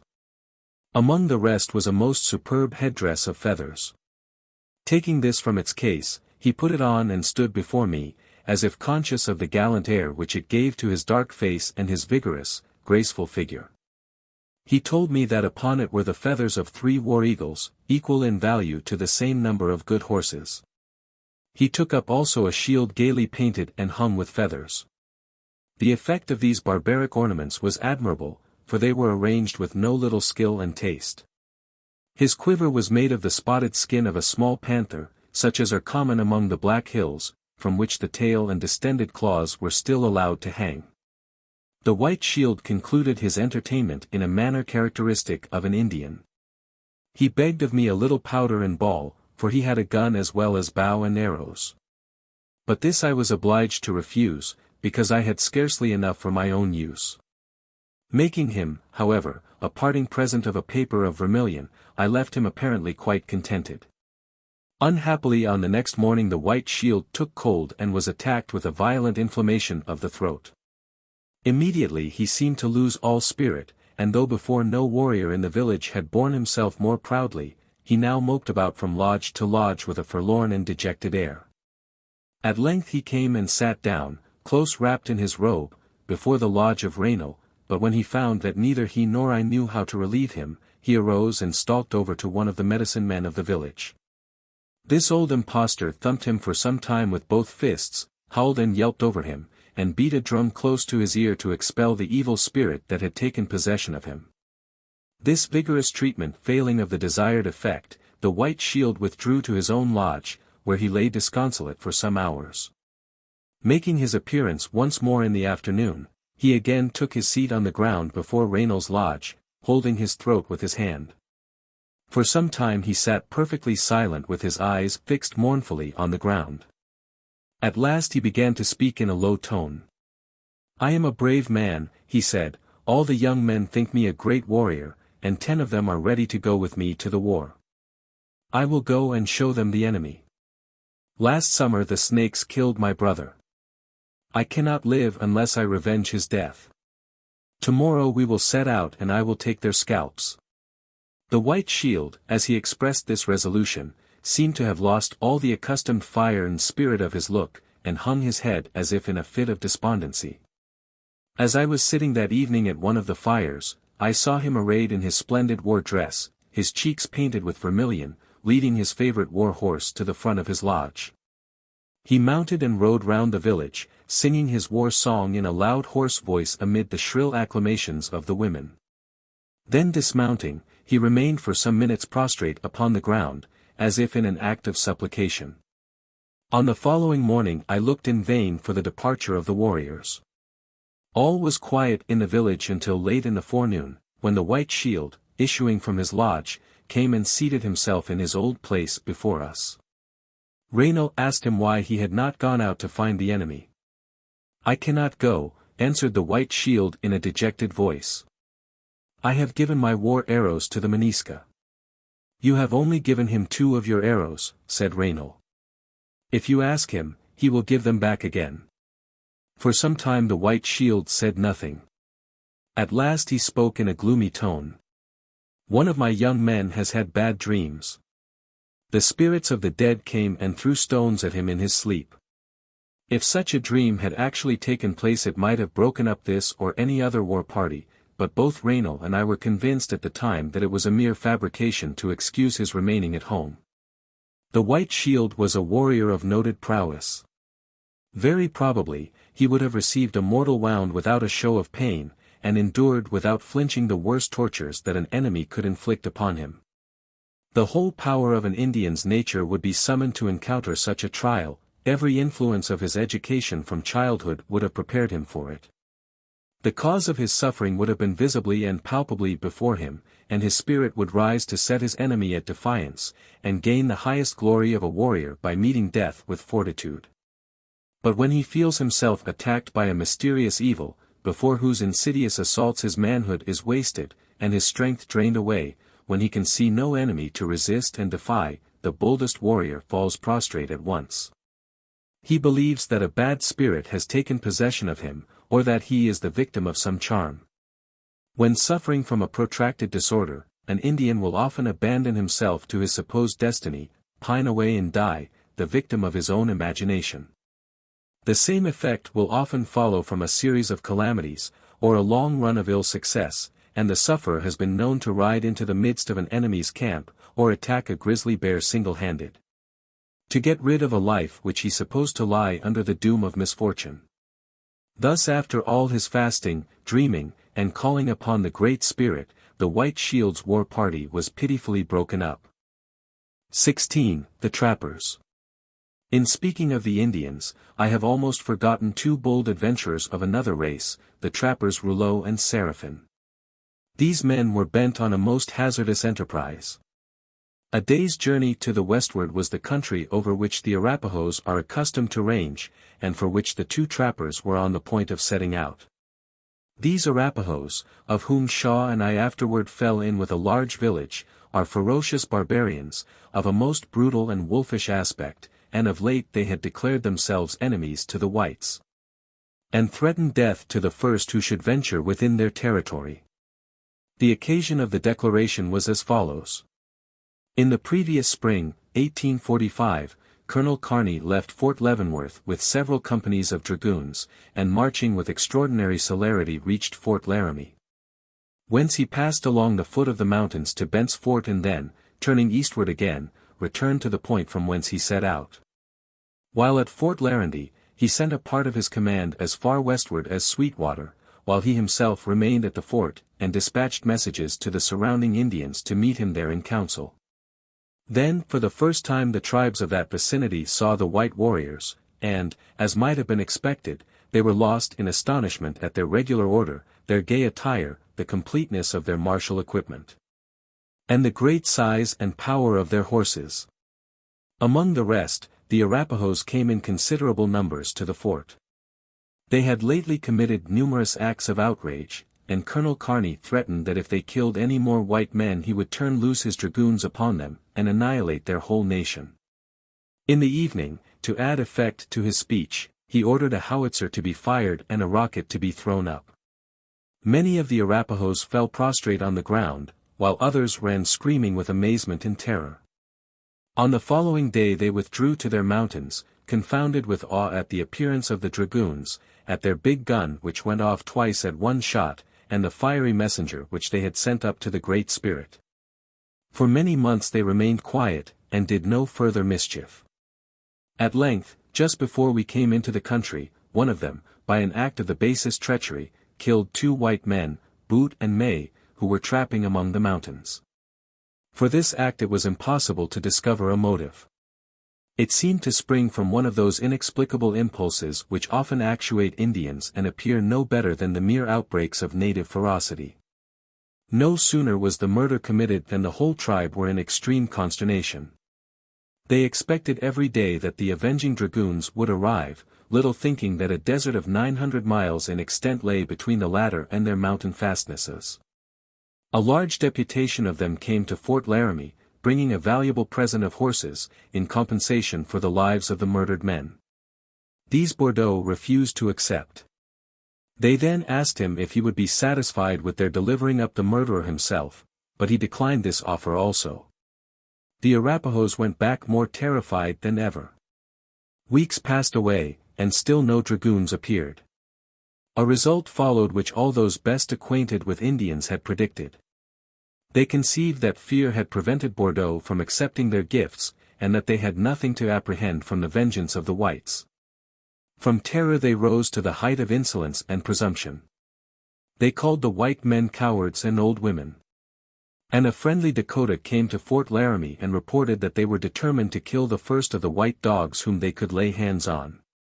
Had a military officer, entrusted with suitable powers, been stationed at Fort Laramie, and having accepted the offer of the Arapahoes to deliver up the murderer, had ordered him to be immediately led out and shot, in presence of his tribe, they would have been awed into tranquility, and much danger and calamity averted. But now the neighborhood of the Medicine Bow Mountain and the region beyond it was a scene of extreme peril. Old Mean Selah, a true friend of the whites, and many other of the Indians gathered about the two trappers, and vainly endeavored to turn them from their purpose, but Rouleau and Seraphine only laughed at the danger. On the morning preceding that on which they were to leave the camp, we could all discern faint white columns of smoke rising against the dark base of the Medicine Bow. Scouts were out immediately, and reported that these proceeded from an Arapaho camp, abandoned only a few hours before. Still the two trappers continued their preparations for departure. Seraphine was a tall, powerful fellow, with a sullen and sinister countenance. His rifle had very probably drawn other blood than that of buffalo or even Indians. Rouleau had a broad ruddy face marked with as few traces of thought or care as a child's. His figure was remarkably square and strong, but the first joints of both his feet were frozen off, and his horse had lately thrown and trampled upon him, by which he had been severely injured in the chest. But nothing could check his inveterate propensity for laughter and gaiety. He went all day rolling about the camp on his stumps of feet, talking and singing and frolicking with the Indian women, as they were engaged at their work. In fact, Rouleau had an unlucky partiality for squaws. He always had one whom he must needs bedizen with beads, ribbons, and all the finery of an Indian wardrobe. And though he was of course obliged to leave her behind him during his expeditions, yet this hazardous necessity did not at all trouble him, for his disposition was the very reverse of jealous. If at any time he had not lavished the whole of the precarious profits of his vocation upon his dark favorite, he always devoted the rest to feasting his comrades. If liquor was not to be had, and this was usually the case, strong coffee was substituted. As the men of that region are by no means remarkable for providence or self-restraint, whatever was set before them on these occasions, however extravagant in price, or enormous in quantity, was sure to be disposed of at one sitting. Like other trappers, Rouleau's life was one of contrast and variety. It was only at certain seasons, and for a limited time, that he was absent on his expeditions. For the rest of the year he would be lounging about the fort, or encamped with his friends in its vicinity, lazily hunting or enjoying all the luxury of inaction. But when once in pursuit of beaver, he was involved in extreme privations and desperate perils. When in the midst of his game and his enemies, hand and foot, eye and ear, are incessantly active. Frequently he must content himself with devouring his evening meal uncooked, lest the light of his fire should attract the eyes of some wandering Indian. And sometimes having made his rude repast, he must leave his fire still blazing, and withdraw to a distance under cover of the darkness, that his disappointed enemy, drawn thither by the light, may find his victim gone, and be unable to trace his footsteps in the gloom. This is the life led by scores of men in the Rocky Mountains and their vicinity. I once met a trapper whose breast was marked with the scars of 6 bullets and arrows, one of his arms broken by a shot and one of his knees shattered.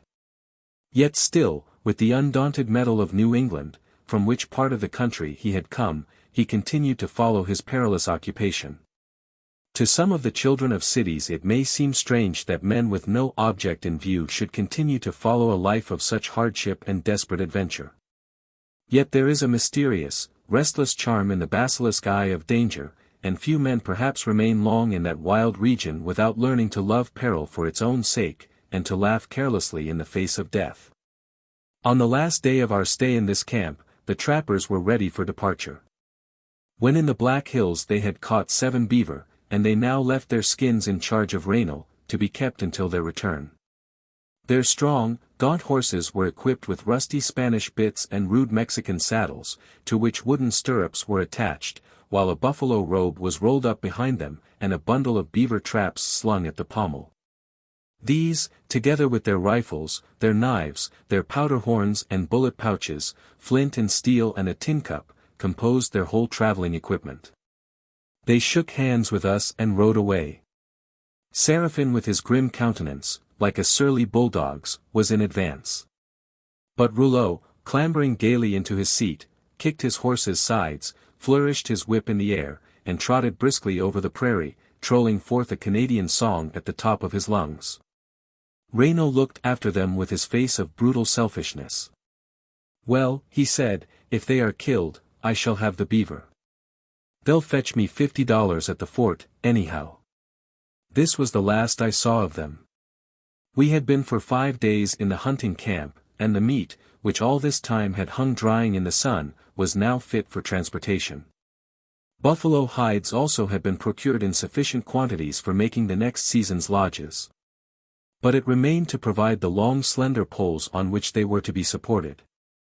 These were only to be had among the tall pine woods of the Black Hills, and in that direction therefore our next move was to be made. It is worthy of notice that amid the general abundance which during this time had prevailed in the camp there were no instances of individual privation. For although the hide and the tongue of the buffalo belong by exclusive right to the hunter who has killed it, yet anyone else is equally entitled to help himself from the rest of the carcass. Thus, the weak, the aged, and even the indolent come in for a share of the spoils, and many a helpless old woman, who would otherwise perish from starvation, is sustained in profuse abundance. On the 25th of July, late in the afternoon, the camp broke up, with the usual tumult and confusion, and we were all moving once more, on horseback and on foot, over the plains. We advanced, however, but a few miles. The old men, who during the whole march had been stoutly striding along on foot in front of the people, now seated themselves in a circle on the ground, while all the families, erecting their lodges in the prescribed order around them, formed the usual great circle of the camp. Meanwhile these village patriarchs sat smoking and talking. I threw my bridle to Raymond, and sat down as usual along with them. There was none of that reserve and apparent dignity which an Indian always assumes when in council, or in the presence of white men whom he distrusts. The party, on the contrary, was an extremely merry one. And as in a social circle of a quite different character, if there was not much wit, there was at least a great deal of laughter. When the first pipe was smoked out, I rose and withdrew to the lodge of my host.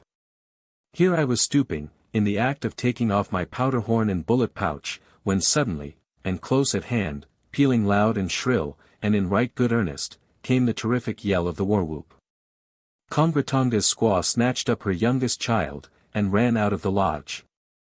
I followed, and found the whole village in confusion, resounding with cries and yells. The circle of old men in the center had vanished.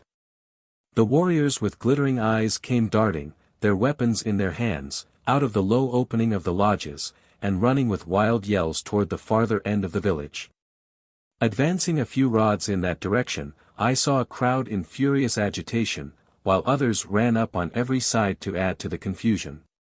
Just then I distinguished the voices of Raymond and Reynaud, shouting to me from a distance, and looking back, I saw the latter with his rifle in his hand, standing on the farther bank of a little stream that ran along the outskirts of the camp. He was calling to Raymond and myself to come over and join him, and Raymond, with his usual deliberate gait and stolid countenance, was already moving in that direction. This was clearly the wisest course, unless we wished to involve ourselves in the fray. So I turned to go, but just then a pair of eyes, gleaming like a snake's, and an aged familiar countenance was thrust from the opening of a neighboring lodge, and out bolted old Mean-Seela, full of fight, clutching his bow and arrows in one hand and his knife in the other. At that instant he tripped and fell sprawling on his face, while his weapons flew scattering away in every direction. The women with loud screams were hurrying with their children in their arms to place them out of danger, and I observed some hastening to prevent mischief, by carrying away all the weapons they could lay hands on. On a rising ground close to the camp stood a line of old women singing a medicine song to allay the tumult. As I approached the side of the brook I heard gunshots behind me, and turning back, I saw that the crowd had separated into two lines of naked warriors confronting each other at a respectful distance, and yelling and jumping about to dodge the shot of their adversaries, while they discharged bullets and arrows against each other. At the same time certain sharp, humming sounds in the air over my head, like the flight of beetles on a summer evening, warned me that the danger was not wholly confined to the immediate scene of the fray. So wading through the brook, I joined Raynal and Raymond, and we sat down on the grass, in the posture of an armed neutrality, to watch the result. Happily it may be for ourselves, though quite contrary to our expectation, the disturbance was quelled almost as soon as it had commenced. When I looked again, the combatants were once more mingled together in a mass. Though yells sounded, occasionally from the throng, the firing had entirely ceased, and I observed 5 or 6 persons moving busily about, as if acting the part of peacemakers. One of the village heralds or criers proclaimed in a loud voice something which my 2 companions were too much engrossed in their own observations to translate for me. The crowd began to disperse, though many a deep-set black eye still glittered with an unnatural luster, as the warriors slowly withdrew to their lodges. This fortunate suppression of the disturbance was owing to a few of the old men, less pugnacious than mean Sela, who boldly ran in between the combatants and aided by some of the soldiers, or Indian police, succeeded in effecting their object. It seemed very strange to me that although many arrows and bullets were discharged, no one was mortally hurt. And I could only account for this by the fact that both the marksman and the object of his aim were leaping about incessantly during the whole time. By far the greater part of the villagers had joined in the fray, for although there were not more than a dozen guns in the whole camp, I heard at least 8 or 10 shots fired. In a quarter of an hour all was comparatively quiet.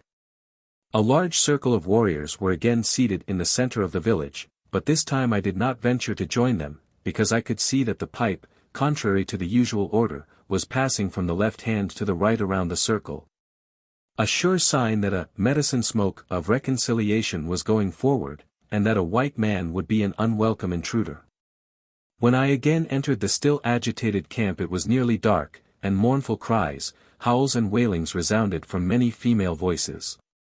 Whether these had any connection with the late disturbance, or were merely lamentations for relatives slain in some former war expeditions, I could not distinctly ascertain.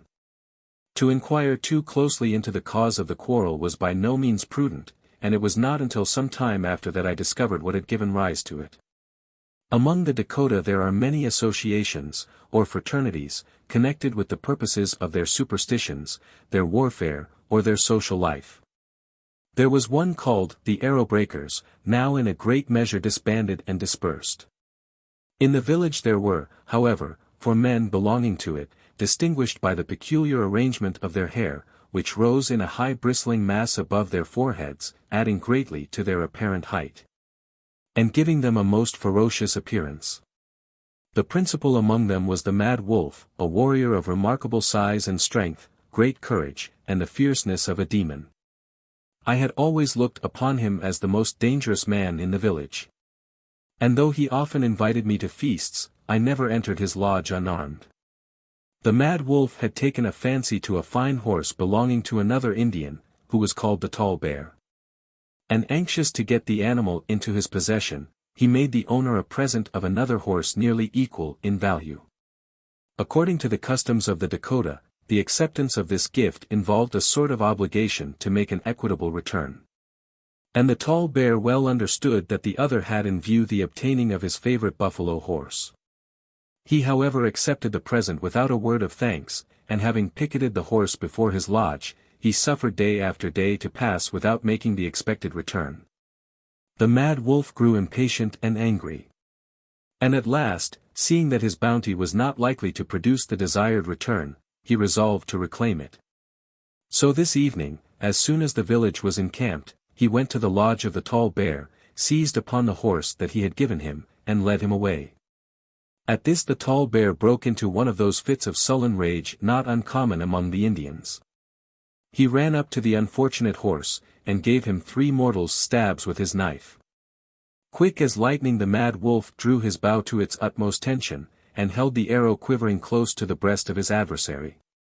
The tall bear, as the Indians who were near him said, stood with his bloody knife in his hand, facing the assailant with the utmost calmness. Some of his friends and relatives, seeing his danger, ran hastily to his assistance. The remaining 3 arrow breakers, on the other hand, came to the aid of their associate. Many of their friends joined them, the war cry was raised on a sudden, and the tumult became general. The soldiers, who lent their timely aid in putting it down, are by far the most important executive functionaries in an Indian village. The office is one of considerable honor, being confided only to men of courage and repute. They derive their authority from the old men and chief warriors of the village, who elect them in councils occasionally convened for the purpose, and thus can exercise a degree of authority which no one else in the village would dare to assume.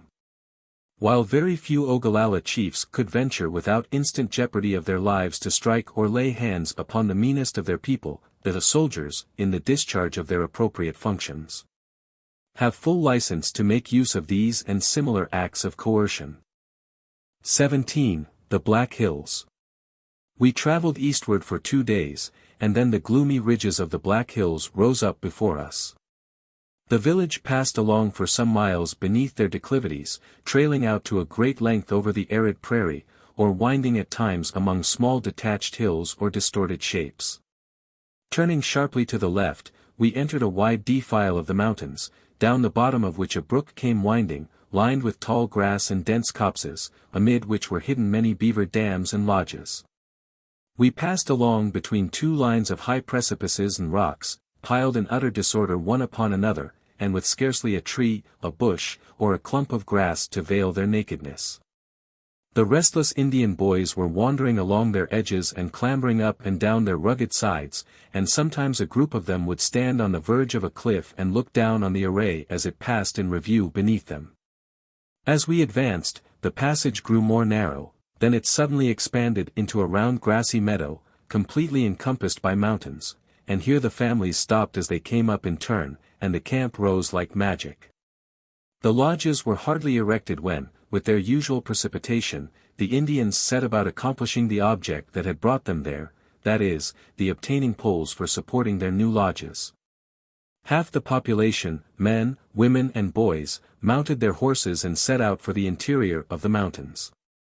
As they rode at full gallop over the shingly rocks and into the dark opening of the defile beyond, I thought I had never read or dreamed of a more strange or picturesque cavalcade. We passed between precipices more than 1,000 feet high, sharp and splintering at the tops, their sides beetling over the defile or descending in abrupt declivities, bristling with black fir trees. On our left they rose close to us like a wall, but on the right a winding brook with a narrow strip of marshy soil intervened.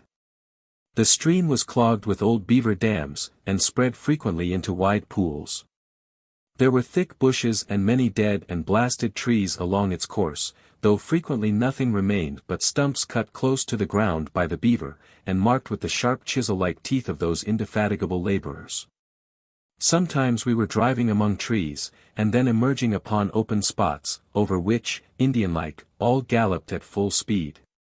As Pauline bounded over the rocks I felt her saddle girth slipping, and alighted to draw it tighter.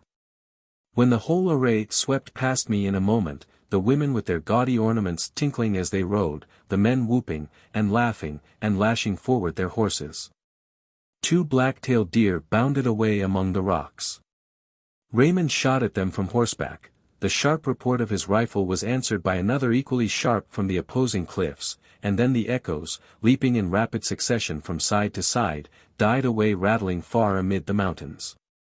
After having ridden in this manner for 6 or 8 miles, the appearance of the scene began to change, and all the declivities around us were covered with forests of tall, slender pine trees. The Indians began to fall off to the right and left, and dispersed with their hatchets and knives among these woods, to cut the poles which they had come to seek. Soon I was left almost alone. But in the deep stillness of those lonely mountains, the stroke of hatchets and the sound of voices might be heard from far and near.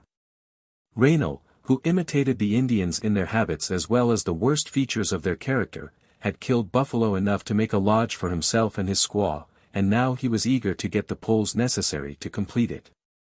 He asked me to let Raymond go with him and assist in the work. I assented, and the two men immediately entered the thickest part of the wood. Having left my horse in Raymond's keeping, I began to climb the mountain. I was weak and weary and made slow progress, often pausing to rest, but after an hour had elapsed, I gained a height, whence the little valley out of which I had climbed seemed like a deep, dark gulf. Though the inaccessible peak of the mountain was still towering to a much greater distance above. Objects familiar from childhood surrounded me. Crags and rocks, a black and sullen brook that gurgled with a hollow voice deep among the crevices, a wood of mossy distorted trees and prostrate trunks flung down by age and storms, scattered among the rocks. Or damming the foaming waters of the little brook. The objects were the same, yet they were thrown into a wilder and more startling scene, for the black crags and the savage trees assumed a grim and threatening aspect, and close across the valley the opposing mountain confronted me. Rising from the gulf for thousands of feet, with its bare pinnacles and its ragged covering of pines. Yet the scene was not without its milder features. As I ascended, I found frequent little grassy terraces, and there was one of these close at hand, across which the brook was stealing, beneath the shade of scattered trees that seemed artificially planted. Here I made a welcome discovery, no other than a bed of strawberries, with their white flowers and their red fruit, close nestled among the grass by the side of the brook, and I sat down by them, hailing them as old acquaintances. For among those lonely and perilous mountains they awakened delicious associations of the gardens and peaceful homes of far-distant New England. Yet wild as they were, these mountains were thickly peopled. As I climbed farther, I found the broad dusty paths made by the elk, as they filed across the mountainside. The grass on all the terraces was trampled down by deer. There were numerous tracks of wolves, and in some of the rougher and more precipitous parts of the ascent, I found footprints different from any that I had ever seen, and which I took to be those of the Rocky Mountain sheep. I sat down upon a rock. There was a perfect stillness. No wind was stirring, and not even an insect could be heard. I recollected the danger of becoming lost in such a place, and therefore I fixed my eye upon one of the tallest pinnacles of the opposite mountain.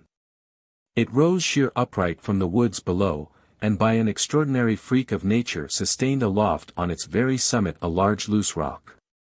Such a landmark could never be mistaken, and feeling once more secure, I began again to move forward. A white wolf jumped up from among some bushes, and leaped clumsily away, but he stopped for a moment, and turned back his keen eye and his grim bristling muzzle. I longed to take his scalp and carry it back with me, as an appropriate trophy of the Black Hills, but before I could fire, he was gone among the rocks.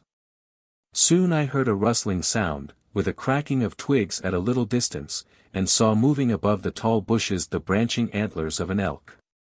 I was in the midst of a hunter's paradise. Such are the Black Hills, as I found them in July. But they wear a different garb when winter sets in, when the broad boughs of the fir tree are bent to the ground by the load of snow, and the dark mountains are whitened with it. At that season the mountain trappers, returned from their autumn expeditions, often build their rude cabins in the midst of these solitudes, and live in abundance and luxury on the game that harbors there. I have heard them relate, how with their tawny mistresses, and perhaps a few young Indian companions, they have spent months in total seclusion. They would dig pitfalls, and set traps for the white wolves, the sables, and the martens, and though through the whole night the awful chorus of the wolves would resound from the frozen mountains around them, yet within their massive walls of logs they would lie in careless ease and comfort before the blazing fire, and in the morning shoot the elk and the deer from their very door. 18. A mountain hunt. The camp was full of the newly cut lodge poles. Some, already prepared, were stacked together, white and glistening, to dry and harden in the sun. Others were lying on the ground, and the squaws, the boys, and even some of the warriors were busily at work peeling off the bark and paring them with their knives to the proper dimensions. Most of the hides obtained at the last camp were dressed and scraped thin enough for use, and many of the squaws were engaged in fitting them together and sewing them with sinews, to form the coverings for the lodges. Men were wandering among the bushes that lined the brook along the margin of the camp, cutting sticks of red willow, or shongsasha, the bark of which, mixed with tobacco, they use for smoking. Raynol's squaw was hard at work with her awl and buffalo sinews upon her lodge, while her proprietor, having just finished an enormous breakfast of meat, was smoking a social pipe along with Raymond and myself. He proposed at length that we should go out on a hunt. "Go to the Big Crow's lodge," said he, "and get your rifle. I'll bet the gray Wyandotte pony against your mare that we start an elk or a black-tailed deer, or likely as not, a bighorn, before we are 2 miles out of camp. I'll take my squaw's old yellow horse. You can't whip her more than 4 miles an hour, but she is as good for the mountains as a mule." I mounted the black mule which Raymond usually rode. She was a very fine and powerful animal, gentle and manageable enough by nature. But of late her temper had been soured by misfortune. About a week before I had chanced to offend some one of the Indians, who out of revenge went secretly into the meadow and gave her a severe stab in the haunch with his knife. The wound, though partially healed, still galled her extremely, and made her even more perverse and obstinate than the rest of her species. The morning was a glorious one, and I was in better health than I had been at any time for the last 2 months. Though a strong frame and well-compacted sinews had borne me through hitherto, it was long since I had been in a condition to feel the exhilaration of the fresh mountain wind and the gay sunshine that brightened the crags and trees. We left the little valley and ascended a rocky hollow in the mountain. Very soon we were out of sight of the camp, and of every living thing, man, beast, bird, or insect. I had never before, except on foot, passed over such execrable ground, and I desire never to repeat the experiment. The black mule grew indignant, and even the redoubtable yellow horse stumbled every moment, and kept groaning to himself as he cut his feet and legs among the sharp rocks. It was a scene of silence and desolation. Little was visible except beetling crags and the bare shingly sides of the mountains, relieved by scarcely a trace of vegetation. At length, however, we came upon a forest tract, and had no sooner done so than we heartily wished ourselves back among the rocks again, for we were on a steep descent, among trees so thick that we could see scarcely a rod in any direction. If one is anxious to place himself in a situation where the hazardous and the ludicrous are combined in about equal proportions, let him get upon a vicious mule, with a snaffle bit, and try to drive her through the woods down a slope of 45 degrees. Let him have on a long rifle, a buckskin frock with long fringes, and a head of long hair. These latter appendages will be caught every moment and twitched away in small portions by the twigs, which will also whip him smartly across the face, while the large branches above thump him on the head. His mule, if she be a true one, will alternately stop short and dive violently forward, and his position upon her back will be somewhat diversified and extraordinary. At one time he will clasp her affectionately, to avoid the blow of a bough overhead. At another, he will throw himself back and fling his knee forward against the side of her neck, to keep it from being crushed between the rough bark of a tree and the equally unyielding ribs of the animal herself. Raynal was cursing incessantly during the whole way down. Neither of us had the remotest idea where we were going, and though I have seen rough riding, I shall always retain an evil recollection of that 5-minute scramble. At last we left our troubles behind us, emerging into the channel of a brook that circled along the foot of the descent. And here, turning joyfully to the left, we rode in luxury and ease over the white pebbles and the rippling water, shaded from the glaring sun by an overarching green transparency. These halcyon moments were of short duration. The friendly brook, turning sharply to one side, went brawling and foaming down the rocky hill into an abyss, which, as far as we could discern, had no bottom, so once more we betook ourselves to the detested woods. When next we came forth from their dancing shadow and sunlight, we found ourselves standing in the broad glare of day, on a high jutting point of the mountain. Before us stretched a long, wide, desert valley, winding away far amid the mountains. No civilized eye but mine had ever looked upon that virgin waste. Raynal was gazing intently, He began to speak at last. "Many a time, when I was with the Indians, I have been hunting for gold all through the Black Hills. There's plenty of it here. You may be certain of that. I have dreamed about it 50 times, and I never dreamed yet but what it came true. Look over yonder at those black rocks piled up against that other big rock. Don't it look as if there might be something there? It won't do for a white man to be rummaging too much about these mountains. The Indians say they are full of bad spirits, and I believe myself that it's no good luck to be hunting about here after gold. Well, for all that, I would like to have one of these fellows up here, from down below, to go about with his witch hazel rod, and I'll guarantee that it would not be long before he would light on a gold mine. Never mind. We'll let the gold alone for today. Look at those trees down below us in the hollow. We'll go down there, and I reckon we'll get a black-tailed deer." But Reynolds' predictions were not verified. We passed mountain after mountain, and valley after valley. We explored deep ravines, yet still to my companion's vexation and evident surprise, no game could be found. So, in the absence of better, we resolved to go out on the plains and look for an antelope. With this view we began to pass down a narrow valley, the bottom of which was covered with the stiff wild sage bushes and marked with deep paths, made by the buffalo, who, for some inexplicable reason, are accustomed to penetrate in their long grave processions, deep among the gorges of these sterile mountains. Reynolds' eye was ranging incessantly among the rocks and along the edges of the black precipices, in hopes of discovering the mountain sheep peering down upon us in fancied security from that giddy elevation. Nothing was visible for some time. At length we both detected something in motion near the foot of one of the mountains, and in a moment afterward a black-tailed deer, with his spreading antlers, stood gazing at us from the top of a rock, and then, slowly turning away, disappeared behind it. In an instant Reynolds was out of his saddle, and running toward the spot. I, being too weak to follow, sat holding his horse and waiting the result.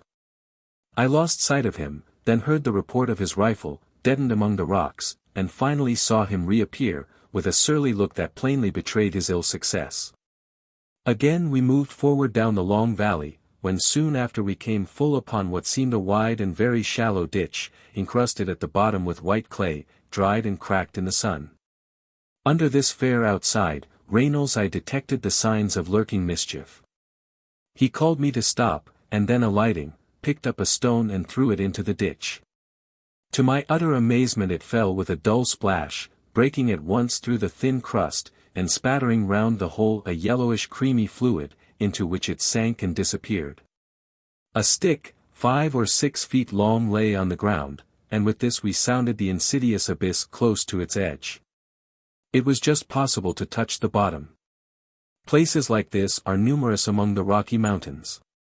The buffalo, in his blind and heedless walk, often plunges into them unawares. Down he sinks. One snort of terror, one convulsive struggle, and the slime calmly flows above his shaggy head, the languid undulations of its sleek and placid surface alone betraying how the powerful monster writhes in his death throes below.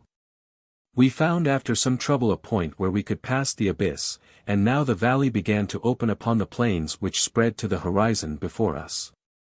On one of their distant swells we discerned 3 or 4 black specks, which Reynolds pronounced to be buffalo. "Come," said he, "we must get one of them. My squaw wants more sinews to finish her lodge with, and I want some glue myself." He immediately put the yellow horse at such a gallop as he was capable of executing, while I set spurs to the mule, who soon far outran her plebeian rival. When we had galloped a mile or more, a large rabbit, by ill luck, sprang up just under the feet of the mule, who bounded violently aside in full career. Weakened as I was flung forcibly to the ground, and my rifle, falling close to my head, went off with a shock. Its sharp spiteful report rang for some moments in my ear. Being slightly stunned, I lay for an instant motionless, and Reynolds, supposing me to be shot, rode up and began to curse the mule. Soon recovering myself, I rose, picked up the rifle and anxiously examined it. It was badly injured. The stock was cracked and the main screw broken, so that the lock had to be tied in its place with a string, yet happily it was not rendered totally unserviceable. I wiped it out, reloaded it, and handing it to Reyno, who meanwhile had caught the mule and led her up to me, I mounted again. No sooner had I done so, than the brute began to rear and plunge with extreme violence. But being now well prepared for her, and free from encumbrance, I soon reduced her to submission. Then taking the rifle again from Reyno, we galloped forward as before. We were now free of the mountain and riding far out on the broad prairie. The buffalo were still some 2 miles in advance of us. When we came near them, we stopped where a gentle swell of the plain concealed us from their view, and while I held his horse Reyno ran forward with his rifle, till I lost sight of him beyond the rising ground. A few minutes elapsed. I heard the report of his piece, and saw the buffalo running away at full speed on the right, and immediately after, the hunter himself unsuccessful as before, came up and mounted his horse in excessive ill humor.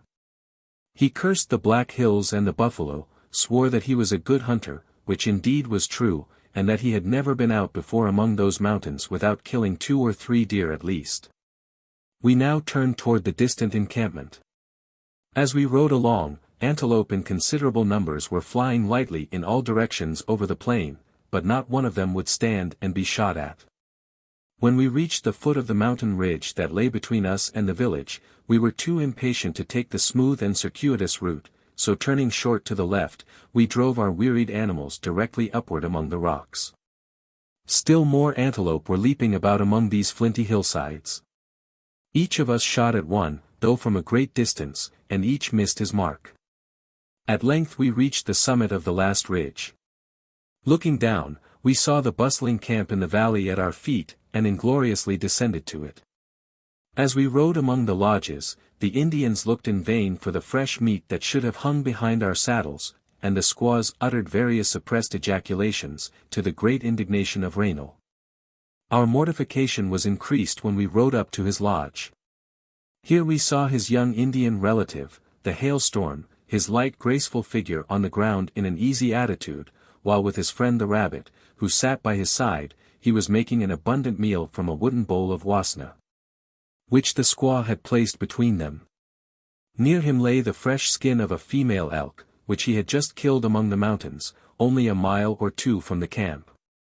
No doubt the boy's heart was elated with triumph, but he betrayed no sign of it. He even seemed totally unconscious of our approach, and his handsome face had all the tranquility of Indian self-control, a self-control which prevents the exhibition of emotion, without restraining the emotion itself. It was about 2 months since I had known the hailstorm, and within that time his character had remarkably developed. When I first saw him, he was just emerging from the habits and feelings of the boy into the ambition of the hunter and warrior. He had lately killed his first deer, and this had excited his aspirations after distinction. Since that time he had been continually in search of game, and no young hunter in the village had been so active or so fortunate as he. It will perhaps be remembered how fearlessly he attacked the buffalo bull, as we were moving toward our camp at the Medicine Bow Mountain.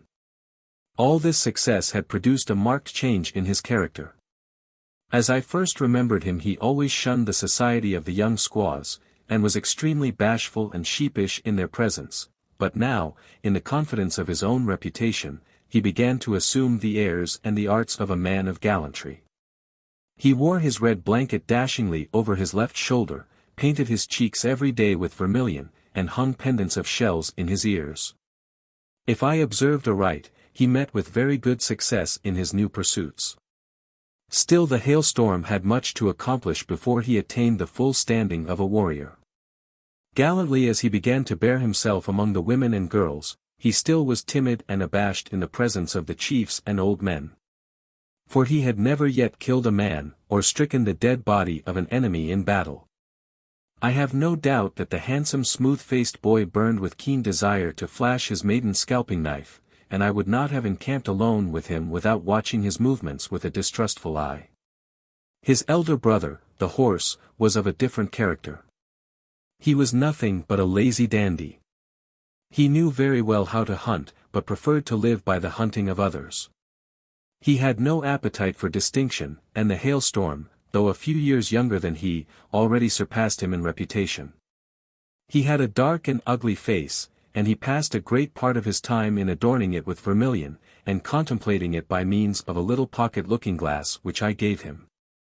As for the rest of the day, he divided it between eating and sleeping, and sitting in the sun on the outside of a lodge. Here he would remain for hour after hour, arrayed in all his finery, with an old dragoon sword in his hand, and evidently flattering himself that he was the center of attraction to the eyes of the surrounding squaws. Yet he sat looking straight forward with a face of the utmost gravity, as if wrapped in profound meditation. And it was only by the occasional sidelong glances which he shot at his supposed admirers that one could detect the true course of his thoughts. Both he and his brother may represent a class in the Indian community, neither should the hailstorm's friend, the rabbit, be passed by without notice. The hailstorm and he were inseparable. They ate, slept, and hunted together, and shared with one another almost all that they possessed. If there be anything that deserves to be called romantic in the Indian character, it is to be sought for in friendships such as this, which are quite common among many of the prairie tribes. Slowly, hour after hour, that weary afternoon dragged away.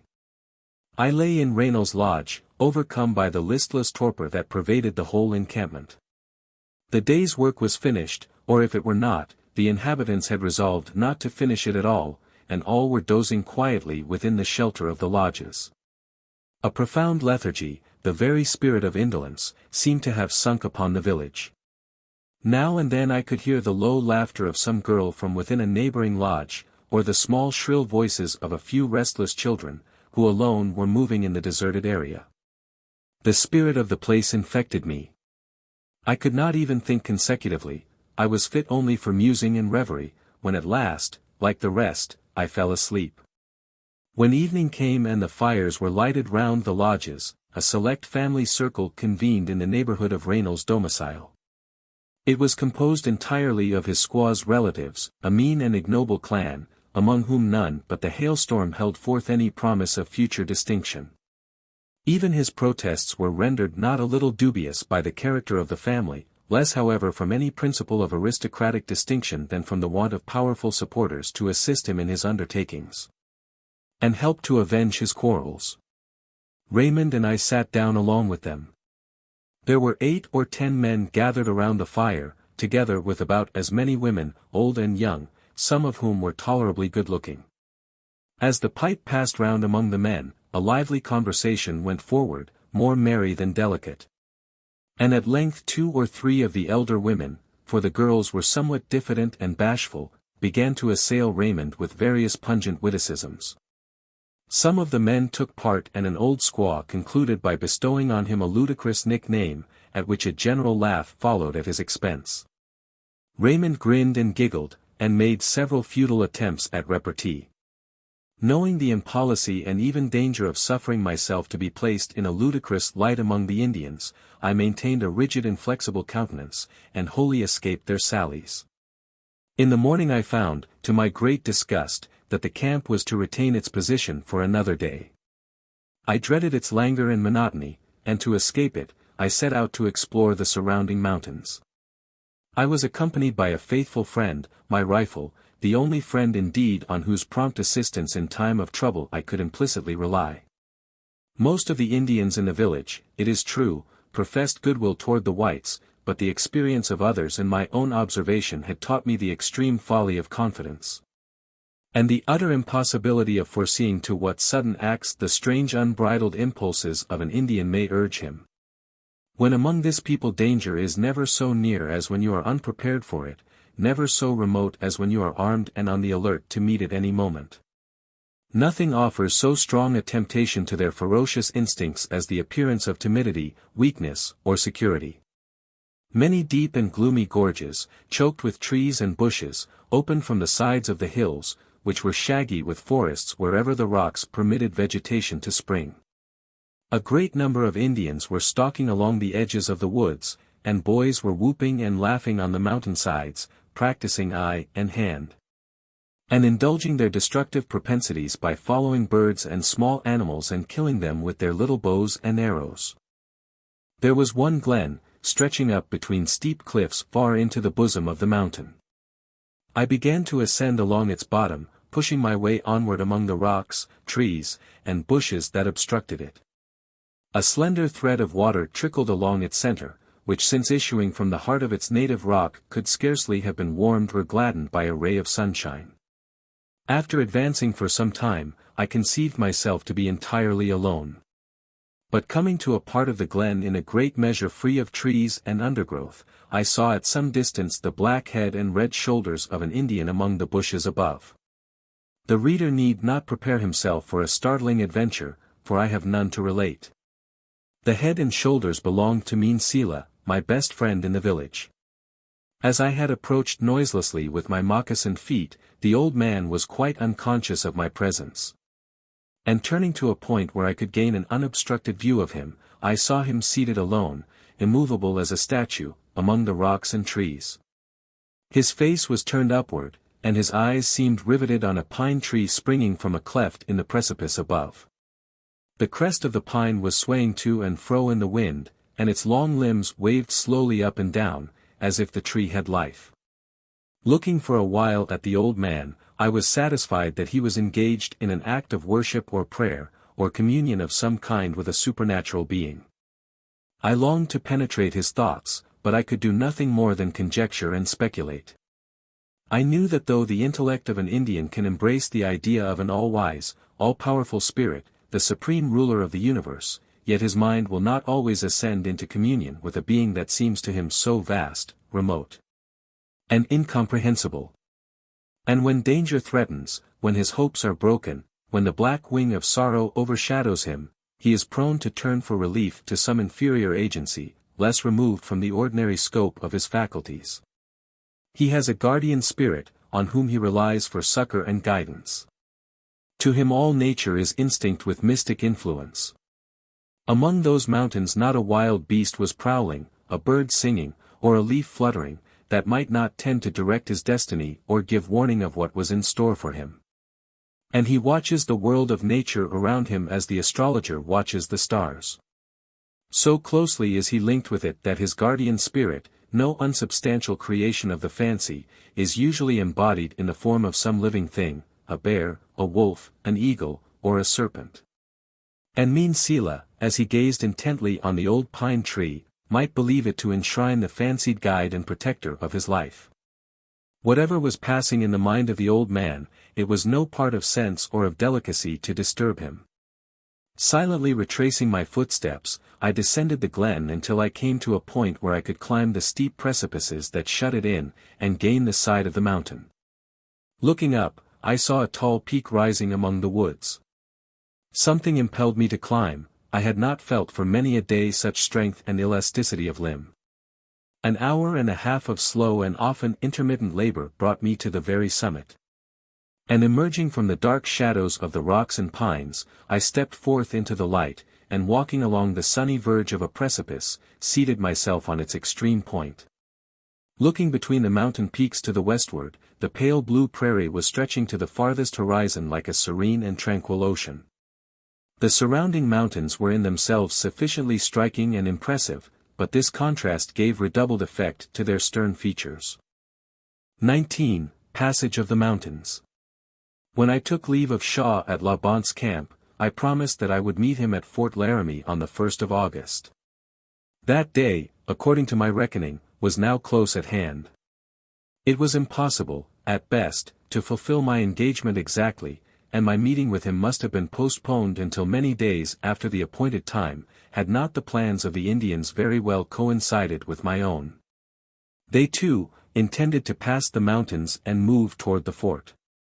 To do so at this point was impossible, because there was no opening, and in order to find a passage we were obliged to go 12 or 14 miles southward.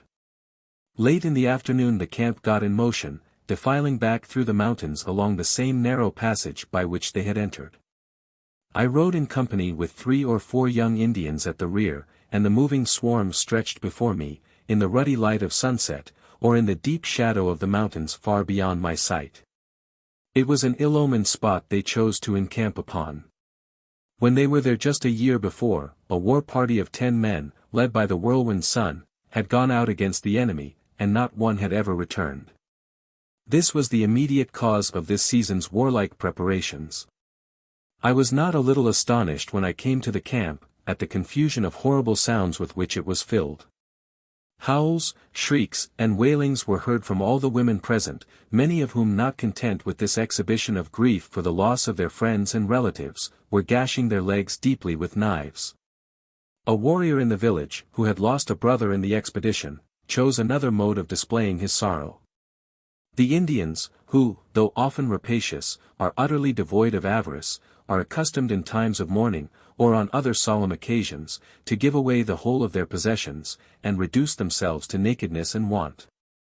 The warrior in question led his 2 best horses into the center of the village, and gave them away to his friends, upon which songs and acclamations in praise of his generosity mingled with the cries of the women. On the next morning we entered once more among the mountains. There was nothing in their appearance either grand or picturesque, though they were desolate to the last degree, being mere piles of black and broken rocks, without trees or vegetation of any kind. As we passed among them along a wide valley, I noticed Raymond riding by the side of a younger squaw, to whom he was addressing various insinuating compliments. All the old squaws in the neighborhood watched his proceedings in great admiration, and the girl herself would turn aside her head and laugh. Just then the old mule thought proper to display her vicious pranks. She began to rear and plunge most furiously. Raymond was an excellent rider, and at first he stuck fast in his seat. But the moment after, I saw the mule's hind legs flourishing in the air, and my unlucky follower pitching head foremost over her ears.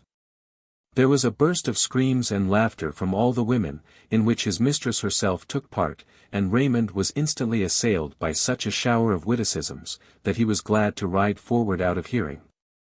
Not long after, as I rode near him, I heard him shouting to me. He was pointing toward a detached rocky hill that stood in the middle of the valley before us, and from behind it a long file of elk came out at full speed and entered an opening in the side of the mountain. They had scarcely disappeared when whoops and exclamations came from 50 voices around me.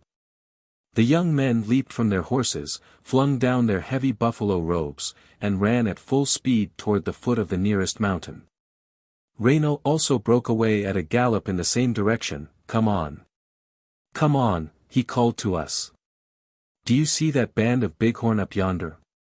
If there's one of them, there's 100. In fact, near the summit of the mountain, I could see a large number of small white objects, moving rapidly upward among the precipices, while others were filing along its rocky profile. Anxious to see the sport, I galloped forward, and entering a passage in the side of the mountain, ascended the loose rocks as far as my horse could carry me. Here I fastened her to an old pine tree that stood alone, scorching in the sun. At that moment Raymond called to me from the right that another band of sheep was close at hand in that direction. I ran up to the top of the opening, which gave me a full view into the rocky gorge beyond. And here I plainly saw some 50 or 60 sheep, almost within rifle shot, clattering upward among the rocks, and endeavoring, after their usual custom, to reach the highest point. The naked Indians bounded up lightly in pursuit. In a moment the game and hunters disappeared. Nothing could be seen or heard but the occasional report of a gun, more and more distant, reverberating among the rocks. I turned to descend, and as I did so I could see the valley below alive with Indians passing rapidly through it, on horseback and on foot. A little farther on, all were stopping as they came up, the camp was preparing, and the lodges rising. I descended to this spot, and soon after Reyno and Raymond returned. They bore between them a sheep which they had pelted to death with stones from the edge of a ravine, along the bottom of which it was attempting to escape. One by one the hunters came dropping in, yet such is the activity of the Rocky Mountain sheep that, although 60 or 70 men were out in pursuit, not more than half a dozen animals were killed. Of these only one was a full-grown male. He had a pair of horns twisted like a ram's, the dimensions of which were almost beyond belief. I have seen among the Indians ladles with long handles, capable of containing more than a quart, cut from such horns. There is something peculiarly interesting in the character and habits of the mountain sheep, whose chosen retreats are above the region of vegetation and storms. and who leap among the giddy precipices of their aerial home as actively as the antelope schemes over the prairies below. Through the whole of the next morning we were moving forward among the hills. On the following day the heights gathered around us, and the passage of the mountains began in earnest. Before the village left its camping ground, I set forward in company with the Eagle Feather, a man of powerful frame, but of bad and sinister face. His son, a light-limbed boy, rode with us, and another Indian, named the Panther, was also of the party. Leaving the village out of sight behind us, we rode together up a rocky defile. After a while, however, the Eagle Feather discovered in the distance some appearance of game, and set off with his son in pursuit of it, while I went forward with the Panther. This was a mere nom de guerre. For, like many Indians, he concealed his real name out of some superstitious notion. He was a very noble-looking fellow. As he suffered his ornamented buffalo robe to fall into folds about his loins, his stately and graceful figure was fully displayed. And while he sat his horse in an easy attitude, the long feathers of the prairie cock fluttering from the crown of his head, he seemed the very model of a wild prairie rider. He had not the same features as those of other Indians. Unless his handsome face greatly belied him, he was free from the jealousy, suspicion, and malignant cunning of his people. For the most part, a civilized white man can discover but very few points of sympathy between his own nature and that of an Indian. With every disposition to do justice to their good qualities, he must be conscious that an impassable gulf lies between him and his red brethren of the prairie. Nay, so alien to himself do they appear that, having breathed for a few months or a few weeks the air of this region, he begins to look upon them as a troublesome and dangerous species of wild beast, and, if expedient, he could shoot them with as little compunction as they themselves would experience after performing the same office upon him. Yet, in the countenance of the Panther, I gladly read that there were at least some points of sympathy between him and me. We were excellent friends, and as we rode forward together through rocky passages, deep dells, and little barren plains, he occupied himself very zealously in teaching me the Dakota language. After a while, we came to a little grassy recess, where some gooseberry bushes were growing at the foot of a rock. And these offered such temptation to my companion, that he gave over his instruction, and stopped so long to gather the fruit that before we were in motion again the van of the village came in view. An old woman appeared, leading down her pack horse among the rocks above. Savage after savage followed, and the little dell was soon crowded with the throng. That morning's march was one not easily to be forgotten. It led us through a sublime waste, a wilderness of mountains and pine forests, over which the spirit of loneliness and silence seemed brooding. Above and below little could be seen but the same dark green foliage. It overspread the valleys, and the mountains were clothed with it from the black rocks that crowned their summits to the impetuous streams that circled round their base. Scenery like this, it might seem, could have no very cheering effect on the mind of a sick man, for today my disease had again assailed me, in the midst of a horde of savages. But if the reader has ever wandered, with a true hunter's spirit, among the forests of Maine, or the more picturesque solitudes of the Adirondack Mountains, he will understand how the somber woods and mountains around me might have awakened any other feelings than those of gloom. In truth they recalled gladdening recollections of similar scenes in a distant and far different land. After we had been advancing for several hours through passages always narrow, often obstructed and difficult, I saw at a little distance on our right a narrow opening between two high wooded precipices. All within seemed darkness and mystery. In the mood in which I found myself something strongly impelled me to enter. Passing over the intervening space I guided my horse through the rocky portal, and as I did so instinctively drew the covering from my rifle, half expecting that some unknown evil lay in ambush within those dreary recesses.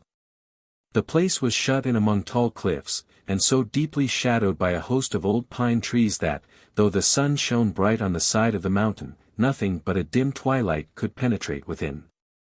As far as I could see it had no tenants except a few hawks and owls, who, dismayed at my intrusion, flapped hoarsely away among the shaggy branches.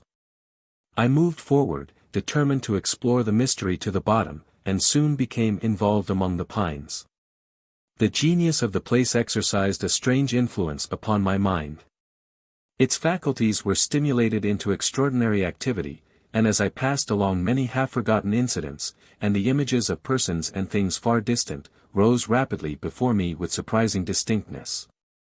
In that perilous wilderness, 800 miles removed beyond the faintest vestige of civilization, the scenes of another hemisphere, the seat of ancient refinement, passed before me more like a succession of vivid paintings than any mere dreams of the fancy.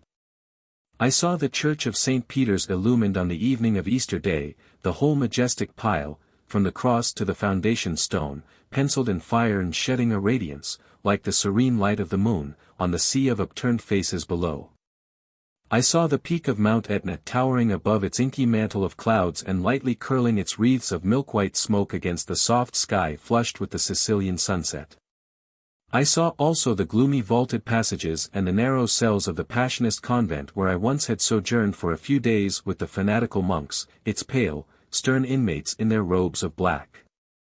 And the grated window from whence I could look out, a forbidden indulgence, upon the melancholy Colosseum and the crumbling ruins of the Eternal City. The mighty glaciers of the Splugen too rose before me, gleaming in the sun like polished silver, and those terrible solitudes, the birthplace of the Rhine, where bursting from the bowels of its native mountains, it lashes and foams down the rocky abyss into the little valley of Andier. These recollections, and many more, crowded upon me, until remembering that it was hardly wise to remain long in such a place, I mounted again and retraced my steps.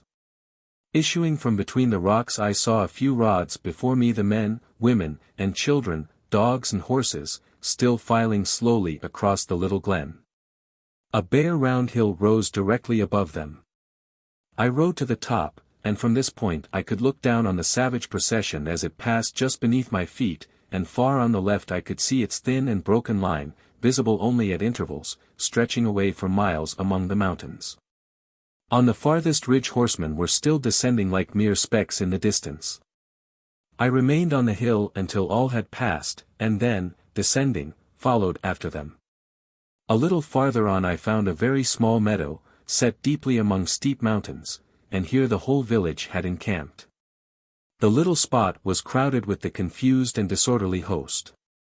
Some of the lodges were already completely prepared, or the squaws perhaps were busy in drawing the heavy coverings of skin over the bare poles. Others were as yet mere skeletons, while others still, poles, covering, and all, lay scattered in complete disorder on the ground among buffalo robes, bales of meat, domestic utensils, harness, and weapons. Squaws were screaming to one another, horses rearing and plunging, dogs yelping, eager to be disburdened of their loads, while the fluttering of feathers and the gleam of barbaric ornaments added liveliness to the scene. The small children ran about amid the crowd, while many of the boys were scrambling among the overhanging rocks, and standing, with their little bows in their hands, looking down upon a restless throng. In contrast with the general confusion, a circle of old men and warriors sat in the midst, smoking in profound indifference and tranquility. The disorder at length subsided. The horses were driven away to feed along the adjacent valley, and the camp assumed an air of listless repose. It was scarcely past noon. A vast white canopy of smoke from a burning forest to the eastward overhung the place, and partially obscured the sun, yet the heat was almost insupportable. The lodges stood crowded together without order in the narrow space. Each was a perfect hothouse, within which the lazy proprietor lay sleeping. The camp was silent as death. Nothing stirred except now and then an old woman passing from lodge to lodge. The girls and young men sat together in groups under the pine trees upon the surrounding heights. The dogs lay panting on the ground, too lazy even to growl at the white man. At the entrance of the meadow there was a cold spring among the rocks, completely overshadowed by tall trees and dense undergrowth. In this cold and shady retreat a number of girls were assembled, sitting together on rocks and fallen logs, discussing the latest gossip of the village, or laughing and throwing water with their hands at the intruding Maniska. The minutes seemed lengthened into hours. I lay for a long time under a tree, studying the Ogallalla tongue, with the zealous instructions of my friend the panther. When we were both tired of this I went and lay down by the side of a deep, clear pool formed by the water of the spring. A shoal of little fishes of about a pin's length were playing in it, sporting together, as it seemed, very amicably. But on closer observation, I saw that they were engaged in a cannibal warfare among themselves. Now and then a small one would fall a victim, and immediately disappear down the maw of his voracious conqueror. Every moment, however, the tyrant of the pool, a monster about 3 inches long, with staring goggle eyes, would slowly issue forth with quivering fins and tail from under the shelving bank. The small fry at this would suspend their hostilities, and scatter in a panic at the appearance of overwhelming force. Soft-hearted philanthropists, thought I, may sigh long for their peaceful millennium. For from minnows up to men, life is an incessant battle. Evening approached at last, the tall mountain tops around were still gay and bright in sunshine, while our deep glen was completely shadowed. I left the camp and ascended a neighboring hill, whose rocky summit commanded a wide view over the surrounding wilderness. The sun was still glaring through the stiff pines on the ridge of the western mountain. In a moment he was gone, and as the landscape rapidly darkened, I turned again toward the village.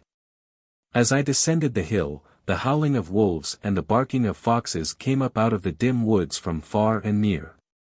The camp was glowing with a multitude of fires, and alive with dusky naked figures, whose tall shadows flitted among the surrounding crags. I found a circle of smokers seated in their usual place. That is, on the ground before the lodge of a certain warrior, who seemed to be generally known for his social qualities. I sat down to smoke a parting pipe with my savage friends. That day was the 1st of August, on which I had promised to meet Shaw at Fort Laramie. The fort was less than 2 days' journey distant, and that my friend need not suffer anxiety on my account, I resolved to push forward as rapidly as possible to the place of meeting.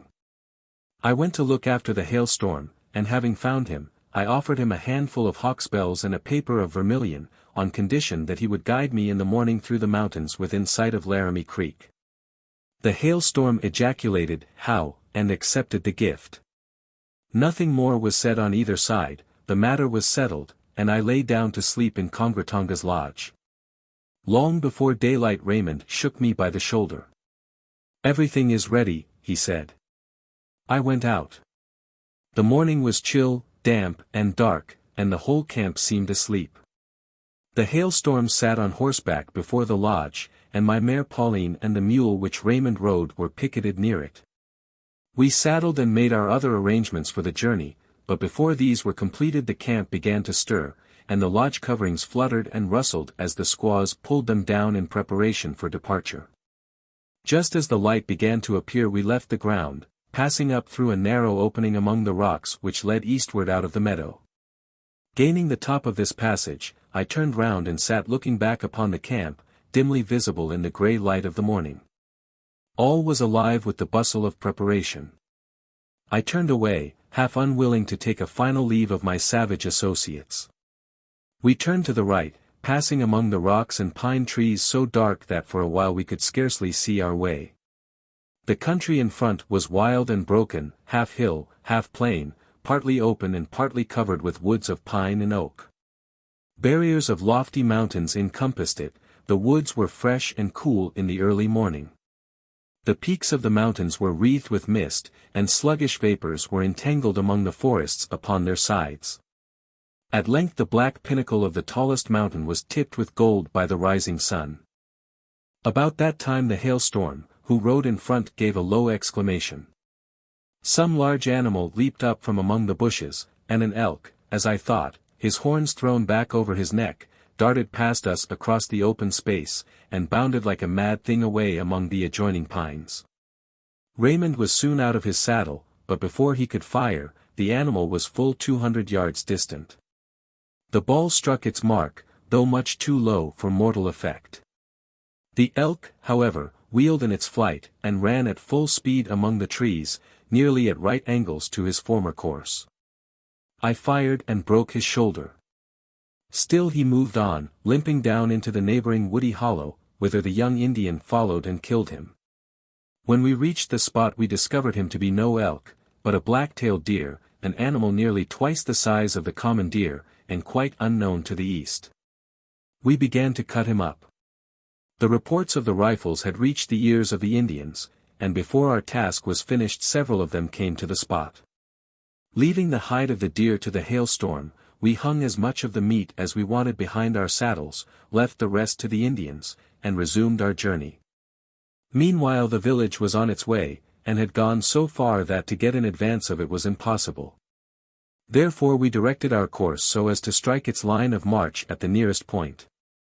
In a short time, through the dark trunks of the pines, we could see the figures of the Indians as they passed. Once more we were among them.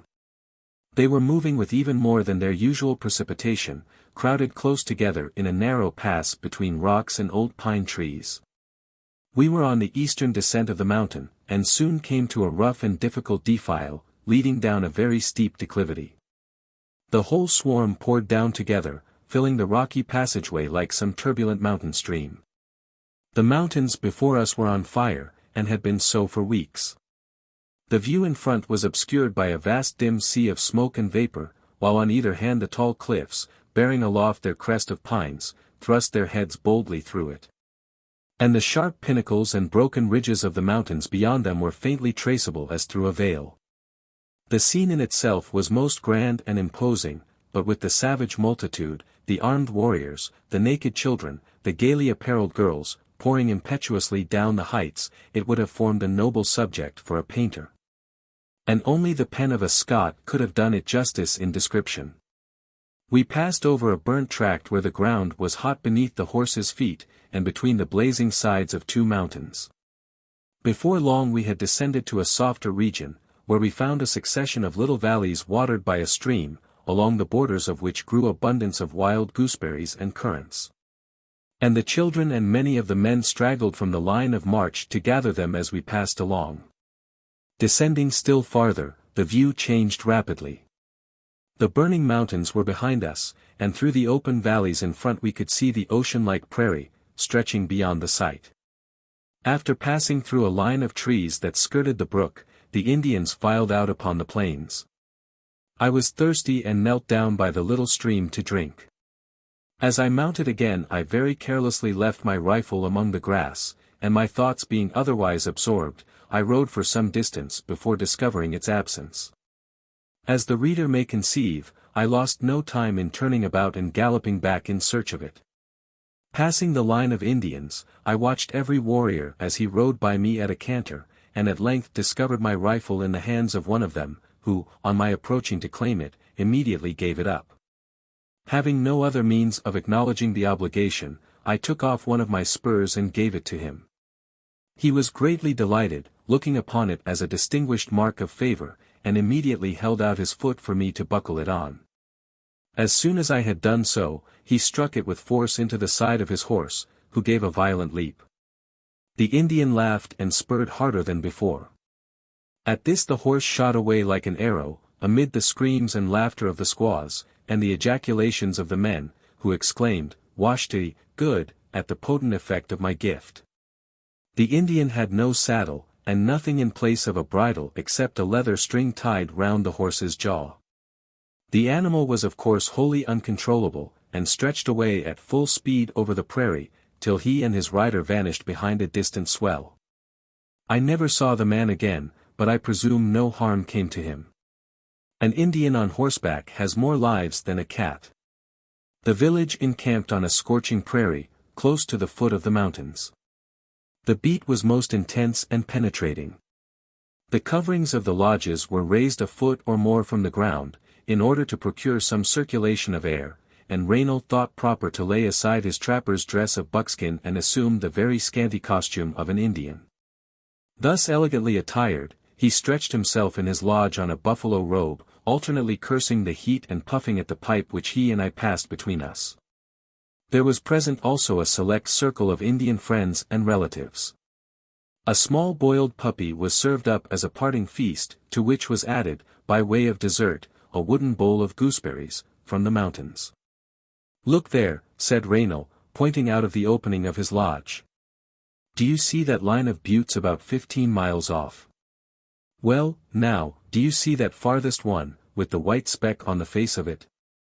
Do you think you ever saw it before? It looks to me, said I, like the hill that we were camped under when we were on Laramie Creek, 6 or 8 weeks ago. You've hit it, answered Raynal.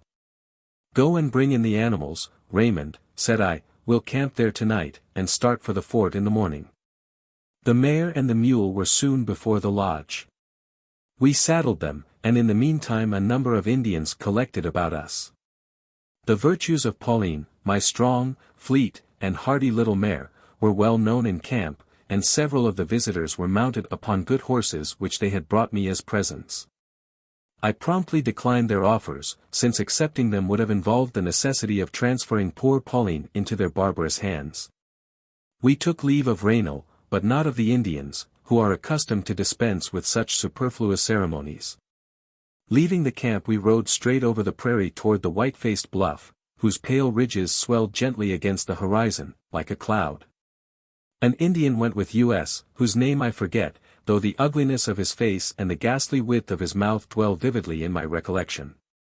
The antelope were numerous, but we did not heed them.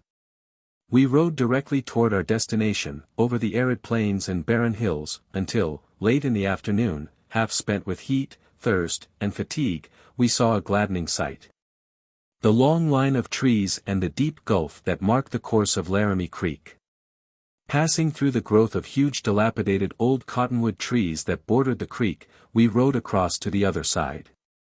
The rapid and foaming waters were filled with fish playing and splashing in the shallows. As we gained the farther bank, our horses turned eagerly to drink, and we, kneeling on the sand, followed their example. We had not gone far before the scene began to grow familiar. We are getting near home, Raymond, said I. There stood the big tree under which we had encamped so long. There were the white cliffs that used to look down upon our tent when it stood at the bend of the creek. There was the meadow in which our horses had grazed for weeks, and a little farther on, the prairie dog village where I had beguiled many a languid hour in persecuting the unfortunate inhabitants. We are going to catch it now, said Raymond, turning his broad, vacant face up toward the sky. In truth, the landscape, the cliffs and the meadow, the stream and the groves were darkening fast.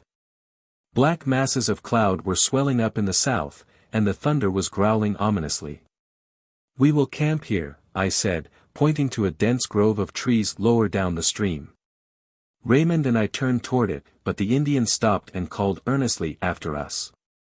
When we demanded what was the matter, he said that the ghosts of 2 warriors were always among those trees, and that if we slept there, they would scream and throw stones at us all night, and perhaps steal our horses before morning. Thinking it as well to humor him, we left behind us the haunt of these extraordinary ghosts, and passed on toward Chugwater, riding at full gallop, for the big drops began to patter down.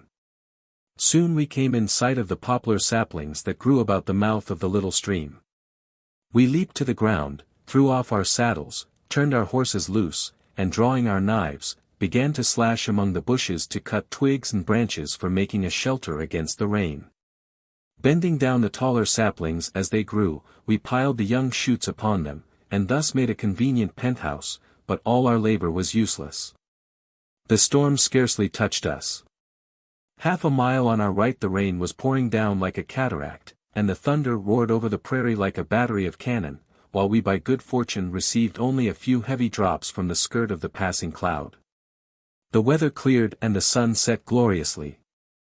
Sitting close under our leafy canopy, we proceeded to discuss a substantial meal of wasna which Wiawashti had given me.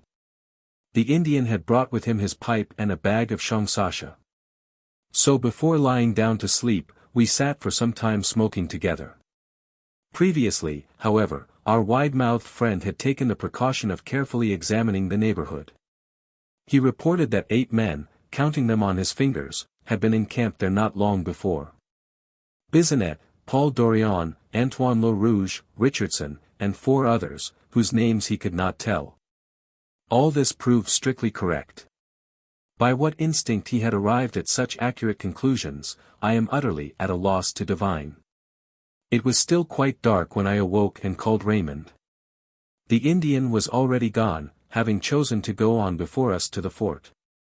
Setting out after him, We rode for some time in complete darkness, and when the sun at length rose, glowing like a fiery ball of copper, we were 10 miles distant from the fort. At length, from the broken summit of a tall sandy bluff we could see Fort Laramie, miles before us, standing by the side of the stream like a little gray speck in the midst of the bounding desolation.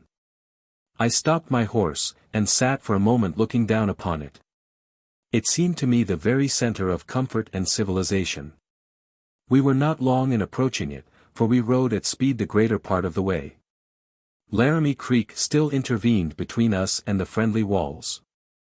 Entering the water at the point where we had struck upon the bank, we raised our feet to the saddle behind us, and thus, kneeling as it were on horseback, passed dryshod through the swift current.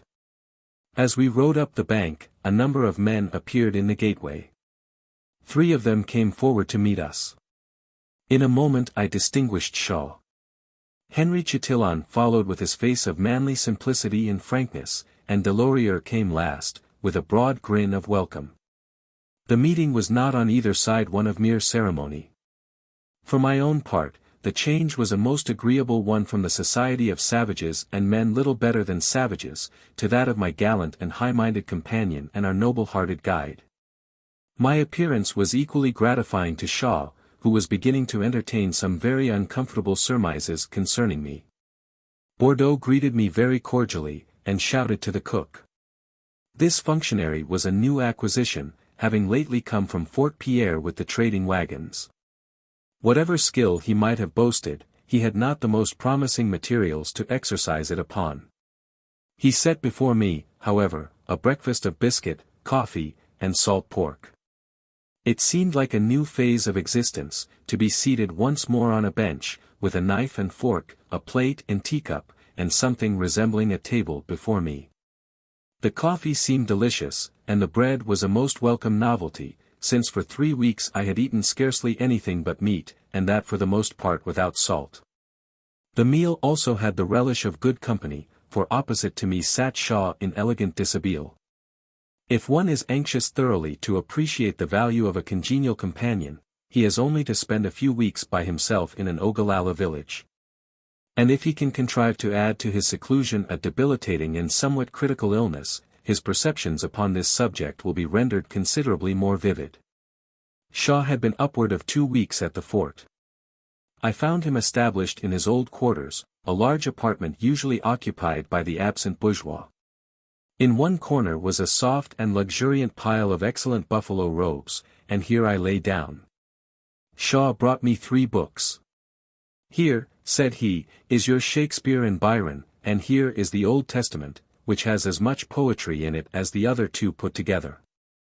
I chose the worst of the 3, and for the greater part of that day lay on the buffalo robes, fairly reveling in the creations of that resplendent genius which has achieved no more signal triumph than that of half beguiling us to forget the pitiful and unmanly character of its possessor. XXIII. The Lonely Journey. On the day of my arrival at Fort Laramie, Shaw and I were lounging on 2 buffalo robes in the large apartment hospitably assigned to us. Henry Chatillon also was present, busy about the harness and weapons, which had been brought into the room, and 2 or 3 Indians were crouching on the floor, eyeing us with their fixed, unwavering gaze. "I have been well off here," said Shaw, "in all respects but one, there is no good shongsasha to be had for love or money." I gave him a small leather bag containing some of excellent quality, which I had brought from the Black Hills. "Now, Henry," said he, "hand me Papin's chopping board, or give it to that Indian, and let him cut the mixture, they understand it better than any white man." The Indian, without saying a word, mixed the bark and the tobacco in due proportions, filled the pipe and lighted it. This done, my companion and I proceeded to deliberate on our future course of proceeding. First, however, Shaw acquainted me with some incidents which had occurred at the fort during my absence. About a week previous 4 men had arrived from beyond the mountains, Sublette, Reddick, and 2 others. Just before reaching the fort they had met a large party of Indians, chiefly young men. All of them belonged to the village of our old friend Smoke, who, with his whole band of adherents, professed the greatest friendship for the whites. The travelers therefore approached, and began to converse without the least suspicion. Suddenly, however, their bridles were violently seized and they were ordered to dismount. Instead of complying, they struck their horses with full force, and broke away from the Indians. As they galloped off they heard a yell behind them, mixed with a burst of derisive laughter, and the reports of several guns. None of them were hurt though Reddick's bridle rein was cut by a bullet within an inch of his hand. After this taste of Indian hostility they felt for the moment no disposition to encounter further risks. They intended to pursue the route southward along the foot of the mountains to Bent's Fort, and as our plans coincided with theirs, they proposed to join forces. Finding, however, that I did not return, they grew impatient of inaction, forgot their late escape, and set out without us, promising to wait our arrival at Bent's Fort. From thence we were to make the long journey to the settlements in company, as the path was not a little dangerous, being infested by hostile Pawnees and Comanches. We expected, on reaching Bent's Fort, to find there still another reinforcement. A young Kentuckian of the true Kentucky blood, generous, impetuous, and a gentleman withal, had come out to the mountains with Russell's party of California emigrants. One of his chief objects, as he gave out, was to kill an Indian. An exploit which he afterward succeeded in achieving, much to the jeopardy of ourselves and others who had to pass through the country of the dead Pawnees' enraged relatives. Having become disgusted with his emigrant associates he left them, and had some time before set out with a party of companions for the head of the Arkansas. He sent us previously a letter, intimating that he would wait until we arrived at Bent's Fort, and accompany us thence to the settlements. When, however, he came to the fort, he found there a party of 40 men about to make the homeward journey. He wisely preferred to avail himself of so strong an escort. Mr. Sublette and his companions also set out, in order to overtake this company. So that on reaching Bent's Fort, some 6 weeks after, we found ourselves deserted by our allies and thrown once more upon our own resources. But I am anticipating. When, before leaving the settlement we had made inquiries concerning this part of the country of General Kearny, Mr. Mackenzie, Captain Wyeth, and others well acquainted with it, they had all advised us by no means to attempt this southward journey with fewer than 15 or 20 men. The danger consists in the chance of encountering Indian war parties. Sometimes throughout the whole length of the journey, a distance of 350 miles, one does not meet a single human being. Frequently, however, the route is beset by Arapahoes and other unfriendly tribes. In which case the scalp of the adventurer is in imminent peril. As to the escort of 15 or 20 men, such a force of whites could at that time scarcely be collected by the whole country. And had the case been otherwise, the expense of securing them, together with the necessary number of horses, would have been extremely heavy. We had resolved, however, upon pursuing this southward course. There were, indeed, 2 other routes from Fort Laramie, but both of these were less interesting, and neither was free from danger. Being unable therefore to procure the 15 or 20 men recommended, we determined to set out with those we had already in our employ, Henry Chatillon, Delorier, and Raymond. The men themselves made no objection, nor would they have made any had the journey been more dangerous, for Henry was without fear, and the other 2 without thought. Shaw and I were much better fitted for this mode of traveling than we had been on betaking ourselves to the prairies for the first time a few months before. The daily routine had ceased to be a novelty. All the details of the journey and the camp had become familiar to us. We had seen life under a new aspect, the human biped had been reduced to his primitive condition. We had lived without law to protect, a roof to shelter, or garment of cloth to cover us. One of us at least had been without bread, and without salt to season his food. Our idea of what is indispensable to human existence and enjoyment had been wonderfully curtailed, and a horse, a rifle, and a knife seemed to make up the whole of life's necessaries. For these once obtained, together with the skill to use them, all else that is essential would follow in their train, and a host of luxuries besides. One other lesson our short prairie experience had taught us. That of profound contentment in the present, and utter contempt for what the future might bring forth. These principles established, we prepared to leave Fort Laramie. On the 4th day of August, early in the afternoon, we bade a final adieu to its hospitable gateway. Again Shaw and I were riding side by side on the prairie. For the first 50 miles we had companions with us. Tete, a little trapper, and Rouge, a nondescript in the employ of the Fur Company, who were going to join the trader Bissonnette at his encampment near the head of Horse Creek. We rode only 6 or 8 miles that afternoon before we came to a little brook traversing the barren prairie. All along its course grew copses of young wild cherry trees, loaded with ripe fruit, and almost concealing the gliding thread of water with their dense growth, while on each side rose swells of rich green grass. Here we encamped. And being much too indolent to pitch our tent, we flung our saddles on the ground, spread a pair of buffalo robes, lay down upon them, and began to smoke. Meanwhile, Delorier busied himself with his hissing frying pan, and Raymond stood guard over the band of grazing horses. Delorier had an active assistant in Rouge, who professed great skill in the culinary art, and seizing upon a fork, began to lend his zealous aid in making ready supper. Indeed, according to his own belief, Rouge was a man of universal knowledge, and he lost no opportunity to display his manifold accomplishments. He had been a circus rider at St.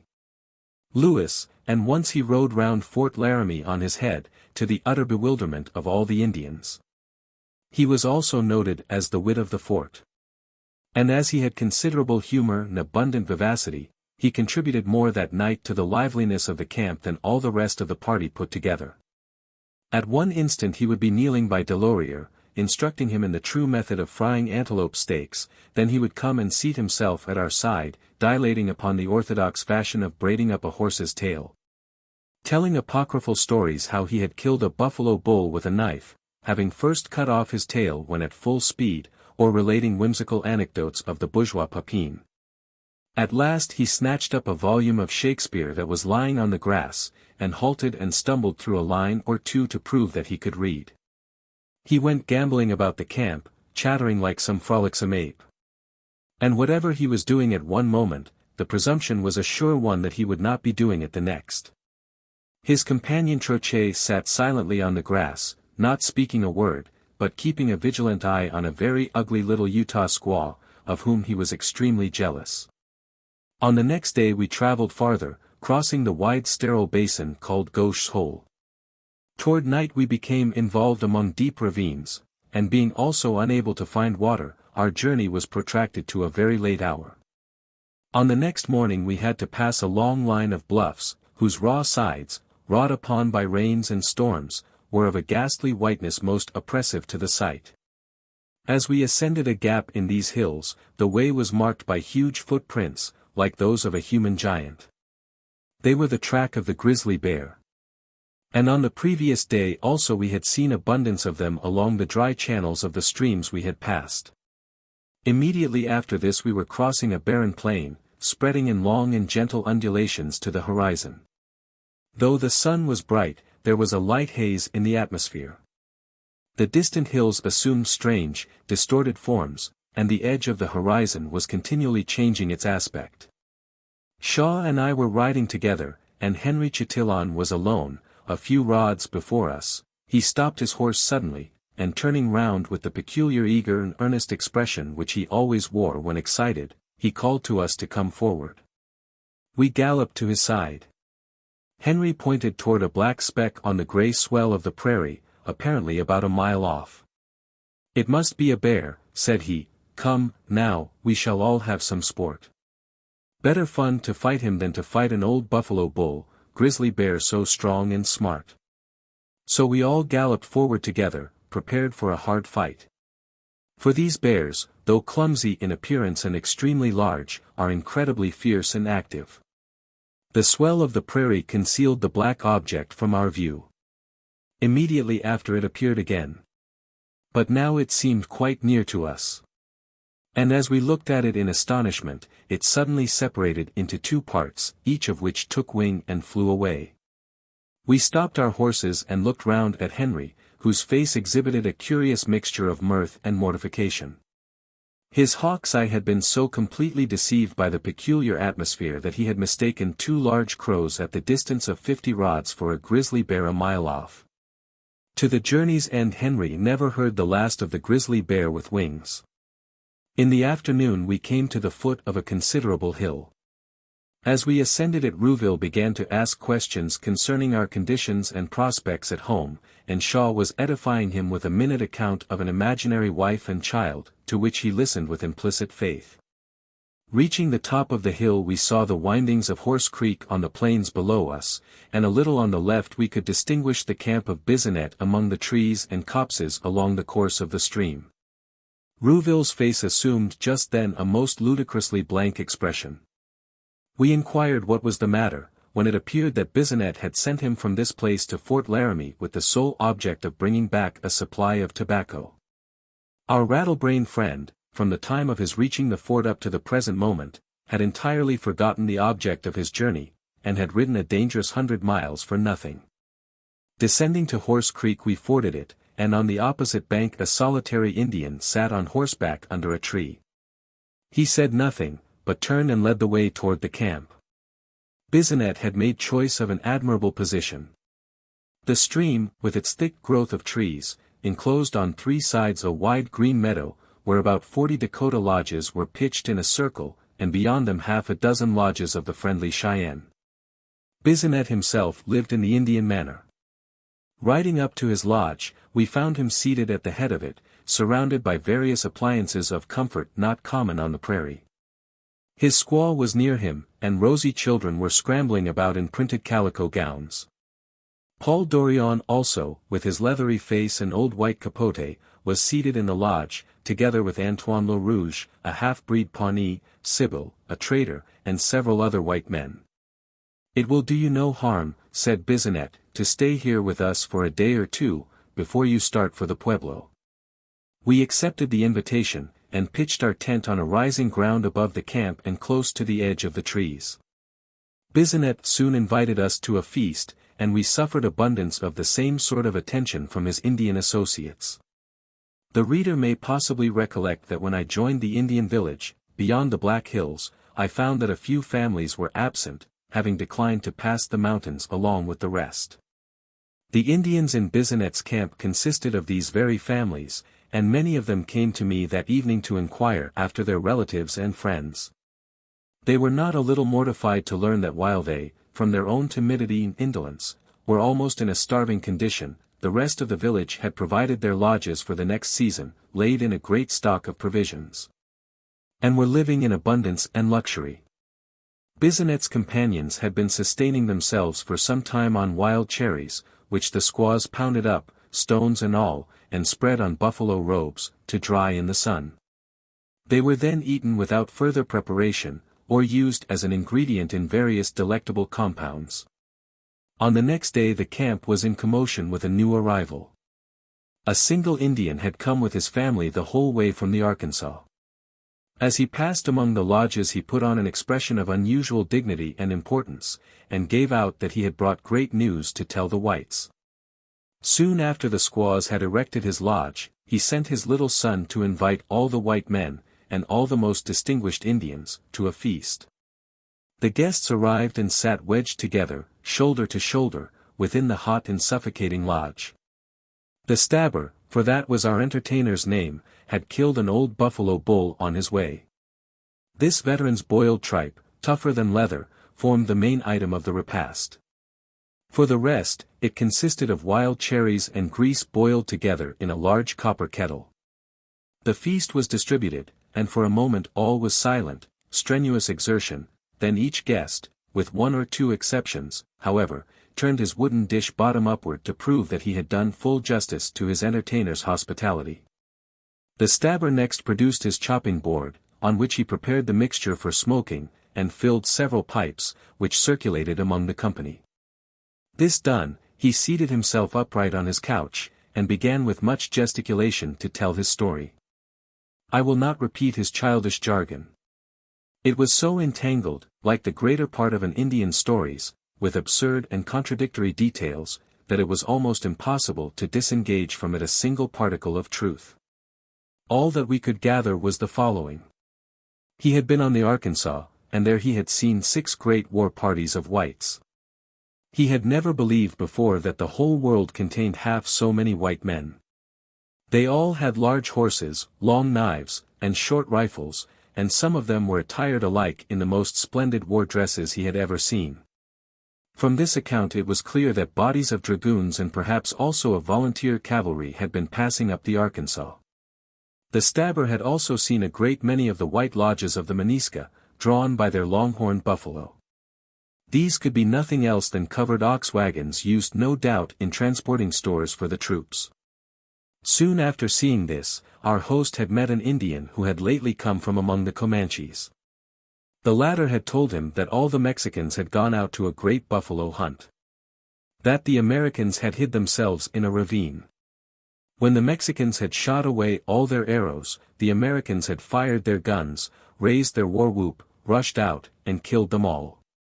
We could only infer from this that war had been declared with Mexico, and a battle fought in which the Americans were victorious. When, some weeks after, we arrived at the Pueblo, we heard of General Kenney's march up the Arkansas and of General Taylor's victories at Matamoros. As the sun was setting that evening a great crowd gathered on the plain by the side of our tent, to try the speed of their horses. These were of every shape, size, and color. Some came from California, some from the States, some from among the mountains, and some from the wild bands of the prairie. They were of every hue, white, black, red, and gray, or mottled and clouded with a strange variety of colors. They all had a wild and startled look, very different from the staid and sober aspect of a well-bred city steed. Those most noted for swiftness and spirit were decorated with eagle feathers dangling from their manes and tails. 50 or 60 Dakotas were present, wrapped from head to foot in their heavy robes of whitened hide. There were also a considerable number of the Cheyenne, many of whom wore gaudy Mexican ponchos swathed around their shoulders, but leaving the right arm bare. Mingled among the crowd of Indians were a number of Canadians, chiefly in the employ of Bisonet, men, whose home is in the wilderness, and who love the camp fire better than the domestic hearth. They are contented and happy in the midst of hardship, privation, and danger. Their cheerfulness and gaiety is irrepressible, and no people on earth understand better how to daff the world aside and bid it pass. Besides these, were 2 or 3 half-breeds, a race of rather extraordinary composition, being according to the common saying half Indian, half white man, and half devil. Antoine Le Rouge was the most conspicuous among them, with his loose pantaloons and his fluttering calico skirt. A handkerchief was bound round his head to confine his black snaky hair, and his small eyes twinkled beneath it, with a mischievous luster. He had a fine cream-colored horse whose speed he must needs try along with the rest. So he threw off the rude high-peaked saddle, and substituting a piece of buffalo robe, leaped lightly into his seat. The space was cleared, the word was given, and he and his Indian rival darted out like lightning from among the crowd, each stretching forward over his horse's neck and plying his heavy Indian whip with might and main.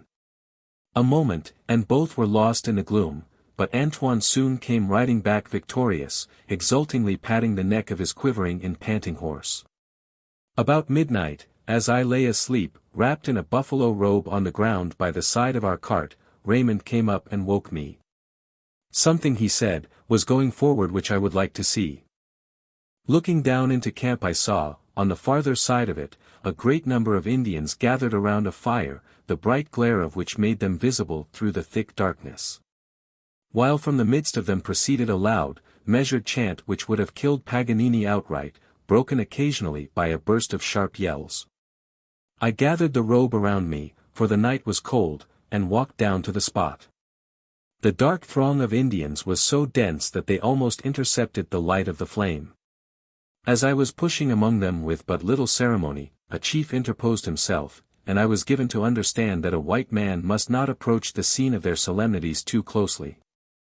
By passing round to the other side, where there was a little opening in the crowd, I could see clearly what was going forward, without intruding my unhallowed presence into the inner circle. The Society of the Strong Hearts were engaged in one of their dances. The Strong Hearts are a warlike association, comprising men of both the Dakota and Cheyenne nations, and entirely composed, or supposed to be so, of young braves of the highest mettle.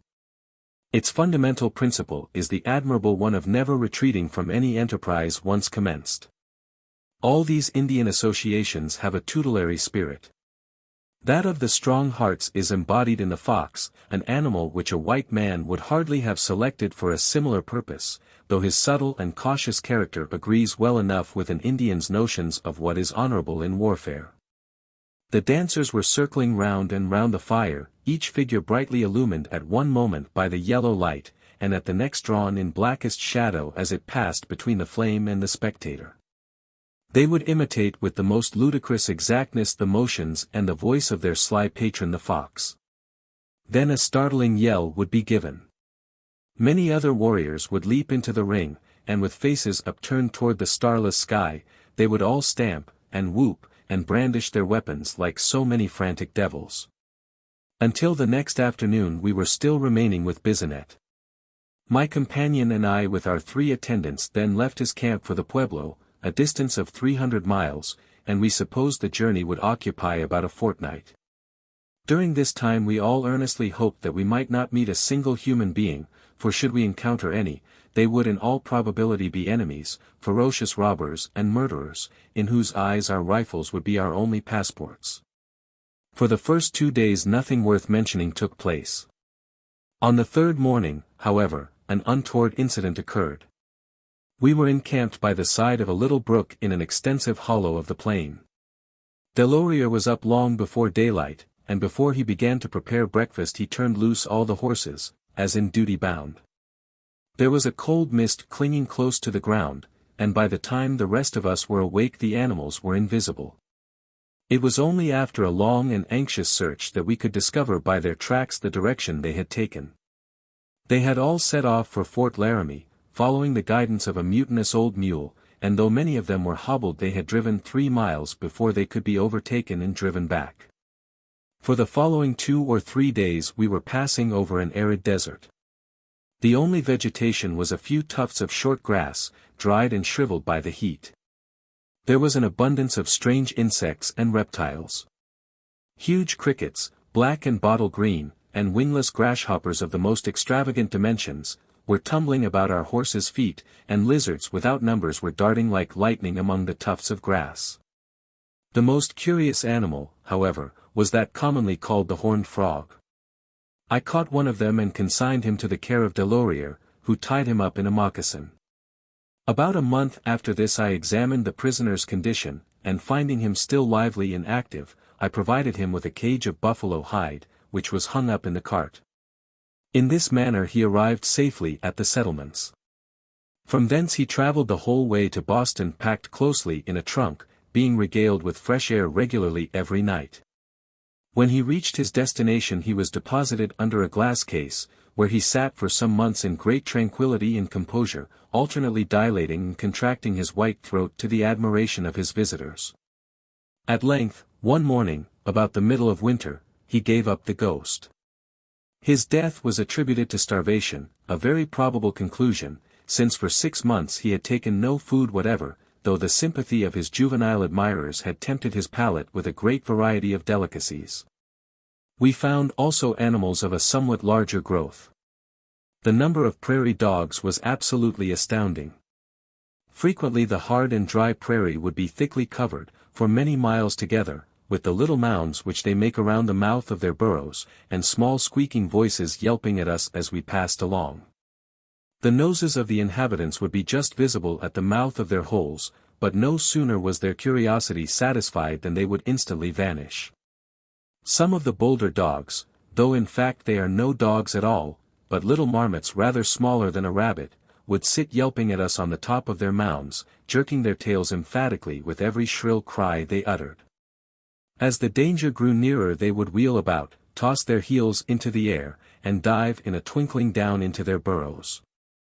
Toward sunset, and especially if rain were threatening, the whole community would make their appearance above ground.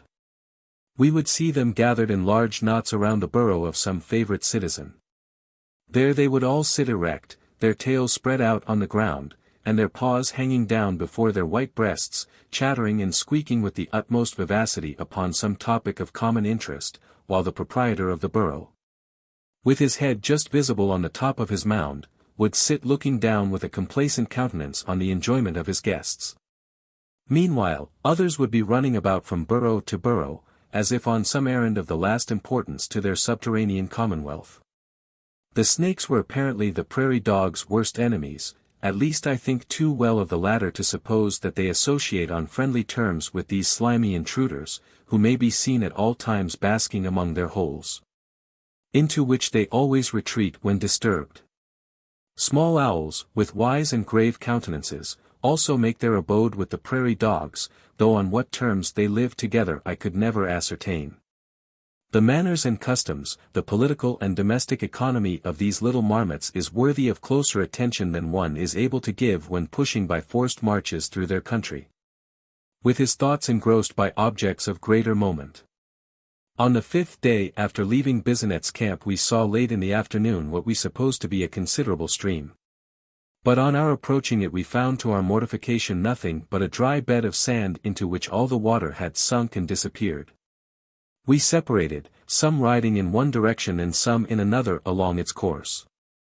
Still we found no traces of water, not even so much as a wet spot in the sand. The old cottonwood trees that grew along the bank, lamentably abused by lightning and tempest, were withering with the drought, and on the dead limbs, at the summit of the tallest, half a dozen crows were hoarsely cawing like birds of evil omen as they were. We had no alternative but to keep on. There was no water nearer than the south fork of the Platte, about 10 miles distant. We moved forward, angry and silent, over a desert as flat as the outspread ocean. The sky had been obscured since the morning by thin mists and vapors, but now vast piles of clouds were gathered together in the west. They rose to a great height above the horizon, and looking up toward them I distinguished one mass darker than the rest and of a peculiar conical form. I happened to look again and still could see it as before.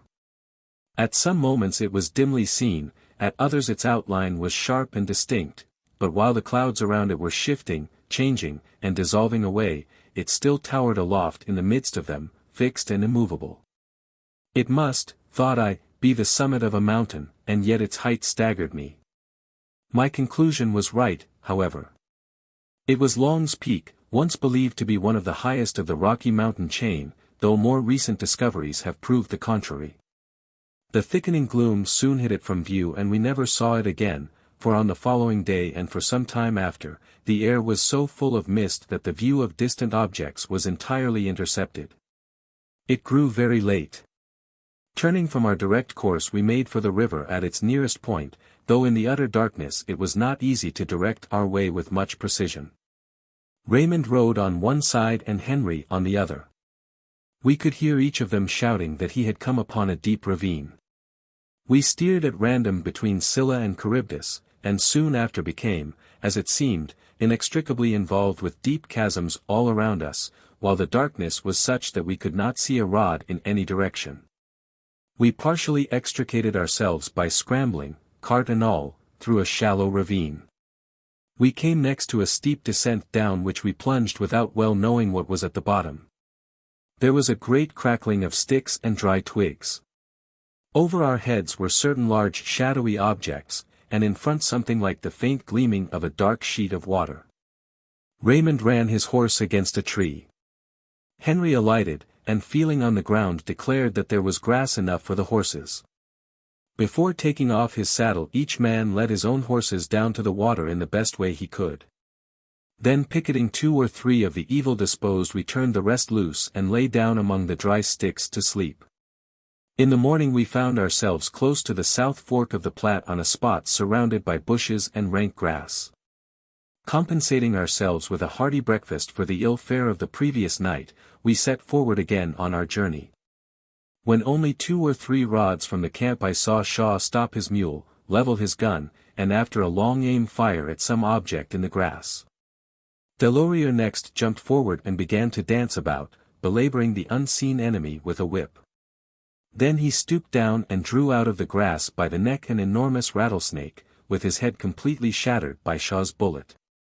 As Delorier held him out at arm's length with an exulting grin his tail, which still kept slowly writhing about, almost touched the ground, and the body in the largest part was as thick as a stout man's arm.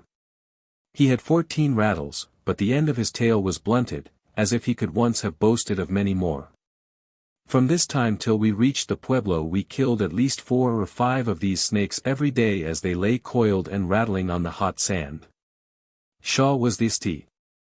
Patrick of the party, and whenever he or anyone else killed a snake he always pulled off his tail and stored it away in his bullet pouch, which was soon crammed with an edifying collection of rattles, great and small. Delorier, with his whip, also came in for a share of the praise. A day or 2 after this he triumphantly produced a small snake about a span and a half long, with 1 infant rattle at the end of his tail. We forded the South Fork of the Platte. On its farther bank were the traces of a very large camp of Arapahoes. The ashes of some 300 fires were visible among the scattered trees, together with the remains of sweating lodges, and all the other appurtenances of a permanent camp. The place however had been for some months deserted. A few miles farther on we found more recent signs of Indians. The trail of 2 or 3 lodges, which had evidently passed the day before, where every footprint was perfectly distinct in the dry, dusty soil. We noticed in particular the track of 1 moccasin, upon the sole of which its economical proprietor had placed a large patch. These signs gave us but little uneasiness, as the number of the warriors scarcely exceeded that of our own party. At noon we rested under the walls of a large fort, built in these solitudes some years since by St. Vrain. It was now abandoned and fast falling into ruin. The walls of unbaked bricks were cracked from top to bottom. Our horses recoiled in terror from the neglected entrance, where the heavy gates were torn from their hinges and flung down. The area within was overgrown with weeds, and the long ranges of apartments, once occupied by the motley concourse of traders, Canadians, and squaws, were now miserably dilapidated. 12 miles further on, near the spot where we encamped, were the remains of still another fort, standing in melancholy desertion and neglect. Early on the following morning we made a startling discovery. We passed close by a large deserted encampment of Arapahoes. There were about 50 fires still smoldering on the ground, and it was evident from numerous signs that the Indians must have left the place within 2 hours of our reaching it. Their trail crossed our own at right angles, and led in the direction of a line of hills half a mile on our left. There were women and children in the party, which would have greatly diminished the danger of encountering them. Henry Chatillon examined the encampment and the trail with a very professional and businesslike air. "Supposing we had met them, Henry," said I. "Why," said he, "we hold out our hands to them, and give them all we've got. They take away everything, and then I believe they no kill us. Perhaps," added he, looking up with a quiet, unchanged face, "perhaps we no let them rob us. Maybe before they come near, we have a chance to get into a ravine, or under the bank of the river, then, you know, we fight them." About noon on that day we reached Cherry Creek. Here was a great abundance of wild cherries, plums, gooseberries, and currants. The stream, however, like most of the others which we passed, was dried up with the heat, and we had to dig holes in the sand to find water for ourselves and our horses. 2 days after, we left the banks of the creek which we had been following for some time, and began to cross the high dividing ridge which separates the waters of the Platte from those of the Arkansas. The scenery was altogether changed. In place of the burning plains we were passing now through rough and savage glens and among hills crowned with a dreary growth of pines. We encamped among these solitudes on the night of the 16th of August. A tempest was threatening. The sun went down among volumes of jet-black cloud, edged with a bloody red. But in spite of these portentous signs, we neglected to put up the tent, and being extremely fatigued, lay down on the ground and fell asleep. The storm broke about midnight, and we erected the tent amid darkness and confusion. In the morning all was fair again, and Pike's Peak, white with snow, was towering above the wilderness afar off. We pushed through an extensive tract of pine woods. Large black squirrels were leaping among the branches. From the farther edge of this forest we saw the prairie again, hollowed out before us into a vast basin, and about a mile in front we could discern a little black speck moving upon its surface. It could be nothing but a buffalo. Henry primed his rifle afresh and galloped forward. To the left of the animal was a low rocky mound, of which Henry availed himself in making his approach. After a short time we heard the faint report of the rifle. The bull, mortally wounded from a distance of nearly 300 yards, ran wildly round and round in a circle. Shaw and I then galloped forward, and passing him as he ran, foaming with rage and pain, we discharged our pistols into his side. Once or twice he rushed furiously upon us, but his strength was rapidly exhausted. Down he fell on his knees. For one instant he glared up at his enemies with burning eyes through his black tangled mane, and then rolled over on his side. Though gaunt and thin, he was larger and heavier than the largest ox. Foam and blood flew together from his nostrils as he lay bellowing and pawing the ground, tearing up grass and earth with his hoofs. His sides rose and fell like a vast pair of bellows, the blood spouting up in jets from the bullet holes. Suddenly his glaring eyes became like a lifeless jelly. He lay motionless on the ground. Henry stooped over him, and making an incision with his knife, pronounced the meat too rank and tough for use, so, disappointed in our hopes of an addition to our stock of provisions, we rode away and left the carcass to the wolves. In the afternoon we saw the mountains rising like a gigantic wall at no great distance on our right. Des sauvages! The sauvages! Exclaimed Delorier, looking round with a frightened face, and pointing with his whip toward the foot of the mountains. In fact, we could see at a distance a number of little black specks, like horsemen in rapid motion. Henry Chatillon, with Shaw and myself, galloped toward them to reconnoiter, when to our amusement we saw the supposed Arapahoes resolved into the black tops of some pine trees which grew along a ravine. The summits of these pines, just visible above the verge of the prairie, and seeming to move as we ourselves were advancing, looked exactly like a line of horsemen. We encamped among ravines and hollows, through which a little brook was foaming angrily. Before sunrise in the morning the snow-covered mountains were beautifully tinged with a delicate rose color. A noble spectacle awaited us as we moved forward. 6 or 8 miles on our right, Pike's Peak and his giant brethren rose out of the level prairie, as if springing from the bed of the ocean. From their summits down to the plain below they were involved in a mantle of clouds, in restless motion, as if urged by strong winds. For one instant some snowy peak, towering in awful solitude, would be disclosed to view. As the clouds broke along the mountain, we could see the dreary forests, the tremendous precipices, the white patches of snow, the gulfs and chasms as black as night, all revealed for an instant, and then disappearing from the view. One could not but recall the stanza of Childe Harold. Morn dawns, and with it stern Albania's hills. Dark Suli's rocks, and Pindus inland peak. Robed half in mist, bedewed with snowy rills. Arrayed in many a dun and purple streak. Arise!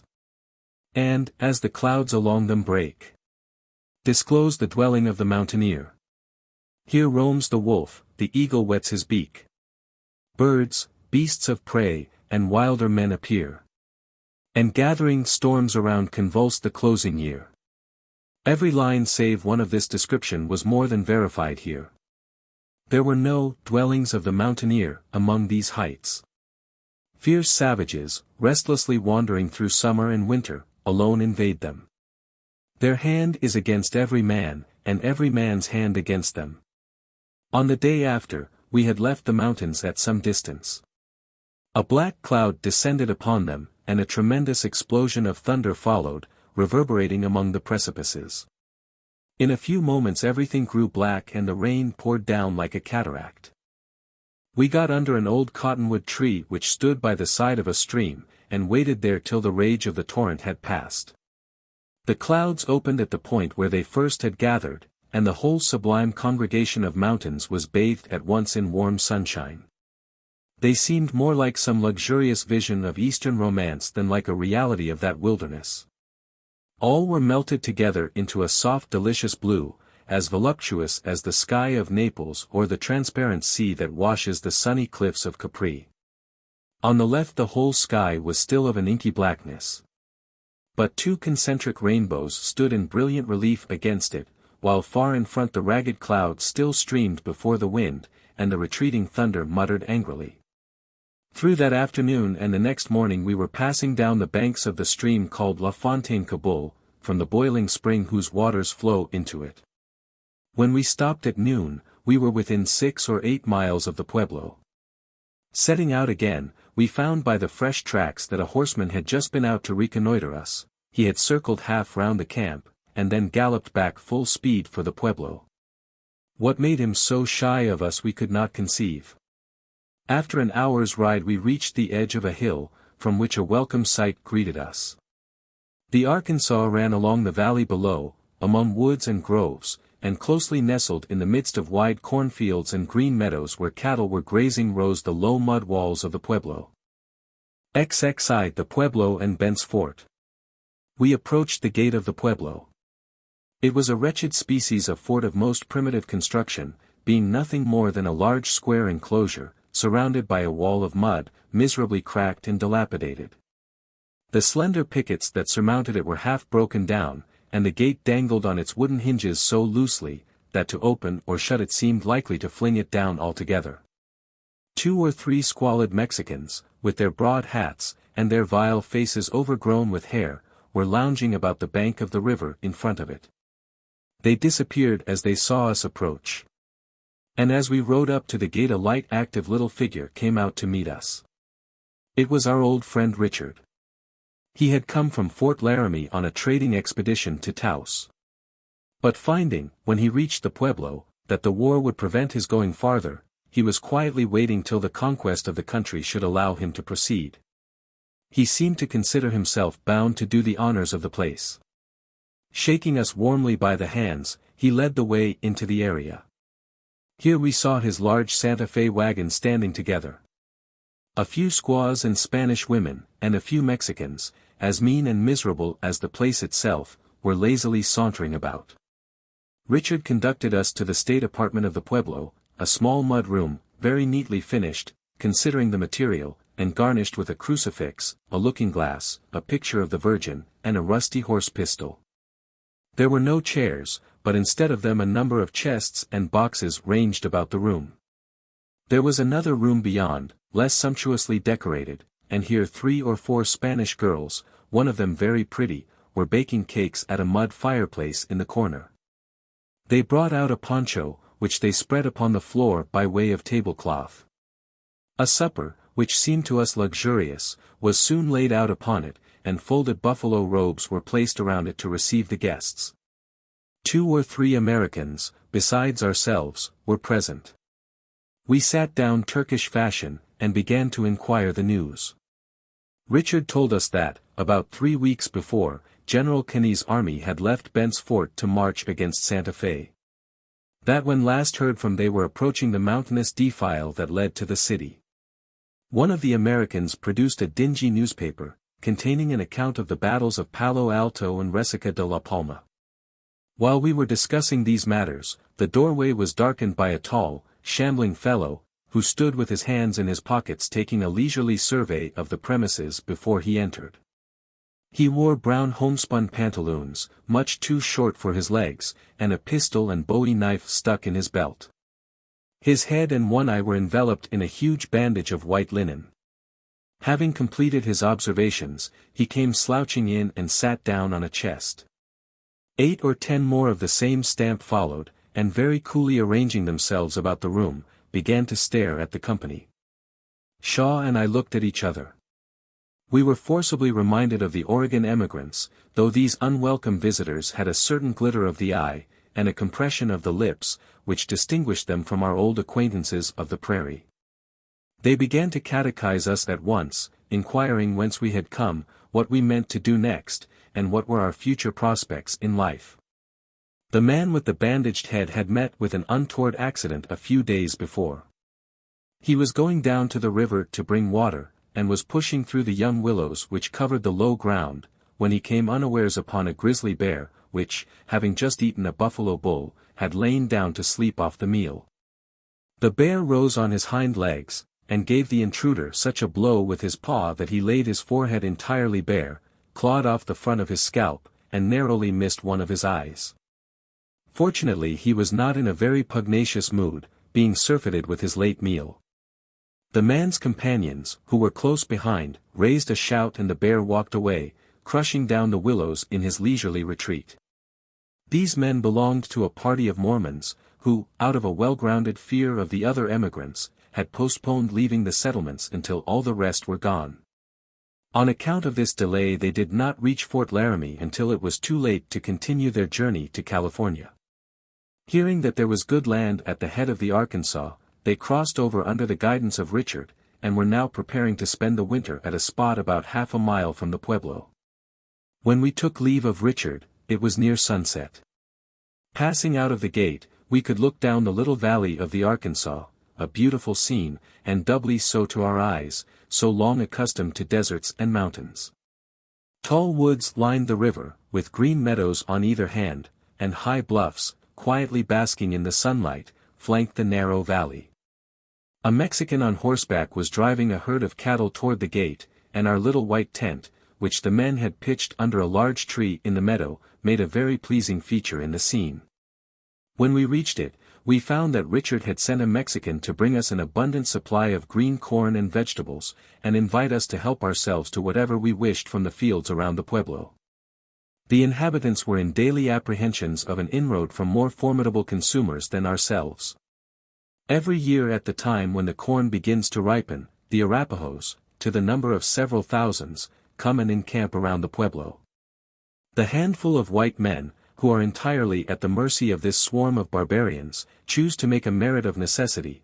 They come forward very cordially, shake them by the hand, and intimate that the harvest is entirely at their disposal. The Arapahoes take them at their word, help themselves most liberally, and usually turn their horses into the cornfields afterward. They have the foresight, however, to leave enough of the crops untouched to serve as an inducement for planting the fields again for their benefit in the next spring.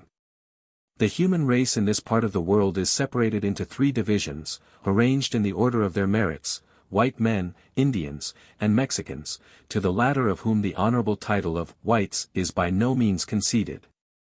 In spite of the warm sunset of that evening, the next morning was a dreary and cheerless one. It rained steadily, clouds resting upon the very treetops. We crossed the river to visit the Mormon settlement. As we passed through the water, several trappers on horseback entered it from the other side. Their buckskin frocks were soaked through by the rain, and clung fast to their limbs with a most clammy and uncomfortable look. The water was trickling down their faces, and dropping from the ends of their rifles, and from the traps which each carried at the pommel of his saddle. Horses and all, they had a most disconsolate and woebegone appearance, which we could not help laughing at, forgetting how often we ourselves had been in a similar plight. After half an hour's riding we saw the white wagons of the Mormons drawn up among the trees. Axes were sounding, trees were falling, and log huts going up along the edge of the woods and upon the adjoining meadow. As we came up, the Mormons left their work and seated themselves on the timber around us, when they began earnestly to discuss points of theology, complain of the ill usage they had received from the Gentiles, and sound a lamentation over the loss of their great temple at Nauvoo. After remaining with them an hour we rode back to our camp, happy that the settlements had been delivered from the presence of such blind and desperate fanatics. On the morning after this we left the Pueblo for Bent's Fort. The conduct of Raymond had lately been less satisfactory than before, and we had discharged him as soon as we arrived at the former place, so that the party, ourselves included, was now reduced to 4. There was some uncertainty as to our future course. The trail between Bent's Fort and the settlements, a distance computed at 600 miles, was at this time in a dangerous state. For since the passage of General Kenney's army, great numbers of hostile Indians, chiefly Pawnees and Comanches, had gathered about some parts of it. A little after this time they became so numerous and audacious, that scarcely a single party, however large, passed between the fort and the frontier without some token of their hostility. The newspapers of the time sufficiently display this state of things. Many men were killed, and great numbers of horses and mules carried off. Not long since I met with the gentleman, who, during the autumn, came from Santa Fe to Bent's Fort, when he found a party of 70 men, who thought themselves too weak to go down to the settlements alone. and were waiting there for a reinforcement. Though this excessive timidity fully proves the ignorance and credulity of the men, it may also evince the state of alarm which prevailed in the country. When we were there in the month of August, the danger had not become so great. There was nothing very attractive in the neighborhood. We supposed, moreover, that we might wait there half the winter without finding any party to go down with us, for Mr. Sublette and the others whom we had relied upon had, as Richard told us, already left Bent's Fort. Thus far on our journey fortune had kindly befriended us. We resolved therefore to take advantage of her gracious mood and trusting for a continuance of her favors, to set out with Henry and Delorier, and run the gauntlet of the Indians in the best way we could. Bent's Fort stands on the river, about 75 miles below the Pueblo. At noon of the third day we arrived within 3 or 4 miles of it, pitched our tent under a tree, hung our looking-glasses against its trunk and having made our primitive toilet, rode toward the fort. We soon came in sight of it, for it is visible from a considerable distance, standing with its high clay walls in the midst of the scorching plains. It seemed as if a swarm of locusts had invaded the country. The grass for miles around was cropped close by the horses of General Keynes's soldiery. When we came to the fort, we found that not only had the horses eaten up the grass, but their owners had made away with the stores of the little trading post.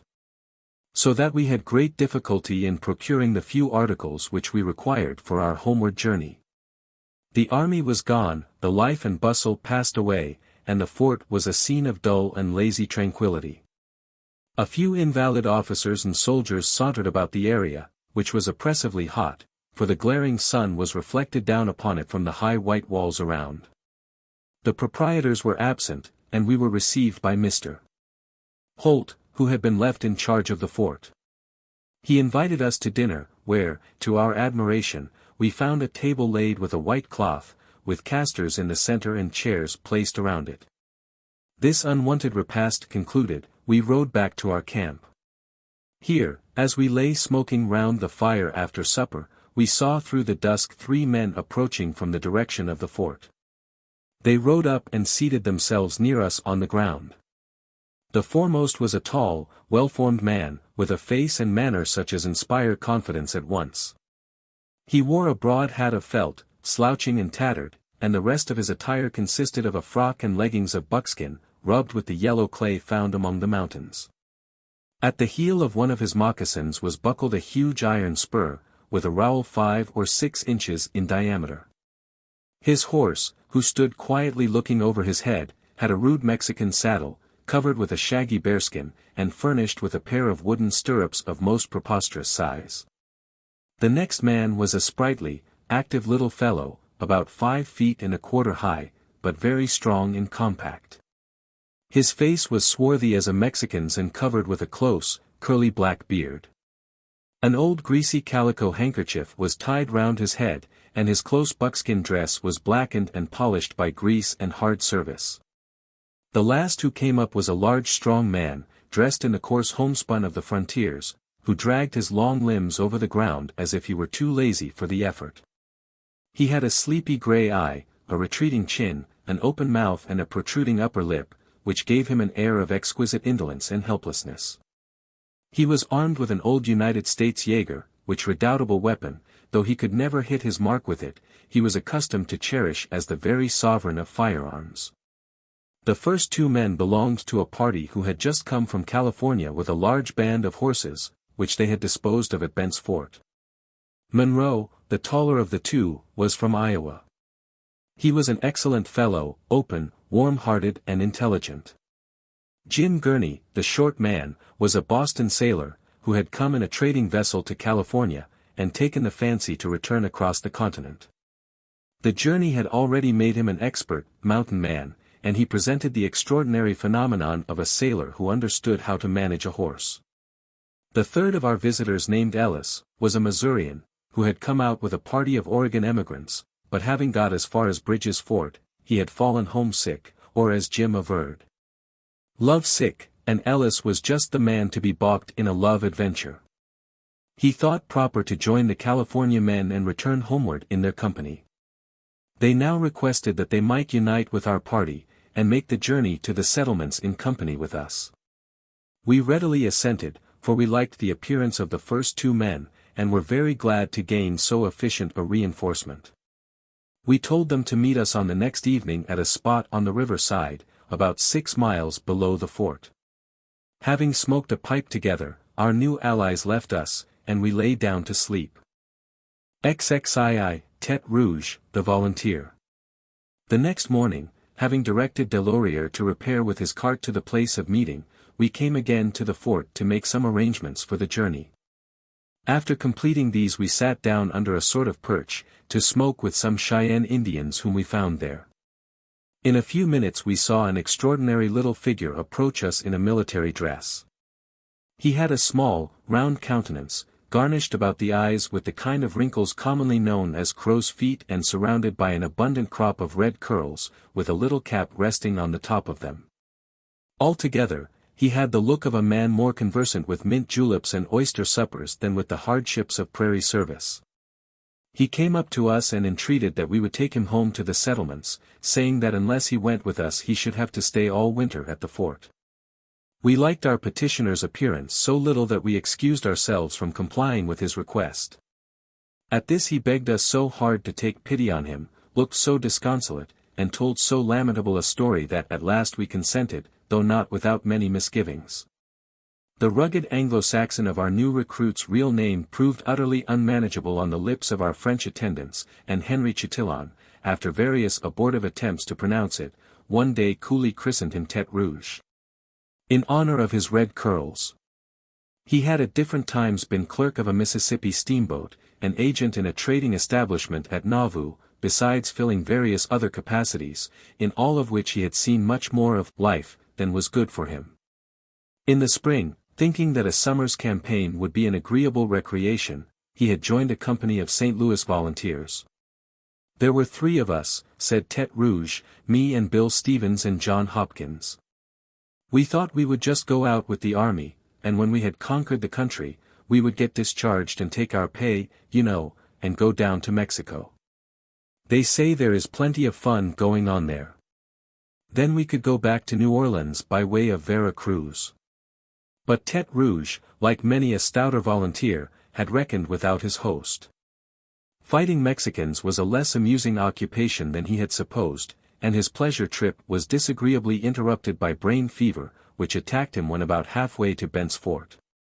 He jolted along through the rest of the journey in a baggage wagon. When they came to the fort he was taken out and left there, together with the rest of the sick. Bent's Fort does not supply the best accommodations for an invalid. Tete Rouge's sick chamber was a little mud room, where he and a companion attacked by the same disease were laid together, with nothing but a buffalo robe between them and the ground. The assistant surgeon's deputy visited them once a day and brought them each a huge dose of calomel, the only medicine, according to his surviving victim, which he was acquainted with. Tete Rouge woke one morning, and turning to his companion, saw his eyes fixed upon the beams above with the glassy stare of a dead man. At this the unfortunate volunteer lost his senses outright. In spite of the doctor, however, he eventually recovered, though between the brain fever and the calomel, his mind, originally none of the strongest, was so much shaken that it had not quite recovered its balance when we came to the fort.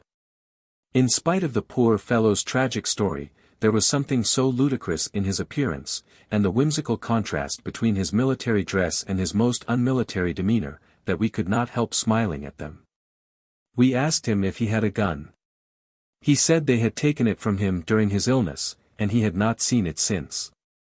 But perhaps, he observed, looking at me with a beseeching air, you will lend me one of your big pistols if we should meet with any Indians. I next inquired if he had a horse. He declared he had a magnificent one, and at Shaw's request a Mexican led him in for inspection.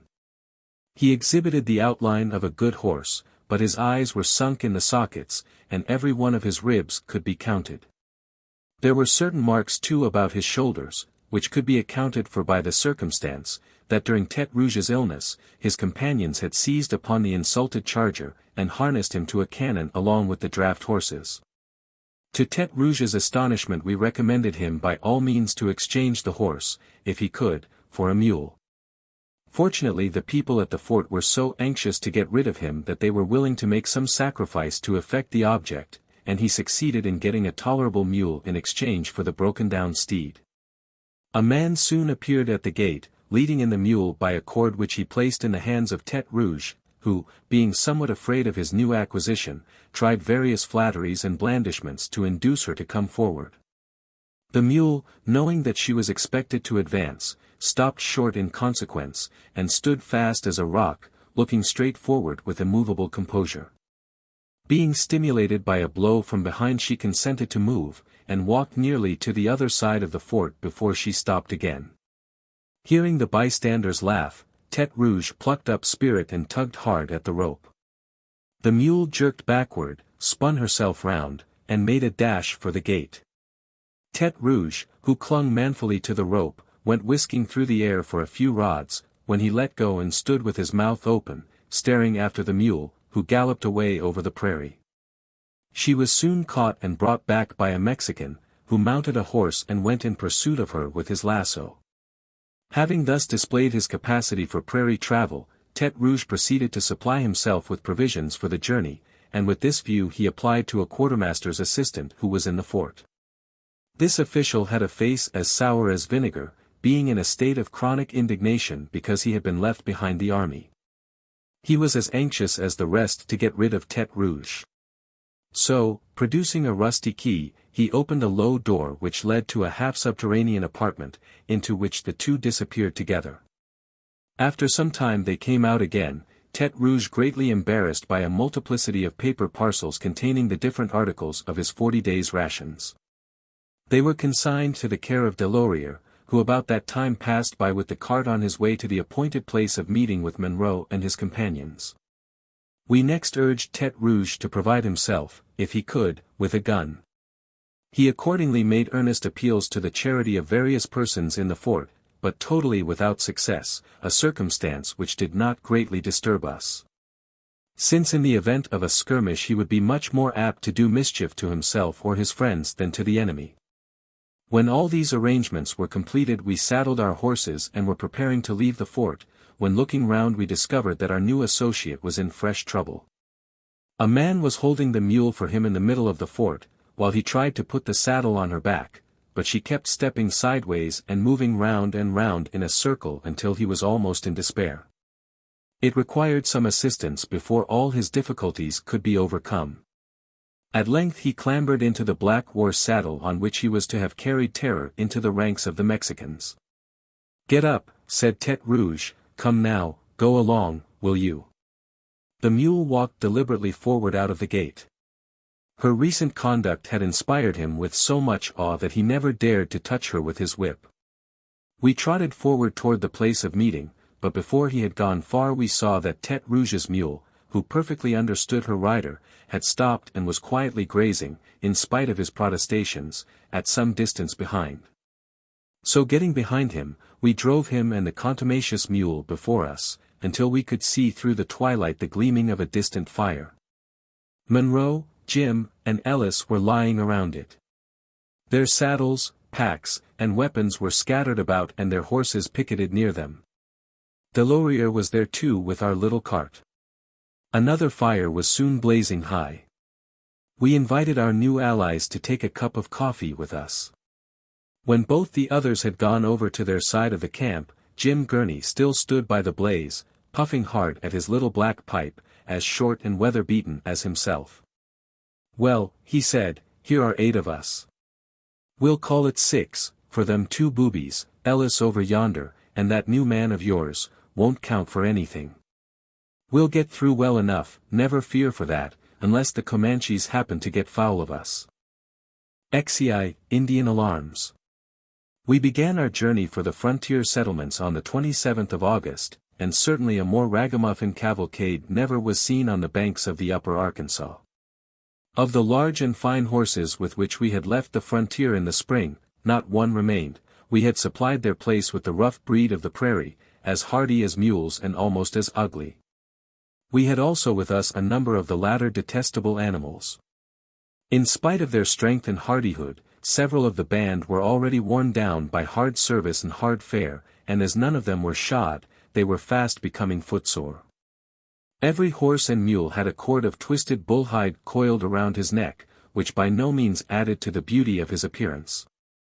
Our saddles and all our equipments were by this time lamentably worn and battered, and our weapons had become dull and rusty. The dress of the riders fully corresponded with the dilapidated furniture of our horses, and of the whole party none made a more disreputable appearance than my friend and I. Shaw had for an upper garment an old red flannel shirt, flying open in front and belted around him like a frock, while I, in absence of other clothing, was attired in a time-worn suit of leather. Thus, happy and careless as so many beggars, we crept slowly from day to day along the monotonous banks of the Arkansas. Tete Rouge gave constant trouble, for he could never catch his mule, saddle her, or indeed do anything else without assistance. Every day he had some new ailment, real or imaginary, to complain of. At one moment he would be woebegone and disconsolate, and the next he would be visited with a violent flow of spirits, to which he could only give vent by incessant laughing, whistling, and telling stories. When other resources failed, we used to amuse ourselves by tormenting him, a fair compensation for the trouble he cost us. Tete Rouge rather enjoyed being laughed at, for he was an odd compound of weakness, eccentricity, and good nature. He made a figure worthy of a painter as he paced along before us, perched on the back of his mule, and enveloped in a huge buffalo robe coat, which some charitable person had given him at the fort. This extraordinary garment, which would have contained 2 men of his size, he chose, for some reason best known to himself, to wear inside out, and he never took it off, even in the hottest weather. It was fluttering all over with seams and tatters, and the hide was so old and rotten that it broke out every day in a new place. Just at the top of it a large pile of red curls was visible, with his little cap set jauntily upon one side, to give him a military air. His seat in the saddle was no less remarkable than his person and equipment. He pressed one leg close against his mule's side, and thrust the other out at an angle of 45 degrees. His pantaloons were decorated with a military red stripe, of which he was extremely vain. But being much too short, the whole length of his boots was usually visible below them. His blanket, loosely rolled up into a large bundle, dangled at the back of his saddle, where he carried it tied with a string. 4 or 5 times a day it would fall to the ground. Every few minutes he would drop his pipe, his knife, his flint and steel, or a piece of tobacco, and have to scramble down to pick them up. In doing this he would contrive to get in everybody's way. And as the most of the party were by no means remarkable for a fastidious choice of language, a storm of anathemas would be showered upon him, half in earnest and half in jest, until Tete Rouge would declare that there was no comfort in life. And that he never saw such fellows before. Only a day or 2 after leaving Bent's Fort Henry Chatillon rode forward to hunt, and took Ellis along with him. After they had been some time absent we saw them coming down the hill, driving 3 dragoon horses, which had escaped from their owners on the march or perhaps had given out and been abandoned. One of them was in tolerable condition, but the others were much emaciated and severely bitten by the wolves. Reduced as they were we carried 2 of them to the settlements, and Henry exchanged the 3rd with the Arapahoes for an excellent mule. On the day after, when we had stopped to rest at noon, a long train of Santa Fe wagons came up and trailed slowly past us in their picturesque procession. They belonged to a trader named Magoffin, whose brother, with a number of other men, came over and sat down around us on the grass. The news they brought was not of the most pleasing complexion. According to their accounts, the trail below was in a very dangerous state. They had repeatedly detected Indians prowling at night around their camps. And the large party which had left Bent's Fort a few weeks previous to our own departure had been attacked, and a man named Swan, from Massachusetts, had been killed. His companions had buried the body. But when Magoffin found his grave, which was near a place called the Caches, the Indians had dug up and scalped him, and the wolves had shockingly mangled his remains. As an offset to this intelligence, they gave us the welcome information that the buffalo were numerous at a few days' journey below.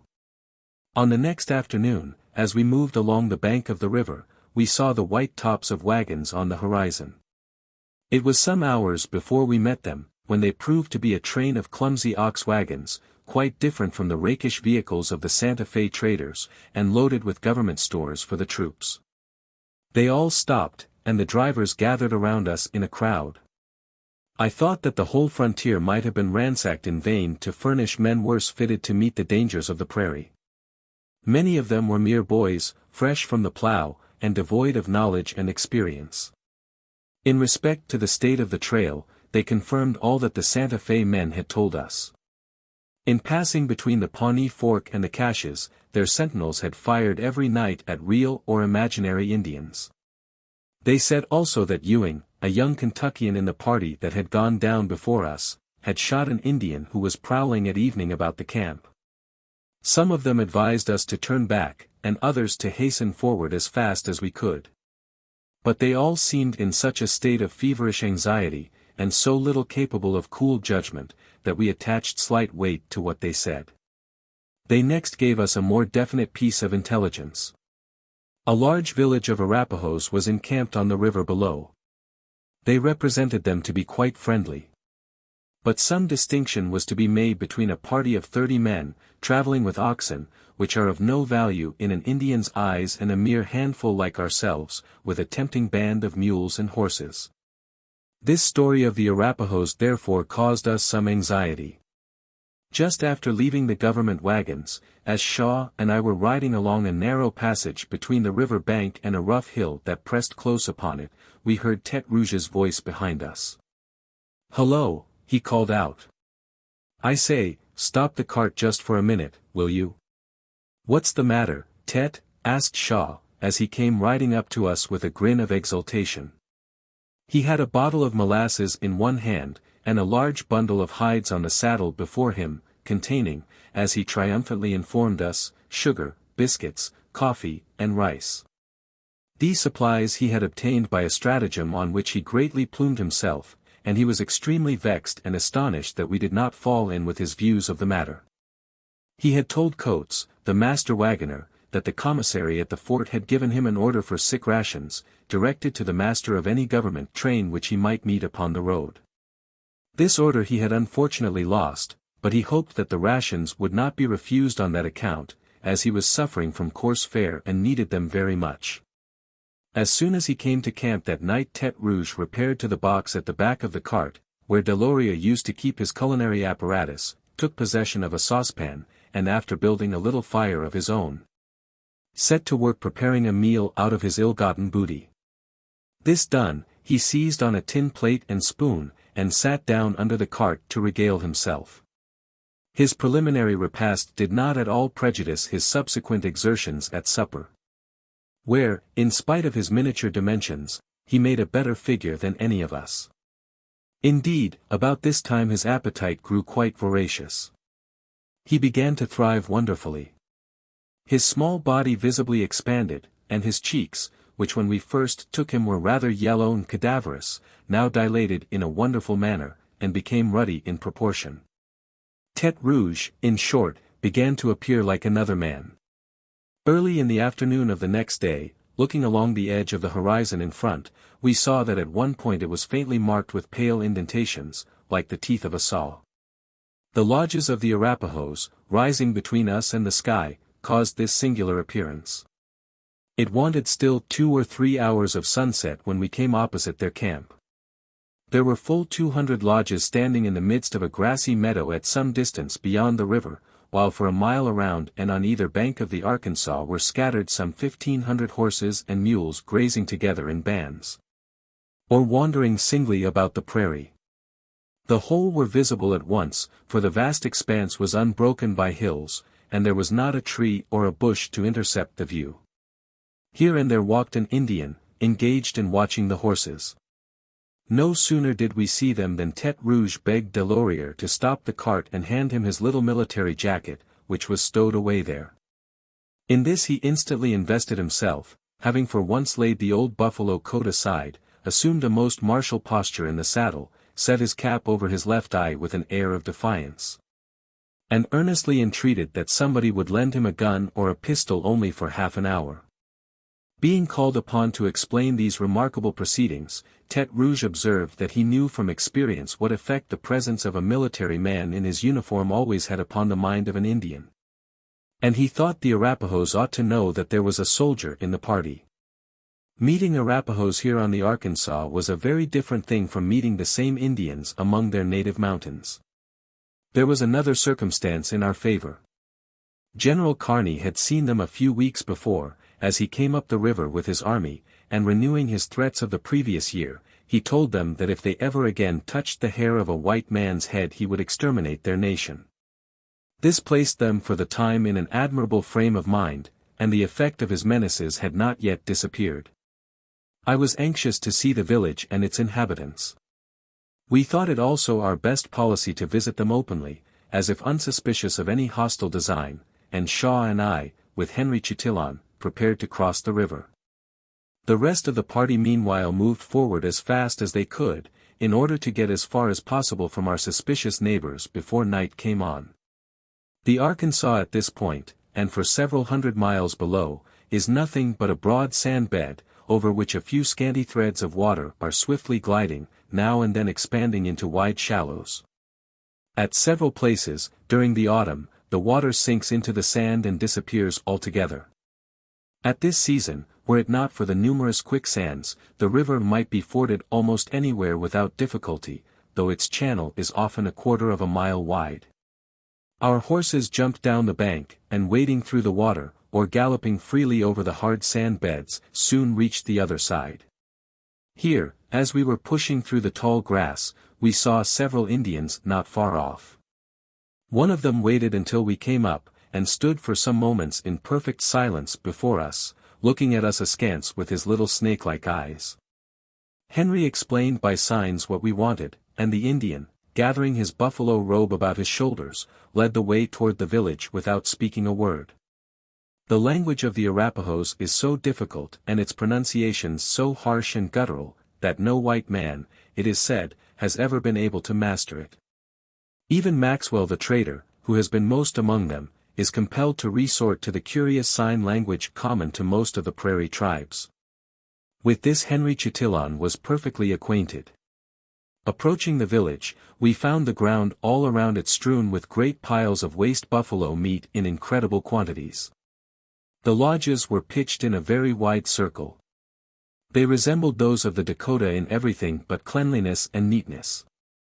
Passing between two of them, we entered the great circular area of the camp, and instantly hundreds of Indians, men, women and children, came flocking out of their habitations to look at us.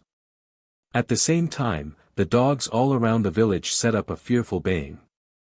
Our Indian guide walked toward the lodge of the chief.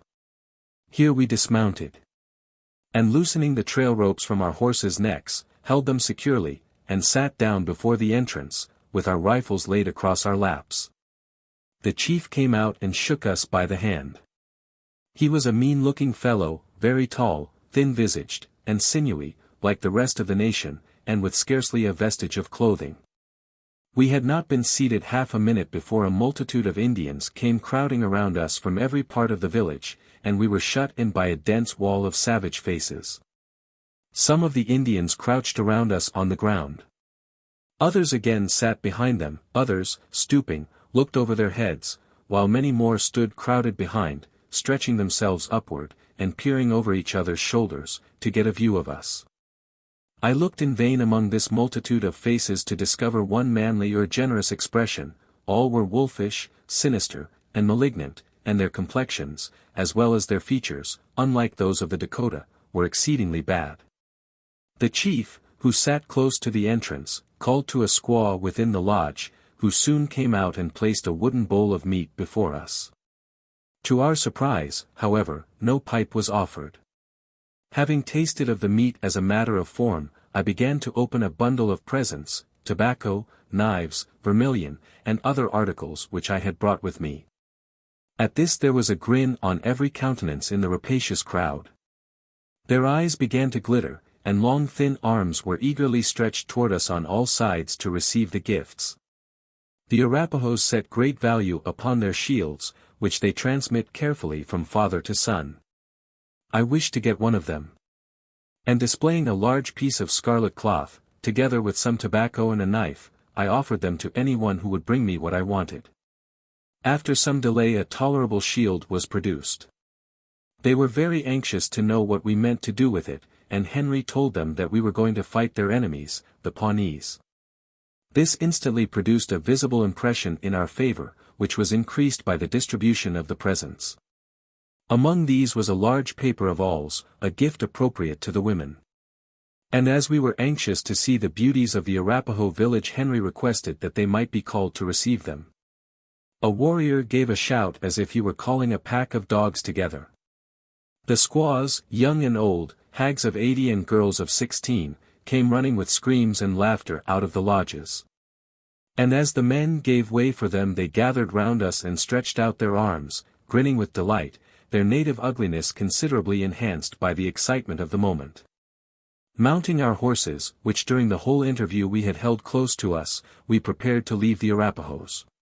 The crowd fell back on each side and stood looking on. When we were half across the camp an idea occurred to us. The Pawnees were probably in the neighborhood of the caches. We might tell the Arapahoes of this and instigate them to send down a war party and cut them off, while we ourselves could remain behind for a while and hunt the buffalo. At first thought this plan of setting our enemies to destroy one another seemed to us a masterpiece of policy. But we immediately recollected that should we meet the Arapaho warriors on the river below, they might prove quite as dangerous as the Pawnees themselves. So rejecting our plan as soon as it presented itself, we passed out of the village on the farther side. We urged our horses rapidly through the tall grass which rose to their necks. Several Indians were walking through it at a distance, their heads just visible above its waving surface. It bore a kind of seed as sweet and nutritious as oats. And our hungry horses, in spite of whip and rein, could not resist the temptation of snatching at this unwanted luxury as we passed along. When about a mile from the village I turned and looked back over the undulating ocean of grass. The sun was just set, the western sky was all in a glow, and sharply defined against it, on the extreme verge of the plain, stood the numerous lodges of the Arapaho camp. Reaching the bank of the river, we followed it for some distance farther, until we discerned through the twilight the white covering of our little cart on the opposite bank. When we reached it we found a considerable number of Indians there before us. 4 or 5 of them were seated in a row upon the ground, looking like so many half-starved vultures. Tete Rouge, in his uniform, was holding a close colloquy with another by the side of the cart. His gesticulations, his attempts at sign-making, and the contortions of his countenance, were most ludicrous. And finding all these of no avail, he tried to make the Indian understand him by repeating English words very loudly and distinctly again and again. The Indian sat with his eye fixed steadily upon him, and in spite of the rigid immobility of his features, it was clear at a glance that he perfectly understood his military companion's character and thoroughly despised him. The exhibition was more amusing than politic, and Tete Rouge was directed to finish what he had to say as soon as possible. Thus rebuked, he crept under the cart and sat down there. Henry Chatillon stopped to look at him in his retirement, and remarked in his quiet manner that an Indian would kill 10 such men and laugh all the time. One by one our visitors rose and stalked away. As the darkness thickened we were saluted by dismal sounds. The wolves are incredibly numerous in this part of the country, and the offal around the Arapaho camp had drawn such multitudes of them together that several hundred were howling in concert in our immediate neighborhood. There was an island in the river, or rather an oasis in the midst of the sands at about the distance of a gunshot, and here they seemed gathered in the greatest numbers. A horrible discord of low mournful wailings, mingled with ferocious howls, arose from it incessantly for several hours after sunset. We could distinctly see the wolves running about the prairie within a few rods of our fire, or bounding over the sand beds of the river and splashing through the water. There was not the slightest danger to be feared from them, for they are the greatest cowards on the prairie. In respect to the human wolves in our neighborhood, we felt much less at our ease. We seldom erected our tent except in bad weather, and that night each man spread his buffalo robe upon the ground with his loaded rifle laid at his side or clasped in his arms. Our horses were picketed so close around us that one of them repeatedly stepped over me as I lay. We were not in the habit of placing a guard, but every man that night was anxious and watchful. There was little sound sleeping in camp, and some one of the party was on his feet during the greater part of the time. For myself, I lay alternately waking and dozing until midnight. Tete Rouge was reposing close to the river bank, and about this time, when half asleep and half awake, I was conscious that he shifted his position and crept on all fours under the cart. Soon after I fell into a sound sleep from which I was aroused by a hand shaking me by the shoulder. Looking up, I saw Tete Rouge stooping over me with his face quite pale and his eyes dilated to their utmost expansion. "What's the matter?" said I. Tete Rouge declared that as he lay on the river bank, something caught his eye which excited his suspicions. So creeping under the cart for safety's sake he sat there and watched, when he saw two Indians, wrapped in white robes, creep up the bank, seize upon two horses and lead them off. He looked so frightened, and told his story in such a disconnected manner, that I did not believe him, and was unwilling to alarm the party. Still it might be true, and in that case the matter required instant attention. There would be no time for examination, and so directing Tete Rouge to show me which way the Indians had gone, I took my rifle, in obedience to a thoughtless impulse, and left the camp. I followed the river back for 200 or 300 yards, listening and looking anxiously on every side. In the dark prairie on the right I could discern nothing to excite alarm. And in the dusky bed of the river, a wolf was bounding along in a manner which no Indian could imitate. I returned to the camp, and when within sight of it, saw that the whole party was aroused. Shaw called out to me that he had counted the horses, and that every one of them was in his place. Tete Rouge, being examined as to what he had seen, only repeated his former story with many asseverations, and insisted that two horses were certainly carried off. At this Jim Gurney declared that he was crazy. Tete Rouge indignantly denied the charge on which Jim appealed to us. As we declined to give our judgment on so delicate a matter, the dispute grew hot between Tete Rouge and his accuser, until he was directed to go to bed and not alarm the camp again if he saw the whole Arapaho village coming. XIV. The Chase. The country before us was now thronged with buffalo, and a sketch of the manner of hunting them will not be out of place. There are two methods commonly practiced, running, and approaching. The chase on horseback, which goes by the name of running, is the more violent and dashing mode of the two. Indeed, of all American wild sports, this is the wildest.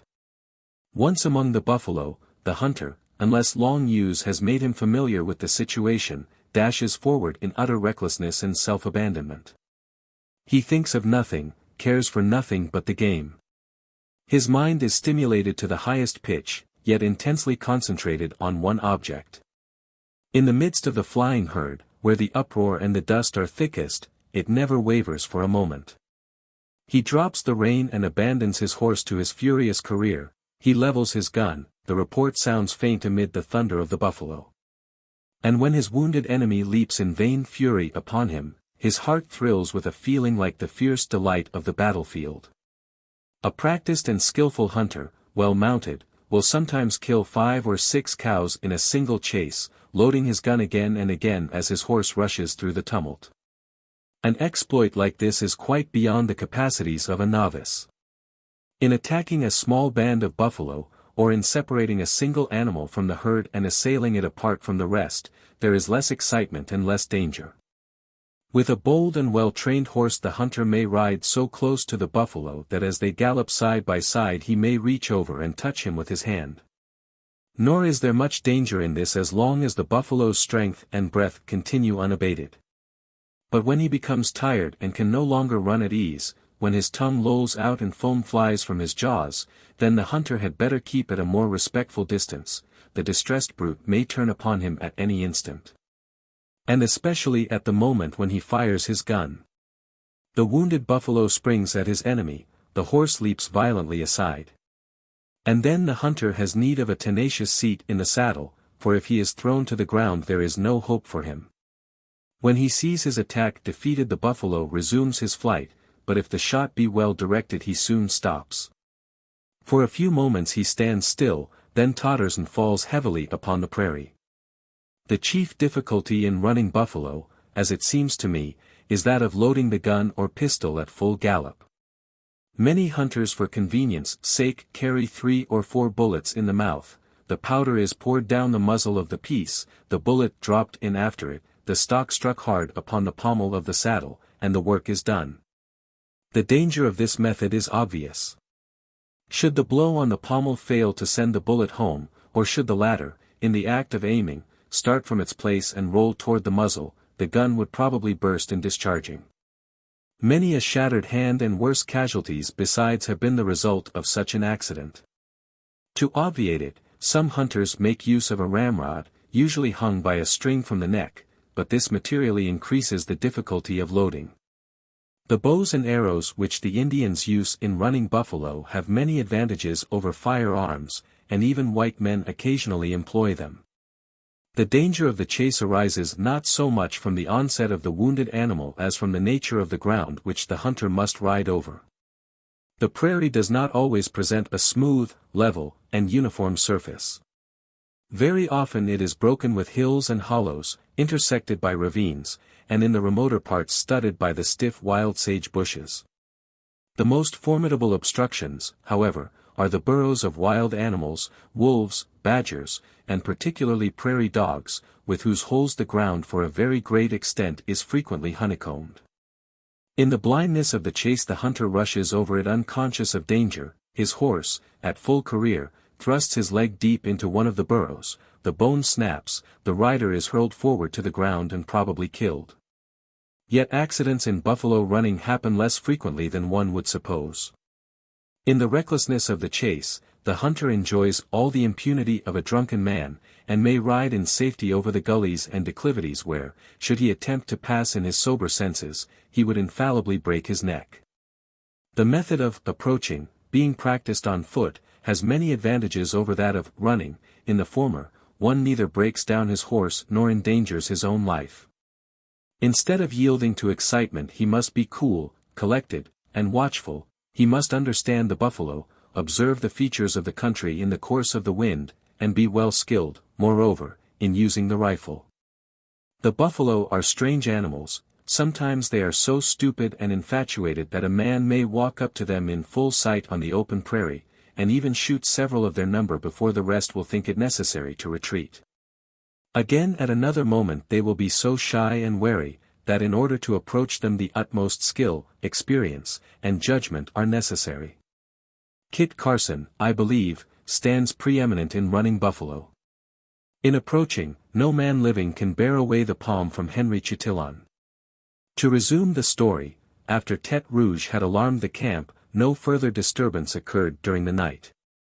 The Arapahoes did not attempt mischief, or if they did the wakefulness of the party deterred them from effecting their purpose. The next day was one of activity and excitement, for about 10 o'clock the men in advance shouted the gladdening cry of, "Buffalo, buffalo," and in the hollow of the prairie just below us, a band of bulls were grazing.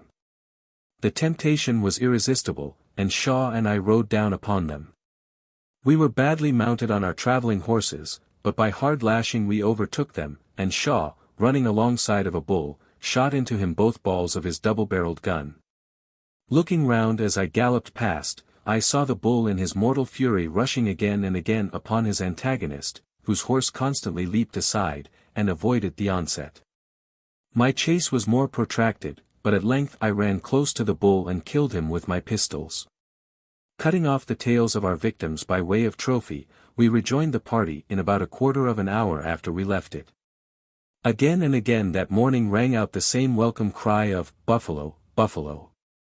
Every few moments in the broad meadows along the river, we would see bands of bulls, who, raising their shaggy heads, would gaze in stupid amazement at the approaching horseman, and then breaking into a clumsy gallop, would file off in a long line across the trail in front, toward the rising prairie on the left. At noon, the whole plain before us was alive with thousands of buffalo, bulls, cows, and calves, all moving rapidly as we drew near, and far off beyond the river the swelling prairie was darkened with them to the very horizon. The party was in gayer spirits than ever. We stopped for a nooning near a grove of trees by the riverside. "Tongues and hump ribs tomorrow," said Shaw, looking with contempt at the venison steaks which Delorier placed before us. Our meal finished, we lay down under a temporary awning to sleep. A shout from Henry Chatillon aroused us, and we saw him standing on the cartwheel stretching his tall figure to its full height while he looked toward the prairie beyond the river.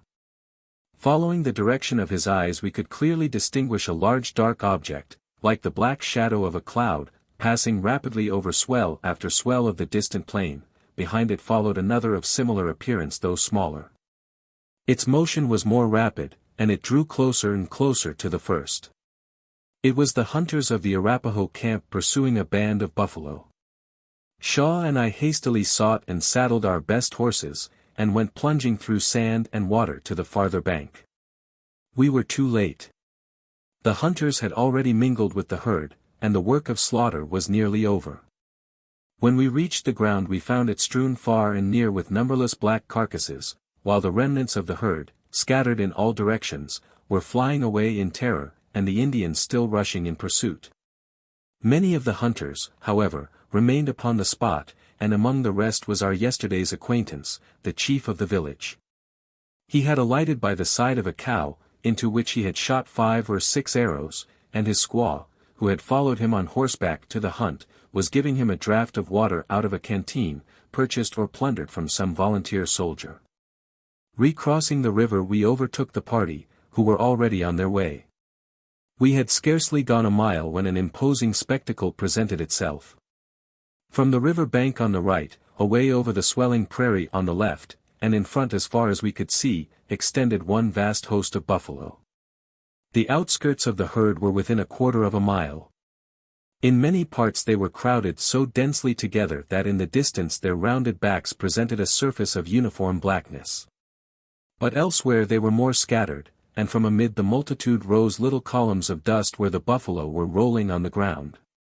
Here and there a great confusion was perceptible, where a battle was going forward among the bulls. We could distinctly see them rushing against each other, and hear the clattering of their horns and their hoarse bellowing. Shaw was riding at some distance in advance, with Henry Chatillon. I saw him stop and draw the leather covering from his gun. Indeed, with such a sight before us, but one thing could be thought of. That morning I had used pistols in the chase. I had now a mind to try the virtue of a gun. Delorier had one, and I rode up to the side of the cart. There he sat under the white covering, biting his pipe between his teeth and grinning with excitement. "Lend me your gun, Delorier," said I. "Oui, monsieur, oui," said Delorier, tugging with might and main to stop the mule, which seemed obstinately bent on going forward. Then everything but his moccasins disappeared as he crawled into the cart and pulled at the gun to extricate it. "Is it loaded?" I asked. "Oui, bien charge, you'll kill, mon bourgeois, yes, you'll kill, c'est un bon fusil." I handed him my rifle and rode forward to Shaw. "Are you ready?" he asked. "Come on," said I. "Keep down that hollow," said Henry, "and then they won't see you till you get close to them." The hollow was a kind of ravine very wide and shallow. It ran obliquely toward the buffalo, and we rode at a canter along the bottom until it became too shallow, when we bent close to our horses' necks, and then finding that it could no longer conceal us, came out of it and rode directly toward the herd. It was within gunshot. Before its outskirts, numerous grizzly old bulls were scattered, holding guard over their females. They glared at us in anger and astonishment, walked toward us a few yards, and then turning slowly round retreated at a trot which afterward broke into a clumsy gallop. In an instant the main body caught the alarm. The buffalo began to crowd away from the point toward which we were approaching, and a gap was opened in the side of the herd. We entered it, still restraining our excited horses. Every instant the tumult was thickening. The buffalo, pressing together in large bodies, crowded away from us on every hand. In front and on either side we could see dark columns and masses, half hidden by clouds of dust, rushing along in terror and confusion, and hear the tramp and clattering of 10,000 hoofs. That countless multitude of powerful brutes, ignorant of their own strength, were flying in a panic from the approach of 2 feeble horsemen. To remain quiet longer was impossible. "Take that band on the left," said Shaw. "I'll take these in front." He sprang off, and I saw no more of him. A heavy Indian whip was fastened by a band to my wrist. I swung it into the air and lashed my horse's flank with all the strength of my arm. Away she darted, stretching close to the ground. I could see nothing but a cloud of dust before me, but I knew that it concealed a band of many hundreds of buffalo. In a moment I was in the midst of the cloud, half suffocated by the dust and stunned by the trampling of the flying herd, but I was drunk with the chase and cared for nothing but the buffalo. Very soon a long dark mass became visible, looming through the dust. Then I could distinguish each bulky carcass, the hoofs flying out beneath, the short tails held rigidly erect. In a moment I was so close that I could have touched them with my gun. Suddenly, to my utter amazement, the hoofs were jerked upward, the tails flourished in the air, and amid a cloud of dust the buffalo seemed to sink into the earth before me. One vivid impression of that instant remains upon my mind. I remember looking down upon the backs of several buffalo dimly visible through the dust. We had run unawares upon a ravine. At that moment I was not the most accurate judge of depth and width, but when I passed it on my return, I found it about 12 feet deep and not quite twice as wide at the bottom. It was impossible to stop. I would have done so gladly if I could. So, half sliding, half plunging, down went the little mare. I believe she came down on her knees in the loose sand at the bottom. I was pitched forward violently against her neck and nearly thrown over her head among the buffalo, who amid dust and confusion came tumbling in all around. The mare was on her feet in an instant and scrambling like a cat up the opposite side. I thought for a moment that she would have fallen back and crushed me, but with a violent effort she clambered out and gained the hard prairie above. Glancing back I saw the huge head of a bull clinging as it were by the forefeet at the edge of the dusty gulf. At length I was fairly among the buffalo. They were less densely crowded than before, and I could see nothing but bulls, who always run at the rear of the herd. As I passed amid them they would lower their heads, and turning as they ran, attempt to gore my horse. But as they were already at full speed there was no force in their onset, and as Pauline ran faster than they were always thrown behind her in the effort. I soon began to distinguish cows amid the throng. One just in front of me seemed to my liking, and I pushed close to her side. Dropping the reins I fired, holding the muzzle of the gun within a foot of her shoulder. Quick as lightning she sprang at Pauline. The little mare dodged the attack, and I lost sight of the wounded animal amid the tumultuous crowd. Immediately after I selected another, and urging forward Pauline, shot into her both pistols in succession.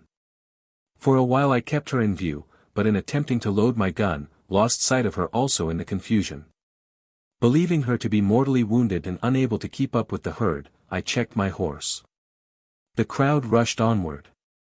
The dust and tumult passed away, and on the prairie, far behind the rest, I saw a solitary buffalo galloping heavily. In a moment I and my victim were running side by side. My firearms were all empty, and I had in my pouch nothing but rifle bullets, too large for the pistols and too small for the gun.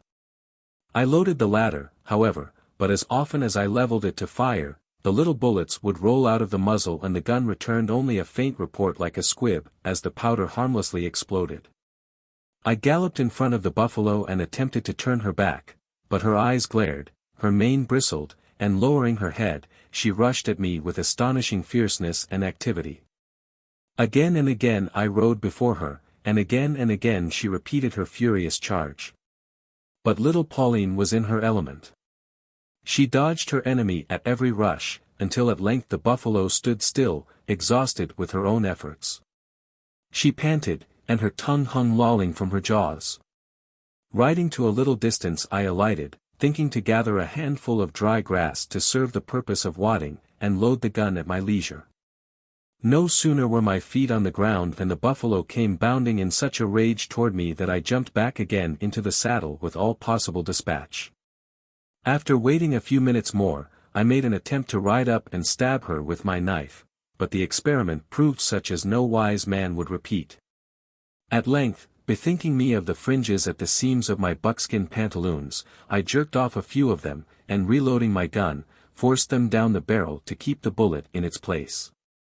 Then approaching, I shot the wounded buffalo through the heart. Sinking to her knees, she rolled over lifeless on the prairie. To my astonishment, I found that instead of a fat cow I had been slaughtering a stout yearling bull. No longer wondering at the fierceness he had shown, I opened his throat and cutting out his tongue, tied it at the back of my saddle. My mistake was one which a more experienced eye than mine might easily make in the dust and confusion of such a chase. Then for the first time I had leisure to look at the scene around me. The prairie in front was darkened with the retreating multitude, and on the other hand the buffalo came filing up in endless unbroken columns from the low plains upon the river. The Arkansas was 3 or 4 miles distant. I turned and moved slowly toward it. A long time passed before, far down in the distance, I distinguished the white covering of the cart and the little black specks of horsemen before and behind it. Drawing near, I recognized Shaw's elegant tunic, the red flannel shirt, conspicuous far off. I overtook the party, and asked him what success he had met with. He had assailed a fat cow, shot her with 2 bullets, and mortally wounded her. But neither of us were prepared for the chase that afternoon, and Shaw, like myself, had no spare bullets in his pouch. So he abandoned the disabled animal to Henry Chatillon, who followed, dispatched her with his rifle, and loaded his horse with her meat. We encamped close to the river.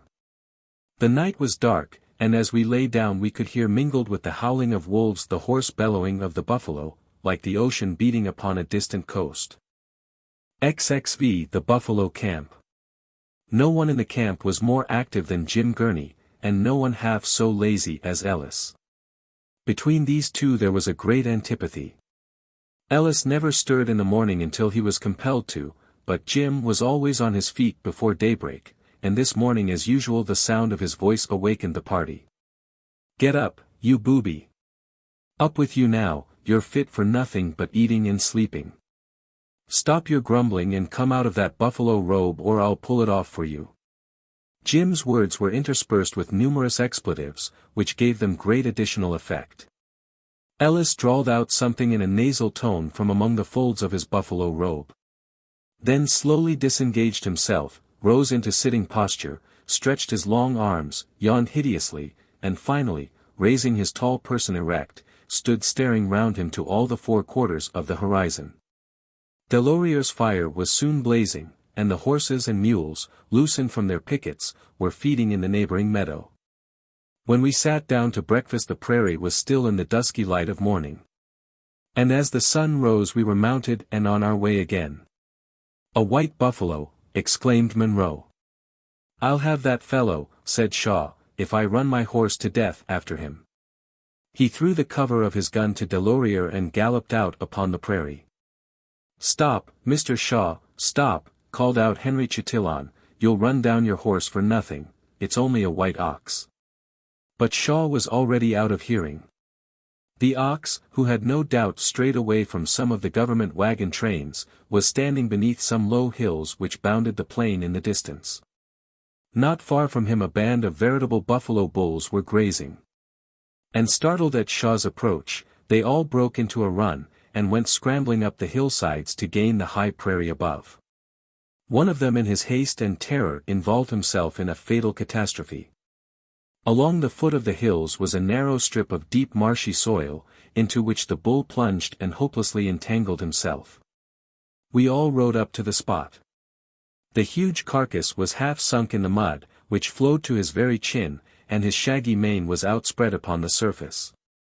As we came near the bull began to struggle with convulsive strength. He writhed to and fro, and in the energy of his fright and desperation would lift himself for a moment half out of the slough, while the reluctant mire returned a sucking sound as he strained to drag his limbs from its tenacious depths. We stimulated his exertions by getting behind him and twisting his tail, nothing would do. There was clearly no hope for him. After every effort his heaving sides were more deeply embedded and the mire almost overflowed his nostrils. He lay still at length, and looking round at us with a furious eye, seemed to resign himself to his fate. Ellis slowly dismounted, and deliberately leveling his boasted Jaeger, shot the old bull through the heart. Then he lazily climbed back again to his seat, pluming himself no doubt on having actually killed a buffalo. That day the invincible Jaeger drew blood for the first and last time during the whole journey. The morning was a bright and gay one, and the air so clear that on the farthest horizon the outline of the pale blue prairie was sharply drawn against the sky. Shaw felt in the mood for hunting. He rode in advance of the party, and before long we saw a file of bulls galloping at full speed upon a vast green swell of the prairie at some distance in front. Shaw came scouring along behind them, arrayed in his red shirt, which looked very well in the distance. He gained fast on the fugitives, and as the foremost bull was disappearing behind the summit of the swell, we saw him in the act of assailing the hindmost. A smoke sprang from the muzzle of his gun, and floated away before the wind like a little white cloud. The bull turned upon him, and just then the rising ground concealed them both from view. We were moving forward until about noon, when we stopped by the side of the Arkansas. At that moment Shaw appeared riding slowly down the side of a distant hill. His horse was tired and jaded, and when he threw his saddle upon the ground, I observed that the tails of 2 bulls were dangling behind it.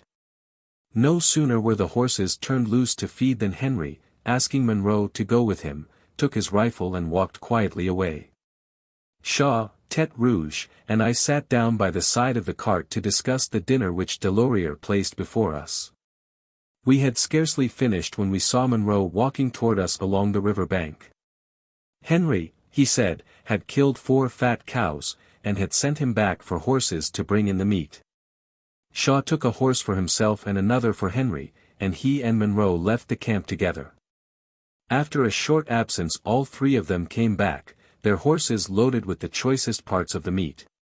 We kept 2 of the cows for ourselves and gave the others to Monroe and his companions. Delorier seated himself on the grass before the pile of meat, and worked industriously for some time to cut it into thin broad sheets for drying. This is no easy matter, but Delorier had all the skill of an Indian squaw. Long before night cords of raw hide were stretched around the camp, and the meat was hung upon them to dry in the sunshine and pure air of the prairie. Our California companions were less successful at the work, but they accomplished it after their own fashion, and their side of the camp was soon garnished in the same manner as our own. We meant to remain at this place long enough to prepare provisions for our journey to the frontier, which as we supposed might occupy about a month. Had the distance been twice as great and the party 10 times as large, the unerring rifle of Henry Chatillon would have supplied meat enough for the whole within 2 days. We were obliged to remain, however, until it should be dry enough for transportation, so we erected our tent and made the other arrangements for a permanent camp. The California men, who had no such shelter, contented themselves with arranging their packs on the grass around their fire. In the meantime we had nothing to do but amuse ourselves. Our tent was within a rod of the river, if the broad sand beds, with a scanty stream of water coursing here and there along their surface, deserved to be dignified with the name of river.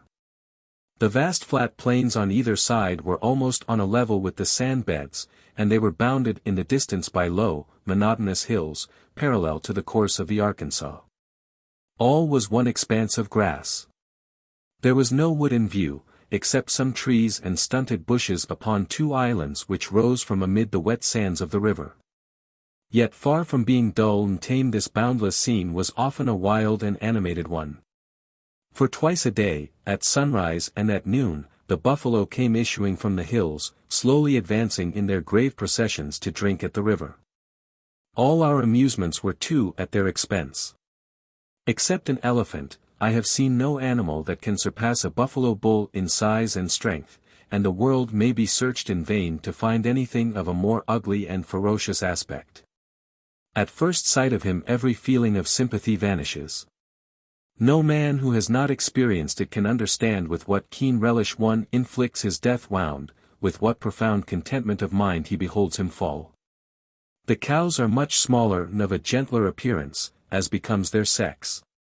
While in this camp we forbore to attack them, leaving to Henry Chatillon, who could better judge their fatness and good quality, the task of killing such as we wanted for use, but against the bulls we waged an unrelenting war. Thousands of them might be slaughtered without causing any detriment to the species, for their numbers greatly exceed those of the cows. It is the hides of the latter alone which are used for purpose of commerce and for making the lodges of the Indians, and the destruction among them is therefore altogether disproportioned.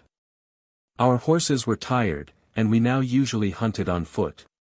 The wide, flat sand beds of the Arkansas, as the reader will remember, lay close by the side of our camp.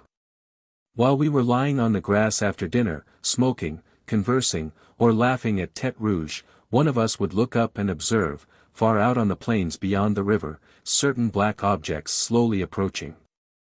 He would inhale a parting whiff from the pipe, then rising lazily, take his rifle, which leaned against the cart, throw over his shoulder the strap of his pouch and powder horn, and with his moccasins in his hand walk quietly across the sand toward the opposite side of the river. This was very easy, for though the sands were about 1/4 of a mile wide, the water was nowhere more than 2 feet deep. The farther bank was about 4 or 5 feet high, and quite perpendicular, being cut away by the water in spring. Tall grass grew along its edge. Putting it aside with his hand, and cautiously looking through it, the hunter can discern the huge shaggy back of the buffalo slowly swaying to and fro, as with his clumsy swinging gait he advances toward the water. The buffalo have regular paths by which they come down to drink. Seeing at a glance along which of these his intended victim is moving, the hunter crouches under the bank within 15 or 20 yards, it may be, of the point where the path enters the river. Here he sits down quietly on the sand. Listening intently, he hears the heavy monotonous tread of the approaching bull. The moment after he sees a motion among the long weeds and grass just at the spot where the path is channeled through the bank. An enormous black head is thrust out, the horns just visible amid the mass of tangled mane. Half sliding, half plunging, down comes the buffalo upon the riverbed below. He steps out in full sight upon the sands. Just before him a runnel of water is gliding, and he bends his head to drink. You may hear the water as it gurgles down his capacious throat. He raises his head, and the drops trickle from his wet beard. He stands with an air of stupid abstraction, unconscious of the lurking danger. Noiselessly the hunter cocks his rifle. As he sits upon the sand, his knee is raised, and his elbow rests upon it, that he may level his heavy weapon with a steadier aim. The stock is at his shoulder, his eye ranges along the barrel. Still he is in no haste to fire. The bull, with slow deliberation, begins his march over the sands to the other side. He advances his foreleg, and exposes to view a small spot, denuded of hair, just behind the point of his shoulder. Upon this the hunter brings the sight of his rifle to bear, lightly and delicately his finger presses upon the hair trigger. Quick as thought the spiteful crack of the rifle responds to his slight touch, and instantly in the middle of the bare spot appears a small red dot. The buffalo shivers, death has overtaken him, he cannot tell from whence. Still he does not fall, but walks heavily forward, as if nothing had happened. Yet before he has advanced far out upon the sand, you see him stop, he totters, his knees bend under him, and his head sinks forward to the ground. Then his whole vast bulk sways to one side, he rolls over on the sand, and dies with a scarcely perceptible struggle. Waylaying the buffalo in this manner, and shooting them as they come to water, is the easiest and laziest method of hunting them.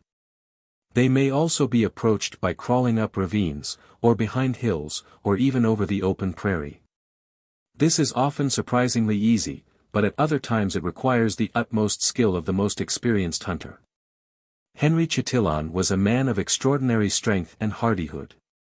But I have seen him return to camp quite exhausted with his efforts, his limbs scratched and wounded, and his buckskin dress stuck full of the thorns of the prickly pear among which he had been crawling. Sometimes he would lay flat upon his face, and drag himself along in this position for many rods together. On the second day of our stay at this place, Henry went out for an afternoon hunt. Shaw and I remained in camp until, observing some bulls approaching the water upon the other side of the river, we crossed over to attack them. They were so near, however, that before we could get under cover of the bank our appearance as we walked over the sands alarmed them. Turning round before coming within gunshot, they began to move off to the right in a direction parallel to the river. I climbed up the bank and ran after them. They were walking swiftly, and before I could come within gunshot distance they slowly wheeled about and faced toward me. Before they had turned far enough to see me I had fallen flat on my face. For a moment they stood and stared at the strange object upon the grass, then turning away, again they walked on as before, and I, rising immediately, ran once more in pursuit. Again they wheeled about, and again I fell prostrate.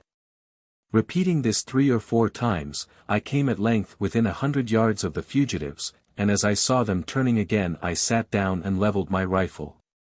The one in the center was the largest I had ever seen. I shot him behind the shoulder. His 2 companions ran off. He attempted to follow, but soon came to a stand, and at length lay down as quietly as an ox chewing the cud. Cautiously approaching him, I saw by his dull and jelly-like eye that he was dead. When I began the chase, the prairie was almost tenantless, but a great multitude of buffalo had suddenly thronged upon it, and looking up, I saw within 50 rods a heavy, dark column stretching to the right and left as far as I could see. I walked toward them. My approach did not alarm them in the least. The column itself consisted entirely of cows and calves, but a great many old bulls were ranging about the prairie on its flank. And as I drew near they faced toward me with such a shaggy and ferocious look that I thought it best to proceed no farther. Indeed I was already within close rifle shot of the column, and I sat down on the ground to watch their movements. Sometimes the whole would stand still, their heads all facing one way. Then they would trot forward, as if by a common impulse, their hoofs and horns clattering together as they moved. I soon began to hear at a distance on the left the sharp reports of a rifle, again and again repeated. And not long after, dull and heavy sounds succeeded, which I recognized as the familiar voice of Shaw's double-barreled gun. When Henry's rifle was at work there was always meat to be brought in. I went back across the river for a horse, and returning, reached the spot where the hunters were standing. The buffalo were visible on the distant prairie. The living had retreated from the ground, but 10 or 12 carcasses were scattered in various directions. Henry, knife in hand, was stooping over a dead cow, cutting away the best and fattest of the meat. When Shaw left me he had walked down for some distance under the river bank to find another bull. At length he saw the plains covered with the host of buffalo, and soon after heard the crack of Henry's rifle. Ascending the bank, he crawled through the grass, which for a rod or 2 from the river was very high and rank. He had not crawled far before to his astonishment he saw Henry standing erect upon the prairie, almost surrounded by the buffalo. Henry was in his appropriate element. Nelson, on the deck of the Victory, hardly felt a prouder sense of mastery than he. Quite unconscious that anyone was looking at him, he stood at the full height of his tall, strong figure, one hand resting upon his side, and the other arm leaning carelessly on the muzzle of his rifle. His eyes were ranging over the singular assemblage around him. Now and then he would select such a cow as suited him, level his rifle, and shoot her dead, then quietly reloading, he would resume his former position. The buffalo seemed no more to regard his presence than if he were one of themselves. The bulls were bellowing and butting at each other, or else rolling about in the dust. A group of buffalo would gather about the carcass of a dead cow, snuffing at her wounds, and sometimes they would come behind those that had not yet fallen, and endeavor to push them from the spot. Now and then some old bull would face toward Henry with an air of stupid amazement, but none seemed inclined to attack or fly from him. For some time Shaw lay among the grass, looking in surprise at this extraordinary sight. At length he crawled cautiously forward, and spoke in a low voice to Henry, who told him to rise and come on. Still the buffalo showed no sign of fear, they remained gathered about their dead companions. Henry had already killed as many cows as we wanted for use, and Shaw, kneeling behind one of the carcasses, shot 5 bulls before the rest thought it necessary to disperse. The frequent stupidity and infatuation of the buffalo seems the more remarkable from the contrast it offers to their wildness and wariness at other times. Henry knew all their peculiarities. He had studied them as a scholar studies his books, and he derived quite as much pleasure from the occupation. The buffalo were a kind of companions to him, and, as he said, he never felt alone when they were about him. He took great pride in his skill in hunting. Henry was one of the most modest of men. Yet, in the simplicity and frankness of his character, it was quite clear that he looked upon his preeminence in this respect as a thing too palpable and well established ever to be disputed. But whatever may have been his estimate of his own skill, it was rather below than above that which others placed upon it. The only time that I ever saw a shade of scorn darken his face was when two volunteer soldiers, who had just killed a buffalo for the first time, undertook to instruct him as to the best method of approaching. To borrow an illustration from an opposite side of life, an Eton boy might as well have sought to enlighten Porson on the formation of a Greek verb, or a Fleet Street shopkeeper to instruct Chesterfield concerning a point of etiquette. Henry always seemed to think that he had a sort of prescriptive right to the buffalo, and to look upon them as something belonging peculiarly to himself. Nothing excited his indignation so much as any wanton destruction committed among the cows, and in his view shooting a calf was a cardinal sin. Henry Chatillon and Tete Rouge were of the same age, that is, about 30. Henry was twice as large, and fully 6 times as strong as Tete Rouge. Henry's face was roughened by winds and storms, Tete Rouge's was bloated by sherry cobblers and brandy toddy. Henry talked of Indians and buffalo. Tete Rouge of theaters and oyster cellars. Henry had led a life of hardship and privation. Tete Rouge never had a whim which he would not gratify at the first moment he was able. Henry moreover was the most disinterested man I ever saw. While Tete Rouge, though equally good-natured in his way, cared for nobody but himself. Yet we would not have lost him on any account, he admirably served the purpose of a jester in a feudal castle, our camp would have been lifeless without him. For the past week he had fattened in a most amazing manner, and indeed this was not at all surprising, since his appetite was most inordinate. He was eating from morning till night. Half the time he would be at work cooking some private repast for himself, and he paid a visit to the coffee pot 8 or 10 times a day. His rueful and disconsolate face became jovial and rubicund, his eyes stood out like a lobster's, and his spirits, which before were sunk to the depths of despondency, were now elated in proportion. All day he was singing, whistling, laughing, and telling stories. Being mortally afraid of Jim Gurney, he kept close in the neighborhood of our tent.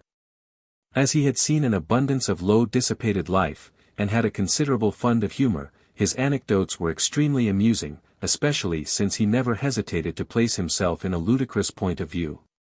Provided he could raise a laugh by doing so. Tete Rouge, however, was sometimes rather troublesome. He had an inveterate habit of pilfering provisions at all times of the day. He set ridicule at utter defiance. And being without a particle of self-respect, he would never have given over his tricks, even if they had drawn upon him the scorn of the whole party. Now and then, indeed, something worse than laughter fell to his share. On these occasions he would exhibit much contrition, but half an hour after we would generally observe him stealing round to the box at the back of the cart and slyly making off with the provisions which Delorier had laid by for supper. He was very fond of smoking, but having no tobacco of his own, we used to provide him with as much as he wanted, a small piece at a time. At first we gave him half a pound together, but this experiment proved an entire failure, for he invariably lost not only the tobacco, but the knife entrusted to him for cutting it. And a few minutes after he would come to us with many apologies and beg for more. We had been 2 days at this camp, and some of the meat was nearly fit for transportation, when a storm came suddenly upon us. About sunset the whole sky grew as black as ink, and the long grass at the river's edge bent and rose mournfully with the first gusts of the approaching hurricane. Monroe and his 2 companions brought their guns and placed them under cover of our tent. Having no shelter for themselves, they built a fire of driftwood that might have defied a cataract, and wrapped in their buffalo robes, sat on the ground around it to bide the fury of the storm. Delorier ensconced himself under the cover of the cart. Shaw and I, together with Henry and Tete Rouge, crowded into the little tent. But first of all the dried meat was piled together, and well protected by buffalo robes pinned firmly to the ground. About 9 o'clock the storm broke, amid absolute darkness. It blew a gale, and torrents of rain roared over the boundless expanse of open prairie. Our tent was filled with mist and spray beating through the canvas, and saturating everything within. We could only distinguish each other at short intervals by the dazzling flash of lightning, which displayed the whole waste around us with its momentary glare. We had our fears for the tent. But for an hour or two it stood fast, until at length the cap gave way before a furious blast, the pole tore through the top, and in an instant we were half suffocated by the cold and dripping folds of the canvas, which fell down upon us. Seizing upon our guns, we placed them erect, in order to lift the saturated cloth above our heads. In this disagreeable situation, involved among wet blankets and buffalo robes, we spent several hours of the night during which the storm would not abate for a moment, but pelted down above our heads with merciless fury. Before long the ground beneath us became soaked with moisture, and the water gathered there in a pool 2 or 3 inches deep, so that for a considerable part of the night we were partially immersed in a cold bath. In spite of all this, Tete Rouge's flow of spirits did not desert him for an instant. He laughed, whistled, and sung in defiance of the storm, and that night he paid off the long arrears of ridicule which he owed us. While we lay in silence, enduring the infliction with what philosophy we could muster, Tete Rouge, who was intoxicated with animal spirits, was cracking jokes at our expense by the hour together. At about 3 o'clock in the morning, preferring the tyranny of the open night to such a wretched shelter, we crawled out from beneath the fallen canvas. The wind had abated, but the rain fell steadily.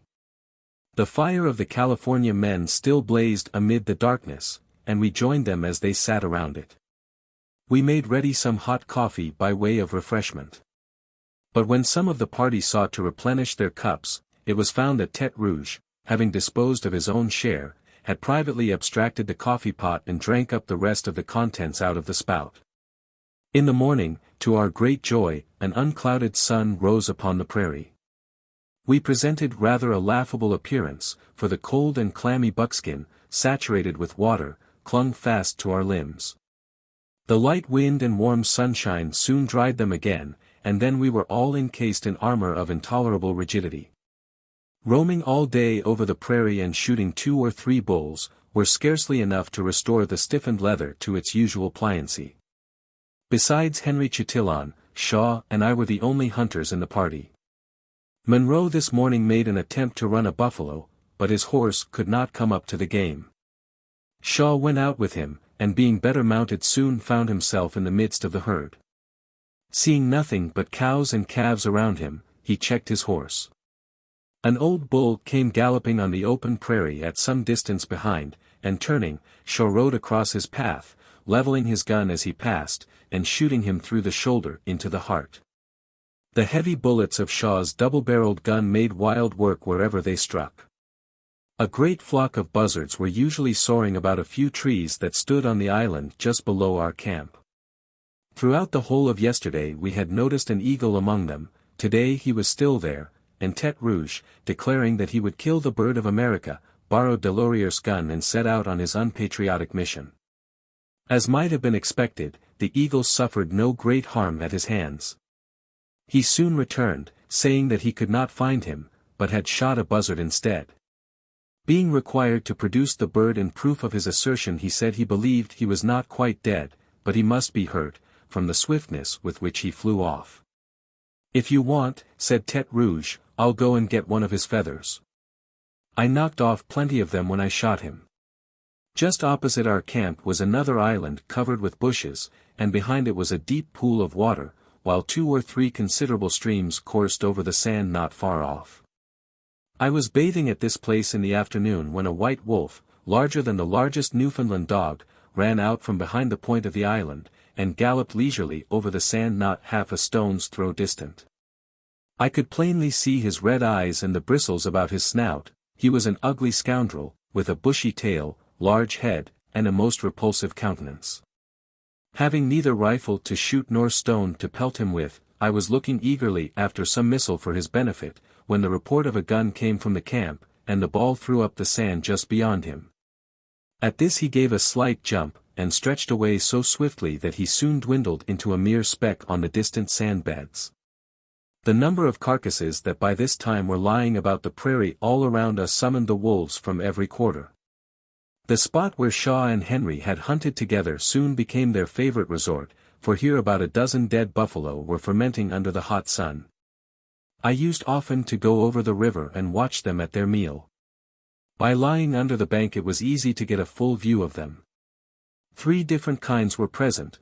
There were the white wolves and the gray wolves, both extremely large, and besides these the small prairie wolves, not much bigger than spaniels. They would howl and fight in a crowd around a single carcass, yet they were so watchful, and their senses so acute, that I never was able to crawl within a fair shooting distance. Whenever I attempted it, they would all scatter at once and glide silently away through the tall grass. The air above this spot was always full of buzzards or black vultures. Whenever the wolves left a carcass they would descend upon it, and cover it so densely that a rifle bullet shot at random among the gormandizing crowd would generally strike down 2 or 3 of them. These birds would now be sailing by scores just about our camp, their broad black wings seeming half-transparent as they expanded them against the bright sky. The wolves and the buzzards thickened about us with every hour, and 2 or 3 eagles also came into the feast. I killed a bull within rifle shot of the camp. That night the wolves made a fearful howling close at hand, and in the morning the carcass was completely hollowed out by these voracious feeders. After we had remained 4 days at this camp we prepared to leave it. We had for our own part about 500 pounds of dried meat, and the California men had prepared some 300 more. This consisted of the fattest and choicest parts of 8 or 9 cows, a very small quantity only being taken from each, and the rest abandoned to the wolves. The pack animals were laden, the horses were saddled, and the mules harnessed to the cart. Even Tete Rouge was ready at last, and slowly moving from the ground, we resumed our journey eastward. When we had advanced about a mile, Shaw missed a valuable hunting knife and turned back in search of it, thinking that he had left it at the camp.